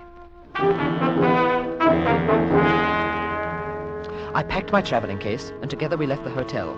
On the way to the station, I bought a pistol, as it seemed the thing to do. Tina had decided to take the train as far as Genoa, and then change for Naples, where we could catch the boat for Turkey. If someone was following us, he didn't allow himself to be seen, and we managed to find ourselves a compartment alone. Well, here we are. You comfortable? Yes, thank you. Would you be kind enough to draw the shades? Rather. I say, Miss Vallon. Please call me Tina. Tina? Here. Have a look out of the window for a sec. Those two chaps standing outside. Draw the shades, quickly. Nasty looking. Are those the ones? Yes. I hoped that we could escape them. They will be on the train now. Yes, I'm afraid so. At what time do we arrive in Genoa? 2:15. That's tomorrow morning. We have a 10-minute wait before the Naples train leaves. I do not think that they will attempt anything while we are still in France. But once we cross the border... Look here now. You're going to be absolutely safe with me. I don't want you to worry. I may look young, but I've had a great deal of experience. That is, well, I play rugby at school, and, well, I can manage things perfectly. I'm sure you can, Richard. That is why I wanted you to help me.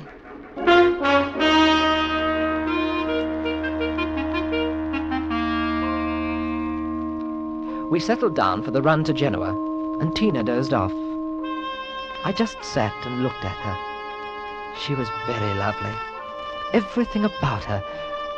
I couldn't make up my mind where she came from. Oh, not that it mattered. But I wondered for a moment if Father would have approved. After all, she wasn't English.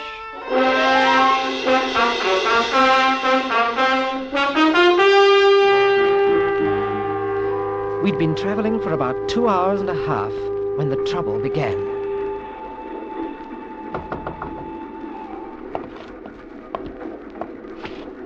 Yes? Mr. Ferris? Here? Who is it? May I have a word with you, please? I should say not. It would be advisable. Now hop it, or I'll ring for the conductor. Richard. Shh. This is not your concern, Mr. Ferris. We have no desire to harm you. Oh, I'll bet you haven't. Just tell the lady that it is a long way to Ankara. Have they gone? Yes, I think so. They will try again. Look, it really isn't any of my business, I suppose, but... Well, what is it you've done? Why should they want to kill you? Let us say that I know something that is very important. But you're so... Well, I mean... Well, how did you ever get into a muddle like this? For love, Richard. Oh. Of my country. I think that a man would be very fortunate if you ever loved him enough to have a look like that in your eyes. Perhaps someday I shall look at a man like that. You're sweet, Richard. Now I want you to have some rest. If anything happens, I'll wake you. Oh, I say I couldn't. Why, they may try. I don't think so. But if they do, I have this. I say, you're not afraid of anything, are you? Well, night-night. Wake me up when we get to Genoa.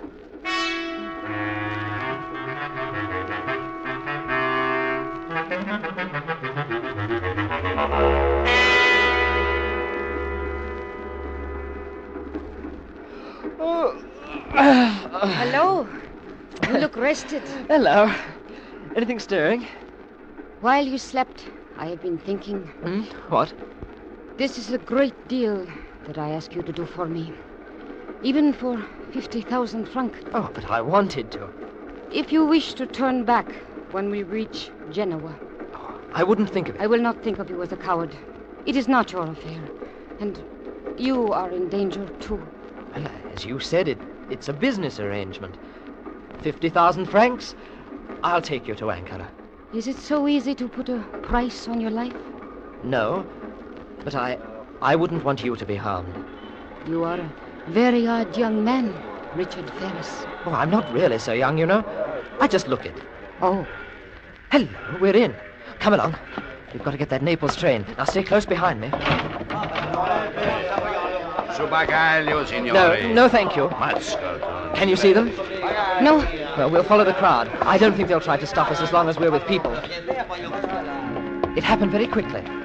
We were crossing the station to the platform where the Naples train was standing. Suddenly, from somewhere out of the crowd, a man lurched toward us. He took me unaware, and before I knew it, he was jostling me to the side. So sorry. How clumsy of me. Allow me to pick up your portmanteau. As he bent down, the blighter hooked an arm around my leg, and I was down. Mind your business, you fool. I will. And you, sir, mind yours. It was a frightfully stupid thing for me to do, and obviously what they'd hoped for. In half a tick, a Gilbert and Sullivan constable appeared. But there was nothing comic opera about the way he took me in charge. I was manacled and on my way to jail. And in 7 minutes, the Naples train was to leave. I looked about wildly for Tina, but she was gone. And so was the man I had knocked down.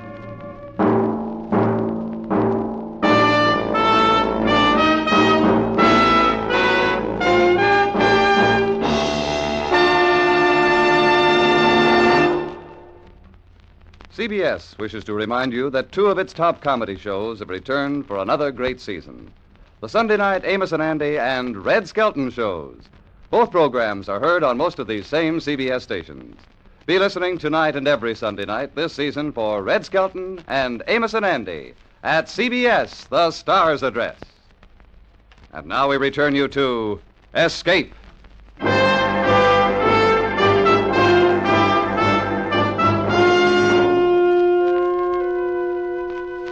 I was taken to a booth at the end of the station and brought before a gentleman dressed in a uniform that I judged to be at least that of a general.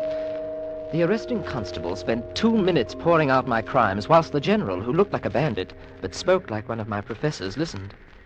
So, and your name is Richard Ferris? My dear sir, my passport says so. Now, can't I pay the fine? It's ever so urgent that I catch the Naples train. Ah, you English. What would you do if there was no prayer to go? I hardly see that it concerns you. You are not serious, my young friend. This is a serious matter.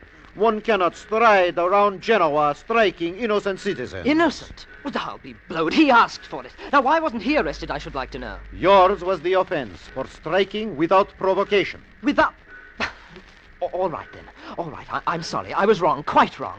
But the train, now let me pay the fine. Anything, please. I must catch that train. One must consider the magnitude of the offense. Don't you understand? It's a matter of life and death. Life and death?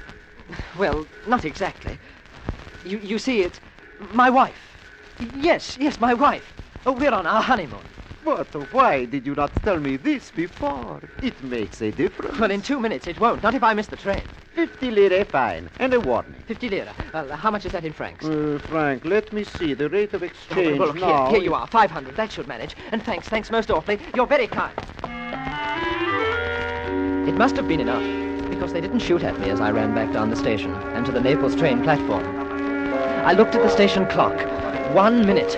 I didn't want to take a chance of getting aboard, and yet Tina might have. I dashed to the waiting room, and as I did so, I saw the 2 men through the window. They were pacing up and down inside, back and forth before a door. It was the ladies' lounge. Devilish clever girl. I should have known she would manage alone. And at that moment, as the whistle blew, she ran out. Tina, this way. Don't be afraid. They won't dare. You see, they've slowed down already. They're pretending not to see us. Hurry up. Any carriage will do. We'll find our own once we're aboard. Richard, you would have been better off with the police. Oh, not me. There we are. Look at your friends. Yes, but I'm afraid we haven't got rid of them so easily.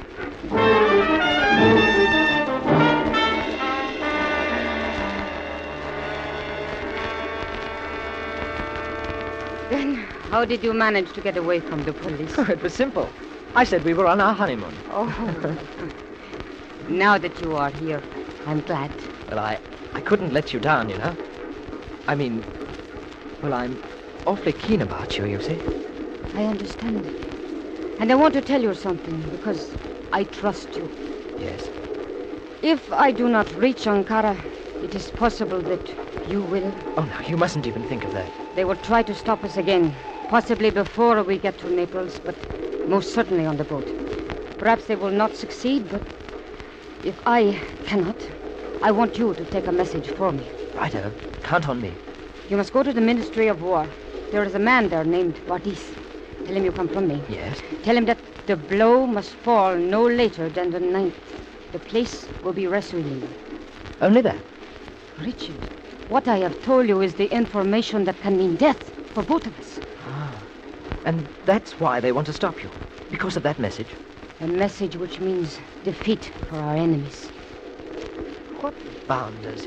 I mean the chaps sending someone like you to do their dirty work. Oh, why couldn't you write or send a cable? There are people in our government who are not to be trusted. If the message fell into the wrong hands... Yes, I see. Now you know.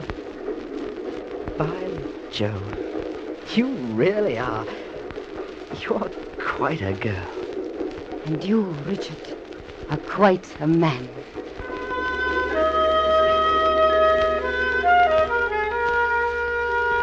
It was somewhere between Campiglia and Grosseto that the emergency cord was pulled and the train came to a stop. I looked through a crack in the drawn shade. It was dark outside, but 100 yards away, I could see the headlights of a car, and moving toward the train, 3 or 4 bouncing dots of torch beams. What is it? Can you see anything? I'm afraid so. We're in for it. What do you think we ought to... Wait. Signor, this is the conductor. Open, please. We'll have to use the window. Come on. Signor! I'll go first, then you jump. I'll catch you. Yes. Righto, jump! They see us. The car over there. There's a searchlight. Duck down. Now, those bushes, down the lines. Try not to make any noise. Oh, that's torn it. Come on, run!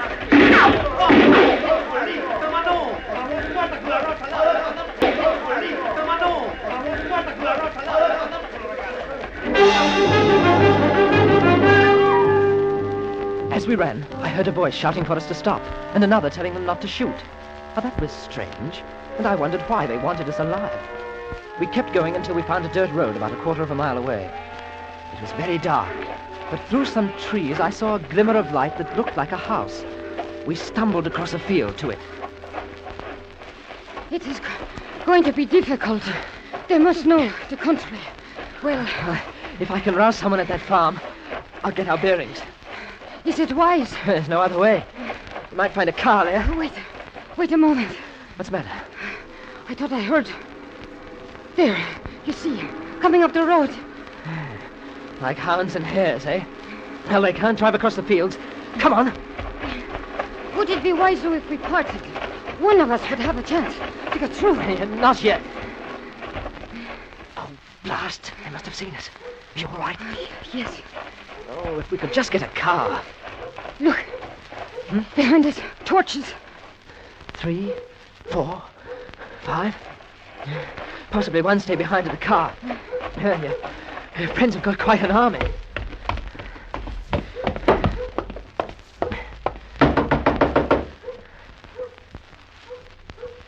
What are we going to do? I don't know yet. Sì, cosa vuole? Cosa vuole? We need help. Have you got a car? Non capisco, signore, no. Oh, these foreigners. Look, do you see this? A gun. Bang, bang. Do you understand? Madonna mia! Now look, you say nothing. You haven't seen us. Cosa? He doesn't understand. Well, he knows what a gun is. That's all that matters. Come on. We'll stay behind this door. If he makes a sound... You there! Quiet! Say nothing! Shh! We may have to use guns, Tina. I'm ready.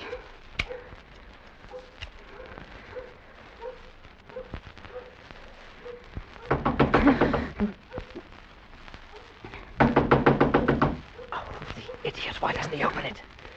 Open! Open! Yes, that's right.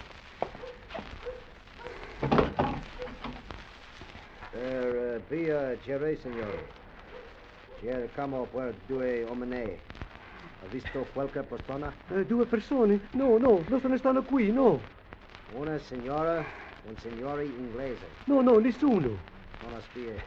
Potrà avere sua permissione di cercare? Ma me l'ha dato, non sono nessuno, signore. Forza sonola. Voglio cercare? Sicuro, sì. Grazie, buonanotte. Buonanotte, signore, buonanotte. Oh, good chap. Thanks. Here you are. I hope we didn't inconvenience you. Ma cosa fa? Andate via, per piacere. Tina, have a look through the curtains, will you? I can see 2. No, 3 of them. Moving on. Now, the others may have gone to the back. Signor. Sì. Do you own a car? Ma cosa? Non capisco, signore. I just wanted my Latin. A car. Do you follow? No, signore, no, non capisco. They've gone. I can't see them now. Well, we better make a run for it. If we can reach their car before they do, we might have a chance. I say, blow out the lamp before I open the door, will you? We mustn't attract any attention here. Yeah, that's it. Well, off we go. Now remember, no sound, signor. Bang, bang, if you do. Molto bene, signore. Sì. You ready? Sì. Yes. Right. It was as easy as pie. They must have believed the old boy's story, because as Tina and I doubled back across the meadow, we saw a couple of torches bobbing about near the barn. A question now seemed to be, did they have a man guarding the car? We came to the road and stopped. There, I see one. Watch. You can make out the cigarette.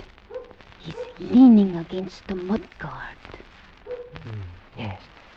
Oh, stay here, Tina.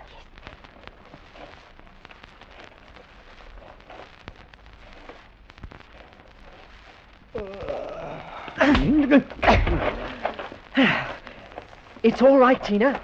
Put him to sleep. Hop in. Yes. Put up your hands, laddie boy, and you too, miss. We want to have a little talk with you both. The searchlight had been switched on and was blinding me, but I could hear well enough, and I knew that voice. It was Mr. McLennan, my friend in Monte Carlo. Mr. McLennan.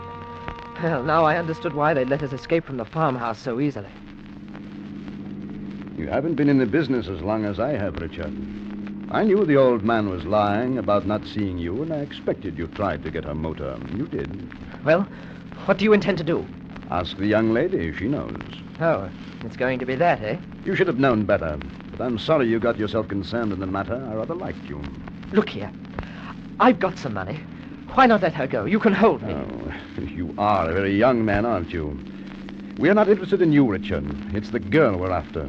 I suppose she's told you, though. Told me? Of course she has. Oh, what a scoundrel you are. A renegade Englishman. What difference does it make to you whose side you're on? You're being paid.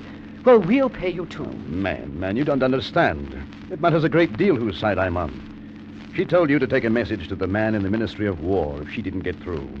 No. What's his name? This is absolute tommy rot. Oh, what a porridge head. Ask your friend where she comes from. It doesn't make the slightest difference. Oh, then let me tell you. She's Romanian, Maria Olescu. We've been after her for 3 years. You're the one who's working for the wrong side. Poor chap you bashed on the head is a Turkish military agent. So are the men on the train. You expect me to believe that? I don't care whether you do or not. Then here, have a look at my card if you like. Alistair McLennan, military intelligence, British warded. Well?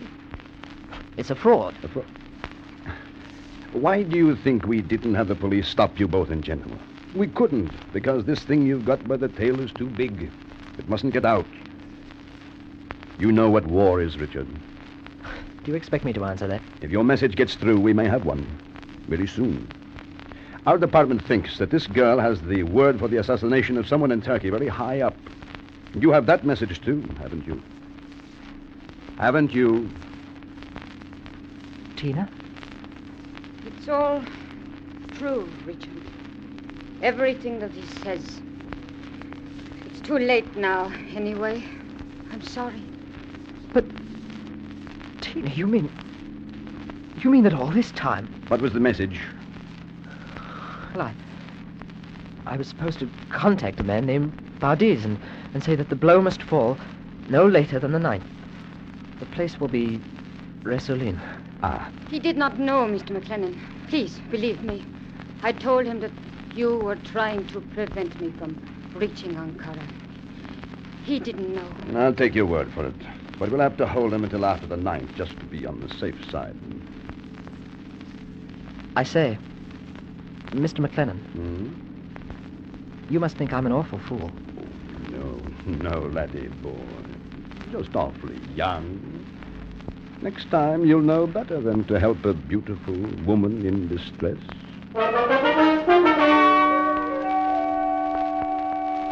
They took us back to Paris.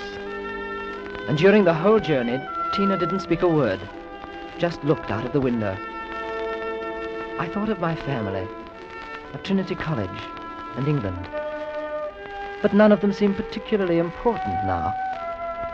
Only she seemed important. And I wondered what would become of her. And then, as they took Tina away, she turned to me and smiled. It was a smile that I'd seen only once before, when she spoke of love of her country. But this time, she was looking at me.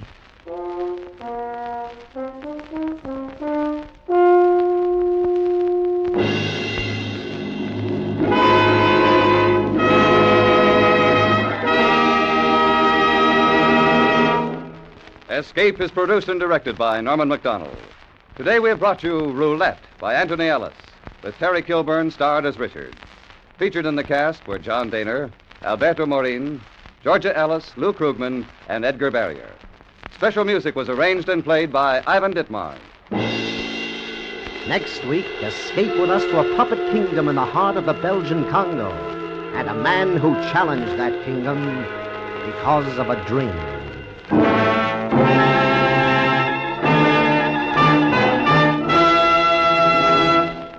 Edgar Bergen and Charlie McCarthy check in at CBS, the Star's address, tonight, bringing with them their very special guest, Jane Wyman.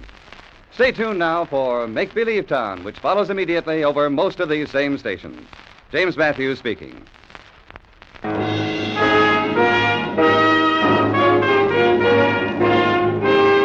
This is CBS, the Columbia Broadcasting System.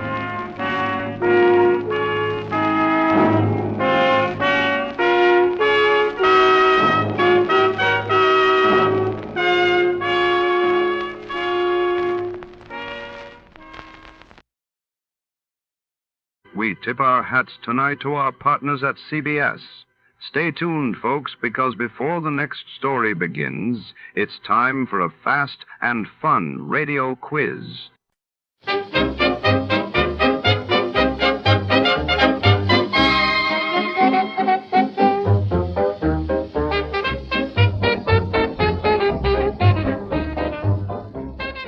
We proudly thank our partners at CBS for tonight's broadcast. And now, before our next mystery comes alive over the airwaves, here's a touch of music to set the mood.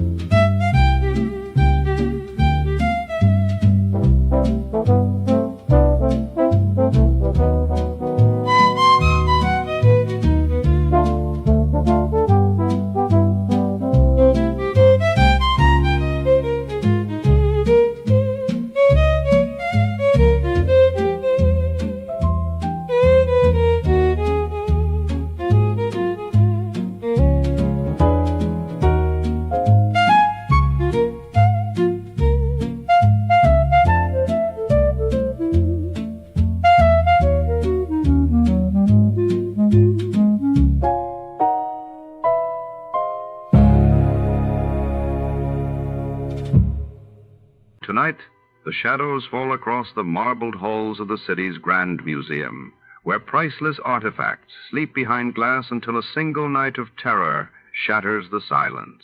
When a mysterious figure in a velvet mask leaves a trail of death in a stolen jeweled casque, investigator Johnny Dollar is called in to untangle the secrets lurking between ancient relics and modern greed. Each echoing footstep in the exhibit becomes a heartbeat of suspense as Johnny races against time to catch a killer hiding among the artifacts.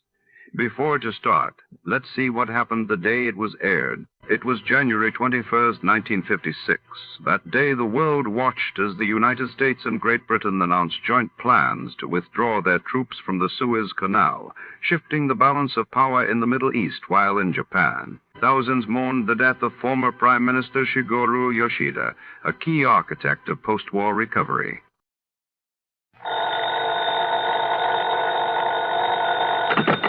Johnny Dollar. This is Harry Branson at Philadelphia Mutual Liability and Casualty Company. Harry, it's been a long time. What's on your mind? John, I have a case for you involving several of our very important clients. Good. Then it ought to pay me a nice big fee. I'm not sure about that, John. Of course, we'll pay your regular expenses and your regular commission. But no extra fee? I don't know. You, huh? That is to say, it all depends on what you're able to, shall we say, unearth. Something or someone, Harry. What? You said unearth, didn't you? What facts you're able to ascertain is what I meant. Oh. So what about these very important clients of yours? John, they have disappeared. Oh, well, then maybe unearth is the proper term. What? What have the police got to say about them? You did call in the police, didn't you? Oh, yes, but they gave up years ago. At least years in the case... ago? That's right. At least in the case... Now, wait a minute, Harry. You say they disappeared years ago. Well, some of them... But now, all of a sudden, you expect me to be able to...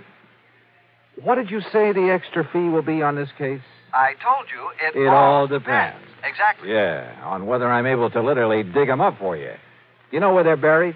John, this morbid so-called sense of humor... Okay, Harry, okay. I'll be down to see you. And you might have a good, strong shovel ready and waiting for me. John!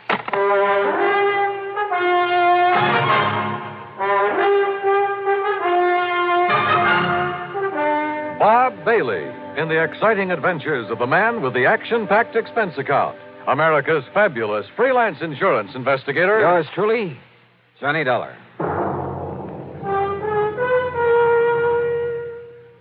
Now, Act One of yours truly, Johnny Dollar.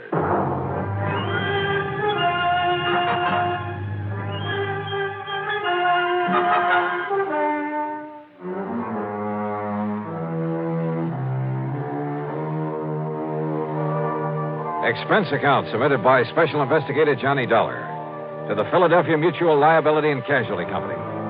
Following is an account of expenses incurred during my investigation of the Casque of Death matter.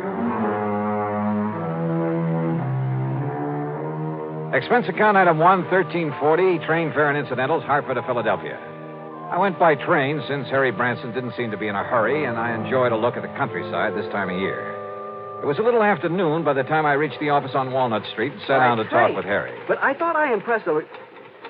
Old sober-sides Branson hadn't changed a bit since the last time I'd seen him, and he still looked as though he was carrying the weight of the world on his shoulders.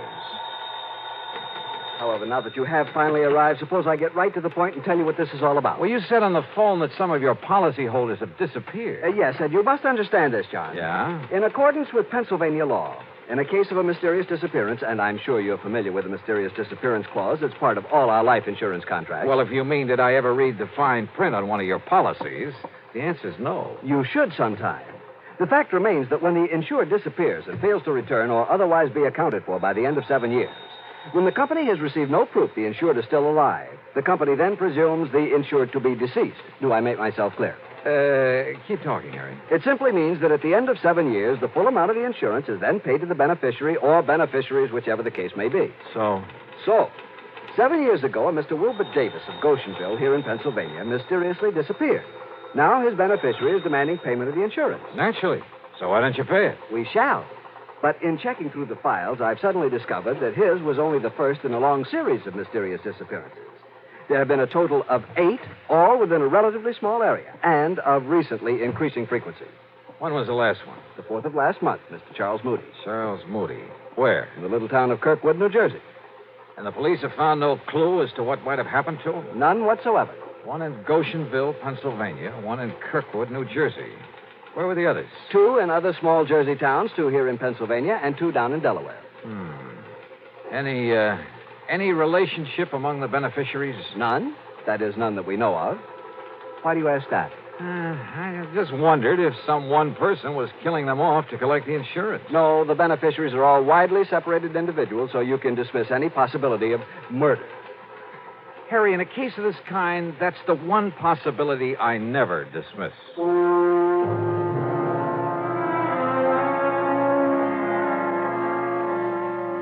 Harry's secretary put together a comprehensive list of the people we were concerned with. Their names, addresses, beneficiaries, and so on. In my room at the Bellevue Stratford that evening, I went over it carefully. All of these people had disappeared from their homes in small communities. All of them had been in their 60s, had been widowers or bachelors.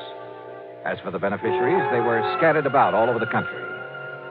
Early the next morning, I paid my hotel bill. That's item 2, $18 even for the room and a couple of meals. Then spent item 3, $50 deposit on a rental car. I drove first to the little town of Kirkwood, New Jersey, from which a Mr. Charles Moody had disappeared just about a month ago. I stopped to make inquiries at the general store. Thank you, Miss Peterson. I'll see you next week again. Now, as you were saying, Mr. Hurley? Yes, Mr. Dollar, I certainly hope Mr. Moody shows up again. You're a fine man. Fine man.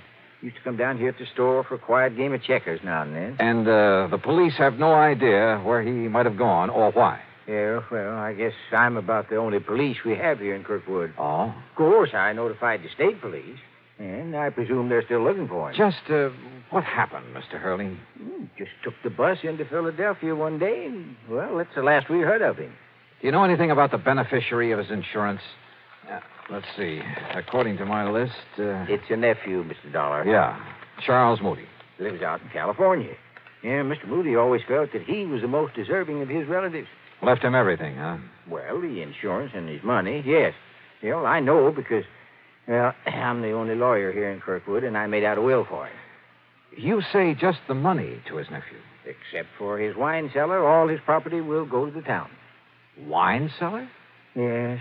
If Mr. Moody doesn't come back, or if he's proved to be dead, the wine cellar will go over to a man over in Philadelphia. Had themselves a sort of a gourmet club, I guess you'd call it. I see. But now tell me... You know, I kind of wish he'd have willed me that wine cellar.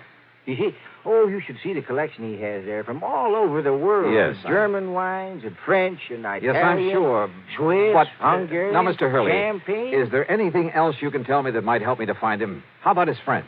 Everybody was Mr. Moody's friend, Mr. Dollar. But as I started to say about those wines he had... So I checked out all of Mr. Moody's friends there in Kirkwood and ended up with no more information than I got from the storekeeper. But you know something? If I had had sense enough to realize it, I'd have gotten plenty from him. He had given me a real key to the disappearance, not only of Mr. Moody, but of the 7 other people on the list. And what a key. Yeah, to what turned out to be one of the weirdest cases I ever handled. Now, Act 2 of yours truly, Johnny Dollar and the Casque of Death Matter. Item 5, $42.70, traveling expenses, food and lodging for the next 2 days. I drove my rental car to Pittsgrove and Malaga, New Jersey. Armstrong and Mount Pleasant down in Delaware. Then Hickoryville, Pennsylvania, Goshenville, and the nearby town of Milne. I contacted not only the local police, such as they were, but dug up the lawyers who'd written wills for the missing men. And by doing so, I learned a strange, intriguing fact. You see, my last contact was there in the village of Milne with the one lawyer in town. Yes, Mr. Dollar. If my client, Mr. Frederick Burton, fails to return by the end of 7 years, your company will have to pay the insurance. As for the rest of his estate... Including a wine cellar? Yes, a very excellent one. Its contents will go to a friend of his who lives in Philadelphia. Mr. Edward Alden Poley. Yes, that's right. How did you know? Well, I've been doing a little poking around these past couple of days. You understand, of course, that's only if we receive some definite evidence of Mr. Burton's death, or if he fails to return before the 7 years is up and therefore legally is presumed to be deceased. Do you know anything about this man, Poley? No, I don't. It seems they had a sort of epicures club. Do you know who the other members of it were? Well, Mr. Burton told me who they are sometime before he disappeared. If you'll just give me a moment, perhaps I can recall their names. You want to check them against this list of mine? Yeah, if you like. All right, let's see. Mr. Frederick Burton, that's your client. Yes? John L. Wakeman over in Hickoryville. Mm-hmm. Wilbur Davis in Goshenville. That's correct. Harmon Phillips and Ralph Hunter from down in Delaware. That's right. And finally, Charles Moody, Nathan Norwood, and William Harnell over in Jersey. Your list is quite correct, Mr. Dollar, except for one omission. There was another? Mr. Bradford W. Turner. Do you know where he lives? Yes, in the little town of Alloway here in Pennsylvania. That is, if he hasn't disappeared. Yes, I've... Good heavens. Do you mean to say that all the others... Well, I know, of course, that Mr. Burton did, but Do you mean to say that all the others on that list have disappeared, too? Yes, sir. And I'm going to find out about this Mr. Turner right now. In the town of Alloway, did you say? Oh, yes, it's about 18 miles north of here. Okay, sir. And I'm very much obliged to you. Mr. Dollar. Yeah? Do you really think there can be some connection between these disappearances and the fact that all these men have willed their wine collections to this Edward Alden Poley? What do you think? Wait a minute. Had I told him the others all willed their wine collections to Poley? Or had he just come to that conclusion? Or what? Anyway, I drove due north to Alloway. The one large, rather nice home belonged to Mr. Bradford W. Turner, the man whose name was not on my list. So I hoped that he was still here in the land of the living.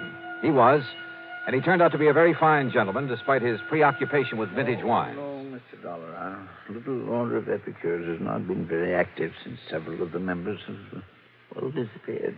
But not you or Mr. E.A. Poley. I was just preparing to make the trip over to Philadelphia to pay a visit to Mr. Poley. Oh? Mind telling me why, Mr. Turner? Not at all, sir. Not at all. I happen to have an excellent wine cellar. Yes, I rather guessed that. Oh, but it's nothing compared to that, Mr. Poley's. Edward is younger than I, younger than any of us.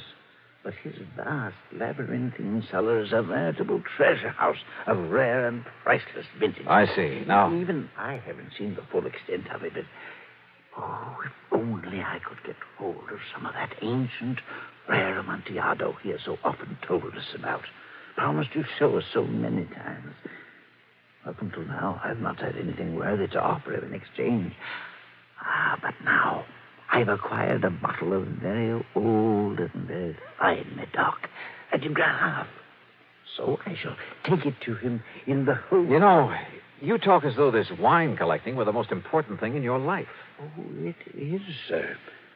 And with Poley, it's an almost overpowering passion. It is his life. The kind of man who'd kill his own mother for a bottle of wine, huh?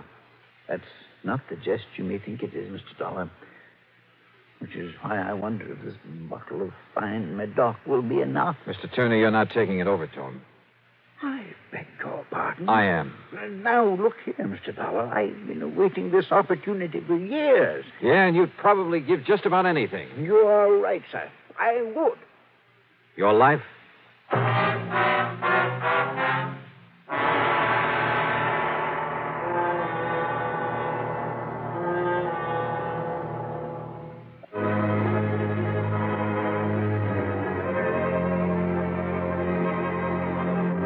Yeah, every one of the old men who disappeared had been a nut on the subject of wine collecting, and had provided in his will that his cellar was to go to a Mr. Edward Alden Poley.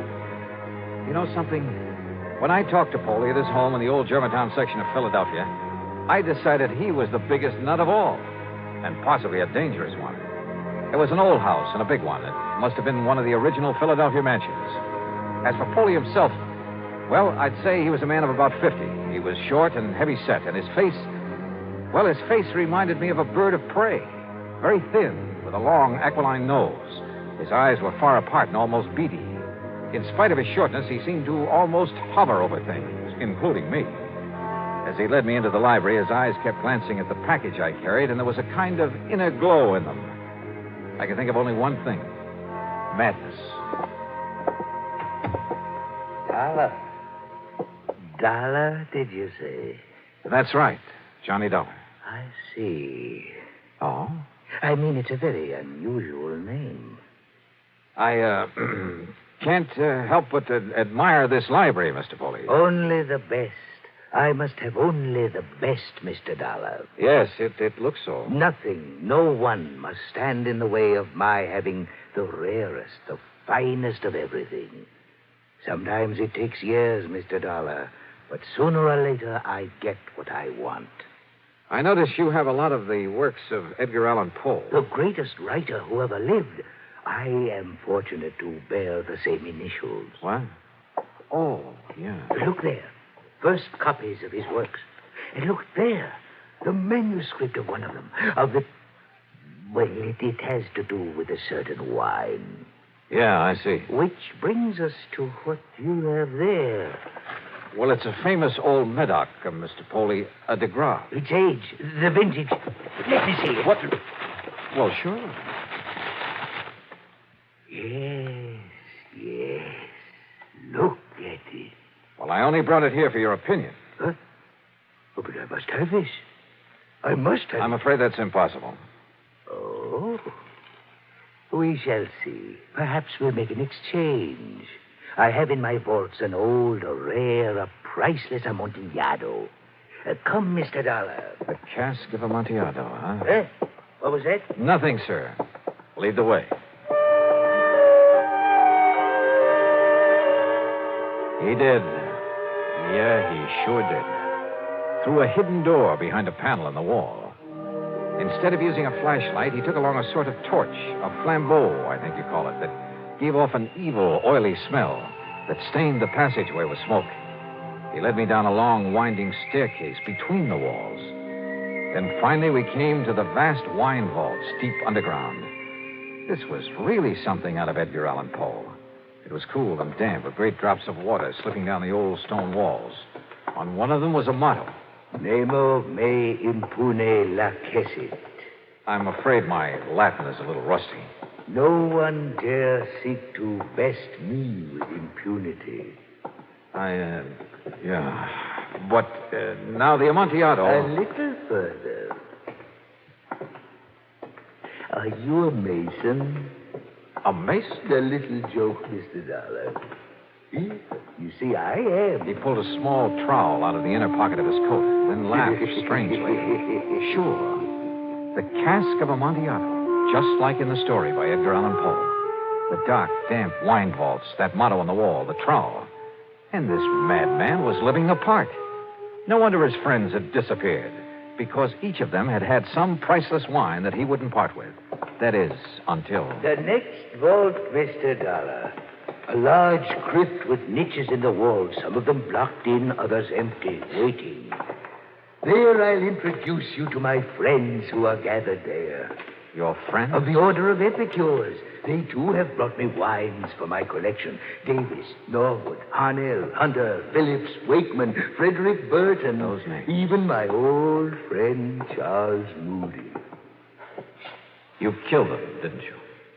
Killed them? You brought them down here. Let me see the bottle of De Grave. You promised to show them the Casque of Amontillado. Yes. Then buried them here in one of these crypts. Yes. But, Mr. Dollar, you must not keep our friends waiting. Yeah. There's the mortar and the bricks. And the Amontillado? In the niche behind you. The mortar box. A hole for mixing in that shovel. Yes, the shovel. And with it, you'll join my friends.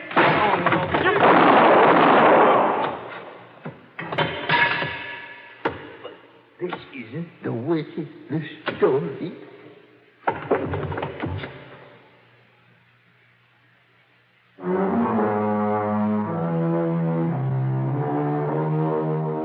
The 8 men who disappeared, yeah, they were all buried behind the bricks and mortar that walled up 8 of the niches in that deep underground vault. Funny, I completely forgot to look to see if there was a Casque of Amontillado in that cellar.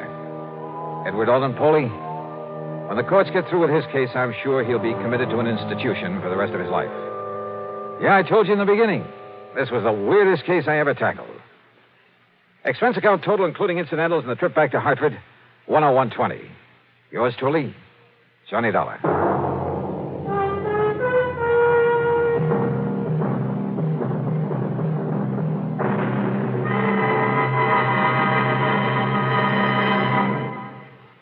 Now, here's our star to tell you about next week's story. Next week, I run into a girl who is fabulously rich, and because of it, fabulously poor. Join us, won't you? Yours truly, Johnny Dollar.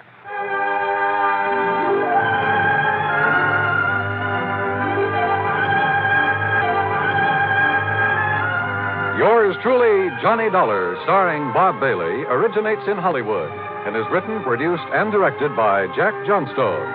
Heard in our cast were Harry Bartell, Forrest Lewis, Bartlett Robinson, Farley Bear, and Marvin Miller. Be sure to join us next week, same time and station, for another exciting story of yours truly, Johnny Dollar. This is Dan Cubberly speaking.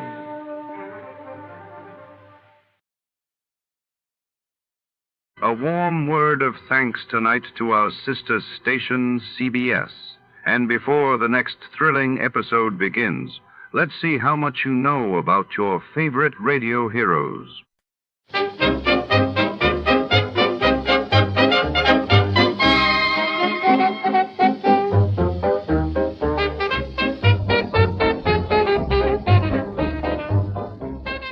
In the shadow-drenched alleyways of the city, a vengeful secret stirs. Tonight, Detective Archer is drawn into a perilous web when a mysterious woman with a haunted past seeks his help. As old grudges resurface and danger circles closer, will Archer untangle the vendetta before it claims another victim? Step inside the Vendetta Caper, where every whisper could be a threat, and trust is the most dangerous gamble of all. Before we begin, let's see what happened on the day it aired.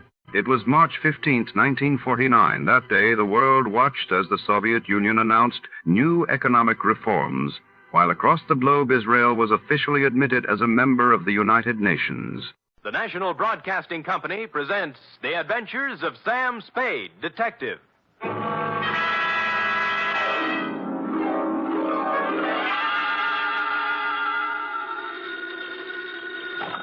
Sam Spade Detective Agency. Me, sweetheart. Sam! I heard you were hobnobbing with the wealthy set of our city. If what I was doing is their idea of hobnobbing, I'm glad I'm in the lower income brackets. What do you mean? What happened? I will only reveal that, Effie, in the intimate secrecy of our office. Was it that bad? Worse, F. Emotions ran amok. Passions were strewn from Fisherman's Wharf to the peninsula. Oh. Hatreds festooned the very air. And there was jealousy, too. My. It was positively lurid, as they say. Well, do you think it's all right for me to hear it? Well, I'll expurgate it a little, F. I'll water it down to your strength. I'll use monosyllabic instead of polysyllabic words, and so on. Now, Sam, I want you to tell me everything you think I should hear. And then just a little more. It's a deal, F. Prepare yourself for listening, and I will shortly make my entrance with a saga of society skullduggery, the lowdown on the uptown and all that. Now, if we need a name for it, why not call it the Vendetta Caper or the Revenge of Monte Cristo?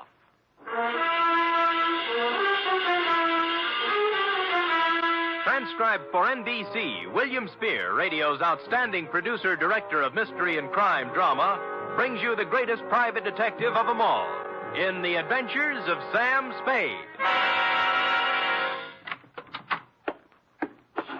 You don't have to call, Sam. I'm right here. Let me take your coat. Well, Effie, isn't this sufficient of you? Now be quiet and give me your coat. All right. Thank you. Now, I've oiled your chair so it won't squeak. Sit down. Well, you make me feel like an emotional invalid, but it's wonderful. And here. Oh, will miracles never cease? A double. Well. It's 8-year-old stuff. I had Friskin's drugstore send it up. Applejack, it's called. Applejack. Well, what brought it on, F? Why this particular polishing of the Applejack? Well, Come on, out with it. No, I just thought, well, you've been working with the rich people, and maybe you were handsomely compensated. Mm-hmm. And, my back salary? You're not mad, Sam? Well, as it happens, I did make a few dollars, and yours will be the first account settled. Oh, Sam! So, it wasn't me. It was the money all the time. No, Sam, no, I just... I accept your apology. To Lieutenant J.F. Randall, San Francisco Police Department, from Samuel Spade, license number 1375596. Subject, The Revenge of Monte Cristo. Monte Cristo? Is this a historical drama? Christoph. Cristoff. Oh. Monty. Monty. And it's still a historical drama. Dear Lieutenant, revenge is an old-fashioned motive, but when you get it raw and distilled, as in the Gosden affair, it's new all over again. This was the slow-burning, deliberate kind of passion that starts smoldering way back in the forgotten days and explodes among some people who never knew they were living over a keg of dynamite. It was yesterday morning that the distant sputtering of the fuse began to be heard by a man named Chandler Gosden. You know him, the hulking rich boy, the electrical appliance scion who took up professional boxing for a while. I think he was billed as Gold Plate Gosden, a society scrapper. And he was doing well, too, until a right cross by someone who needed the money more than he did sent him back to clipping coupons. Spade? Yeah? I'm Chandler Gosden. Well, I recognize you. What do guys like you charge? Well, it depends on the job. Investigation. $60 a day, and any unusual expenses. Cheap. Well. Do you guys have some kind of a code, huh? Code? You know, like doctors. Do you keep things in confidence? Well, most of us do, including me. Yeah, I don't suppose it'd make any big difference if it got out. I'm not afraid of him. I just as soon punch him in the mouth as look at him. Who? Monte Christoph. Heard of him? No. Moved into the peninsula, my neighborhood. Bought the Major Dunhill place. Oh, yeah, I know the estate. Must have cost plenty to buy. $250,000, I hear. But what's money these days? Everybody's got it. Yeah, isn't it awful? It's a tax scheme, I suppose. Ever since he moved into that ark of a house, he's been throwing parties.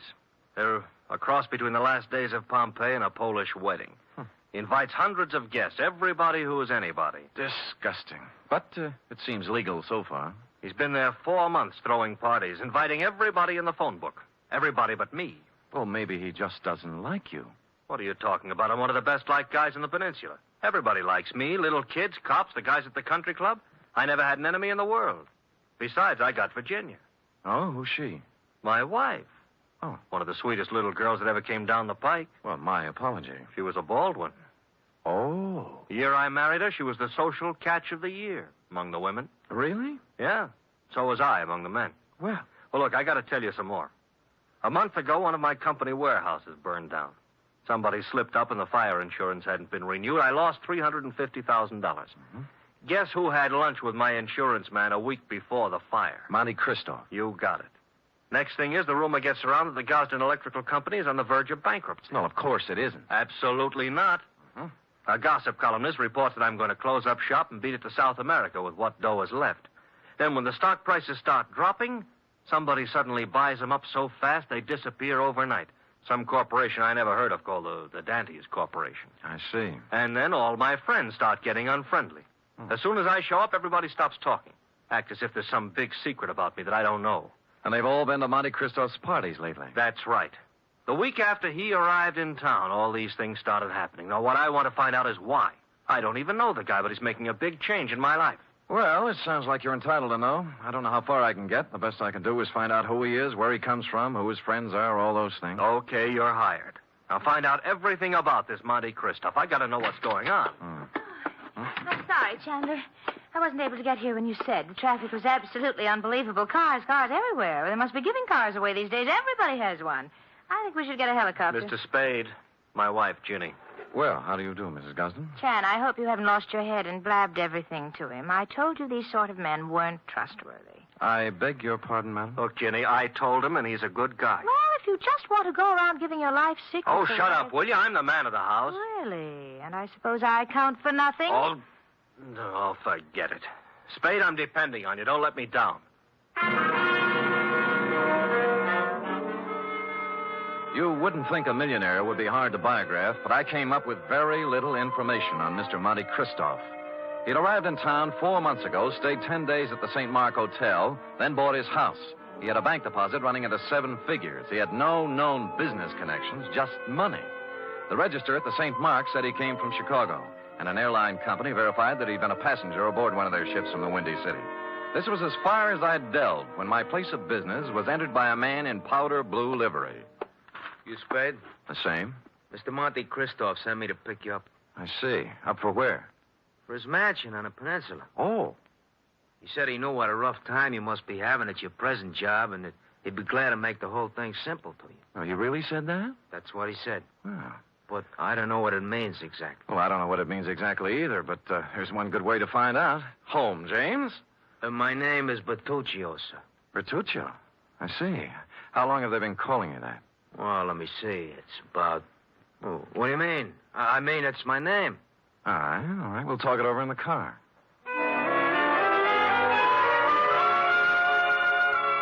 The car was long and blue and smooth.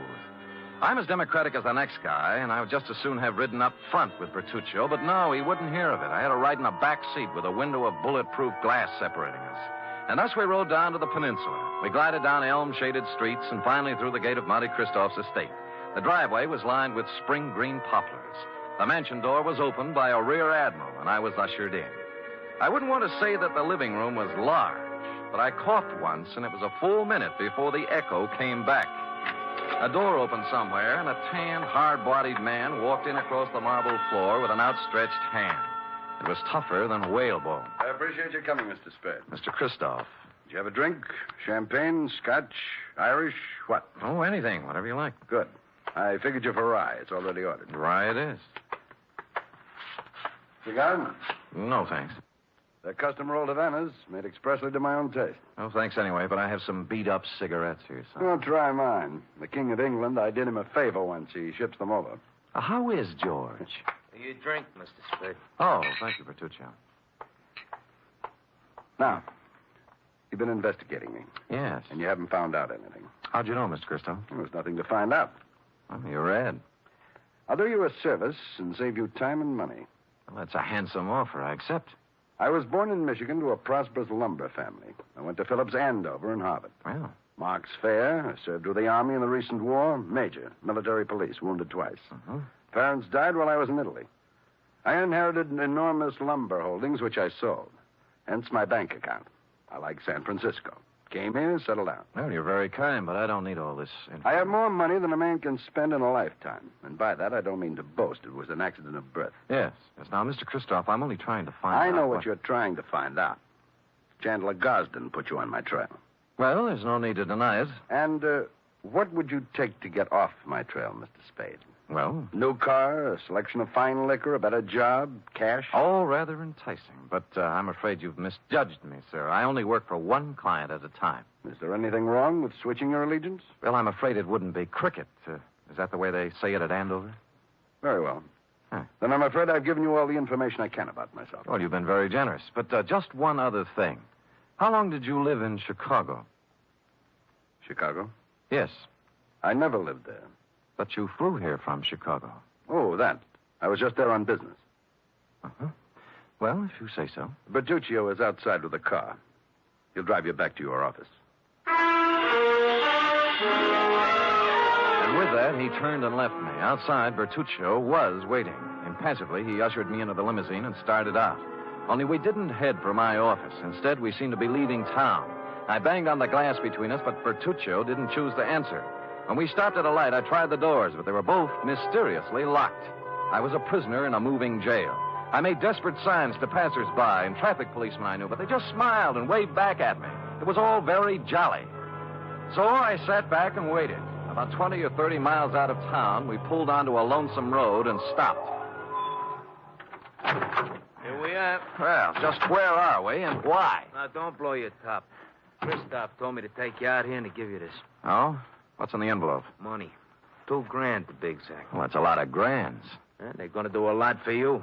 You're going to take it and keep going north. 48 hours will be long enough, just so you keep out of Frisco. Well, just so you know how I stand, I'm going back. You know, I was hoping you'd say that. Now I can do things my own.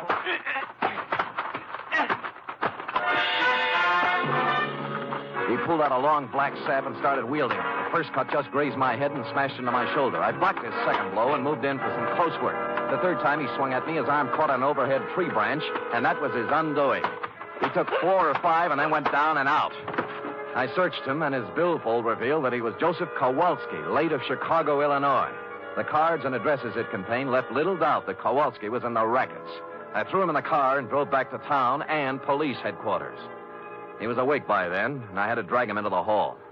You want him locked up, Sam? What for? Assault and battery, assault with a deadly weapon, assault with intent to murder, mayhem, anything. You can't lock me up. I didn't do any of those things. Anyway, if I did do them, it was in San Martin County, not Frisco. Well, Sam, I don't know what I can do. He's got to do something in our jurisdiction. Sure, see? All right, he picked my pocket on the way into town. Here, Kowalski. What? See, look, he's got my wallet in his hand right now. Why, of all the brazen lawbreakers, you going to let him get away with this, walking right into headquarters with the evidence in his hand? Oh, wait a minute. Come on, Kowalski. We go pretty hard on pickpockets in this town. I'm being claimed. I want a lawyer. Get me a telephone. He was dragged away, protesting. He got no sympathy from me. He started. Lieutenant Randall then teletyped Chicago to find out more about him. In about an hour, the report came back. I won't read his whole record, Sam, but he's paid for everything, they say. He's clean. Huh? However, it does say he was the bodyguard for a man named Barney Moffat. Says Moffat was a shady business operator. Picked up several times. Nothing hung on him. He left town about the same time Kowalski did. He's listed as undesirable, but he's not wanted. Oh, thanks, Lieutenant. If a man named Barney Moffat had a hood named Joseph Kowalski as a bodyguard, and they both disappeared from Chicago at the same time, the obvious conclusion was conclusively obvious. I drove the limousine back to Christoph's estate. But as I parked the car, my headlights hit another car. There was someone getting into it, Mrs. Chandler Gosling. Oh, you, what do you think you're doing? Remember me, Sam Spade? Oh, detective. Yes. What are you following me for? What were you doing in Christoph's house? I thought he wasn't a friend of yours, or your husband. Mr. Spade, get in, please. Let's talk. Okay, spill it. It's none of your business what I was doing in there. Whatever it was, I want you to forget you ever saw me. That'll be pretty hard to do. Would money help you? In this case, no. What do you care what happens to my life or Chan's or Christoph's? Because your husband's paying me to worry. All right. But if I were you, I'd just forget that you ever met any of us. Because this mess we're in is so bad that nothing you or anybody else can do is going to get us out of trouble. With that, she burst out crying, and I couldn't get anything else out of her, so I let her go, and she drove off. I walked up to Christoph's house, knocked on the door, and a servant opened it. Took a couple of steps inside when 6 pairs of arms grabbed me. Some of them had fists on them. The struggle was just getting lively when Christoph appeared. All right, let him go, let him go. Well, I don't appreciate this kind of treatment, Christoph. You weren't hurt, Spade. All right, men, take a walk. Now, what's it all about? It was my orders if you ever showed up here again. Why'd you soften? I just heard about Kowalski. You managed that very well. I admire resourcefulness. How would you like to work for me? No, thanks, Moffat. Moffat? Barney Moffat, late of Chicago and the rackets. So you know, huh? Well, I wasn't sure until just now, but you've cleared up the doubt. How much do you know? Very little. Just that you were a shady operator, but nobody's looking for you or anything. Spade, I did a lot of things. Several years at tightrope walking with the law. But I never did anything they could jail me for. I have an idea you're considering doing something in the near future. What makes you say that? Well, it's a vendetta, isn't it? Monte Christoph and Bertuccio the Steward and the Dentist Corporation. You couldn't resist the drama, could you? All from Dumas' novel. But why? Why do you want to play the Count of Monte Cristo? What did Gosden do to you to merit all this revenge? Tomorrow. It'll be over tomorrow. And with that, he clutched at his heart and fell forward at my feet.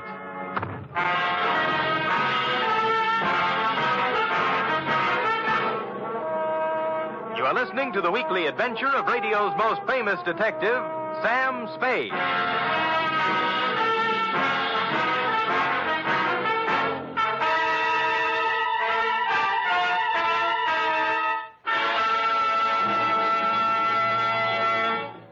Three chimes mean good times on NBC.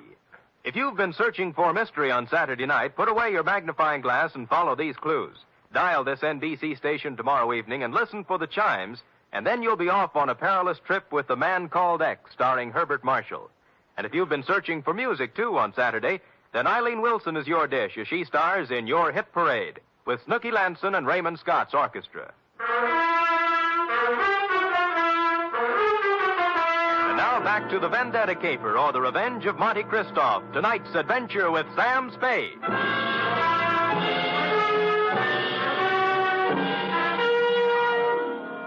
I bent over and listened to his heart. It was okay. Monte Christoph had just keeled over, apparently, from a crescendo of emotion. He blacked out. I didn't want to be held up by his henchmen, so I left the room and walked out of the house without calling anybody. I walked down the road, and good luck, there was an empty cab cruising along. At Chandler Gosden's, I found him pacing the living room in a state of physical and mental disorder. I told him what I knew. Vendetta? Why? I never heard of him. I never did anything to the man. Why would your wife go and see him? I don't know. Why don't you ask her? Because she hasn't been home all day, and here it is 1 o'clock in the morning. She's still listening. Tell me, is there something special happening tomorrow? Christoph seemed to think that everything would be settled tomorrow. It's our annual corporation election, just a matter of form. I'm elected president. A few other people voted into office, always the same people. Well, then he must plan to swing the election his way. Maybe put you in office. Huh, got a fat chance of that. I don't care how much stock he buys. Ginny owns 10%. I own 41. That's 51%. If he bought 49% in the open market, that still wouldn't be enough. We could still outvote him. You're sure you've got the stock in your possession? I saw it last week when I was down in the vault looking for my birth certificate. Stupid me, forgot I don't have a birth certificate. Huh? No, that must be Edson, my lawyer. Called and said he had something on his mind. Jen, Chandler, I have bad news for you. It can wait. No, it can't. This is Sam Spade, Ralph Edson. How do you do? Spade. Now, Chan, listen to me. All right, what's biting you? Just this. We're liable to lose that election tomorrow. What are you talking about? We can't. I just found out that Monte Cristo has 59% of the voting stock in Gosden Electric. 15? He can't have it. Oh, look, wait a minute. If my wife sold her stock, he could have 59, couldn't he? He could. Spade. Are you positive you saw her coming out of Christoph's house? I'm afraid I did. I'm gonna find her. And if she sold any of her stock to Christoph, I'll kill her. I tried to dissuade him, but he brushed me and the lawyer aside and ran out of the house. I called the police and told them to try and find Virginia Gosden before her husband did. Then I went looking myself. The first place I tried was Monte Cristoph's mansion. There were lights on, so I entered, gun in hand. I didn't have any time to dicker with servants and bodyguards. And Christoph appeared in a matter of seconds. All right, Spade, what is it you want now? Virginia Gosden. She hasn't been here since the last time you saw her. You know where she is? Haven't any idea. Well, if you know, tell me. Her husband's looking for her with homicide in his eyes. I can't say I'm sorry. Well, that's a nice sentiment. She sold you her stock in the Gosden Company, didn't she? Since you seem to know about it, yes. Why? She in love with you? I think maybe she is. And you're in love with her? She's a stupid, empty-headed nothing. I can't stand the sight of her. I hate her. Now, hold it now. You'll knock yourself out again. Yes. Come over here.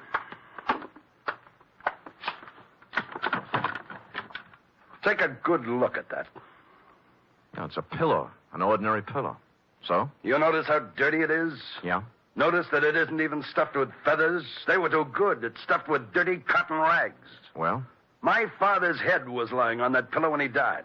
I've kept it ever since as a reminder of who killed him. Who did? A man named Elwood Gosden.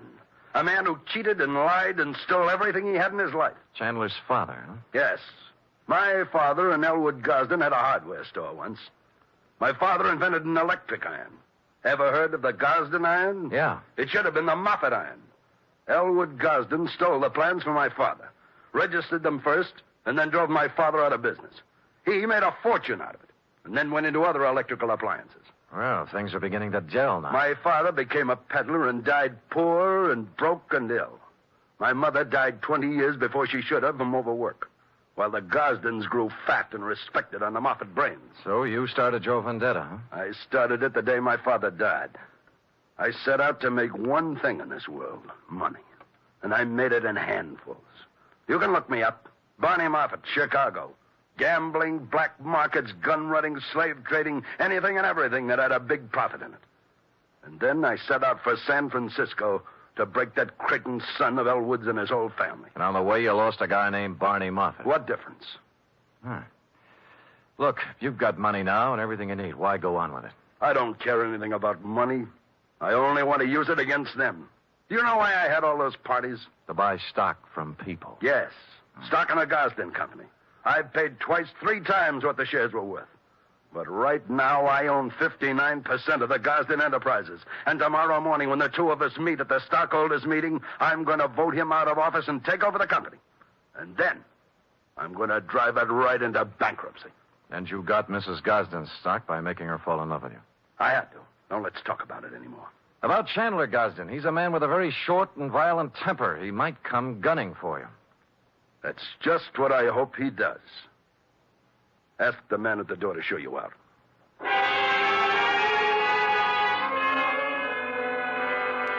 I spent most of the night trying to find Virginia Gosden with no luck. Chandler didn't return to his house, so I didn't know what he was up to. It was early the following day when I got my first report. Lieutenant Randall called me down to police headquarters. We found her, Spade. Dead or alive? Oh, about halfway in between. She was shot in the chest at close range. Gun right up against her. But she's still living. And what are her chances? Fair. Where'd you find her? In a walk-up apartment on Polk Street. It was registered to her. Looked like a love nest, a place where she met a boyfriend or something. No weapon. I see. I figure murder attempt, her husband. We have a pickup on him right now, but so far he's vanished. Shame. Fine old San Francisco family. What do you know, Sam? Well, give me a free hand for a couple of hours, will you? Maybe I can do something for this fine old San Francisco family.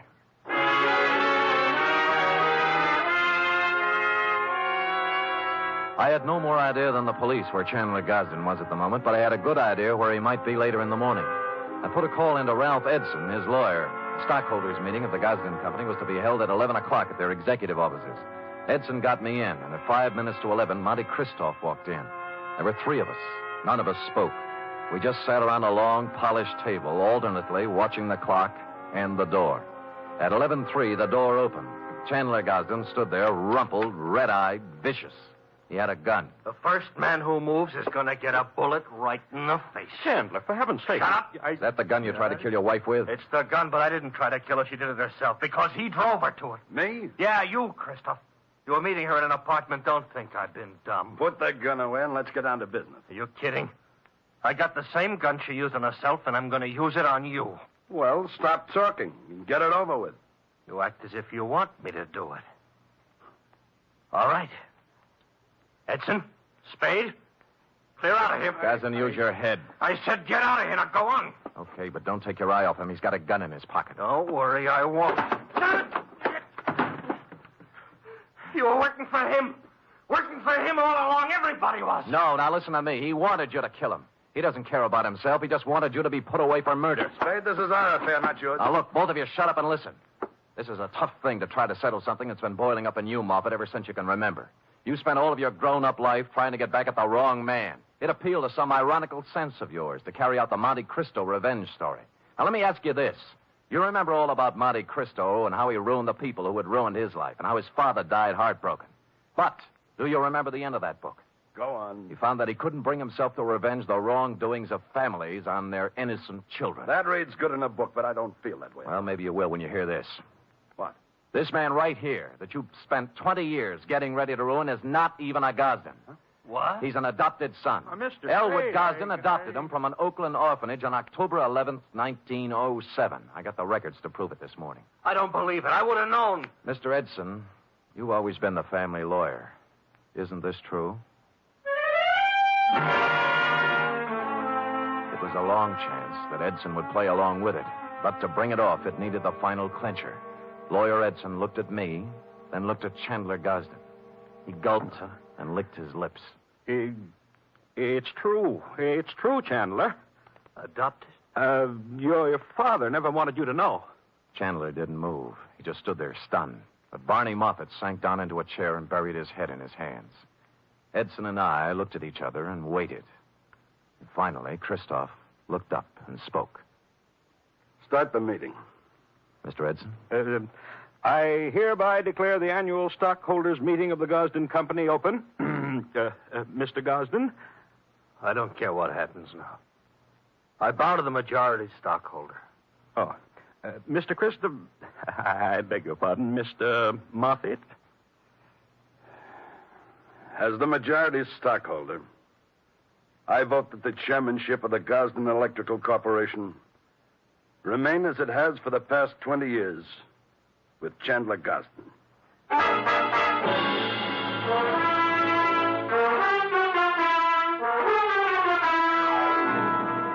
Period. End of report. Oh, Sam, you were magnificent. It was rather a stirring scene, wasn't it? I was good. But it was superb. It really was. Mm-hmm. Did he sign over the stock and everything? Oh, he did indeed. Oh.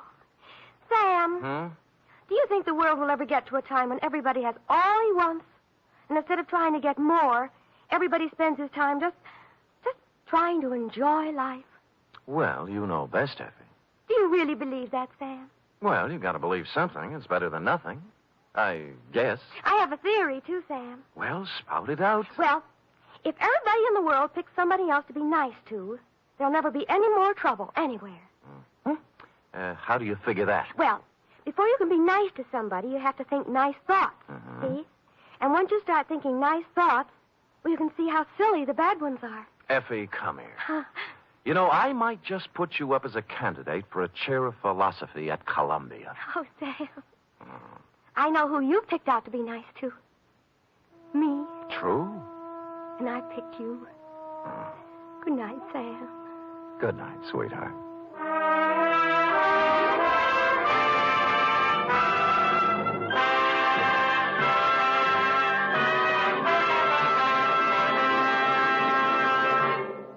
Tonight's transcribed adventure of Sam Spade was produced, edited, and directed by William Spear. Sam Spade was played by Stephen Dunn, Lorene Tuttle as Effie. Script for tonight's adventure by John Michael Hayes. Musical scoring by Lud Gluskin, conducted by Robert Armbruster. Join us again next week, same time, for another adventure with Sam Spade.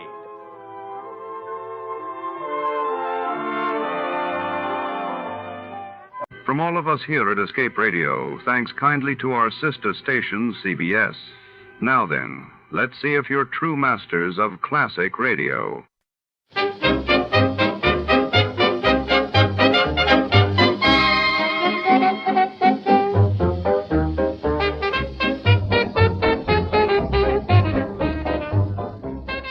Step inside the shadowy corridors of the city's most exclusive art gallery, where priceless paintings line the walls and secrets hide behind gilded frames. Tonight, a desperate blackmailer threatens to destroy reputations with a single letter, and the only man who can stop him is our hard-boiled detective, racing against time. Before the gala begins, in this world of elegance and danger, every whispered conversation could be deadly. Before to start, let's see what happened the day it was aired. It was November 23rd, 1955, and that day the world watched as the Geneva summit concluded with leaders seeking new paths for peace, while in Buenos Aires, Eva Perón's body was returned to Argentina amid massive crowds and national mourning. Top Tummels. Wrigley's Spearmint Chewing Gum, the refreshing, delicious treat that gives you chewing enjoyment, presents for your listening enjoyment John Lund as Johnny Dollar. Philip Shaw, Johnny. Oh, fine. What have you got for me? Mr. Dale Martin is insured with National. He owns a gym, one of those bodybuilding places. Man was killed there. When did it happen? This morning, about an hour ago. And we don't know if it's an accident or not. The police are over there now. Anything to work on? Nothing. That's why I called you. Better get over there right away. I'll do it, but I don't take off my shirt.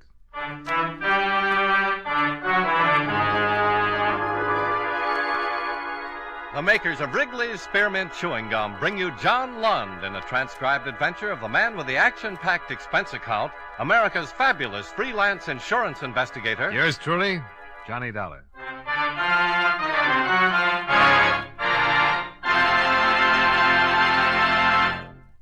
Wrigley's Spearmint Chewing Gum refreshes you. Wrigley's Spearmint Chewing Gum gives you real chewing enjoyment. Yes, for chewing enjoyment plus refreshment, it's Wrigley's Spearmint Chewing Gum. The lively, delicious flavor of Wrigley's Spearmint cools your mouth, helps keep your throat moist, and gives you a nice little lift. The good, smooth chewing of Wrigley's Spearmint helps keep you feeling fresh and alert, adds enjoyment to whatever you're doing. So for chewing enjoyment plus refreshment, treat yourself often to Wrigley's Spearmint Chewing Gum. Healthful, refreshing, delicious.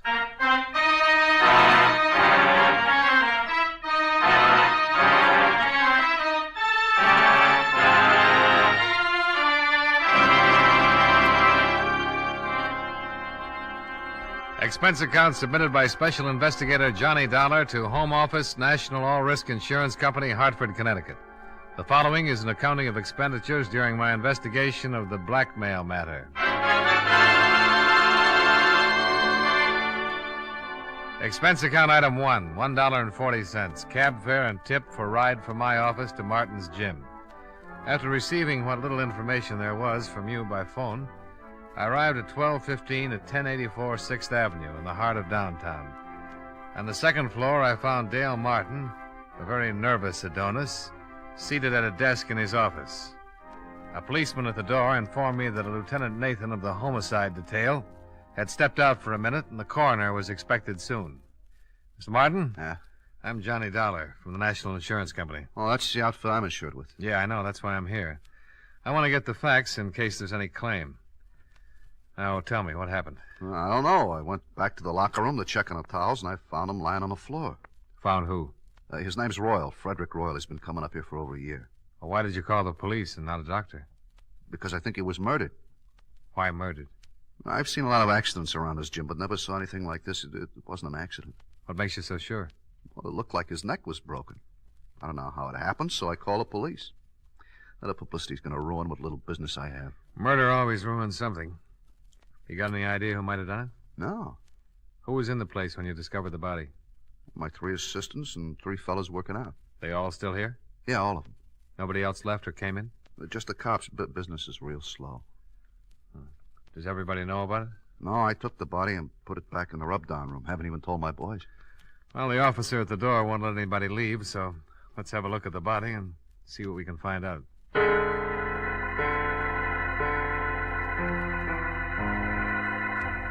Martin left one of his boys to answer the phone, and everyone else was keeping busy wrestling with weights as he led me through the locker room.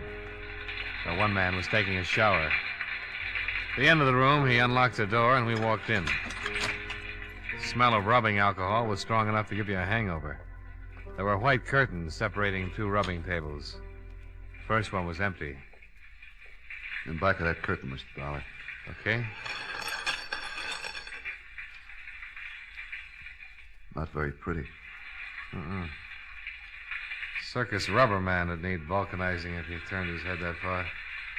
Busted neck, all right. I wish the coroner would get in and take him away. It hurts me seeing his head hanging like that. Why don't you move it? Oh, no, sir, not me. I caught it good from the lieutenant for moving him in here. Well, don't worry about Mr. Royal. He can't feel a thing.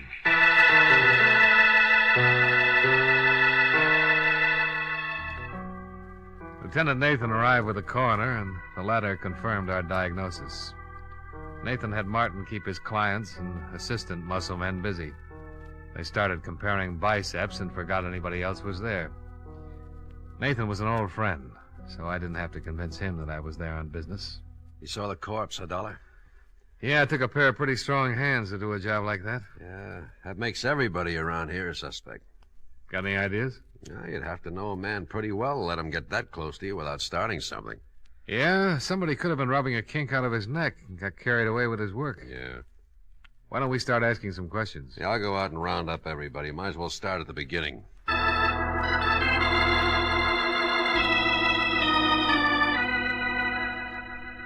Nathan herded everyone together, and the questioning started.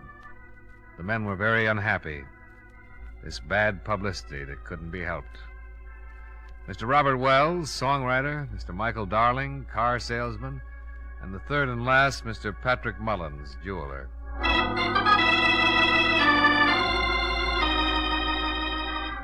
Three prosperous men, 3 prosperous denials.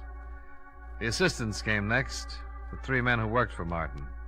First, Bernie Carroll, the man who'd instructed Fred Royal, the one who'd put him through his exercises and sent him in to take a shower before he cooled off and got stiff. Sure. I worked him out and sent him in the shower like always.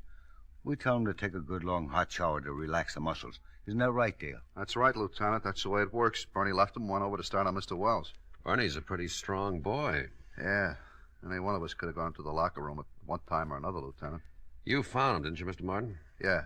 Why did you happen to go back to the locker room at that particular time? Well, I do it every day. Check on a towel, soap, see that everybody has everything he needs.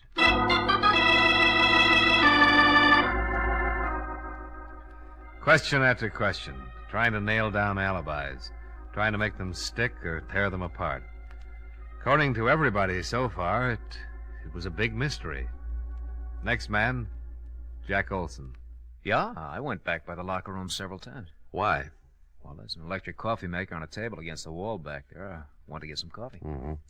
The other times? Well, once to look at the appointment board to see what's coming in, later to get some chalk for my hands. Chalk for your hands? Yeah. Keeps your hands from perspiring and making blisters, you know, when you're working with heavy weights. You're fairly new here, aren't you, Jack? 3 weeks. How'd you know that, Dollar? Well, the other boys all have heavy calluses. They don't use chalk.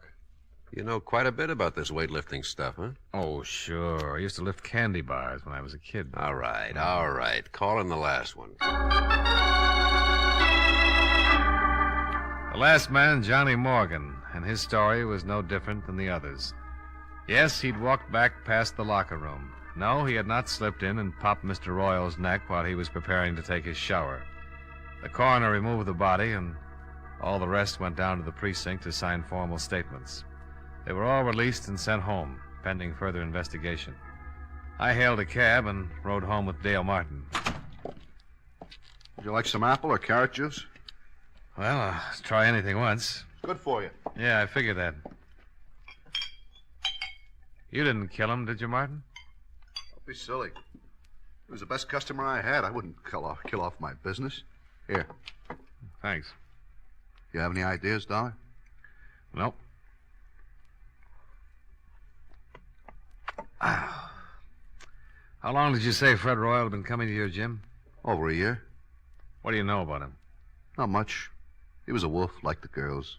Always talking about the gal he was out with the night before. I got tired of his gab. I put him straight. You know what business he was in? Whatever it was, he had a lot of money. Wore a new suit every time he came around. Oh, excuse me. Hello? Oh, just a minute. For you, Dollar. Oh, thanks. Hello? I got something on the dead man. Got a record. Blackmail. You know where he lived? We're checking. Oh, wait a minute. Martin, you wouldn't by any chance know where Fred Royal lived, would you? Well, I send a bill to him every month. I got my books here in the apartment. I'll get the address. Oh, Nathan, Martin's got his address. I found something else in his personal effects. Key to a safety deposit box. Boys are checking to see which bank. Here's the address, Dollar. Fred Royal, 673 East Weeping Willow Circle.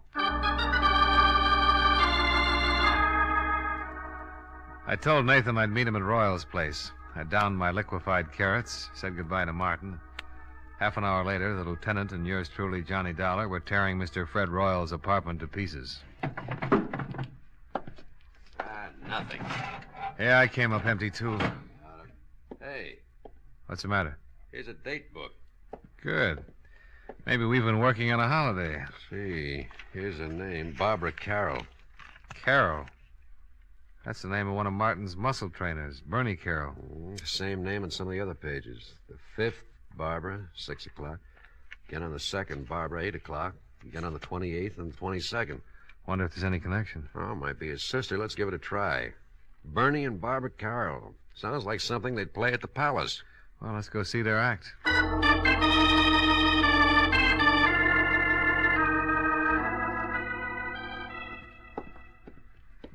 Here's the apartment.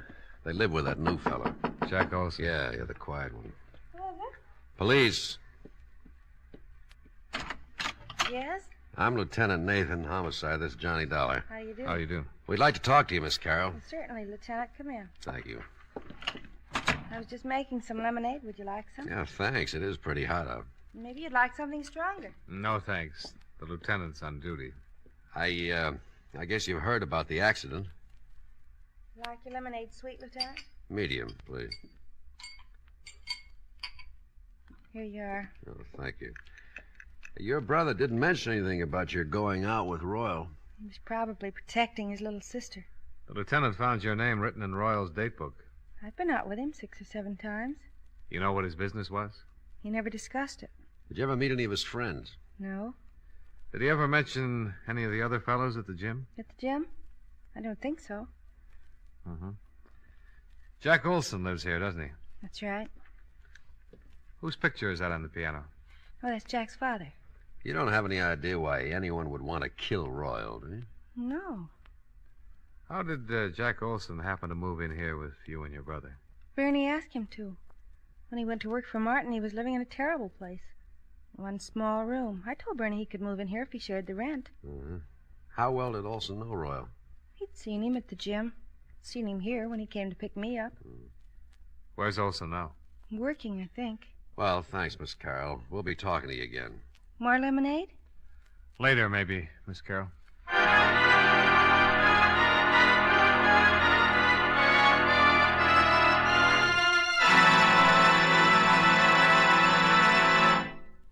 Friends, wherever you are, whatever you're doing, you'll enjoy chewing Wrigley's Spearmint Gum. Chew Wrigley's Spearmint while you're working. The lively, full-bodied flavor of Wrigley's Spearmint gives you a refreshing little lift.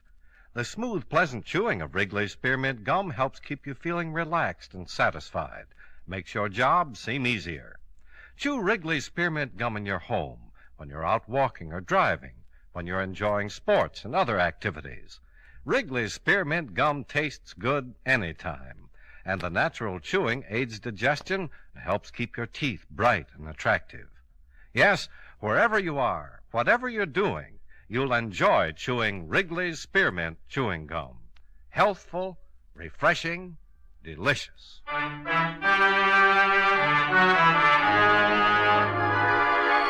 And now, with our star, John Lund, we bring you the second act of Yours Truly, Johnny Dollar.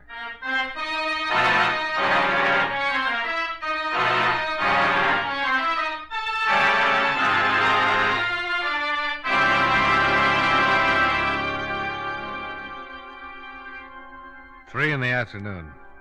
Out of Barbara Carroll's cool apartment and down in the blistering street. The thermometer crowding 90, and the humidity sticking to us like a steaming blanket. I feel awful. Terrible day to solve a murder. I want to go look through some newspaper files. What for? That picture on the piano. Jack Olson's father? Yeah. I've seen it someplace before.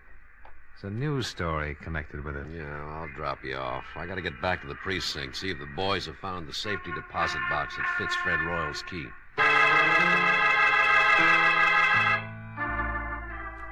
Nathan dropped me off at the newspaper, and I went down to the morgue to do some hunting. The air conditioning made the job easier, and by 4 o'clock I was headed for Nathan's office. We found the bank and the safe deposit box. Oh? Anything turn up? Yeah. Royal was doing some pretty fancy blackmailing. Here's a bundle of evidence and a list of names. Well, I can understand why someone would pay to keep these out of circulation. Yeah. Lousy photography. What'd you find out? Here. Newspaper clipping. Oh, picture of Jack Olson's father. Same as the one on the piano. Prominent banker leaps to death. William Barrett. The boy's name is Olson. That's what he calls himself. William Barrett. Barrett. Give me that list we got out of the deposit box. I've just been looking at it. William Barrett's name is on here, all right. That article you've got on his suicide mentions that he left a son and a wife. Yeah. Well, let's go pick up Jack Olson, or Barrett, or whatever his name is. Well, it might not have meant a thing, but at least we had found one person who had a strong connection with Frederick Royal other than socially. The boy who called himself Jack Olson was the son of one William Barrett, deceased, and one of Fred Royal's blackmail victims. Barrett had jumped off a tall building, and according to the newspaper, he had left no reason for his actions. There was a possibility that Fred Royal's blackmail had driven him to it. And if that was so, his son would have had a very strong reason for wanting to break Mr. Fred Royal's neck. We climbed into a squad car and hurried back to Barbara Carroll's apartment, where Jack Olson lived as a boarder.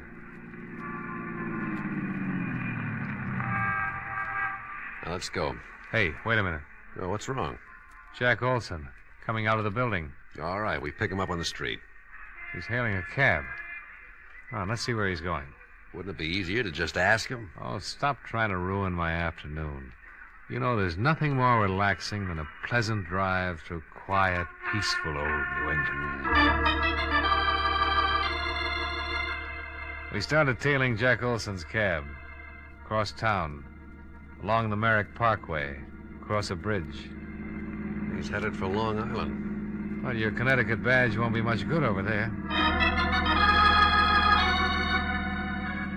We kept going across the Sound, past the outskirts of a couple of waterfront towns and onto a long highway. Pretty expensive cab ride. Pretty expensive. Pretty important. Yeah. Oh, they're turning off on that road. Hope we don't lose them.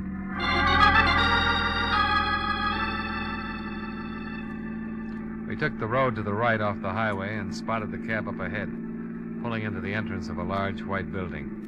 The sign over the tall iron gate read, Lakeview Sanitarium. We waited for him to go in.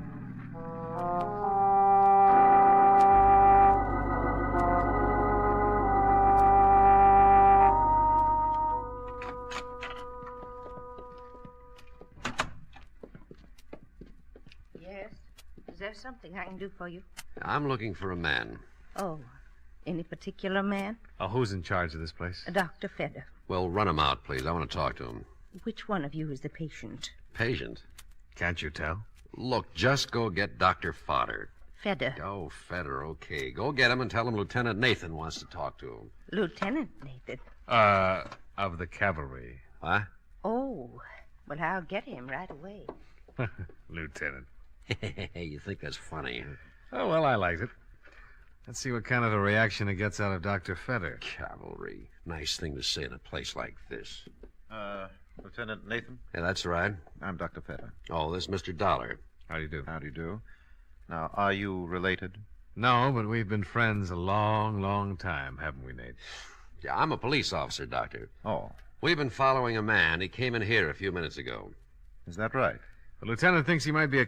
Doctor, I'm with Central Division Homicide. This isn't my territory, but I'd appreciate it if... Which one of you is the patient? Now, look, this is getting a little ridiculous. Here are my credentials. Oh. The man we want came in here a few minutes ago. Well, Mr. Barrett is the only one... And his real name is Barrett. Who's he seeing? His mother. What's wrong with his mother? Mrs. Barrett is seriously ill. Have anything to do with her husband's suicide? Everything to do with it. I doubt if Mrs. Barrett will ever recover. We went back out to the car and tried to put it all together. Jack's father had jumped off a roof. He was being blackmailed and couldn't take it. The shock of his suicide had driven Mrs. Barrett into a permanent breakdown, and Fred Royal had been responsible for the whole thing. Motive enough for Jack to get a job with Dale Martin so he could get his hands on Fred Royal's neck. Cavalry. Oh, stop groaning. Tell me what you think of my theory. We still need a confession. We'll get it. Mind if I make a pest of myself and ask how? Let's ride back to town and see Dale Martin.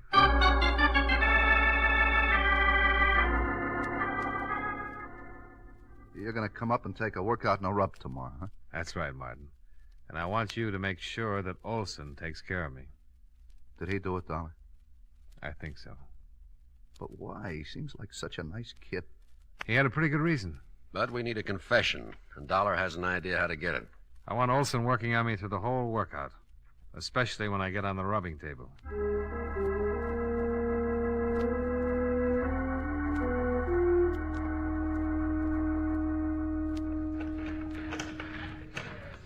You're in pretty good shape, Mr. Dollar.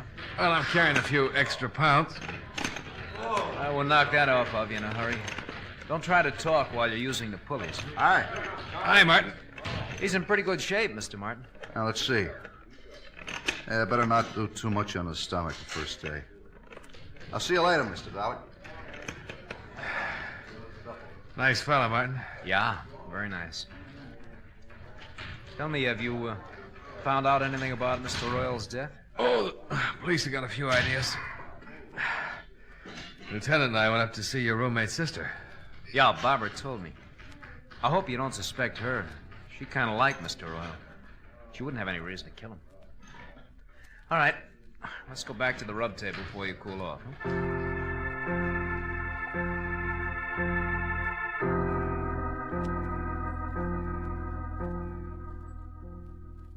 You don't mind going in there, do you?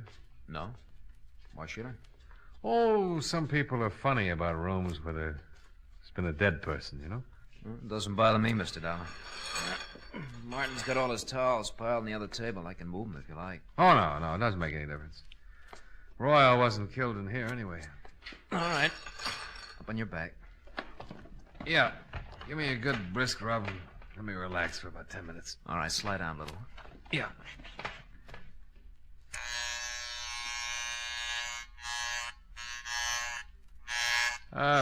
What'd you do before you came to work for Martin, Jack? Oh, not much. Went to school, finally decided to look for a job. Found this one. You ever study this sort of thing? No, there's really not much to it. Martin shows us how to use the machines, help the clients, and rub the neck and back. Well, then all you need is a good build, a strong pair of hands, huh? Yeah, I guess so. Your family live in Hartford? No. I noticed a picture of your father on Barbara's piano. Fine-looking man. He's dead now. Oh, sorry. So am I. Your mother still living? No. Oh! Oh, I'm sorry. Am I rubbing too hard? Oh, no, it's okay. Well, you certainly got the strength for the job. Yeah, I'll turn off the vibrator and just use my hand.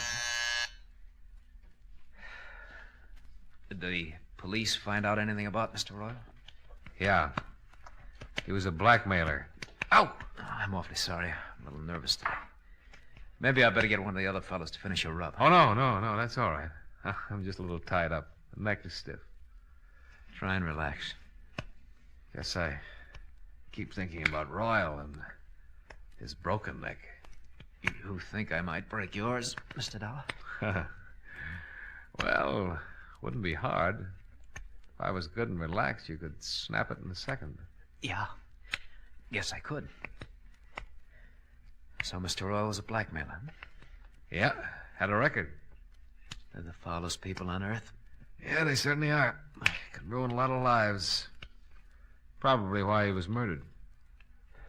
You think he was blackmailing someone here in the gym? Oh, not necessarily. Well, if he wasn't, then no one in the shop would have a motive for killing him. Well, I've got a theory about that. I think someone in this gym hated him so much that they waited until no one was looking and Royal was all alone. And they slipped in on him and twisted his neck until it broke and he strangled. Well, why would they hate him so much if he wasn't blackmailing him? He might have been blackmailing someone very close and dear to the killer. Maybe the person Royal was blackmailing couldn't stand it. Committed suicide. It's an interesting theory. Take your family, for instance. Ouch! I'm sorry. You weren't relaxing. Supposing Royal was blackmailing a member of your family. Your father, for instance. I can't rub your neck unless you relax more. Maybe your father couldn't take it. Maybe he couldn't pay him anymore, and instead of disgracing his family, he committed suicide. Just turn your head a little to the side, Mr. Dollar. That better? Much. Well, if that happened to my family, Mr. Dollar, I guess I would kill Mr. Royal, not mind a bit. How does your father die, Jack? He jumped off a roof. Now, if you just turn your head a little more, I'll try to pop your vertebrae, huh? We followed you out to Long Island yesterday, Jack. I'm going to adjust your neck, Mr. Dollar. It's better if you relax so it won't hurt. Well, if you wanted to, you could pop it anyway. I couldn't stop you in time. No, I don't guess you could. There, now the other side, huh? Did you kill Fred Royal? Yes. Relax. All right, Mr. Dollar. Let's go down to the police station. Lieutenant's outside with Martin.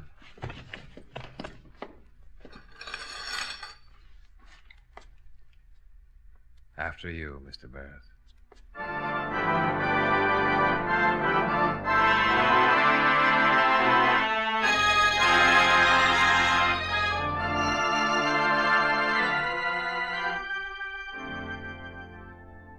Nathan took Jack Barrett down to the station and got from him a signed confession.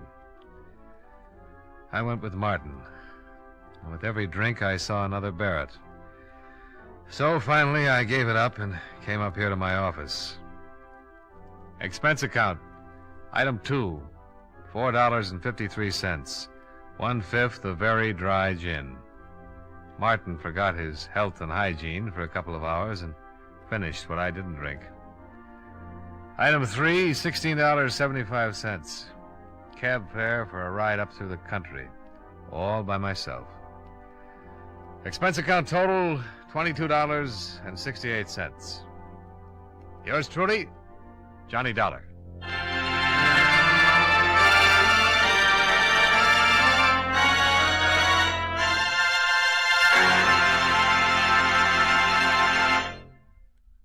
Remember, friends, Wrigley's Spearmint Chewing Gum refreshes you. Wrigley's Spearmint Chewing Gum gives you real chewing enjoyment. The lively, full-bodied flavor of Wrigley's Spearmint cools your mouth, freshens your taste, sweetens your breath. The smooth, pleasant chewing of Wrigley's Spearmint helps keep you feeling relaxed and satisfied, makes whatever you're doing more enjoyable. Yes, for refreshment plus chewing enjoyment, Treat yourself often to Wrigley's Spearmint Chewing Gum. Millions enjoy it daily. Get a few packages and always keep some handy. That's Wrigley's Spearmint Chewing Gum. Healthful, refreshing, delicious.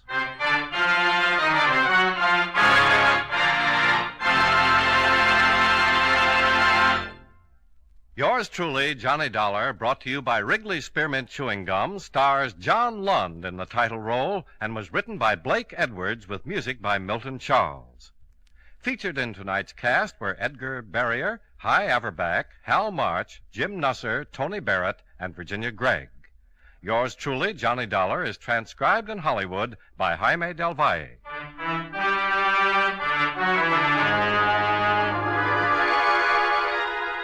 The makers of Wrigley's Spearmint Chewing Gum hope you enjoyed tonight's story of Johnny Dollar and that you're enjoying delicious Wrigley's Spearmint Gum every day. This is Charles Lyon, inviting you to join us again next week at this same time when, from Hollywood, John Lund returns as... Yours truly, Johnny Dollar.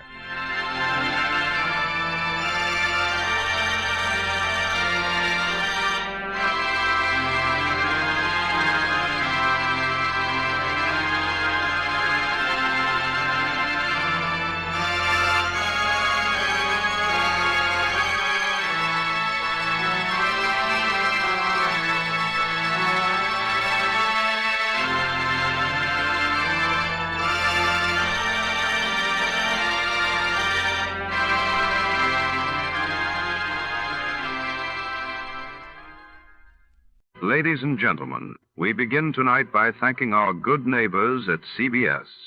And now, before the next adventure reaches your radio set, a quick listener challenge.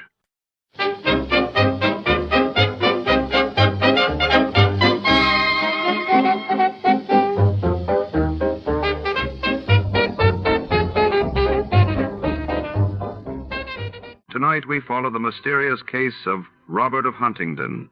In the heart of a shadowy Los Angeles antiquarian bookshop, midnight brings more than rare manuscripts, secrets, betrayal, and a name whispered in dread. Among dusty tomes and flickering gaslights, our detective hunts for a vanished ledger that could topple a dynasty.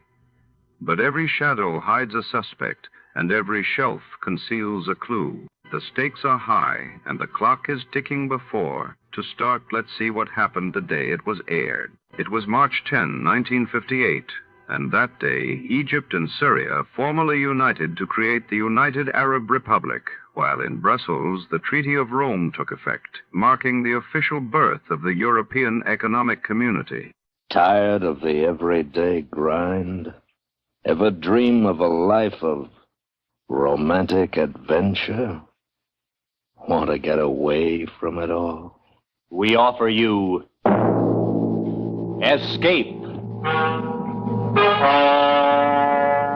Escape, designed to free you from the four walls of today for a half hour of high adventure.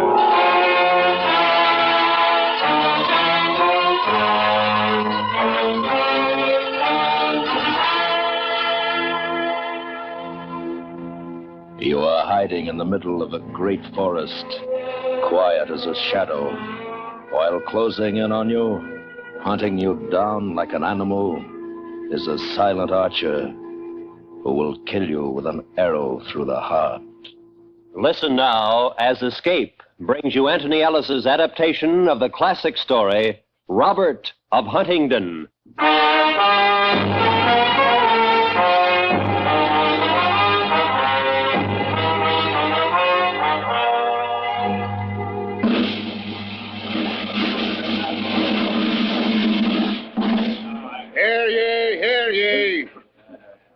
Let it be known by all present that a sum of 100 pounds is placed upon the head of the outlaw, Robert of Huntingdon. And that an additional 50 pounds is to be the reward for whomsoever shall maim, kill, or capture the following. The felons Little John, Will Scarlett, Will Stutley, Nick Much, the friar known as Tuck, Gamble Gold, Helena Dale, Arthur of Bland, David Doncaster, Gilbert of the White Hand.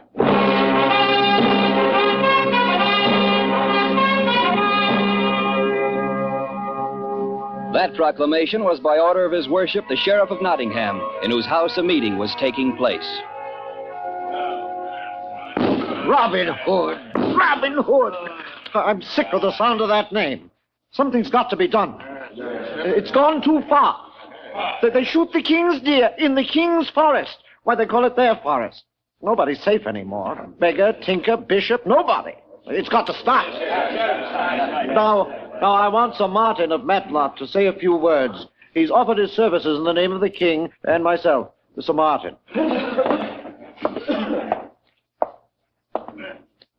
My lords, gentlemen, seems quite obvious that your attempts to put a stop to this Robin Hood have been anything but successful. I've heard it said that more than once the sheriff himself has been tied backwards on an ass and sent trotting home. Quiet, quiet. We know all about that, Sir Martin. Do you mind getting to the point? All right. The point is that in Sherwood Forest there's a band of about 140 who fancy themselves the savior of the poor and the scourge of the rich. Well, that's an old story, and one I'm sure we've come to know pretty well. Any excuse for outlawry. Well, I propose to stop them. To gather a force of men, 100 mounted, 100 archers, and 100 foot soldiers, go into that forest and exterminate Robin Hood with the others once and for all. Wait. We can't afford to give you such an army without some kind of plan. And besides, most of our best men lie buried there as it is. What you're proposing has been tried. It's nothing new. You don't know these outlaws as we do. I have a plan, Your Worship. Oh? I'll go into the forest alone. Alone? These outlaws don't know me, and I think because of that, I'll be able to succeed. How? Let's say I pretend to be a wronged yeoman. They take me in to become one of the band. I find out their weakness, their sentry posts, everything I can to help us when the time comes for attack. It's very dangerous, you know. We won't be able to help you if they don't believe your story. Well, it's my life, Your Worship. I can do what I want with it. If I fail, you've lost nothing. If I succeed... All right. And the rest of you? Good. Give me a week. I'll get word to you when the time comes. My signal for the attack will be a blast on this horn. And now, my lords and gentlemen, I'll disguise myself as a poor but honest yeoman, foully wronged by His Worship, the Sheriff of Nottingham.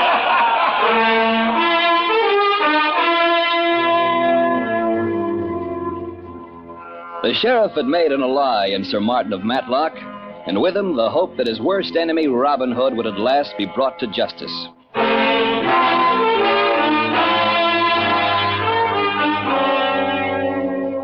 In Sherwood Forest, two men dressed in Lincoln green sat lazily beside a brook.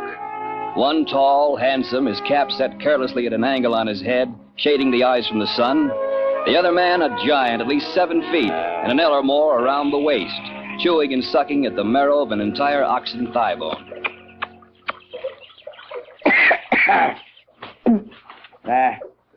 I'm going to have to speak to Nick Much about the quality of the sheriff's beef, Robin.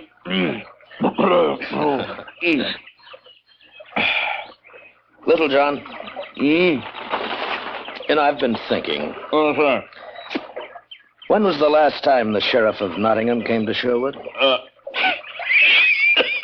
I remember. It was when Nick Much and I brought him. Remember we tied him backwards? Yes, I remember. It's more than a year ago, wasn't it? Doesn't it seem strange to you? Strange? Yes. Well, no, dull, maybe. Life isn't the same without that nasty little toad to worry. Robin, you've got an idea. We go to Nottingham, huh? We could do it again. 20 men storm his house. No, I wasn't thinking of that. But, I have a feeling that something is wrong. He's up to something. I can feel it. The forest has been too quiet, and we haven't been bothered for a long time. I notice you're growing the beginning of a pot. Don't talk to me about pots, you great cumbersome hog. Little John, wait a minute. What? Listen. To what? Someone's coming. Pick up your bow. Give me cover from the trees over there. I'll wait here. See who it is. Be careful, Robin.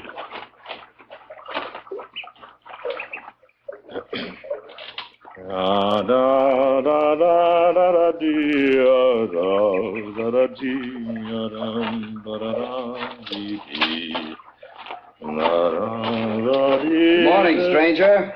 Well, good morning to you, my friend. I seem to have lost my way. Can you tell me where I am? Certainly. This is Sherwood Forest. Where are you going? Nowhere. Anywhere. Where do you come from? Nottingham. Huh? Yes, today, thanks to the sheriff, I lost my cottage, my cow, my land, everything. Oh? I'm sorry to hear that. Well, I know the forest well enough. If you like, I'll guide you through it. Thanks. But, I'm looking for a man here, a particular man. No? Robin Hood. Possibly you know him. He's called an outlaw by some, but there are others who swear by him. Yes, I know. Do you mind if I ask you why you want to find him? Well, they say he's always in need of good yeomen. Now that I'm a felon in the eyes of the king, I've nothing much to live for, unless he takes me into his company. Well, what is this nasty thing that you did? It was one of the king's deer. I shot it and was seen by a forester. Yeah. I escaped with my life, my longbow, and these arrows. Uh-huh. Now, from the look of your eye, I'd say you have the making of an archer. Little John? Yes? What's your name, my friend? Martin Greenleaf. Ah, this little fellow coming here is called Little John. Martin Greenleaf wants to join the band of Sherwood Forest. I heard the talk. What are you called? Robin Hood. Well, I wasn't sure. Take him to David Doncaster, Little John. Have him measured for a suit of green. And then tell Nick Much to prepare some food for him. Welcome to Sherwood, Martin Greenleaf. I think you can see to it that you'll never have regrets for today.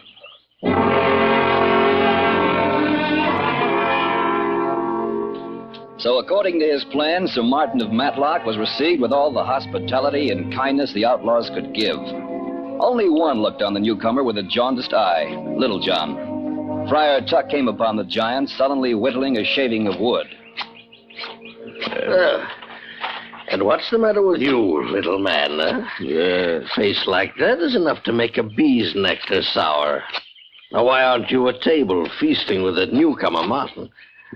Fat friar. Huh?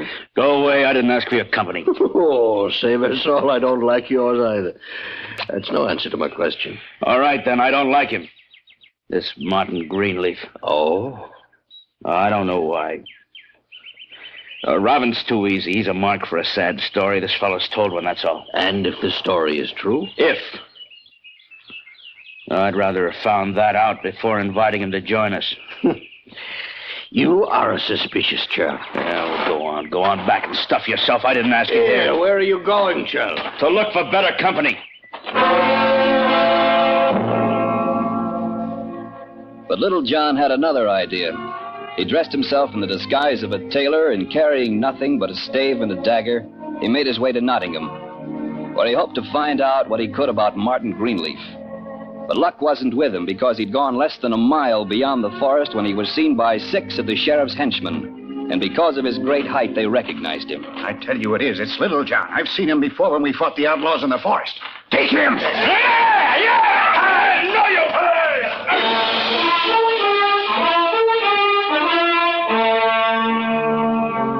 But the odds were too great, and finally Little John was taken prisoner into Nottingham, where he was locked in prison to await the sheriff's displeasure. It was Will Scarlet who heard the news from a friendly tinker and carried it to the outlaws. Robin! Quiet, all of you, quiet! Quiet!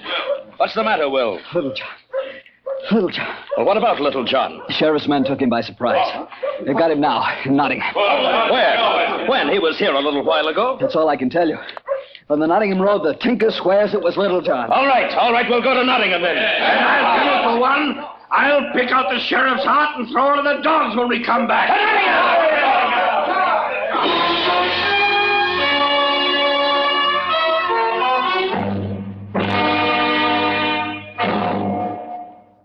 We will return to Escape and tonight's story, Robert of Huntingdon, in just a moment. For stirring chorus singing, lend your ears to the Choral Ears every Sunday night on most of these same CBS radio stations. Yes, later tonight, enjoy the Choral Ears. And now, back to Escape.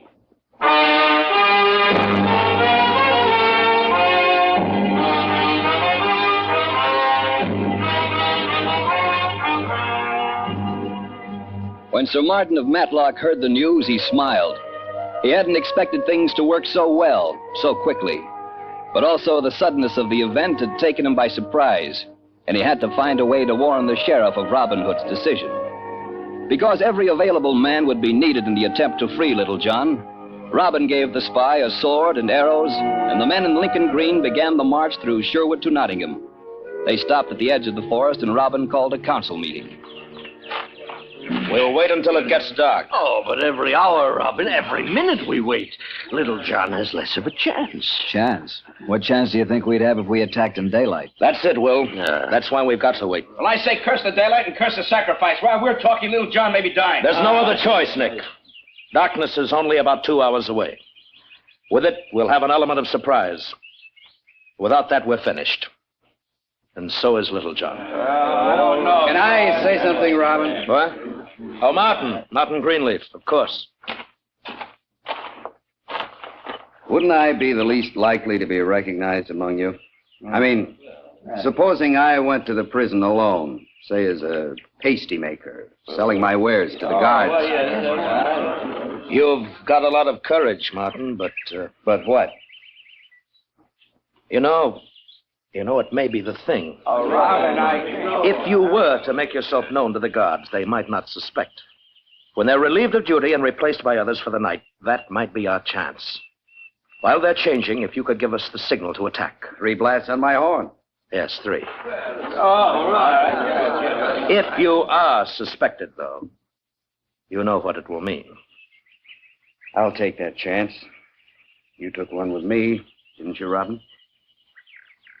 All right, Martin. Do we all agree on it? All agree. You better leave your sword and bow with us. We'll have them for you ready when the time comes. And good luck, Martin. You naughty, naughty man. You're going to pay for all these years, you know. I've waited a long time for this. Perhaps you thought I'd forgotten your treatment of me the last time I was forced to go with you into the forest. Thank you, honest. Silence! You'll pay. You're going to pay. Slowly. Slowly. Having to listen to you is payment enough, you nasty little maggot. Silence! You wait. You won't be laughing long. First, there's a little matter of your master, Robin Hood. I've got a surprise for him, don't you worry. Couldn't be better. We won't have to bring him out of hiding. He'll come to us. I know if he'll try to do something heroic. Then I was right. Oh, yes, you were right. They'll come. When they do, we'll be ready. 300 men, you ugly pig. Waiting for them now, inside the gates of the town. What have you got to say about that? My little John.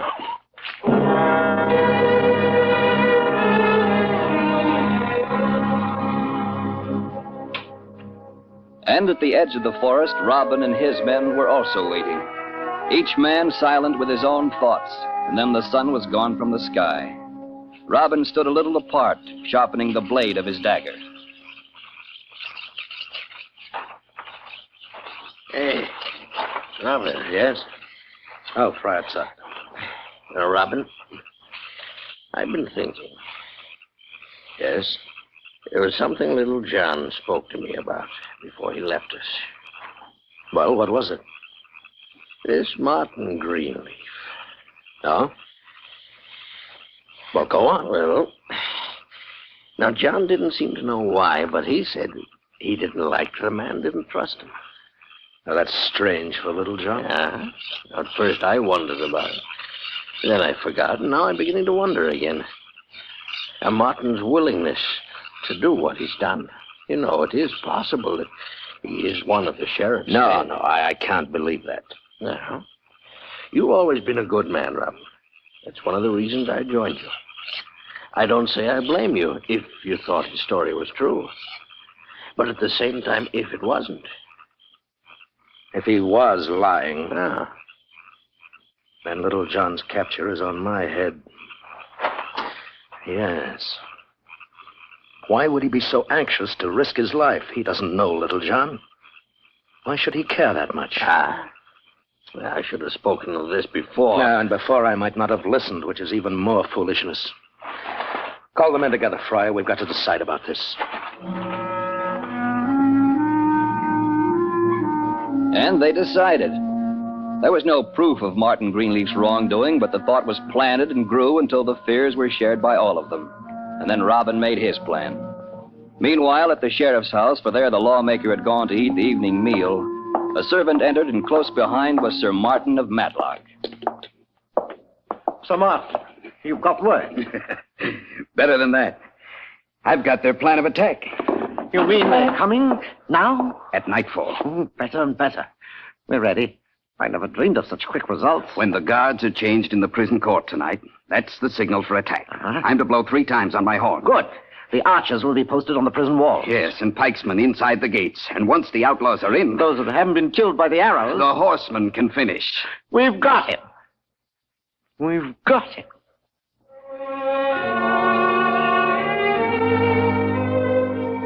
But that wasn't the first time the sheriff had said these very same words, only to see his triumph melt away through his fingers. A little while later, as the last gleam of sunset was turning from gold to rust and clouds were tinged with purple, a ragged and forlorn figure was seen mingling with the soldiers inside the prison gates.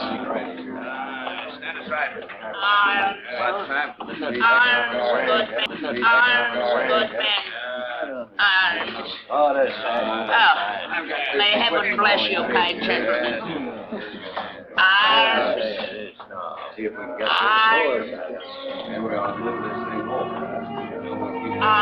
And slowly the beggar made his way closer and closer to the prison door. Then he was inside and sidling up to the guard who was watching the preparations in the court.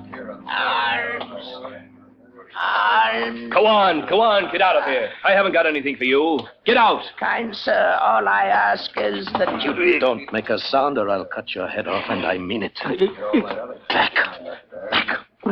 Get away from the door. All right, quickly. Take me to the dungeon where you're holding Little John. And remember, one sound and you're going to be a very dead man.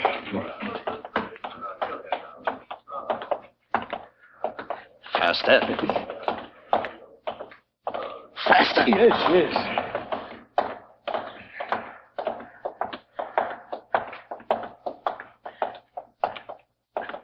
The key.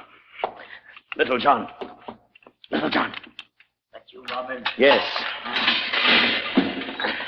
Oh, man, this time I was certain I'd be dancing at the end of a rope. Not yet, little man. Guard the key to the chains. Hurry. Yes. We've got to get out before the prison gates are closed. There's only a minute. Pretty small odds. We've got to run like hares. Oh, give me a second to exercise. Oh, this is the dog who hit me while I was chained. Here, 1 second, Robin. I know. Tilt your head, Master Foul Fellow. Drop more. There. Now, Robin, I'm ready.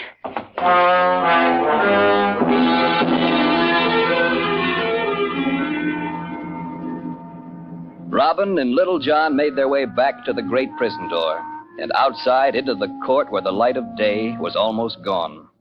2 soldiers were approaching the gate to close it, and in the center of the square stood Sir Martin of Matlock, bugle in his hand. Astride away, looking pleased, the Sheriff of Nottingham. Walk as quickly as you can and as close to the walls as possible. Come on. Oh, I'd give my lot for my sword or even my stave now. Oh, you shouldn't have come, Robin. When I say the word, run. Here, look. We're starting to change the guard at the gates. All I hope is when Martin Greenleaf gives the signal to blow the brains right out of his head.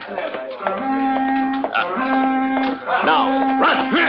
A prisoner! Robin! Shoot! We'll try for the other side of town, then across the Lee, and then we'll... Little John, you're hurt. No, I'm all right. Pinprick in the shoulder. Where are the others? You'll see.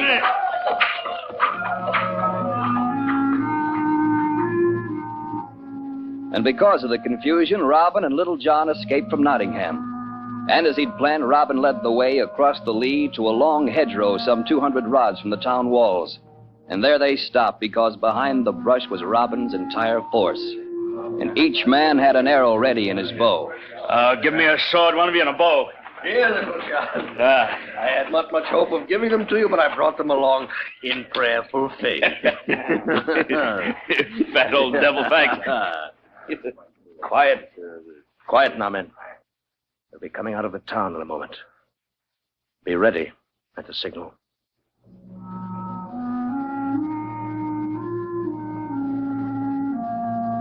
And moments later, they saw the mounted soldiers ride out.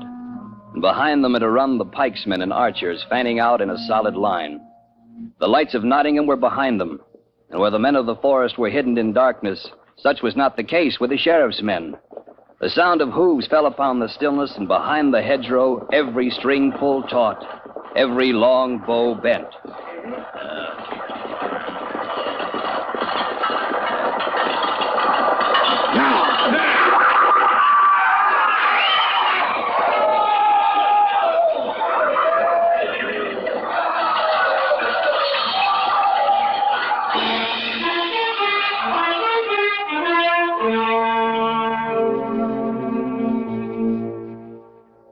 The slaughter was terrible. Almost every horseman had been unseated at the first volley, and the deadly cloud of arrows continued to fall steadily amongst the sheriff's army. And when finally in complete defeat the archers and pikesmen were falling back, the men in green with drawn swords charged and completed the rout. It was Robin who came upon Sir Martin of Matlock. This, Sir Martin, is for your treachery. This is for Little John. This is for me.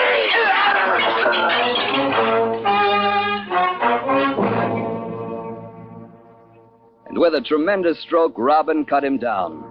The battle lasted only a few moments longer, and then on a signal from Robin, the men of Sherwood melted back into the darkness and the forest, leaving the field strewn with the sheriff's dead and hurt soldiers. Little John's wounded shoulder was attended to by Friar Tuck, as were the wounds of the others. And then a great merrymaking began, which lasted far into the night. As for the sheriff of Nottingham, at the first sound of battle, he ran into his house, and locking the door behind him, stood quivering in fear until the news of defeat was brought to him. And then his great courage returned, and he swore a mighty oath that someday he'd go again into Sherwood, and by his own hand bring Robert of Huntingdon to justice.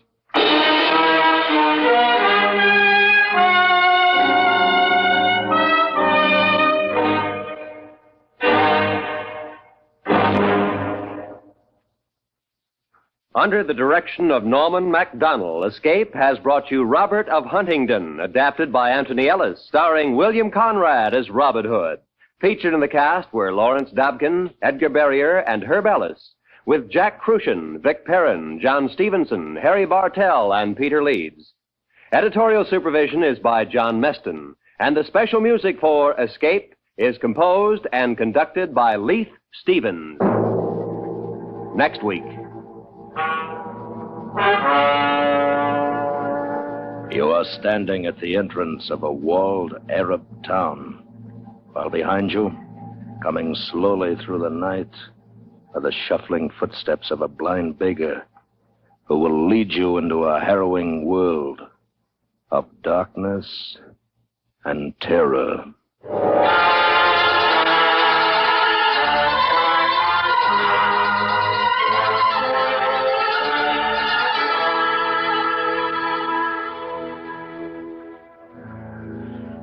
If you don't know the difference between a hawk and a horse, that, as the pundits say, is a horse on you. And if you don't know the difference between CBS Radio's Bob Hawke and any ordinary quizmaster, then you'd better take steps. Yes, take steps right to your radio Monday nights and enjoy the quips, the quiz, the merriment of the Bob Hawke Show on most of these same CBS radio stations. This is Roy Rowan speaking.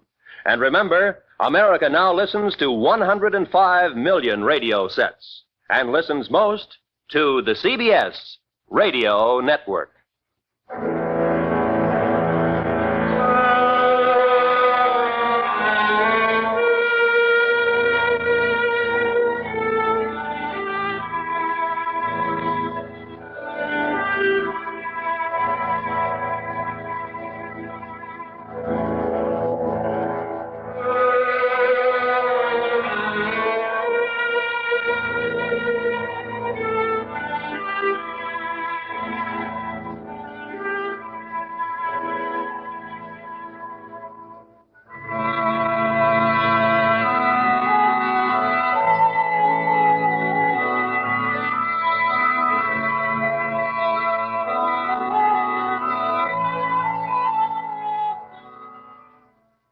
We tip our hats tonight to our partners at CBS. Stay tuned, folks, because before the next story begins, it's time for a fast and fun radio quiz.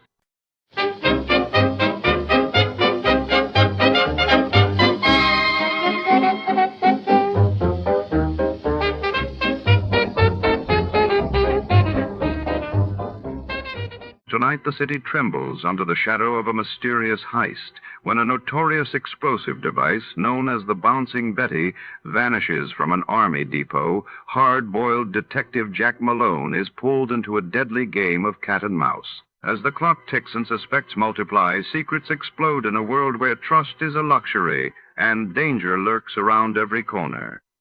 Who stole the Bouncing Betty and why?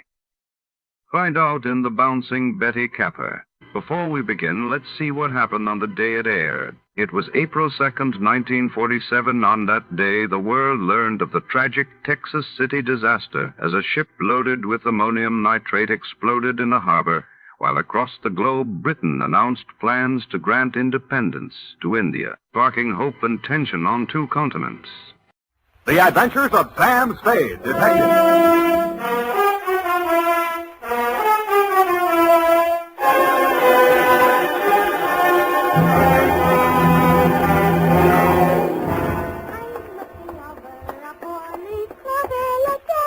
Very funny. Certainly took you long enough. Oh, thank you, Sam. Well, do you like them? My girls? Yeah, I guess so. It's your own hair, I trust. Oh, yes, Sam. When it's brushed out, you'll never know anything happened. Whenever you're ready, curly. Oh, gee, you like it that well? Yeah, very cute. Well. It's a business. To Detective Lieutenant Dundee, Homicide Detail, San Francisco Police, from Samuel Spade, license number 137596, subject, the Bouncing Betty Caper. Here, Dundee. It all began on a Wednesday. My secretary, Miss Effie Perrine, tiptoed into my office and laid an engraved calling card on the desk in front of me. The name on it was Randall Carruthers. She said he looked like money, so I said show her in. Or him in. She did. Good morning, sir. Do you wish the morning paper? Thanks, I've read it. Dear me. What's the matter? This ashtray, sir. Have you a silent butler? I don't even have a noisy one. No. In all my years of service, it has been my constant endeavor to keep things neat and tidy, down to the smallest details. I see. Well, if it bothers you, just dump those butts into the wastebasket. Very well, sir.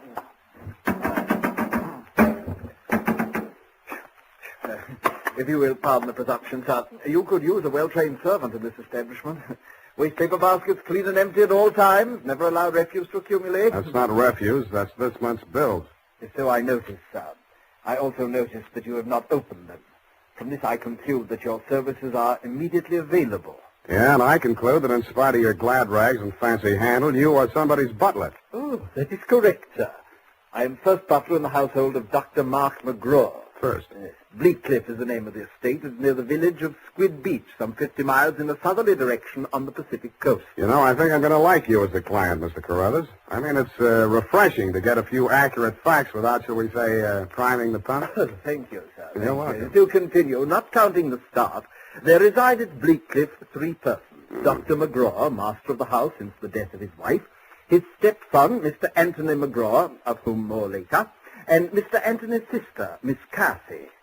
It is on her behalf that I've come to you, sir. What is her problem, Mr. Carruthers? The correct form of address is Carruthers, not Mr. Carruthers. Check. Yes, thank you, sir. Now, as to Miss Carthy's problem, sir, someone is attempting to murder her. Specifically, she has upon several occasions been shot at from ambush. Twice she has awakened in the night to feel the hands of an assailant closing about her throat. And only yesterday, she narrowly escaped death when her motor car went out of control owing to some blackguard tampering with the steering mechanism. And upon numerous other occasions... That's enough. You have convinced me that she indeed has a problem. What do the local police think? No one has been to the police, sir. Why not? It's a delicate situation, sir. Miss Carthy's brother, Mr. Tony, is undergoing treatment for nervous disorders. Mm-hmm. The family did not wish to place him in an institution, and since Dr. McGraw, his stepfather, is a psychiatrist, he is allowed to remain at home. I see. He's flipped. Where do I fit in, Carruthers? Well, sir, if a reputable gentleman such as yourself were to come to Bleakcliff and witness these persistent attempts upon that girl's life, perhaps they could be forced to put the boy away where he belongs. It's possible. I'm willing to try.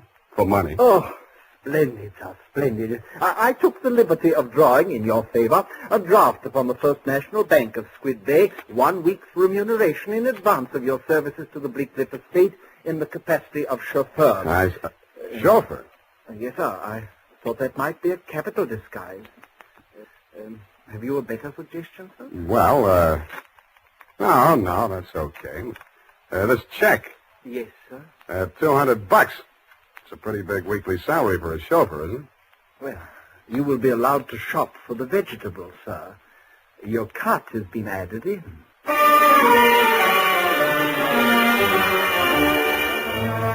I told them I didn't know one vegetable from another, that I was a lousy driver, and in more time than it takes to tell, I was installed at Bleakcliff, in a room above the garage, and told to wait there until summoned.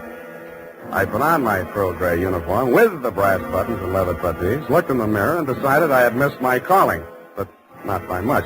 Nothing happened for nearly an hour, and then I got my first buzz. Yeah, I mean, garage. They left the car quickly. The main entrance. Keep your motor running. I want to locked in the living room, but it's breaking off. Okay. Yes, miss.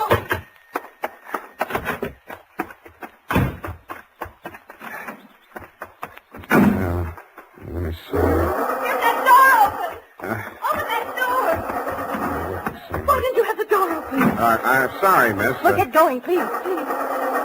Darn it, miss. Where's the spark on this? What's the matter with it? Well, it's flooded. The house, you know. He's got the meat cleaver. Just start it. Well, I'm trying. Get out! Stop it! You're hurting him. No! All right. Put it down, kid. Put it down. Come on. Give it to me. What's going on? I say, who are you? Haven't you been instructed not to disturb my patient? I'm sorry. I'm new here. When I saw him coming at Miss McGraw with that meat cleaver, I naturally thought... Oh, well. No harm done. Come along, Tony. Come along now. Come along, boy. We'll have a nice long talk. What shall I do with it now? We'll put it back.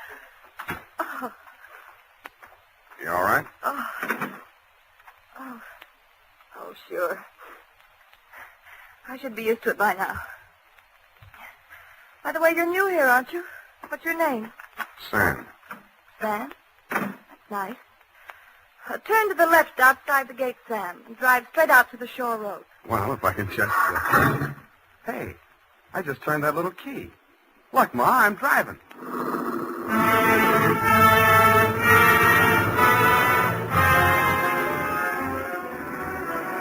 I adjusted the rear view mirror so that it showed more of her and less of the rear view. A mile from the house, she ordered me to stop, moved up to the front seat with me, and asked me to drive on. By the time we got to the shore road, she was driving, and I was resting my head on her shoulder. Where are we going? I've got a little hideaway down the coast, right on the beach, at the foot of a tall cliff. There's a fireplace, a little bar, some records. Got some bop? It's wonderful there with the surf pounding outside, hidden away from the world. You feel so safe. Don't stop. You'll like it there. You feel as if there's no one else on earth. Time standing still. If I could just be sure that Mother wouldn't worry about me. You're impossible. Okay, Kathy, I'll be serious. What's with that brother of yours? Tony? I'd rather not talk about that if you don't mind. Well, maybe I can talk about your stepfather. I really should know what kind of a man my boss is. I go for these drives to forget all that. Please don't spoil it for me. Okay, Kathy, okay. Oh, please. The sharp turn into this driveway. Now, we get out here. Yes, ma'am. Down this path. Uh-oh. What's the matter? You afraid of high places? Yeah, you just pushed me off of one. Oh, Sam, don't be like that. You're pouting like a little boy. Come on, I want to show you my little house. What's so special about your little house? Oh, Sam, if you only knew what my life is like. You only know what mine is like. I need someone so much to talk to, Sam. As long as you can steer the conversation, you mean. Come on, Sam. I'll show you the house. The path led to a flight of wooden steps that clung to the face of a sheer cliff. There was something like the stairs you find yourself falling down in nightmares. They dropped maybe 200 feet to a crescent of white sand. Watch out for that one step that's broken. Yeah. You have to make your dream house this hard to get to? Because of Tony. He has vertigo. What? When we were kids, he used to chase me, and I'd run down here, and he was scared to follow me. Afraid of heights. He still is. Well, you light us a fire, Sam. The wood's there in the box. I'll go make us a drink. Fire? Who needs a fire? I'm hot. What'd you do before you took up driving? Oh, I was a private eye for a while. Oh, how exciting. Nah, it's a sour racket. Tell me about it. Nah. Let's talk about you. Here's your drink. Thanks. Well, what do you want to know about me? Oh, me? Come here.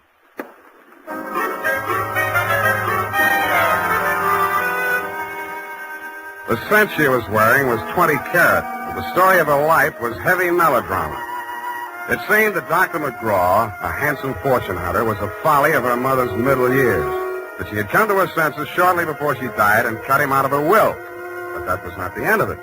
When Kathy's brother had been faced with the alternative of entering an institution or remaining at home under his stepfather's care, she had begged the doctor to remain in spite of his warnings that her brother might take a notion to kill her.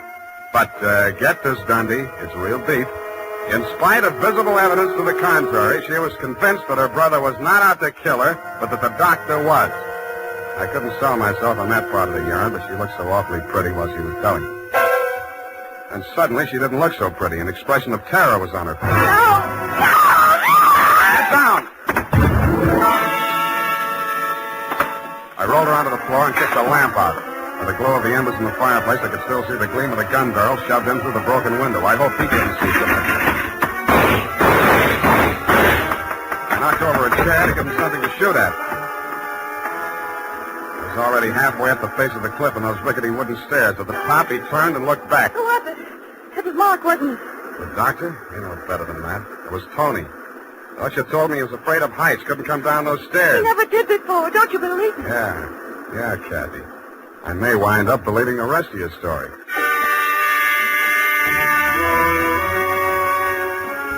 I took Kathy back to Bleak Cliff and stashed her in my quarters over the garage. Then I went into the main house via the back stairs, found her room, and shook it down.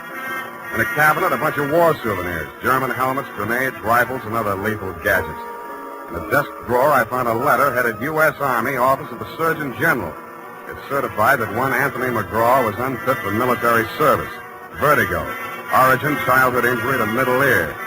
Downstairs in the library, I found a shelf of medical books. Vertigo. Vertigo was almost incurable, and there was certainly no quick cure. But some patients had lost their symptoms temporarily under hypnotism. Then it said, see narcosynthesis. I did.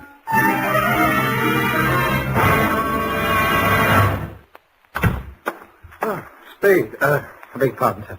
Mr. Spade. Whatever are you doing in the butler's pantry, sir? Looking for a butler. Namely you, Carruthers. May I serve you, sir? Yeah. How do I get an interview with Dr. McGraw? Well, sir, I should... Oh. Strange, after all my years of service, I still start as a master's summons. Hey. You did it again. Well, I'm sorry, sir. I'd better see what Dr. McGraw wants. Forget it. I'm answering this one. You're not going to drop your disguise, sir. Why not? Who am I kidding, anyway?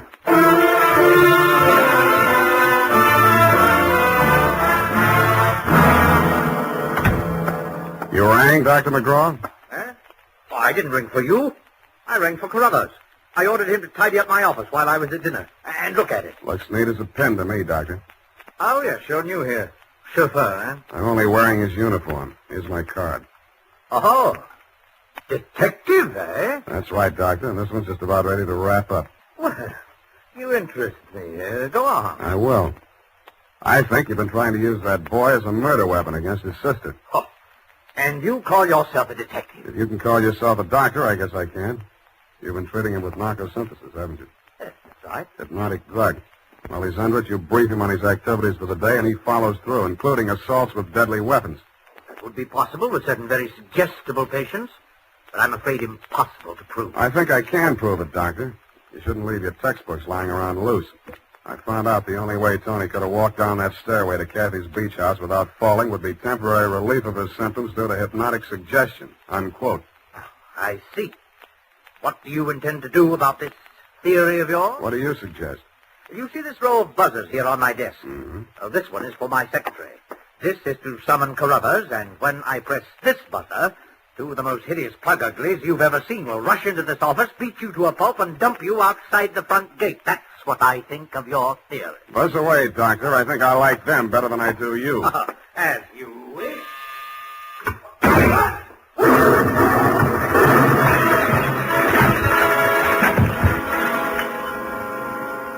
From where I was on the other side of the room, I didn't know what had happened at first. All I saw was a lot of paper gushing out of the wastebasket. The doctor sure was dead. His midsection was perforated like a shower drain. And in the walls, fanning out around the end of the room, about a yard up from the baseboard, there was a straight line of holes. I dug into one. What I took out wasn't a bullet. It was a perfectly round steel ball. Then I remembered the wastebasket, the paper flying out of it just before the explosion. In the bottom of it, I found the answer. The base of a steel mechanism with German lettering on it. It was a wartime anti-personnel mine that the GIs called the Bouncing Betty. The United States Armed Forces Radio Service is presenting the weekly adventure of Dashiell Hammett's famous private detective, Sam Spade.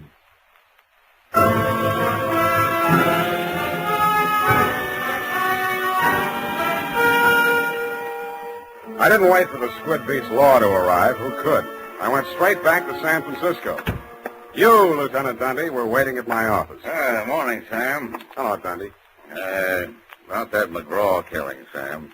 The chief down at Skid Beach has asked us to cooperate with the department down there at Skid Beach. Squid Beach, Dundee. That's right. They say you caught a bus at Skid Beach. Squid. That's right. There's a quarter of two in the company of a young woman answering the description of the McGraw girl. They say that, do they? They say they got a statement from that butler, Carruthers. Well, it's open and shut anyway. The butler hired you, the girl is wanted, and you're hiding her out. Why? Why not?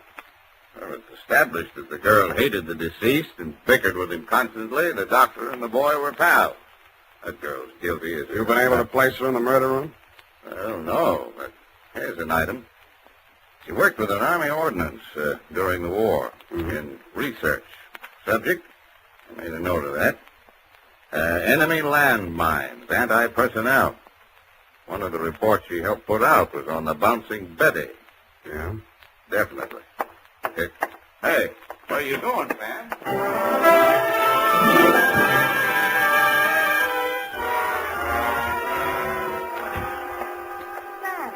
Sam, it's been so lonesome cooped up here all day. Why didn't you tell me you were with Army ordnance during the war? I don't know. I suppose I thought it was unfeminine or something. Try again. All right, I'll tell you the truth. I had a copy of that report with instructions for the operation of the Bouncing Betty in the desk in my room. What the devil are you doing with a thing like that? I don't know. I was proud of it. It was the only report I worked on with the general. Should have got rid of it. I did. I burned it in the fireplace as soon as I learned what had killed him. You didn't burn it good enough. Sam, they found it. Yeah. Have they arrested Tony? Not yet, but he's definitely sane. He'll have to take a rap for anything he's done. I see. Well, I guess there's no other way. Tony didn't do it, Sam. I did. I want to make a confession. Not to me, please. Not to me. After what happened down at the beach when I knew I was no longer safe anywhere, I realized I had to do it. For Tony's sake as well as mine. When we arrived back at the house, I looked into the dining room and I saw Dr. McGraw eating dinner. I knew it was my chance to get into his office. Yeah? Then what? Well, the bouncing Betty was in my room. There was some wire in the tool chest, and I knew that Carruthers always went to tidy up while the doctor was at dinner. So I waited until I saw him come out, and then I went in. And I looked around for a place to plant it, out of sight. Then I saw the wastebasket full of papers. It was the perfect hiding place. The whole thing didn't take more than 5 minutes. Well, say something. I guess I don't know what to say. Go on, say you hate me, say it. I don't. Wish I did. Oh, Sam. Help me, help me. I'm sorry, baby. I am sorry.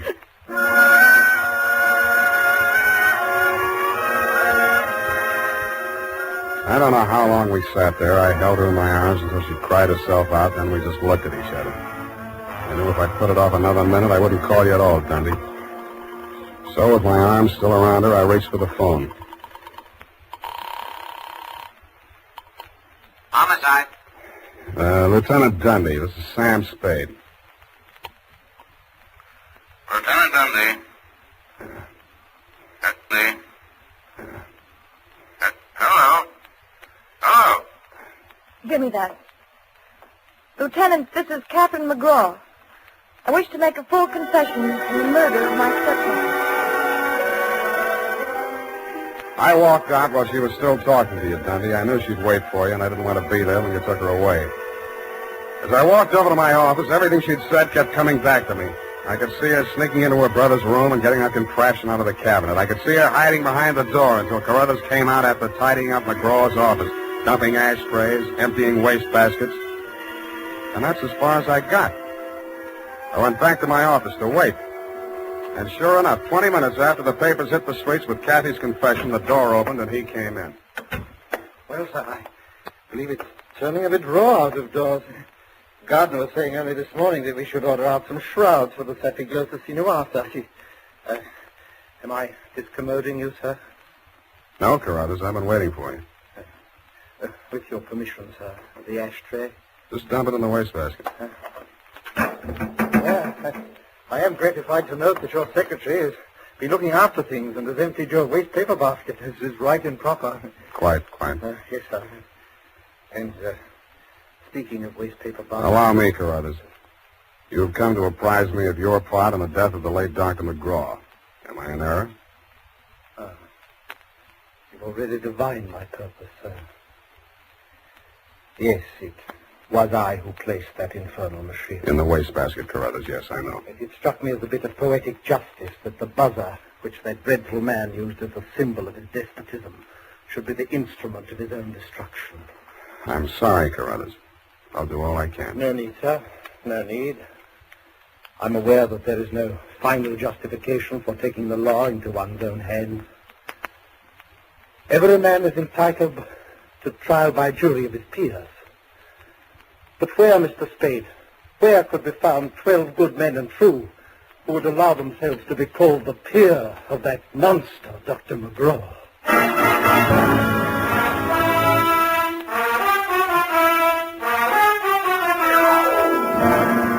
Period. End of report. Sam! There must be some mistake. Mistake, Effie? Mistake? Huh? Well, the butler can't be guilty. That's old-fashioned. He was an old-fashioned butler, sweetheart. Where today can you get help like that? Somebody who empties the ashtrays, keeps the waste paper baskets clean, tidies up around the place. Well, I'd be only too happy to do the same for you, Sam. I know you would, doll. But considering what happened to Mr. Carruthers' employer, Effie, you mustn't allow your mind to dwell on such matters. It's wicked. Sam! Who emptied an ashtray in that wastebasket that I just finished cleaning out? Pay it no heed, sweetheart. I'll buy you a silent butler. I'll go type that up. Here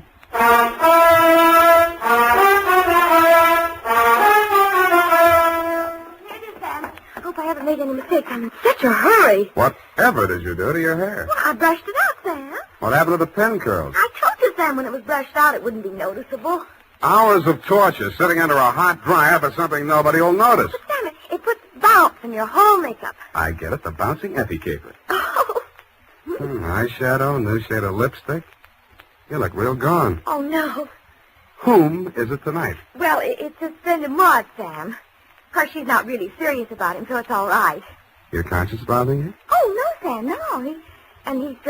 He's definitely not serious about her. I mean, Well, have fun, sweetheart, while Maud burns. Oh, well, she won't. I suppose you'll be seeing that girl, what was her name? Oh, yes, Kathy. Well, at least if I'm not playing in someone else's garden. No. Well, have fun anyway. Good night, Sam. Good night, sweetheart.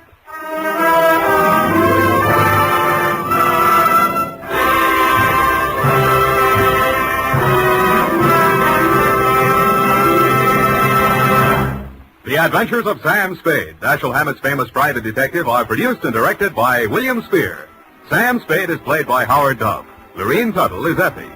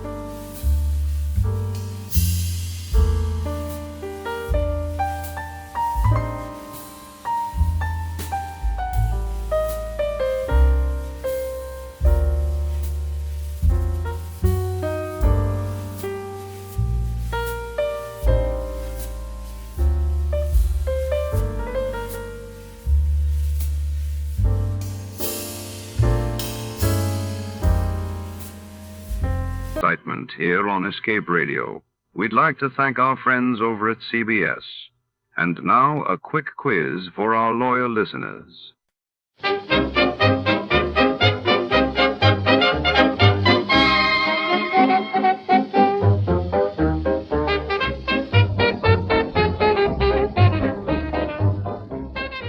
Tonight's tale draws us into the opulent backstage corridors of the Royal Arcadia Theater, where velvet curtains hide more than just actors. Celia Woodstock, the city's brightest stage star, vanishes right before the opening act, leaving behind only a faint perfume and a single cryptic note. The detective's search unravels glamour and secrets beneath the golden stage lights. Before to start, let's see what happened the day it was aired. It was January 9th, 1955, and that day saw news of British Prime Minister Sir Winston Churchill's hospital discharge making headlines while in the United States. Marian Anderson broke barriers by becoming the first African American to perform at the Metropolitan Opera in New York. From Hollywood, it's time now for Edmund O'Brien as Johnny Dollar. Is this Mr. Dollar, the insurance gentleman? That's right. Well, this is Captain Lyle Woodstock. I was given a message that you had telephoned. Yes, I did. Your insurance company wanted me to look into this trouble with your wife. I wonder when I could see you. At your convenience, but it's not trouble yet. It's quite possible that nothing is wrong at all. Oh? I understood you were worried about her disappearance, that you hadn't heard from her in over a week. Isn't that it? Yes, but, well, I'll explain it all to you. But as I said, in spite of her absence, it's entirely possible that nothing is wrong at all. All right, Captain Woodstock. I'll be out to talk with you this afternoon.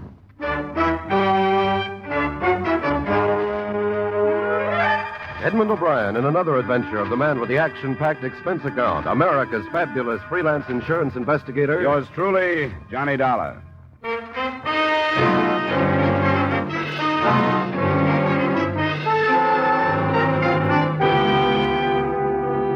Expense account submitted by Special Investigator Johnny Dollar to Home Office, Washingtonian Life Insurance Company, Hartford, Connecticut. The following is an accounting of expenditures during my investigation of the Celia Woodstock matter. Expense account item 1, $25.50, car rental and mileage to the Woodstock home off the highway just east of Bridgeport. It was a large frame house, shuttered against the cold. Icy landscaping swept down to the shore, where an empty dock stood against the winter wind blowing across Long Island Sound.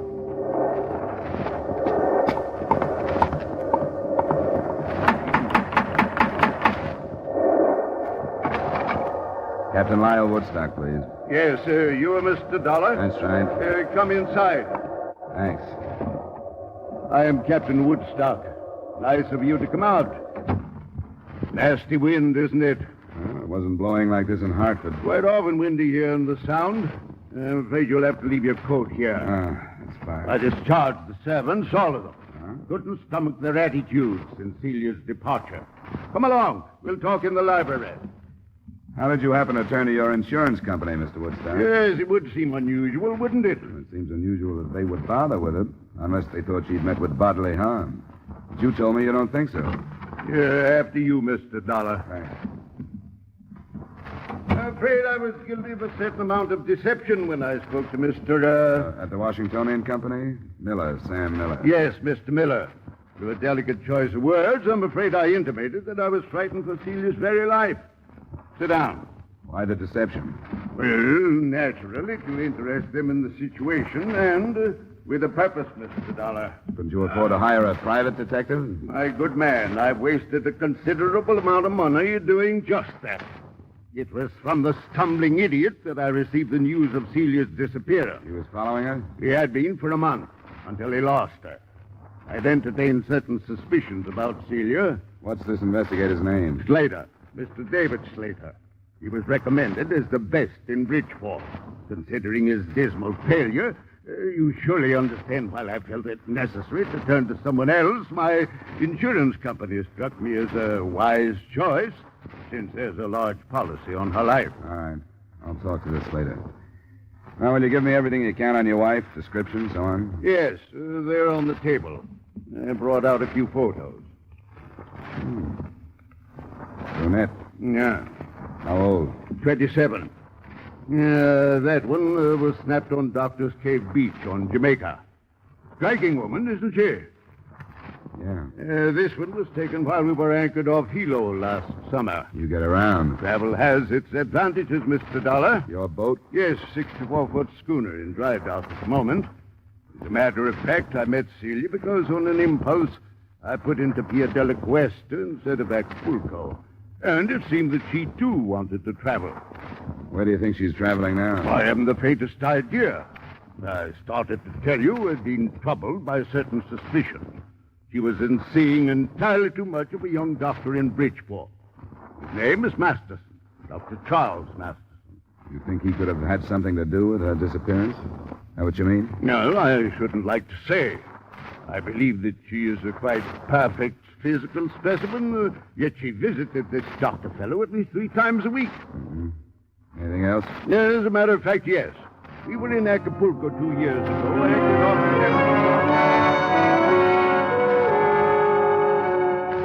The rest of the story wasn't too far from typical, although I don't meet too many of the breed. A, the 55-year-old Woodstock, captain because he owned and gave orders on the schooner, had dedicated his life to what he called adventure. And B, the 27-year-old Celia had also dedicated her life to what she called adventure.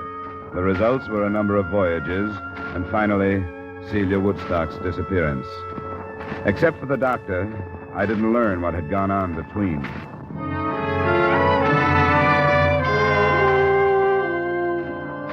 I found the private investigator, David Slater, in a conservatively crummy suite of offices on Front Street in Bridgeport. Well, you've met him, so you know what type he is. Yes, I followed his wife. What did she do? I've got a report on every move she made for a month. You want to see it? No, not if you remember the highlights. What about this Dr. Charles Masterson? Doctors are hard to pin down, you know that. She went to his office 3 times a week, but never met him anyplace else. Maybe she was sick. Her husband says no. Well, I didn't find out. I couldn't have talked to the doctor without letting out who I was. He had a nurse who quit the day before I left the case. You didn't talk to her? I was going to, but after I left, I didn't. Why should I? Do you know who she is, where I can find her? Yeah. Her name is Janet Squire. She went to work in a Red Cross blood collection center up on Union. Good, thanks. Now, what about the day she dropped out of sight? Was there anything special? Sure, there was something special, or I wouldn't have lost her. I'm no rookie in this business. She bought a ticket to New York City on the 3:45. So did I. I got in the same car she did. I didn't see her, but I figured she was powdering her nose or something. Then when she didn't show before the train left, I went through the rest of the cars. but I never picked her up after that. She knew you were tailing her, She must have. Must have got on the car and then right off. That and the money she drew out of the bank makes me think she was running out on old Woodstock and nothing else. huh? No money was mentioned to me. That's funny. Woodstock knew about it. $2,000 the morning she left. I wonder what else the old renegade is holding out on me. The phone call she made? No, he didn't say anything about any phone calls. Well, she made quite a few from public booths. I finally got into one next to her. I couldn't get the number, but she talked to somebody named Spade. Didn't say much but the name, and then asked, "Where do you want me to meet you?" When she was answered, she said, "All right, I'll let you know when everything is arranged." And that's all. Well, that's enough for me. If he thinks he's got a free wife chaser in me, he's mistaken. You going to drop it? Sure, if that's the way it is. I gave up that kind of work a long time ago. I don't like it.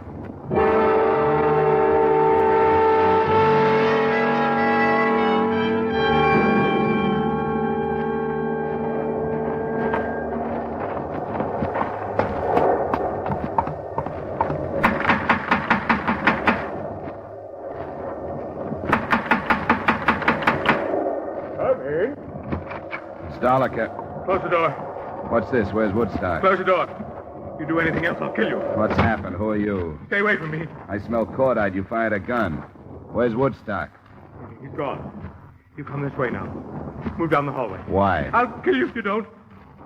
Came in here. Now you've got to do what I tell you or I'll kill you. I'll have to. Come on. You better turn around and look at me. Walk backwards. You don't even know who I am. You're in trouble. Maybe I can help you. Never mind that. Hop now. Turn around again. Open the door and get in the closet. Now, wait a minute. Please, mister. Please do what I tell you. Won't make any difference if I kill you. Maybe I'd have more of a chance if I did. But I won't if you don't make me. Okay. Now, close the door. I heard him open and close some nearby doors, and shortly after that, the front door closed. Then I started kicking my way out. The paneling was heavy, and it caused a torn trouser leg and a scraped shin before I made it.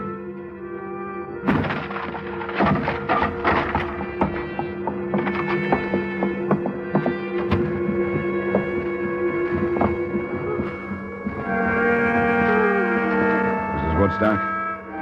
Mrs. Woodstock? Hello? Hello, operator.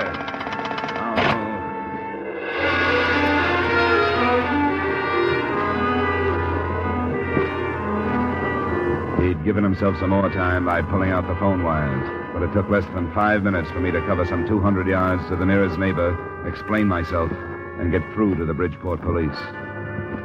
A short time after that, I met Homicide Lieutenant Al Jester, and with him watched two ambulance attendants start Mrs. Woodstock toward the hospital. What's the condition, boys? Can you tell? It's bad, Lieutenant. Her right lung. No chance of a statement? We'll do what we can, Lieutenant. Well, I guess it depends on her, how hard or easy this thing is going to be. Yeah, but better not count on him. I've been disappointed too often. What else did Slater tell you? Oh, that's about all. She'd drawn $2,000 the day he lost her on the train. He said he'd heard her talking on the phone to somebody named Sprague about where to meet him and about some arrangements of some kind. Now, what about Slater? Is he clean? Well, if he isn't, he's careful and he stays out of trouble. I guess the worst thing I can say about him is that he does a lot of divorce snooping. Why? I just wondered. I had no reason not to believe his story. He said as far as he was concerned, the girl was running out on her husband. The more I saw of it, the more it looked that way to me, too. And I came out here to drop the case, and it blew up in my face. The man you described, could he have been this Sprague? Well, he could have. I didn't ask him. He was half crazy. If he was Sprague and I'd thrown the name at him, I'm afraid he'd have killed me. He was that bad. Can you describe the gun? Yeah. Cheap revolver, nickel-plated, short barrel, 32 caliber. You sure of that? Well, I guess a smart lawyer could keep me from swearing it was a 32, but it was. I'll take that. I got only one definite thing out of him. He said Woodstock was gone. That's all he'd say. Then he put me in the closet. I didn't hear him drive away. I was kicking up some noise getting through that door. But the people in the house where I phoned said they saw it leave. The next house that way. Oh, Sergeant. Yeah, Lieutenant? Next house towards town. People saw a car leave. Send a man over and get what you can on it, will you? Yeah, all right. They said they didn't hear any shooting. You didn't see a car when you got here? No, it must have been parked on the other side of the house. Then I'll get it roped off. Yeah. Snow ought to hold some good prints off the tires. Did I get the amount of the insurance on the victim right? $100,000? Lieutenant Jester. Yeah? You better go upstairs. They were shooting up there, too. Oh, where? In the hallway toward the back. Jared says there's a man lying sort of half into a room, but there's no question about it. This one, he's dead.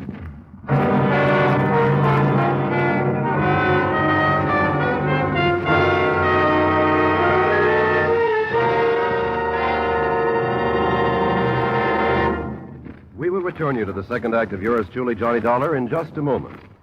Have you heard the new Sing It Again, the new comedy with Jan Murray as your host on the Coast to Coast phone? The new cash prizes for cracking the mystery of Sing It Again Phantom Voice. The new speed and color of the tuneful little riddle songs that make Sing It Again a Saturday night must for radio listening. Be listening for Sing It Again tonight on most of these same CBS stations. Now, with our star Edmund O'Brien, we return you to the second act of yours truly, Johnny Dollar.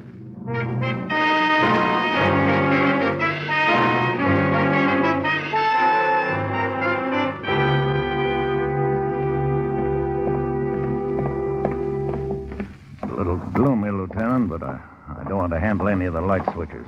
Right back there. Oh, yeah. I see. Woodstock. Let me see. Huh? So it is. Get some light on in the room. The shutters are all closed. Push the switch for something that won't hurt Prince. Yes, sir. Carque, you ought to do it. Shot from behind. Here's a gun on the floor, Lieutenant. That guy told you Woodstock had gone, Dollar. He couldn't have been more right, could he? Oh, I guess not. Well, let's get out of here until the photographers show up. Neither the photographers nor the fingerprint men, nor a thorough search of the house resulted in any progress. By the end of that first day, the description of the man I tangled with had been broadcast, along with a possible description of the car he was driving. The police had also put out a futile search on the single name Sprague. And Celia Woodstock hadn't died, but she hadn't regained consciousness either, or shown any signs of recovery. I took a hotel room in Bridgeport that night where I'd be called if and when anything happened. Nothing did.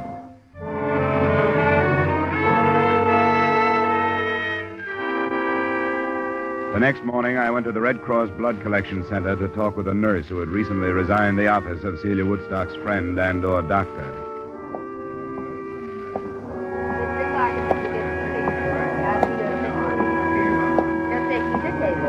I'd come in with my mind tossing motives for murder around, motives of personal greed and selfishness and hate.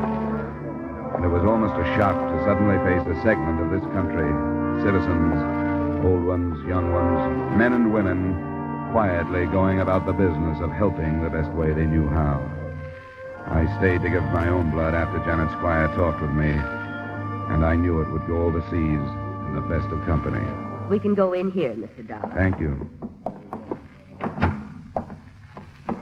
I'm sorry to bother you, Miss Squire, but I was told that you were in Dr. Charles Masterson's office until a short time ago. Yes, that's right. Have you seen the morning papers? No. Why do you ask? Mrs. Lyle Woodstock was shot last evening. Mrs. Woodstock? Well, she's one of Dr. Masterson's patients. Was she, seriously injured? They don't know if she'll live. Her husband was killed at the same time. How dreadful. What happened? I don't know. I'm working with the police on it. I'd like to learn as much as I can about Mrs. Woodstock. Well, I'm afraid I know very little. She was a patient, but other than that, I know nothing. Her husband seemed to have the idea that she might be more than just a patient. That there might have been romantic interest between them. Uh-huh. Was there? Well, not that I know of. I make it a point to do very little prying into other people's affairs, Mr. Dollar. Sometimes I wish I could. Do you know anything about anyone named Sprague? Sprague? No, I'm afraid I don't. I'm sorry. So am I. I hope the results are better when you start working on me. I am sorry, Mr. Dollar. If you'll step right through there, Miss File will take care of you.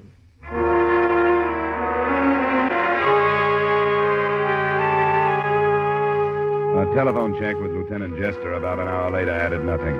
He'd been in communication with Mexican authorities, but they were unable to come up with any leads on Celia Woodstock, or even proof that she'd been in the Acapulco vicinity 2 years ago when Woodstock had told me he'd married her. Homicide men were searching the captain's schooner, and they were still working on the name Sprague. I played my last card and went to see Dr. Masterson. I read about it. Tragic. But, Mr. Dollar, I'm sure you realize why my name mustn't be dragged into it. It won't be if it doesn't belong there, Doctor. There was absolutely no basis for his suspicions. Whatever made him say anything like that? He had a detective following her. He had an idea she came to your office too often. Then why didn't he talk to her? He did. He said something about a sinus condition and heat treatment. That's precisely the truth. I resent your attitude, Mr. Dollar. That puts us on a par. Your attitude doesn't set so well with me. Keeping your name out of this case isn't as important as clearing it up, no matter what you think. But I know nothing about it. You must have talked to the woman. As often as she was here, you must have become fairly well acquainted. Better acquainted than with most of my patients. Well, I don't ask for any more. What did she talk about? Why, the conversations were unimportant. She talked about her travels.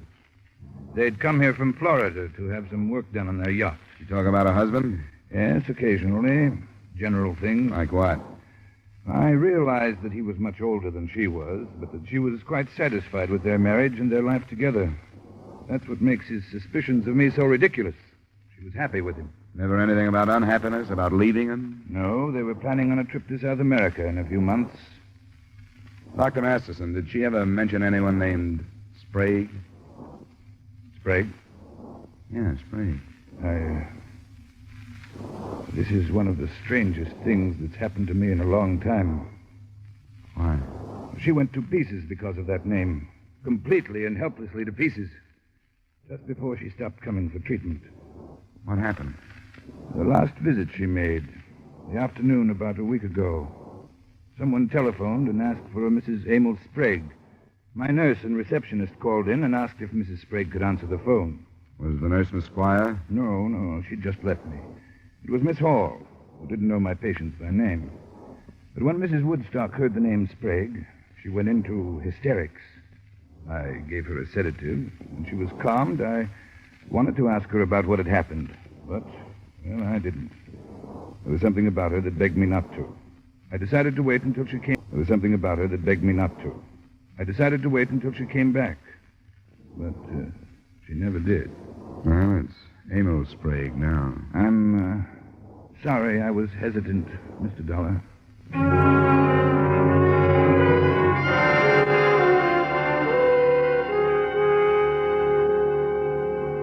Well, it's in the works now. We'll see what we can make out of it. How's Mrs. Woodstock?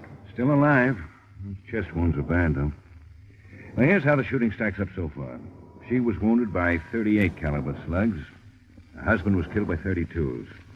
So if you were right on your gun description, the man you ran into killed the husband. What does that leave? Woodstock killing his wife? He was shot from behind while he was going into the upstairs room. Badly chased up there. He had a gun in his hand, and he dropped when he was hit. That was the gun we found on the floor. 38 caliber. Ballistics hasn't run any comparison tests yet? No. I won't buy the theory. Mr. and Mrs. Woodstock seem to have been pretty happy. What about their schooner? Well, I talked to my men on the phone. Nothing yet. Crewmen are all available and with alibis. But what's all that got to do with somebody named Mrs. Emil Sprague? I couldn't answer him. Nobody could. But close to 12 that night, the lieutenant phoned me that Mrs. Woodstock was finally responding to treatment and would likely live. I was at the hospital at 12:30, but it wasn't until almost 3 that Lieutenant Jester and I were told that she was conscious and able to answer some questions.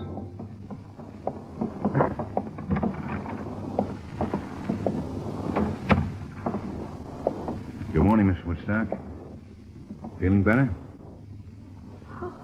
My name is Lieutenant Jester. This is Mr. Dollar. Hello, Mrs. Woodstock. We're both interested in what happened at your house the other evening. Mrs. Woodstock, do you understand what we're saying to you? Do you understand? My husband, Lyle. They told me he was all right. Is he? Yes, Mrs. Woodstock. He was shot. They tell you that? Yes. You know who did it? Yes, I know. I was there. I remember. We wish you'd tell us, Mrs. Woodstock. Emil Sprague? Yes. Yes, Emil. No one else was there. He made me go. Made you go where? To my house. To talk to my husband. Emil Sprague made you go? Why? How could he make you go? Because I'm Mrs. Amos. You're Mrs. Emil Sprague? Yes. And I hate him. But you were married to Mr. Woodstock. I shouldn't have. I think I understand. You were married to Sprague. Your marriage to him was never ended, but you married Woodstock anyway. Yes. I was wrong. I lied. I didn't tell him. And then it was money.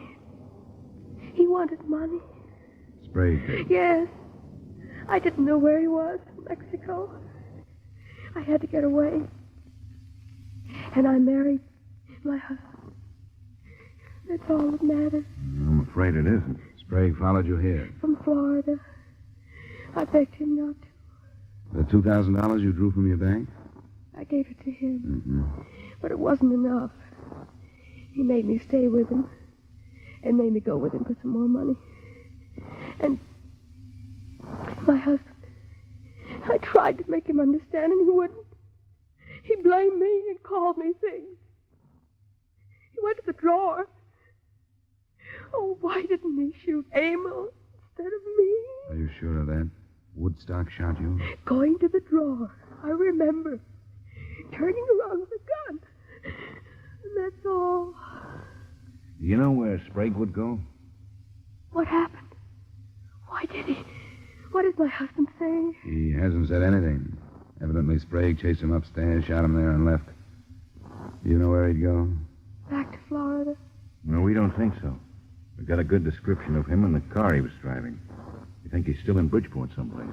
You said you were with him. Where? He had a room on Commercial Street.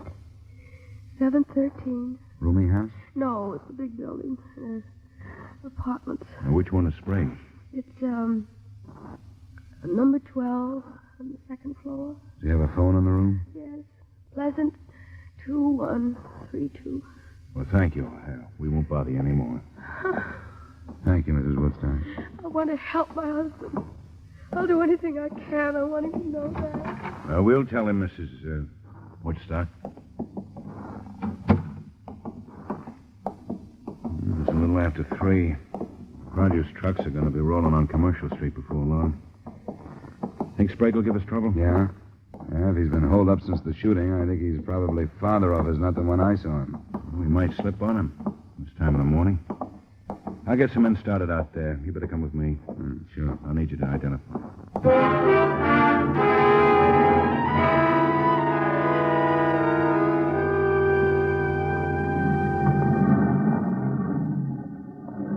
Lieutenant. Men should be set in the back of the building. All right, Sergeant. You'll go in with me. Don and I took a look at the floor. It's that corner one up there.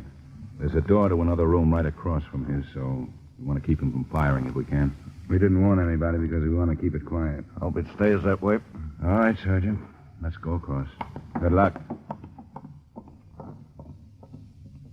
Lieutenant, the window. He's onto it. We'd better go on across. He's onto it.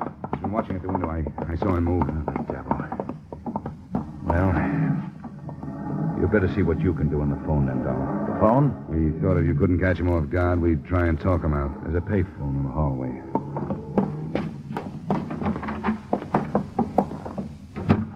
His room's just to the right at the top of the stairs there. That phone's right in line from up there. And we'll cover him.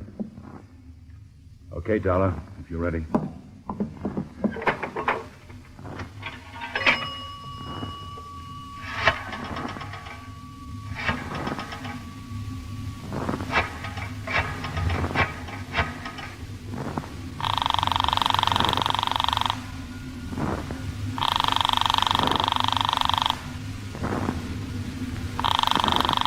You won't answer. It's ringing. I can hear it upstairs. He'll do something with it. Hello? Hello, Sprague? Yeah? We just got a complete statement from Mrs. Woodstock. You blackmailed the works. She's alive? Yeah, and she's gonna make it. I thought she was dead. I saw her fall. I killed him because I thought she was dead. If I'd known, I wouldn't have killed him. I should have found out. You should have done a lot of things. What we want you to do right now is to give yourself up without any trouble. Every door in the building is covered by police. You won't get out if you try. We want you to come out of your room and down the stairs with your hands out where we can see them. You understand that? Are you listening to me? Come on, Sprague. Come on out and make it... Stairs, look out. Get down, Dollar. Stay there, Sergeant.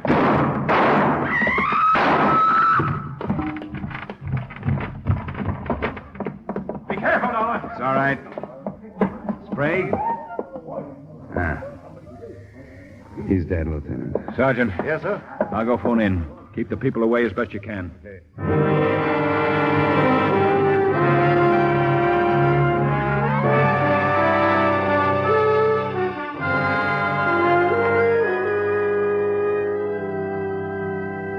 Expense account item 2, $45, miscellaneous, hotel, meals, etc.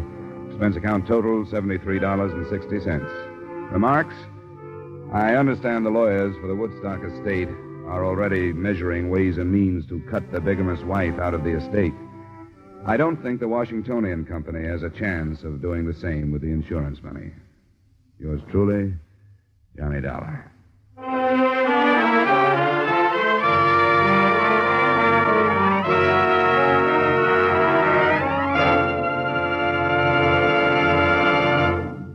Yours truly, Johnny Dollar, stars Edmund O'Brien in the title role and is written by Gil Doud with music by Wilbur Hatch.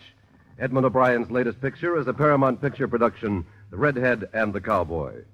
Featured in tonight's cast were Francis X. Bushman, Jim Nusser, Ted Osborne, Lorraine Tuttle, Bill Johnstone, Tudor Owen, and Ray Hartman. Yours truly, Johnny Dollar, is produced and directed by Jaime Del Valle.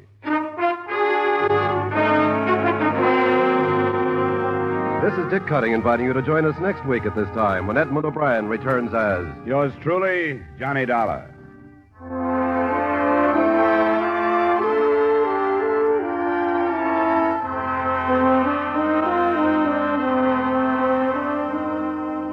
There's a very charming, very amusing young couple to be found at CBS, the Star's address, every Saturday evening. And you're invited to stop by and call on them. They're Liz and George Cooper. And Liz is played by the lovely red-haired Hollywood comedian, Lucille Ball. Liz is nice and easygoing. When trouble's ahead, Liz goes for it easily. It's wonderfully hilarious. It's My Favorite Husband, starring Lucille Ball, every Saturday evening on most of these same CBS stations. Stay tuned now for Von Monroe's Caravan, which follows immediately over most of these same CBS stations.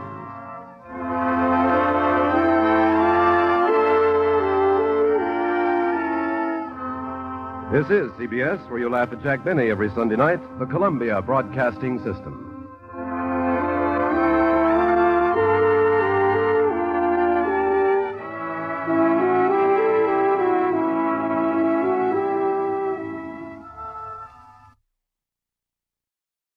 Here at Escape Radio, we proudly thank our partners at CBS. And now, folks, a quick challenge before the next thrilling chapter.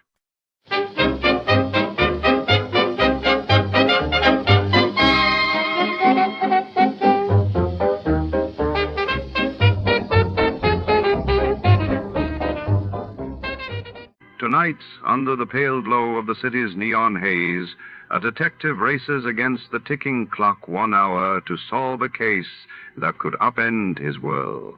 A mysterious femme fatale, a locked briefcase, and a web of deceit thicker than the midnight fog.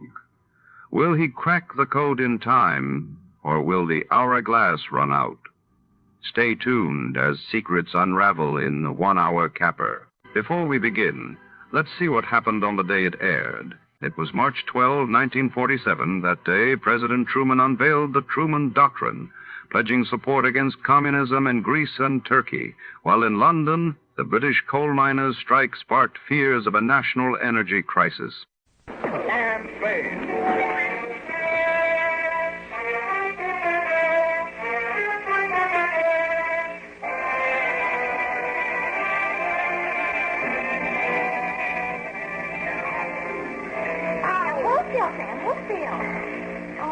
On the wrong eye.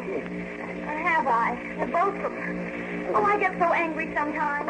You go dancing out of here like a schoolboy on the slightest provocation, and 1 hour later, just 1 hour, you come back with a broken head and a black eye and clothes torn all to pieces. Face like a wet geranium. Hold still. Then, Ariel, Sam, how is it? Is it too tight? What did you say? Said, how do you expect me to dictate a report with a mouthful of gauze? Oh, that's what it was. I wondered what happened to the girl. Sit down and shut up. Sam, I didn't mean anything. I just meant it for your own good. Pick up your pencil, Effie. No, not the scissors. Oh, I'm sorry, Sam. I'm sorry. Two Patrolman Aloysius, FX Clancy, 3rd Precinct Station. Sam, the officer Clancy? That's right. The nice fat policeman that walks up and down our street? The same, Effie He McElwain. brings me candy once in a while. Down, Effie. From Samuel Spade, license number 137596, subject the 1 hour caper, Dear Clancy. In case you were aware of it, and I think you were, Clancy, this afternoon in San Francisco was warm, quiet, and dull. I was sitting in my underwear in front of the open window of my office, reading the news of the blizzard back east. I was not employed by the Chamber of Commerce to do this. My secretary had merely taken my suit downstairs to get it pressed. It began as the clock on the Church of Dismas Philippe around the corner was hammering out the hour of 4. Yeah? Mr. Spade, this is Hank Page. Page's printer right across the street. We printed some cards for you, remember? Oh, yes, Hank. I was about to call you. My secretary is just making out the check. Oh, forget that bill, Sam. I need your help. Well, drop in tomorrow. I'll be glad to talk to you. Tomorrow may be too late. I'd rather not be seen coming to your office. How about the saloon downstairs in your building, say, 5 minutes? Well, if it's important, Hank. Well, I don't know. I got something here. I want you to look at it. If it's what I think it is, it's important. I gotta hang up now. See you in 5 minutes.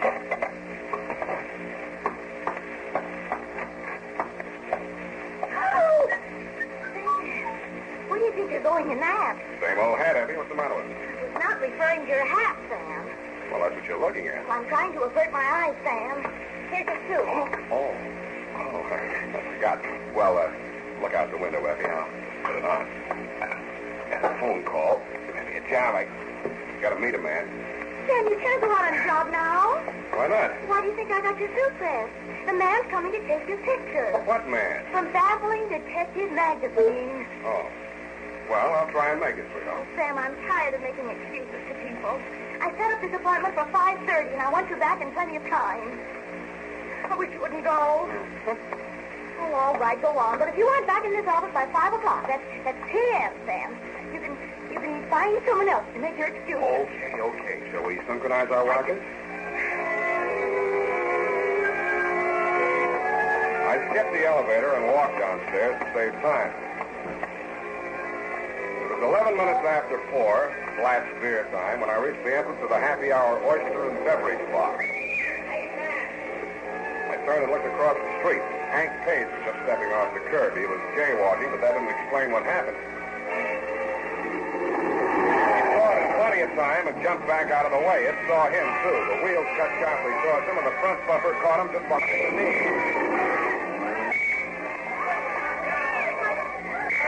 All right. Keep moving there. Keep moving. Come on. Back on the sidewalk. Come on now. We'll take care of him. Sam. Yeah, Hank. Leave him be, Mr. Spade. Leave him be. I've got to get it safe. Come on, get these people back. This man's hurt bad. Give him some air. Better not try to talk, Hank. Oh, no. Sam. Here. This is it. Cigarette case. Hey, wait a minute. What was that? What's what, Clancy? Well, he gave you something there. A gold cigarette case. I seen him. Oh, you must be mistaken, Clancy. Hank, can you talk anymore? Cigarette case, Sam. Yeah. Find out. Gotta find out. My wife. Yeah, what about your wife? I can't.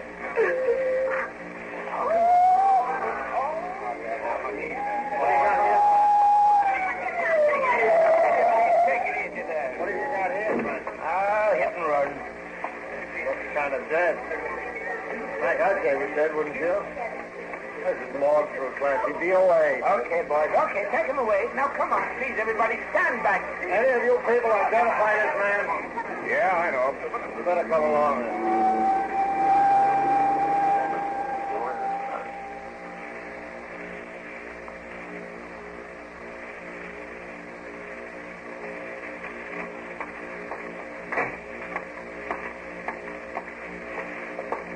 Oh, hello, Sam.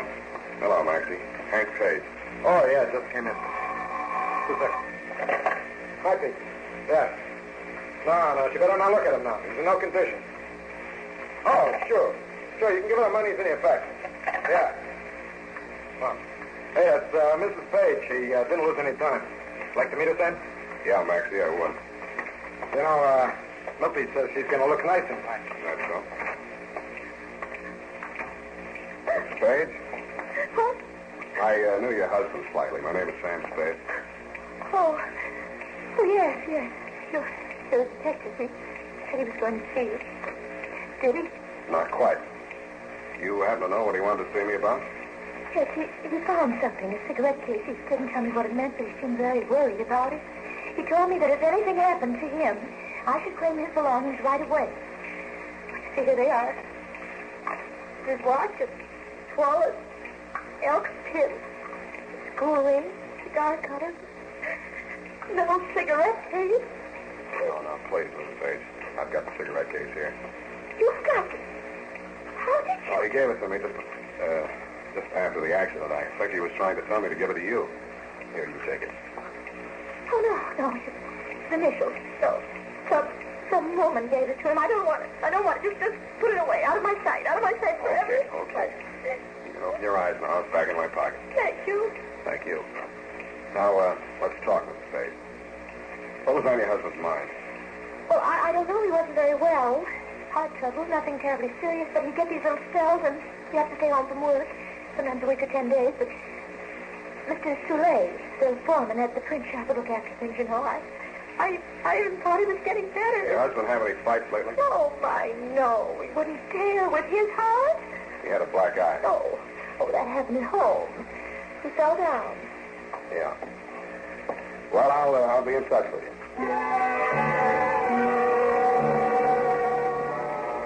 Outside, the fog was rolling in. I stopped under a streetlight and spent an estimated 45 seconds trying to figure out what time it was for the calendar watch my secretary gave me for Christmas.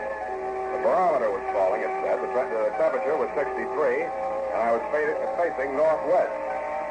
I looked in a jewelry store to find out it was 4:23. My hour was nearly half gone, and the only clues I had were a cigarette case and a black eye. I took the case out of my pocket and opened it. There were cigarettes in it. I took one out and lit it. It was nasty. Then I saw something green behind the cigarette. It looked better. It looked like money. When I examined it more closely, I wasn't so sure. The printing on it was Dutch, and the amount was 100 florins.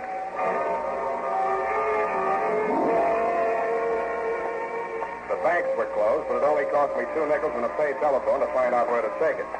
It was a small but solid-looking establishment on Montgomery.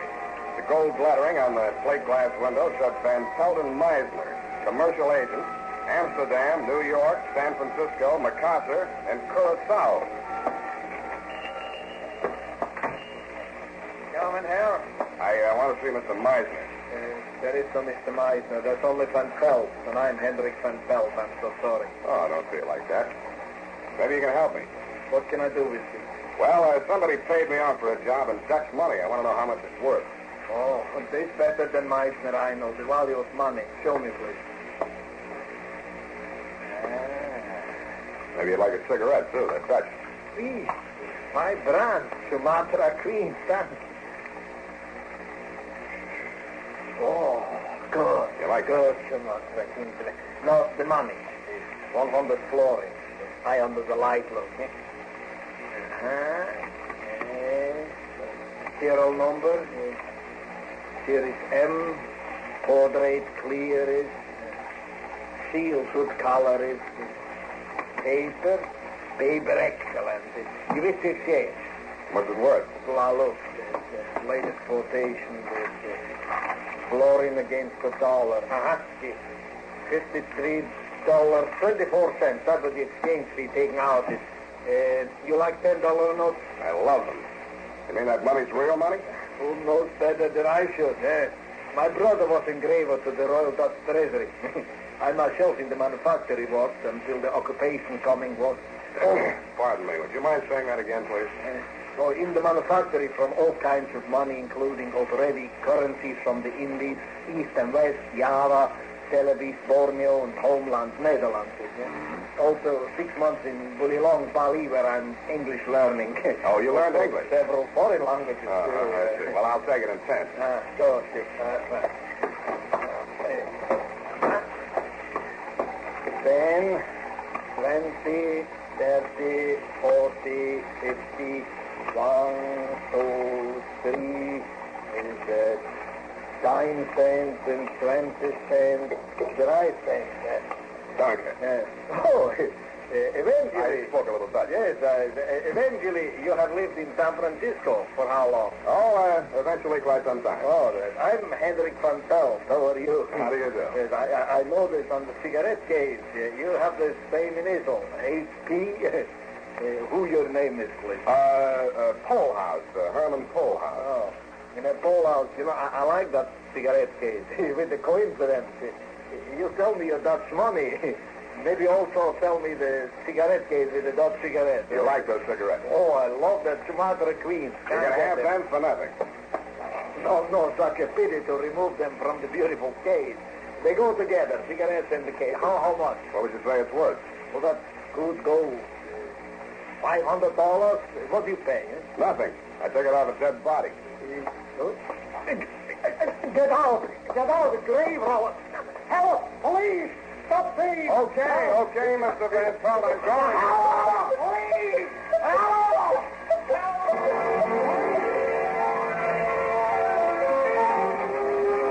I ran, did not walk to the only exit. A squad of bank cops thundered past me, followed by half a dozen city dicks and some burnsmen who confused Van Pelt's burglar alarm with that of the bank next door. Nobody paid me any mind until I reached Church Street. I was just crossing when I saw it the second time. It was the same car that had run down Hank Page. I strained my eyes against the headlights. I couldn't make out the man behind the wheel, but I got the license plate before it happened. I felt it before I heard it. It hit my chest like a sledgehammer.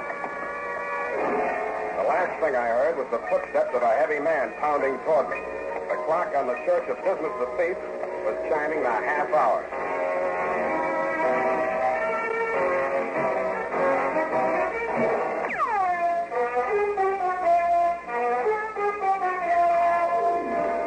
And now back to the 1 Hour Caper. Tonight's adventure with Sam Spade.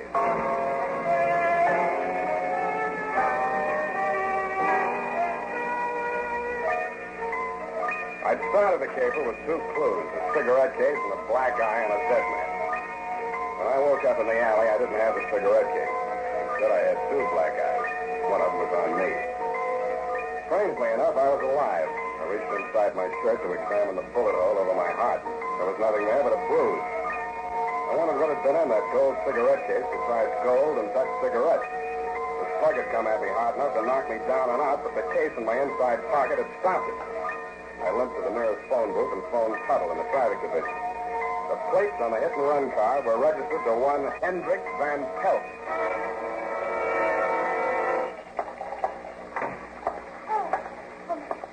I'm so glad you're here. I was beginning to worry. Where's Mr. Van Pelt? That's just it.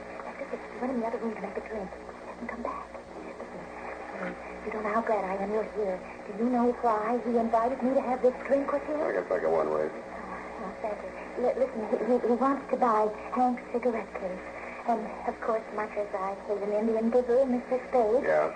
Well, you know, Hank didn't leave much, only a little insurance, and the printing shop is a partnership, you know, Hank and Mr. Soleil, and the cigarette case is just a windfall.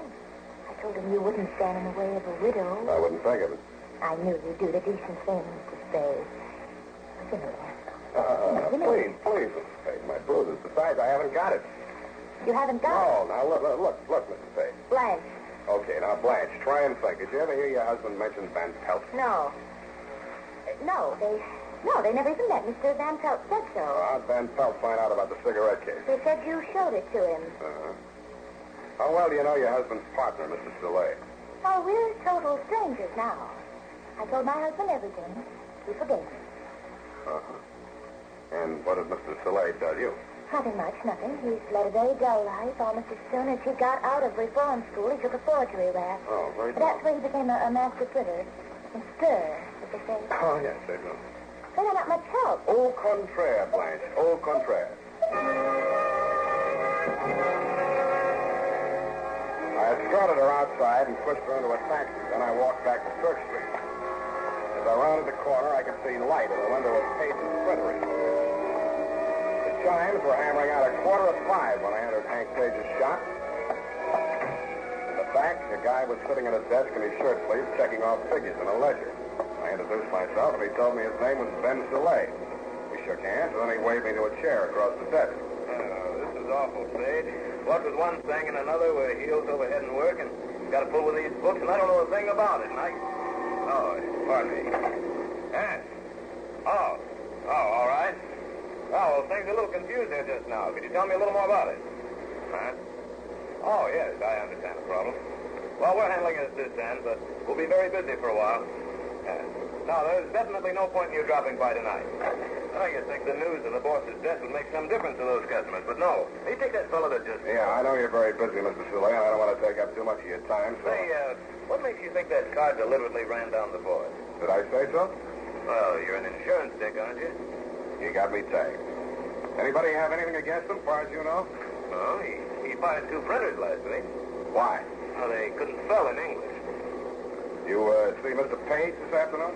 Yeah, he came in for about 10 minutes. Said he'd be back on the job tomorrow morning. He was killed just after he left. How'd he look? Oh, same as usual. You wouldn't say he'd been in a fight. Oh, good Lord, no. He was a sick man. He had a piece of porn in his hand when he was hit. Know anything about that? Oh, sure, he got it here. One of our customers, a man named Van Pelt, paid for some work with it. Boss wanted it for a souvenir, so he took it with him. Does Van Pelt know about Page's heart? Oh, that's a stupid question to ask. You didn't know Page was killed with Van Pelt's car. That's a long shot, bud. Thanks. Here's another one. You're lying straight down the line. Huh? You didn't see Page today. If you had, you'd have mentioned that he had a black eye. He didn't take that Dutch money for a souvenir. If he had, you'd have mentioned the cigarette case. You said enough.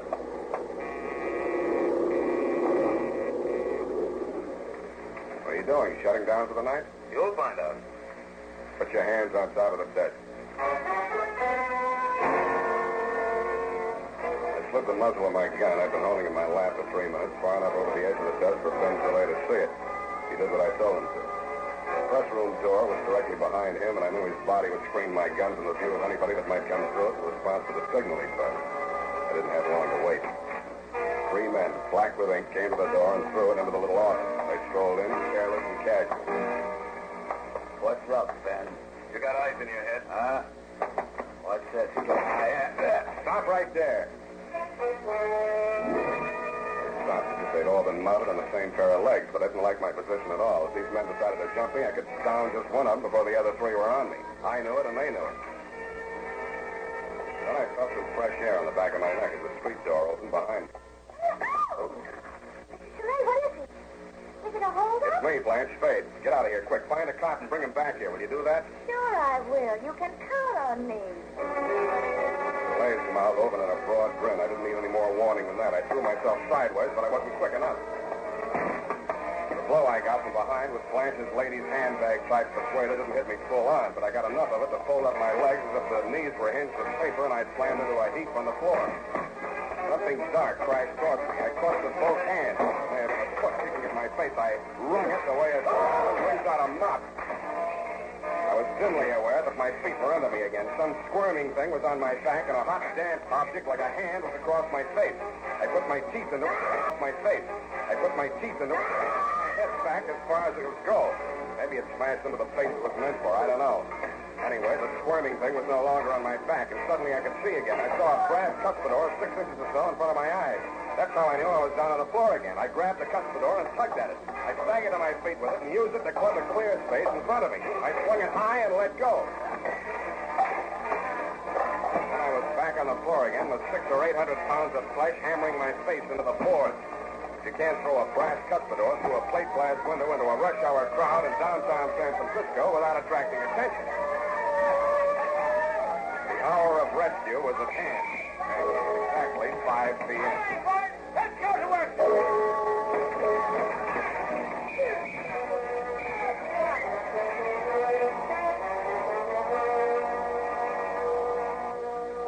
And that, Clancy, is the most of the crop. You guessed it. It was a counterfeiting caper with variations. The The returns are not all in yet, but I think when the feds pick up Van Pelt, they'll find he was telling the truth when he said he was working in the Dutch government printing office in Amsterdam at the time of the Nazi occupation.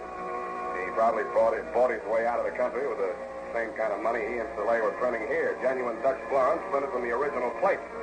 Being a skilled metal worker, he designed a gold cigarette case into which those plates would fit with uncanny accuracy. The crowning touch was the way in which he concealed them from view. He filled the case with an odious brand of Dutch cigarettes, which only fools or criminals could possibly smoke. It was the safest hiding place in the world. So clever was it, now get this fancy boy, that even I, Sam Spade detective, never suspected the presence of base metal until it stopped that slug Van Pelt threw at me in the alley. Idiot. End of report. Oh, Sam, to think you went through all that just to keep your promise to me. Yes, Effie, but what hurts even more than these wounds is the thought that you doubted my word. Oh, I didn't say that, Sam. I only inferred that you had no sense of time. Yes? Well, I guess you've changed your mind about that, eh? No, I haven't, Sam. May I ask why? Well, I'd rather not discuss it during working hours, Sam, but as soon as I've typed up this report, I'll tell you exactly what I mean.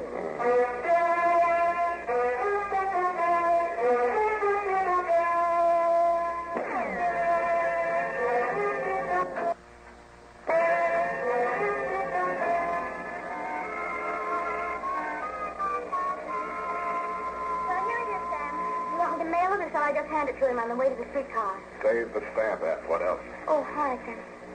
You won't be needing me anymore. I'll... Sit down. It's nearly 5:30, Sam. And I told the photographer not to come. That's a fine thing. After all I've been through, you still say I have no sense of time, and you told the photographer not to come. Why? Because I knew you wouldn't be back in time, and if you were, you'd look so terrible the picture wouldn't be any good anyway. Thanks a lot. Oh, Sam. That's why I must have been so cranky. I must have had a premonition. I don't know what's the matter with me. I'm so ill-tempered. I think I'm turning into an old maid or something. Oh, calm down. I must be. Oh, by the way, honey, remind me to write to Feige in Washington and ask them to send me that cigarette case for a souvenir if they take it off Van Pelt. After all, you know, it saved my life. You're right. Mm-hmm. But, and here I've been nagging and saying all these terrible things. Oh, Sam, I know. Tell me. Oh, no, Sam, no, your bandages, your wound. Oh. Think I'll live. Good night, Sam. Good night, sweetheart.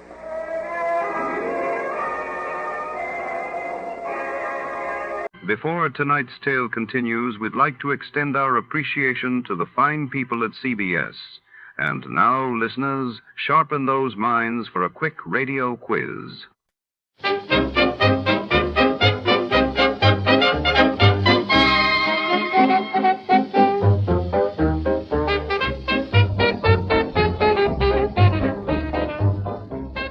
Tonight, under the shadowy glow of city lights, $100,000 vanishes without a trace. The trail leads our hard-boiled detective deep into a tangled web of secrets, where every suspect has a motive, and every clue is a double cross. A mysterious, glamorous woman knows more than she lets on will she help crack the case. Or is she the mastermind behind the Hot 100 Grand Caper? Stay tuned as the clock ticks and danger looms at every turn. Before we begin, let's see what happened on the day it aired. It was March 21, 1949. That day, the world saw the London Treaty signed, creating the Western European Union for Collective Defense, and in Tokyo, the International Military Tribunal for the Far East delivered further verdicts in the war crimes trials. The Adventures of Sam Spade, Detective. Brought to you by Wild Root Cream Oil Hair Tonic, the non-alcoholic hair tonic that contains lanolin. Wild Root Cream Oil. Again and again, the choice of men who put good grooming first.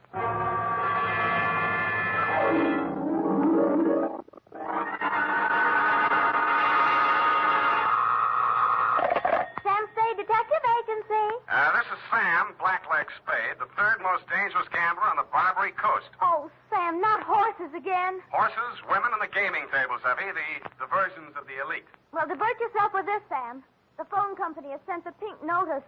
Pay it no mind, sweetheart. We are healed. We have hit the cashier's cage, annexed the pot, broken the bank, and we're standing on velvet. Sam, are you sober? Definitely velvet. Warm, too. Sam, from where are you calling from? You're wrong, Effie. It's a drugstore. Stay where you are. I'll be right down to deal out my report on the Hot 100 Grand Caper.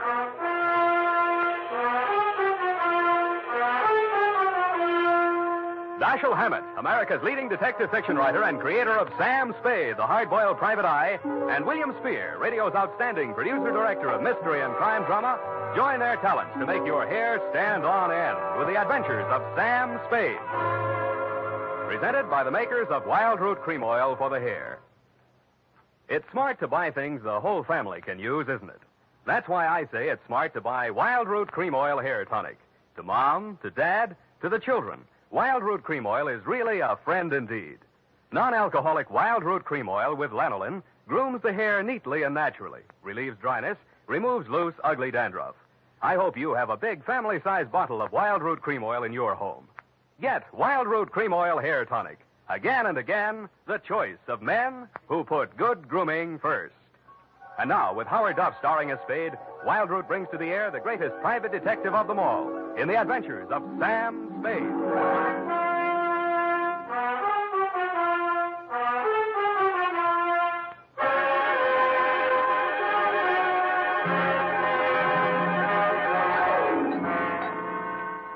Date, September 19, 1948, to robbery detail, San Francisco Police, attention Sergeant Walsh. From Samuel Spade, license number 137596. Dear Joe, here's the rundown on that hot $100,000. It started pleasantly enough when my secretary, Miss Effie Perrine, cute little mouse, eased into my private office, closed the door behind her, and leaned back against it with that air of pained resignation, which generally means there's a customer outside that she doesn't approve of, but that I'll see her anyway. It's up to you, Sam. She's very well dressed, and I imagine she can afford you. How do you deduce that? Well, she dropped her purse. I didn't get time to count it all, but there was a $100 bill on top. Well, sure, in, Effie. Sam.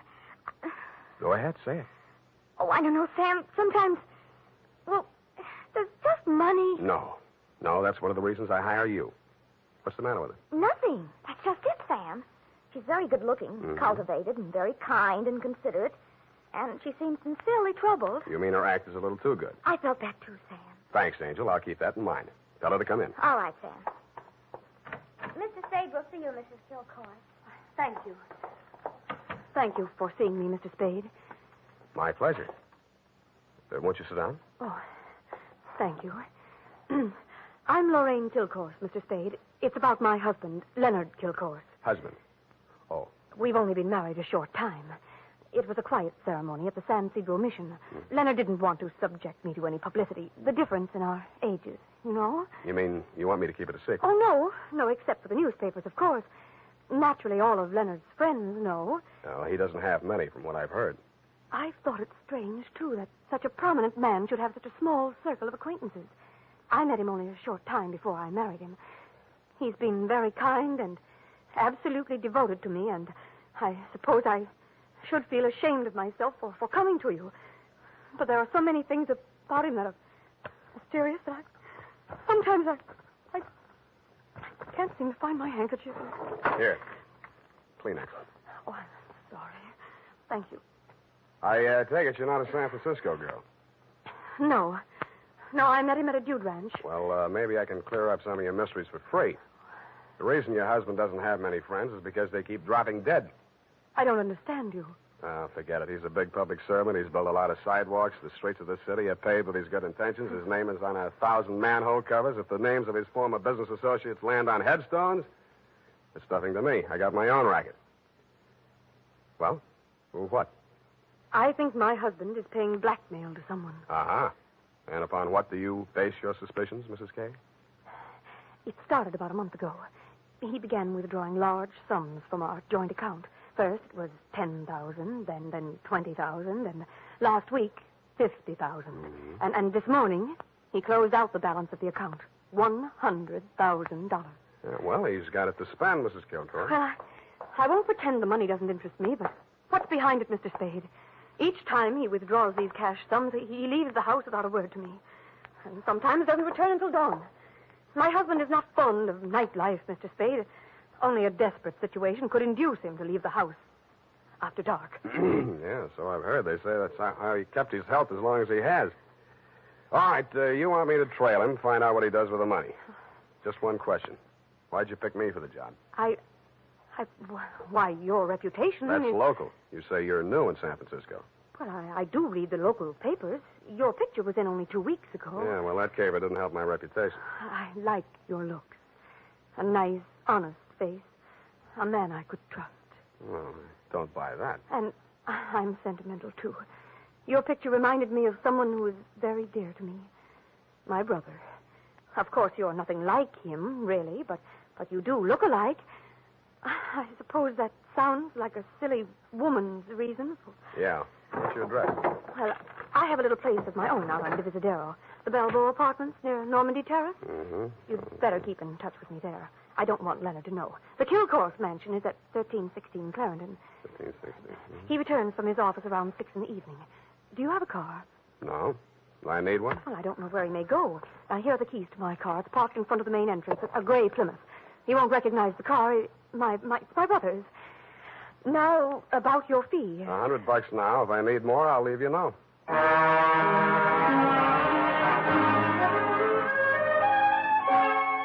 had an uneasy feeling I would need more. The last detective that tried to follow Leonard Kilcourse had hospital insurance. I don't. But I'm a gambler at heart, so I parked Lorraine's Plymouth across the street from the Kilcourse mansion and waited. At 9 p.m., Mr. Kilcourse, much too old for her, came out the front door and flagged down a taxi. I made an illegal U-turn and followed. The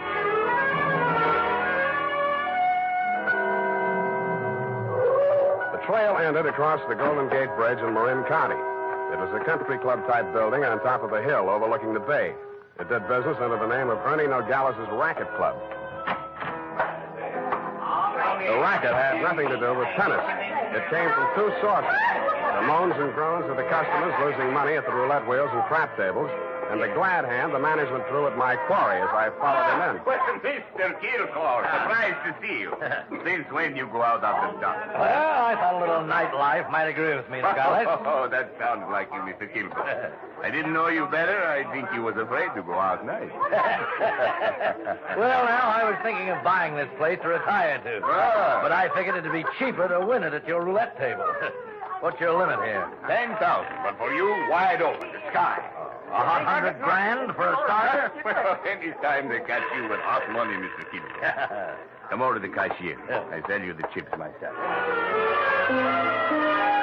I didn't have to bother making myself inconspicuous. Everybody in the joint stopped playing to watch Kilcourse while he shoved his $100 grand roll through the cashier's window and scooped up 4 stacks of $1,000 chips. Make your bets, please. All right, you. Spin that wheel. Huh? How much you got there? 25 grand. Any objections? Is that okay, Mr. Nogales? Spin it, Joe. I'm covering through the table personally. Okay, sir. Around and round the little ball goes. 15 pays 15 and the red. Maybe next time, Mr. Kilcourse. Why don't you double up, play the red and the black? It's safer. I'll stay with the numbers. 50,000 on 15. There. Spin it. It's okay, Joe. I'm still covering. Well, it's your money, Mr. Nogales.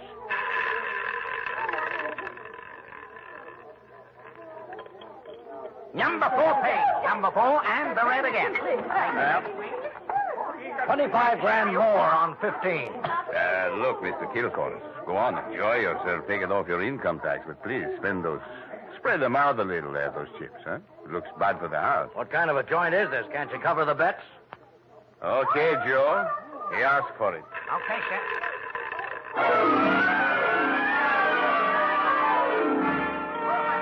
I didn't wait to see where the little ball went on the last spin of the wheel. I would have made a side bet with any taker that Kilcourse wanted to lose that $100 grand. I would also have made book he knew I was following him. As I left the table and walked out of the club, I braced myself for what usually comes next. There would either be a dead body in the car or somebody would crease my noggin with a sap. But nothing happened. I switched on the headlights and stood in the glare of them for fully a minute, but nobody even shot at me. I flushed the shrubbery, no gunman. Checked the ignition wires, no booby traps. Driving back to town, I racked my brain for some way to bring them out into the open. I felt like a man with his life savings all on one number, waiting for the wheel to stop spinning, which wasn't far from the truth. Not much of a cliffhanger, but the best we could do this week.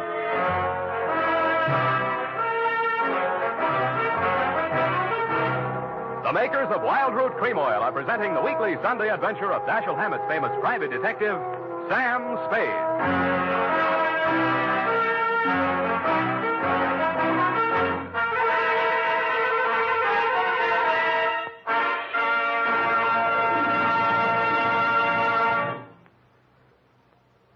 here's important news on good grooming.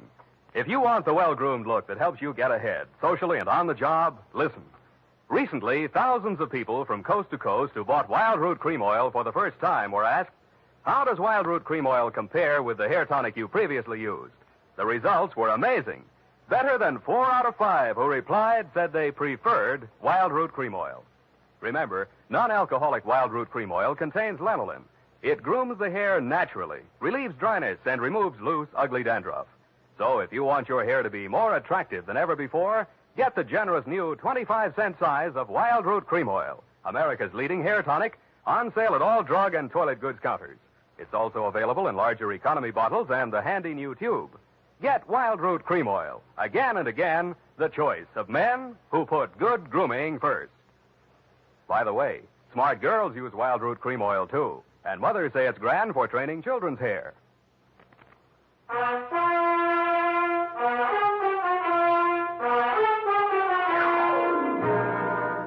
And now, back to the hot 100 Grand Caper. Tonight's adventure with Sam Spade.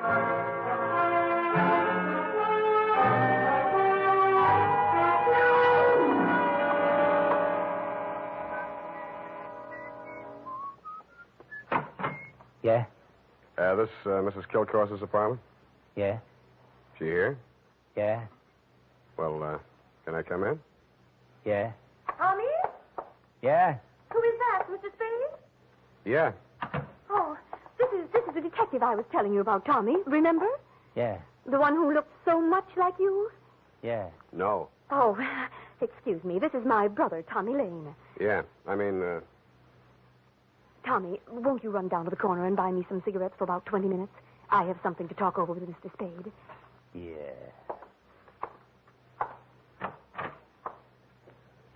nice boy, your brother. Small vocabulary, but big feet. Well, he's shy. Now, what did you find out about my husband, Mr. Spade? He dropped the $100,000 in a gambling joint. Ernie Nogales' racket club. You know it? No, but I know Ernie Nogales. I knew him in Reno before I met Leonard.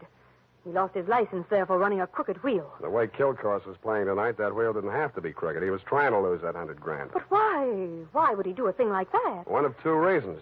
Either he's paying off to Nogales or he's paying off to somebody else, and Nogales is the go-between. Well, I don't believe it. Ernie is a crooked gambler, but he doesn't touch blackmail. And your husband isn't stupid enough to drop $100,000 in 3 turns of a wheel. Anyway, I'm not tangled with him and or the Ernie Nogales mob for $100 of your money or anybody else's. Here, take it. Well, and here are your car keys. No, wait, please. You can't desert me now. Why not? Well, I haven't told you everything. I'd hoped I wouldn't have to. About your brother? How did you know? The only place you get a green suntan is in a pokey. Besides, he acts kind of stir-crazy. Spent a little time in solitary, didn't he? He won't talk about it. But that's it, Sam. That's why Leonard is paying that blackmail money to Nogales. You just said Nogales wouldn't touch blackmail. Any other corrections you'd like to make in your copy before we proceed? Yes. Well, I might as well tell you everything. Why not? I knew when I came to you this morning that my husband was paying this money to Nogales. I knew because I asked him to. You and Ernie Nogales are working together? I'm not that rotten. I didn't say you were, but you're a rotten liar. There's that much in your favor. But I'm telling the truth now, Sam. You must believe me. Everything that has happened is my fault. I persuaded Nogales to give my brother a job in his place in Reno. Mm-hmm. They quarreled, and when he got closed down, he blamed Tommy. He swore he'd kill him when he got out of prison. That's why I begged my husband to pay him to save Tommy's life. Who did rat on Nogales about that crooked wheel at Reno? I did. That's why I feel responsible. Leonard is so fine, so generous. But I can't let him go on paying for my mistake. Yeah, like you said, he's going to run out of money. Look at me, Sam. Do I look like the kind of a woman to whom money means everything in the world? No, but you're looking at me, not at Kilcourse. You're laughing at me. Oh, I know what you think. Perhaps I did make a mistake in marrying Leonard, but he was so kind, so considerate, like my father. Everybody reminds you of your relatives. You don't believe my story? Well, since you asked. Well, all right, then, here's the truth. I'm really Jack the Ripper's granddaughter. My parents were terribly wealthy. I harpooned my mother in her Beverly Hills swimming pool, set fire to my father with a $50,000 negotiable bond, and eloped with John Wilkes Booth. That brings us up to 1865. Shall I go on? Don't stop. It's great. Oh, get out of here. Get out of here and leave me alone. After you've told me all your secrets? I'm not that rotten. You won't help me. You never intended to. Why go on torturing me. Oh, now, stop that. Please, please. I believe you. I believe all your stories. Now, what is my next smart move? Sam, the only way to stop Ernie Nogales is to prove that he's running a crooked wheel. And then he'd pay back all that blackmail money, and he wouldn't dare lay a hand on Tommy. Well, it's going to be hard to prove and expensive. I'll have to lose a little on that wheel before I can figure the way it's rigged. How much can you invest? Well, I have about $1,000 of my own. With you? Yes. Here. You take it. Smells nice. Sam. Yeah? Sam, after all this is over, and after I've put things to right with Leonard, I should have told him before this, but I owed him so much. Oh, Sam, I'm so glad it's you. Yeah. Me too, Angel. Go now, darling, before I beg you not to. What time does that joint close? Well, it runs all night, I think. Good. Let's stay up late and raid the icebox.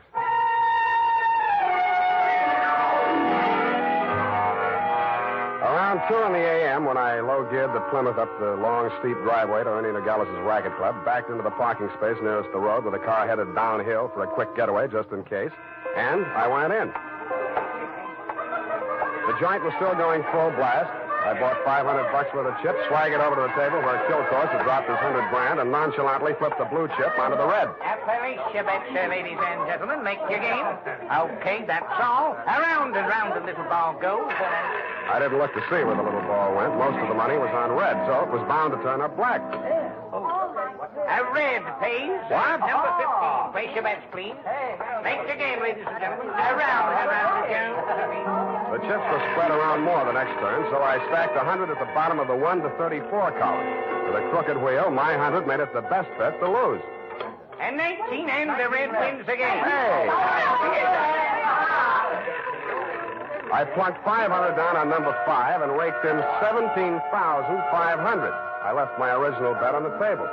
When the little ball fell into the pocket, I was $35,000 to the good from my point of view, but not from my clients. I doubled my bet and looked apprehensively around. There were no surly characters edging up behind me. In fact, the only surly character in sight was Ernie Nogales, and he looked happy. That didn't make much sense. When my bankroll got to $105,000, I played a hunch. I threw $5,000 of it back on the table and lost it. That made a kind of sense. I cashed in the rest of my chips and squeezed the $100,000 U.S. currency into my inside pocket. If anybody aimed for my heart, it was thick enough to stop the slug, which was some comfort. But what I saw must stop the slug, which was some comfort. But what I saw when I walked out to the parking lot was no comfort at all. I'd gotten just a glimpse of it through some trees. A sedan backed into a driveway halfway down the hill. It was blacked out except for 5 glowing cigar ends that showed through the windows. I could think of only one reason for 5 cigar smokers to be parked in that particular spot at that particular moment. The Plymouth was where I had parked it, pointing straight down the hill. I slammed the door but didn't get in. Then I listened. The car down the hill was getting ready, too. I cracked the door of the Plymouth wide enough to get my arm inside and pressed the starter with the heel of my hand. I switched on the lights, pushed the clutch with my left hand, used my right to shift it into low. Then I pulled the hand throttle out all the way and let it go.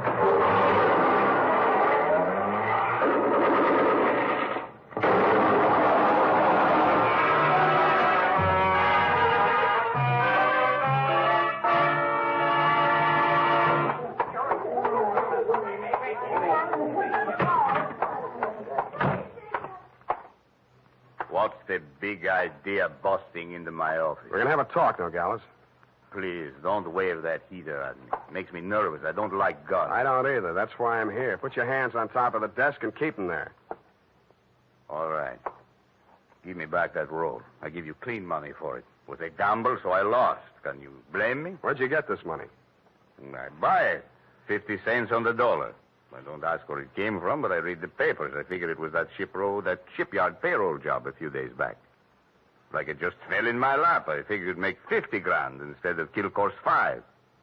I guess that was dirty trick you just out of stir, Tommy, huh? I got news for you, Nogales. I didn't know this money was hot, and I am not Tommy Lane. No? Then what? Private Dick. Tommy's sister hired me to take the fall for him. Look, I've got most of the caper. Kilcourse wanted to pay Tommy $100,000. You rigged the wheel so Kilcourse would lose it one night and Tommy would win it back the next night. Now, what was Kilcourse paying him off for? No caper, legitimate. He was sent up for bribing a public official. You mean he was the payoff man for Kilcourse's contracting firm? Sure, legitimate business. The grand jury went out after Kilcourse. Tommy took the rap, that's all, for a price. Yeah, $100,000. Thanks, Nogales. That's all I needed. Oh, Sam, I was afraid I might be too late. You are, Oh, I sweetheart. have so many things to explain. Where can you talk? Right in here. Who's this man? Why, that's your old sweetie from Reno, Ernie Nogales, remember? What's the matter with you two? You crazy? Oh, Sam, I should have told you the truth from the beginning. Check. The Nogales yarn, I can understand, but why did you tell me you were Kilcourse's wife? I was desperate. I had to say something. It was the only explanation I could think of for my interest in this case, but I'm telling the truth. But you were making a pigeon out of me. I don't know about such things, Sam. All I know is I'm here in time to warn you. You mustn't walk out of here with that money. Listen, They may kill you to get it back. They already did. They're combing the wreckage of that car right now, looking for my body. Then Tommy was right. They did mean to kill him. How'd he get the rumble? While he was in prison, from another man that Kilcourse framed. He was in for life, so it was safe for him to talk. Hey, you two. Yeah, Nogales? That car that just drove up. I think that's Mr. Kilcourse. Oh, Hey, what's your hurry? Don't let me go! Come on, what's your hurry? Tommy's out there in that cab. I've got to warn him. Or tip off Kilcourse. Which is it? No, Sam, you've got to believe me. Sit down. Stop that. You two have fun. I'm getting out of here. Go ahead. Now, listen, sweet Lorraine, you may as well save your breath for those explanations. You're staying right here until the caper's all wrapped up. Here he comes. Have you got a gun, Sam? Yeah? Well, you'd better have it ready. Mm-mm. But Sam... Where's Nogales? I want to see him. He was called out of town, sir. I'm in charge. You Mr. Kilcourse? That's right. I want to know why you people have been interfering with my business. It might interest you to know that this building site's on an old Spanish land grant. Title's very shaky. I'll run an 8-lane highway straight through the middle of it and turn the rest of it into a game preserve. That's what I do to people who double-cross me. I tried to tell Mr. Nogales that, sir. He wouldn't listen to me. He tipped Tommy off for a split of $100,000, but I knew sooner or later we'd have to answer to you, Mr. Kilcourse. Oh, well, what's that? Here's your $100,000, sir. Count it. Well. What's your name, son? Sam Spade, sir. Well, I'm glad to meet an honest lad. Well, come along. You two, young lady, we'll all walk out together. Sam, what are you... What... Spade, huh? Yes, sir. I'm a private detective, but I'm ambitious. Politics?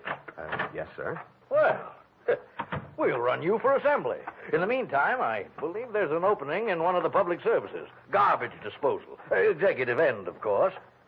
Where the devil is that man with my car? Oh, there he is. You drop around to my office in the morning. Thank you, and good night, Mr. Kilcourse. Drive on, Horace. Back to the city. Oh, Sam. How could you?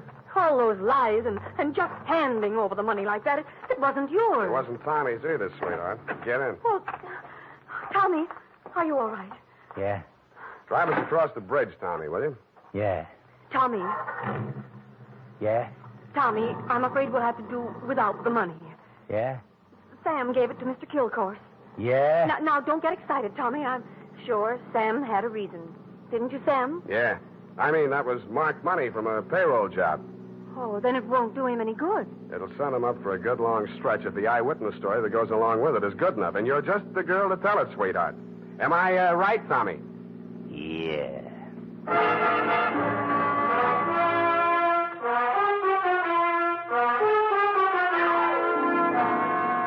Period. End of report. Already?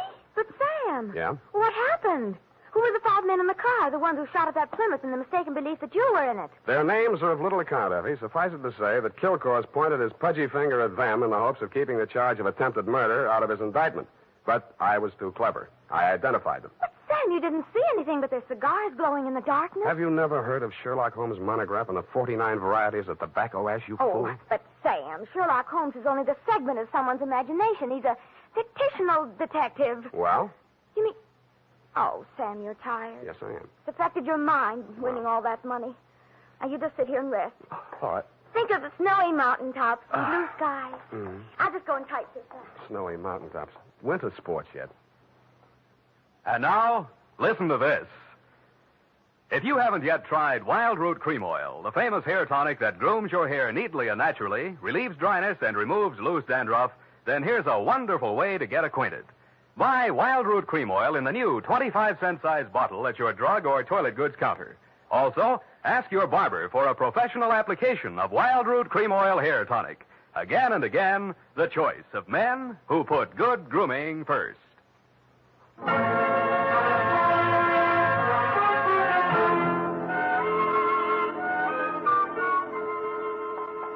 Well, here it is, Sam.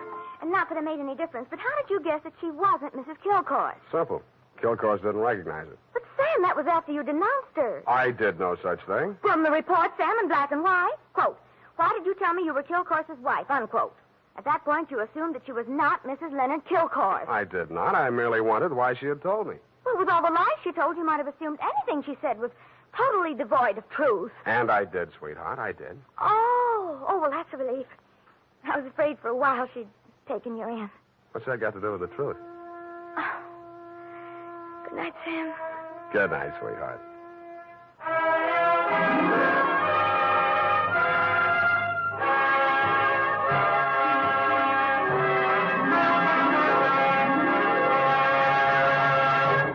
The Adventures of Sam Spade, Dashiell Hammett's famous private detective, are produced and directed by William Spear. Sam Spade is played by Howard Duff. Lorene Tuttle is Effie. Sadie Thompson appeared as Lorraine Kilcourse. The Adventures of Sam Spade are written for radio by Bob Tallman and Gil Dowd. Musical direction by Lud Gluskin. Score composed by Renee Garrigang. Join us again next Sunday when author Dashiell Hammett and producer William Spear join forces for another adventure with Sam Spade. Brought to you by Wild Root Cream Oil. Again and again, the choice of men who put good grooming first. This is Dick Joy reminding you to get Wild Root Cream Oil, Charlie. It keeps your hair in trim. You see, it's non-alcoholic, Charlie. It's made with soothing lanolin. You better get Wild Root Cream Oil, Charlie. Start using it today. You'll find that you will have a tough time, Charlie. Keep on all the gals away. Hiya, Baldy. Get Wild Root right away. This is CBS, the Columbia Broadcasting System. Our thanks this evening to America's own CBS. And before the orchestra strikes up again, let's see who among you really knows the golden age of radio.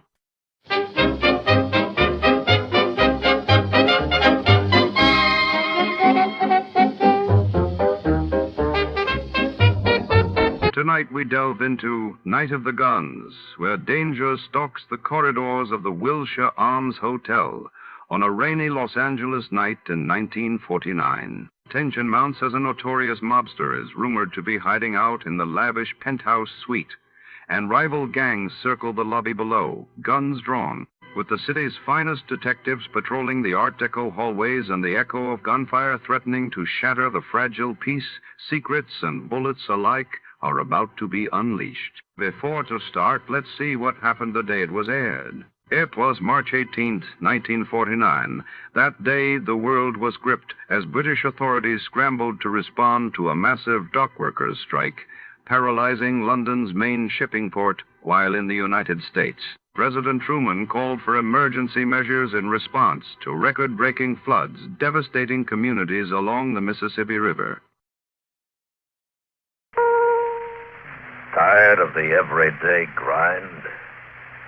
Ever dream of a life of romantic adventure? Want to get away from it all? We offer you Escape.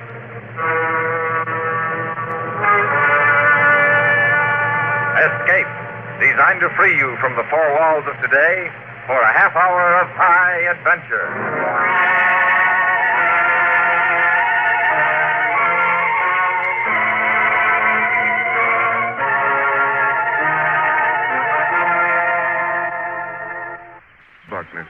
Permit me to refuse the money. Permit me to return to the matter of the Yankee merchandise. Josh just told you, poet. We sold out our stock of shirts, our ties, our socks. You are the men who have a catch and have saved the Caribbean from Miami? Yes, sir. We're the men who have a catch and have sailed. That's who we are, poet. And so it is a simple matter, then. Since you are these men, it is a simple matter. We will make arrangements for the removal of the merchandise. Now, look, Mr. Renee, my name. Permit me. That is my name. Thanks. It's this way, Rene. My understanding of things poetic is a little shaky these days. Mine, too. Yeah, his, too. Are you trying to be clever? Or perhaps it pleases you to tweak my passions? The merchandise. Permit me, but the merchandise. When shall we remove it from your boat? Mr. Rene, I simply have got to explain something to you. It's evident that you're mistaken. We are not mistaken. You have the merchandise. We will pay Bid what? Rene a fond farewell, Josh. He needs to keep his head covered from his Haitian sun. But it is a matter of... No, you cannot. The merchandise. You cannot refuse about the merchandise. You cannot refuse.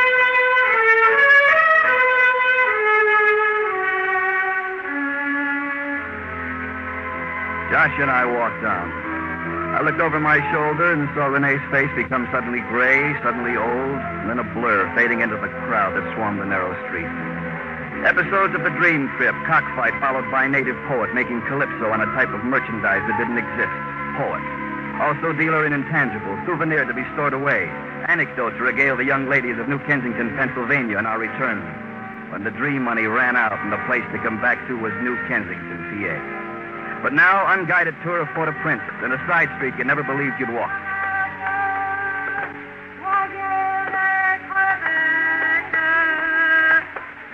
Monsieur? No?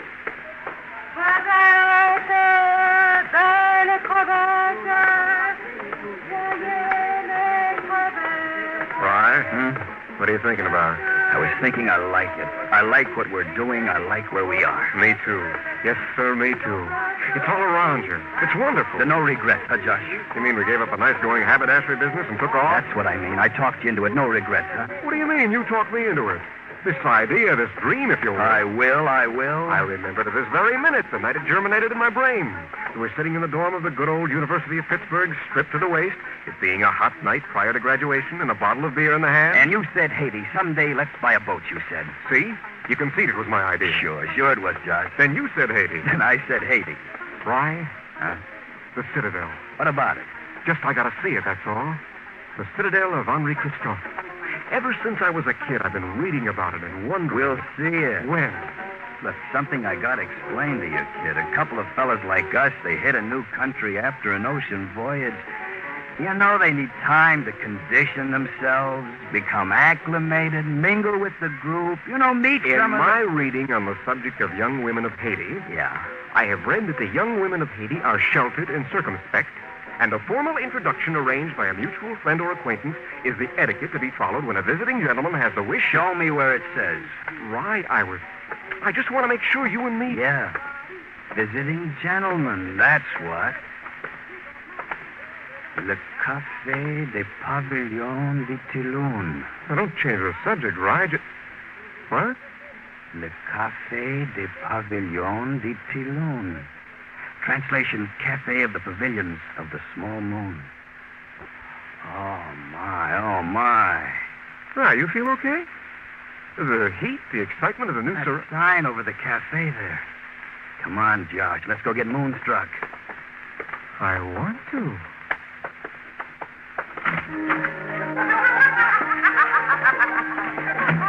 Oh, my. Me too. I'm glad I said what I said on graduating from the University of Pittsburgh. After me, kid. Bartender.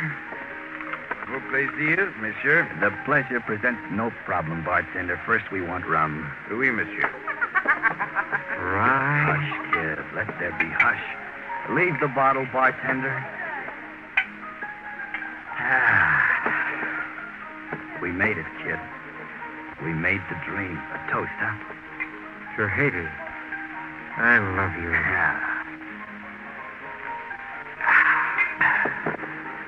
Dessalines, Toussaint, and the jeweled Bay of Gonave. And to the jungle mysteries and the delights of them. And to the jungle mysteries and the delights of them. Hey, you turn a phrase, monsieur. Then may I propose still another toast? Be our guest. To the young lady who sits there. Where? At the table in shadow. And the fall of Carib sunshine across her cheek. There, you see? I see. Oh, my. Where? I don't see her. Where, Rye? Show me, too. You could look upon her with nearness? I Good. I'm just the chap who could. Come then. She has whispered it to me. Bring them to me. Bring the voyageurs to me what they whispered. Why, where? Lady whispered, Josh, and it's a call I've been waiting for. Right? Bring the bottle, Josh. Oh, now I see her. Oh. I'll bring the bottle. After you, monsieur. Pepe. After you, Pepe.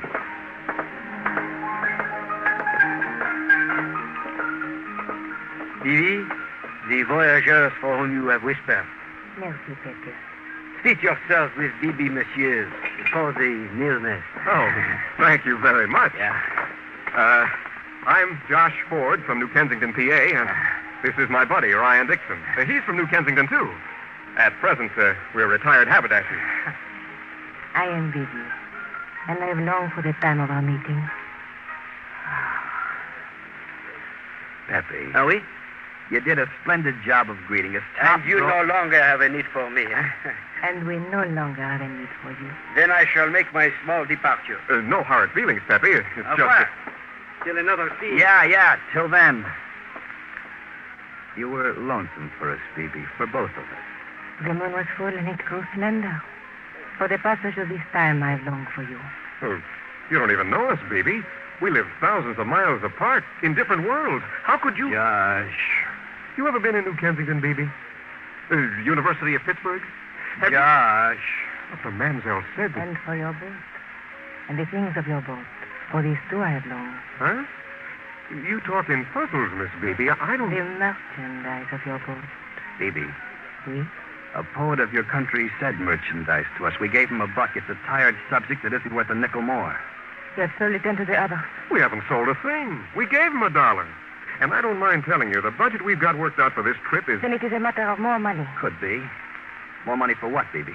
Hagglers, bargainers, hawkers. We're not haggling, lady. All we got on our boat is a few supplies. Some canned fruit juices and tins of dried beef. You want The them? matter enough more money for the merchandise you brought from Miami. We will pay. And there will be no delay. Bibi, we started out real good together, and suddenly, Josh, how do you tell a beautiful girl she's lousing everything? Well, in the room at the end of the passageway upstairs. It is where I shall be. With the more money. In 10 minutes. Be there.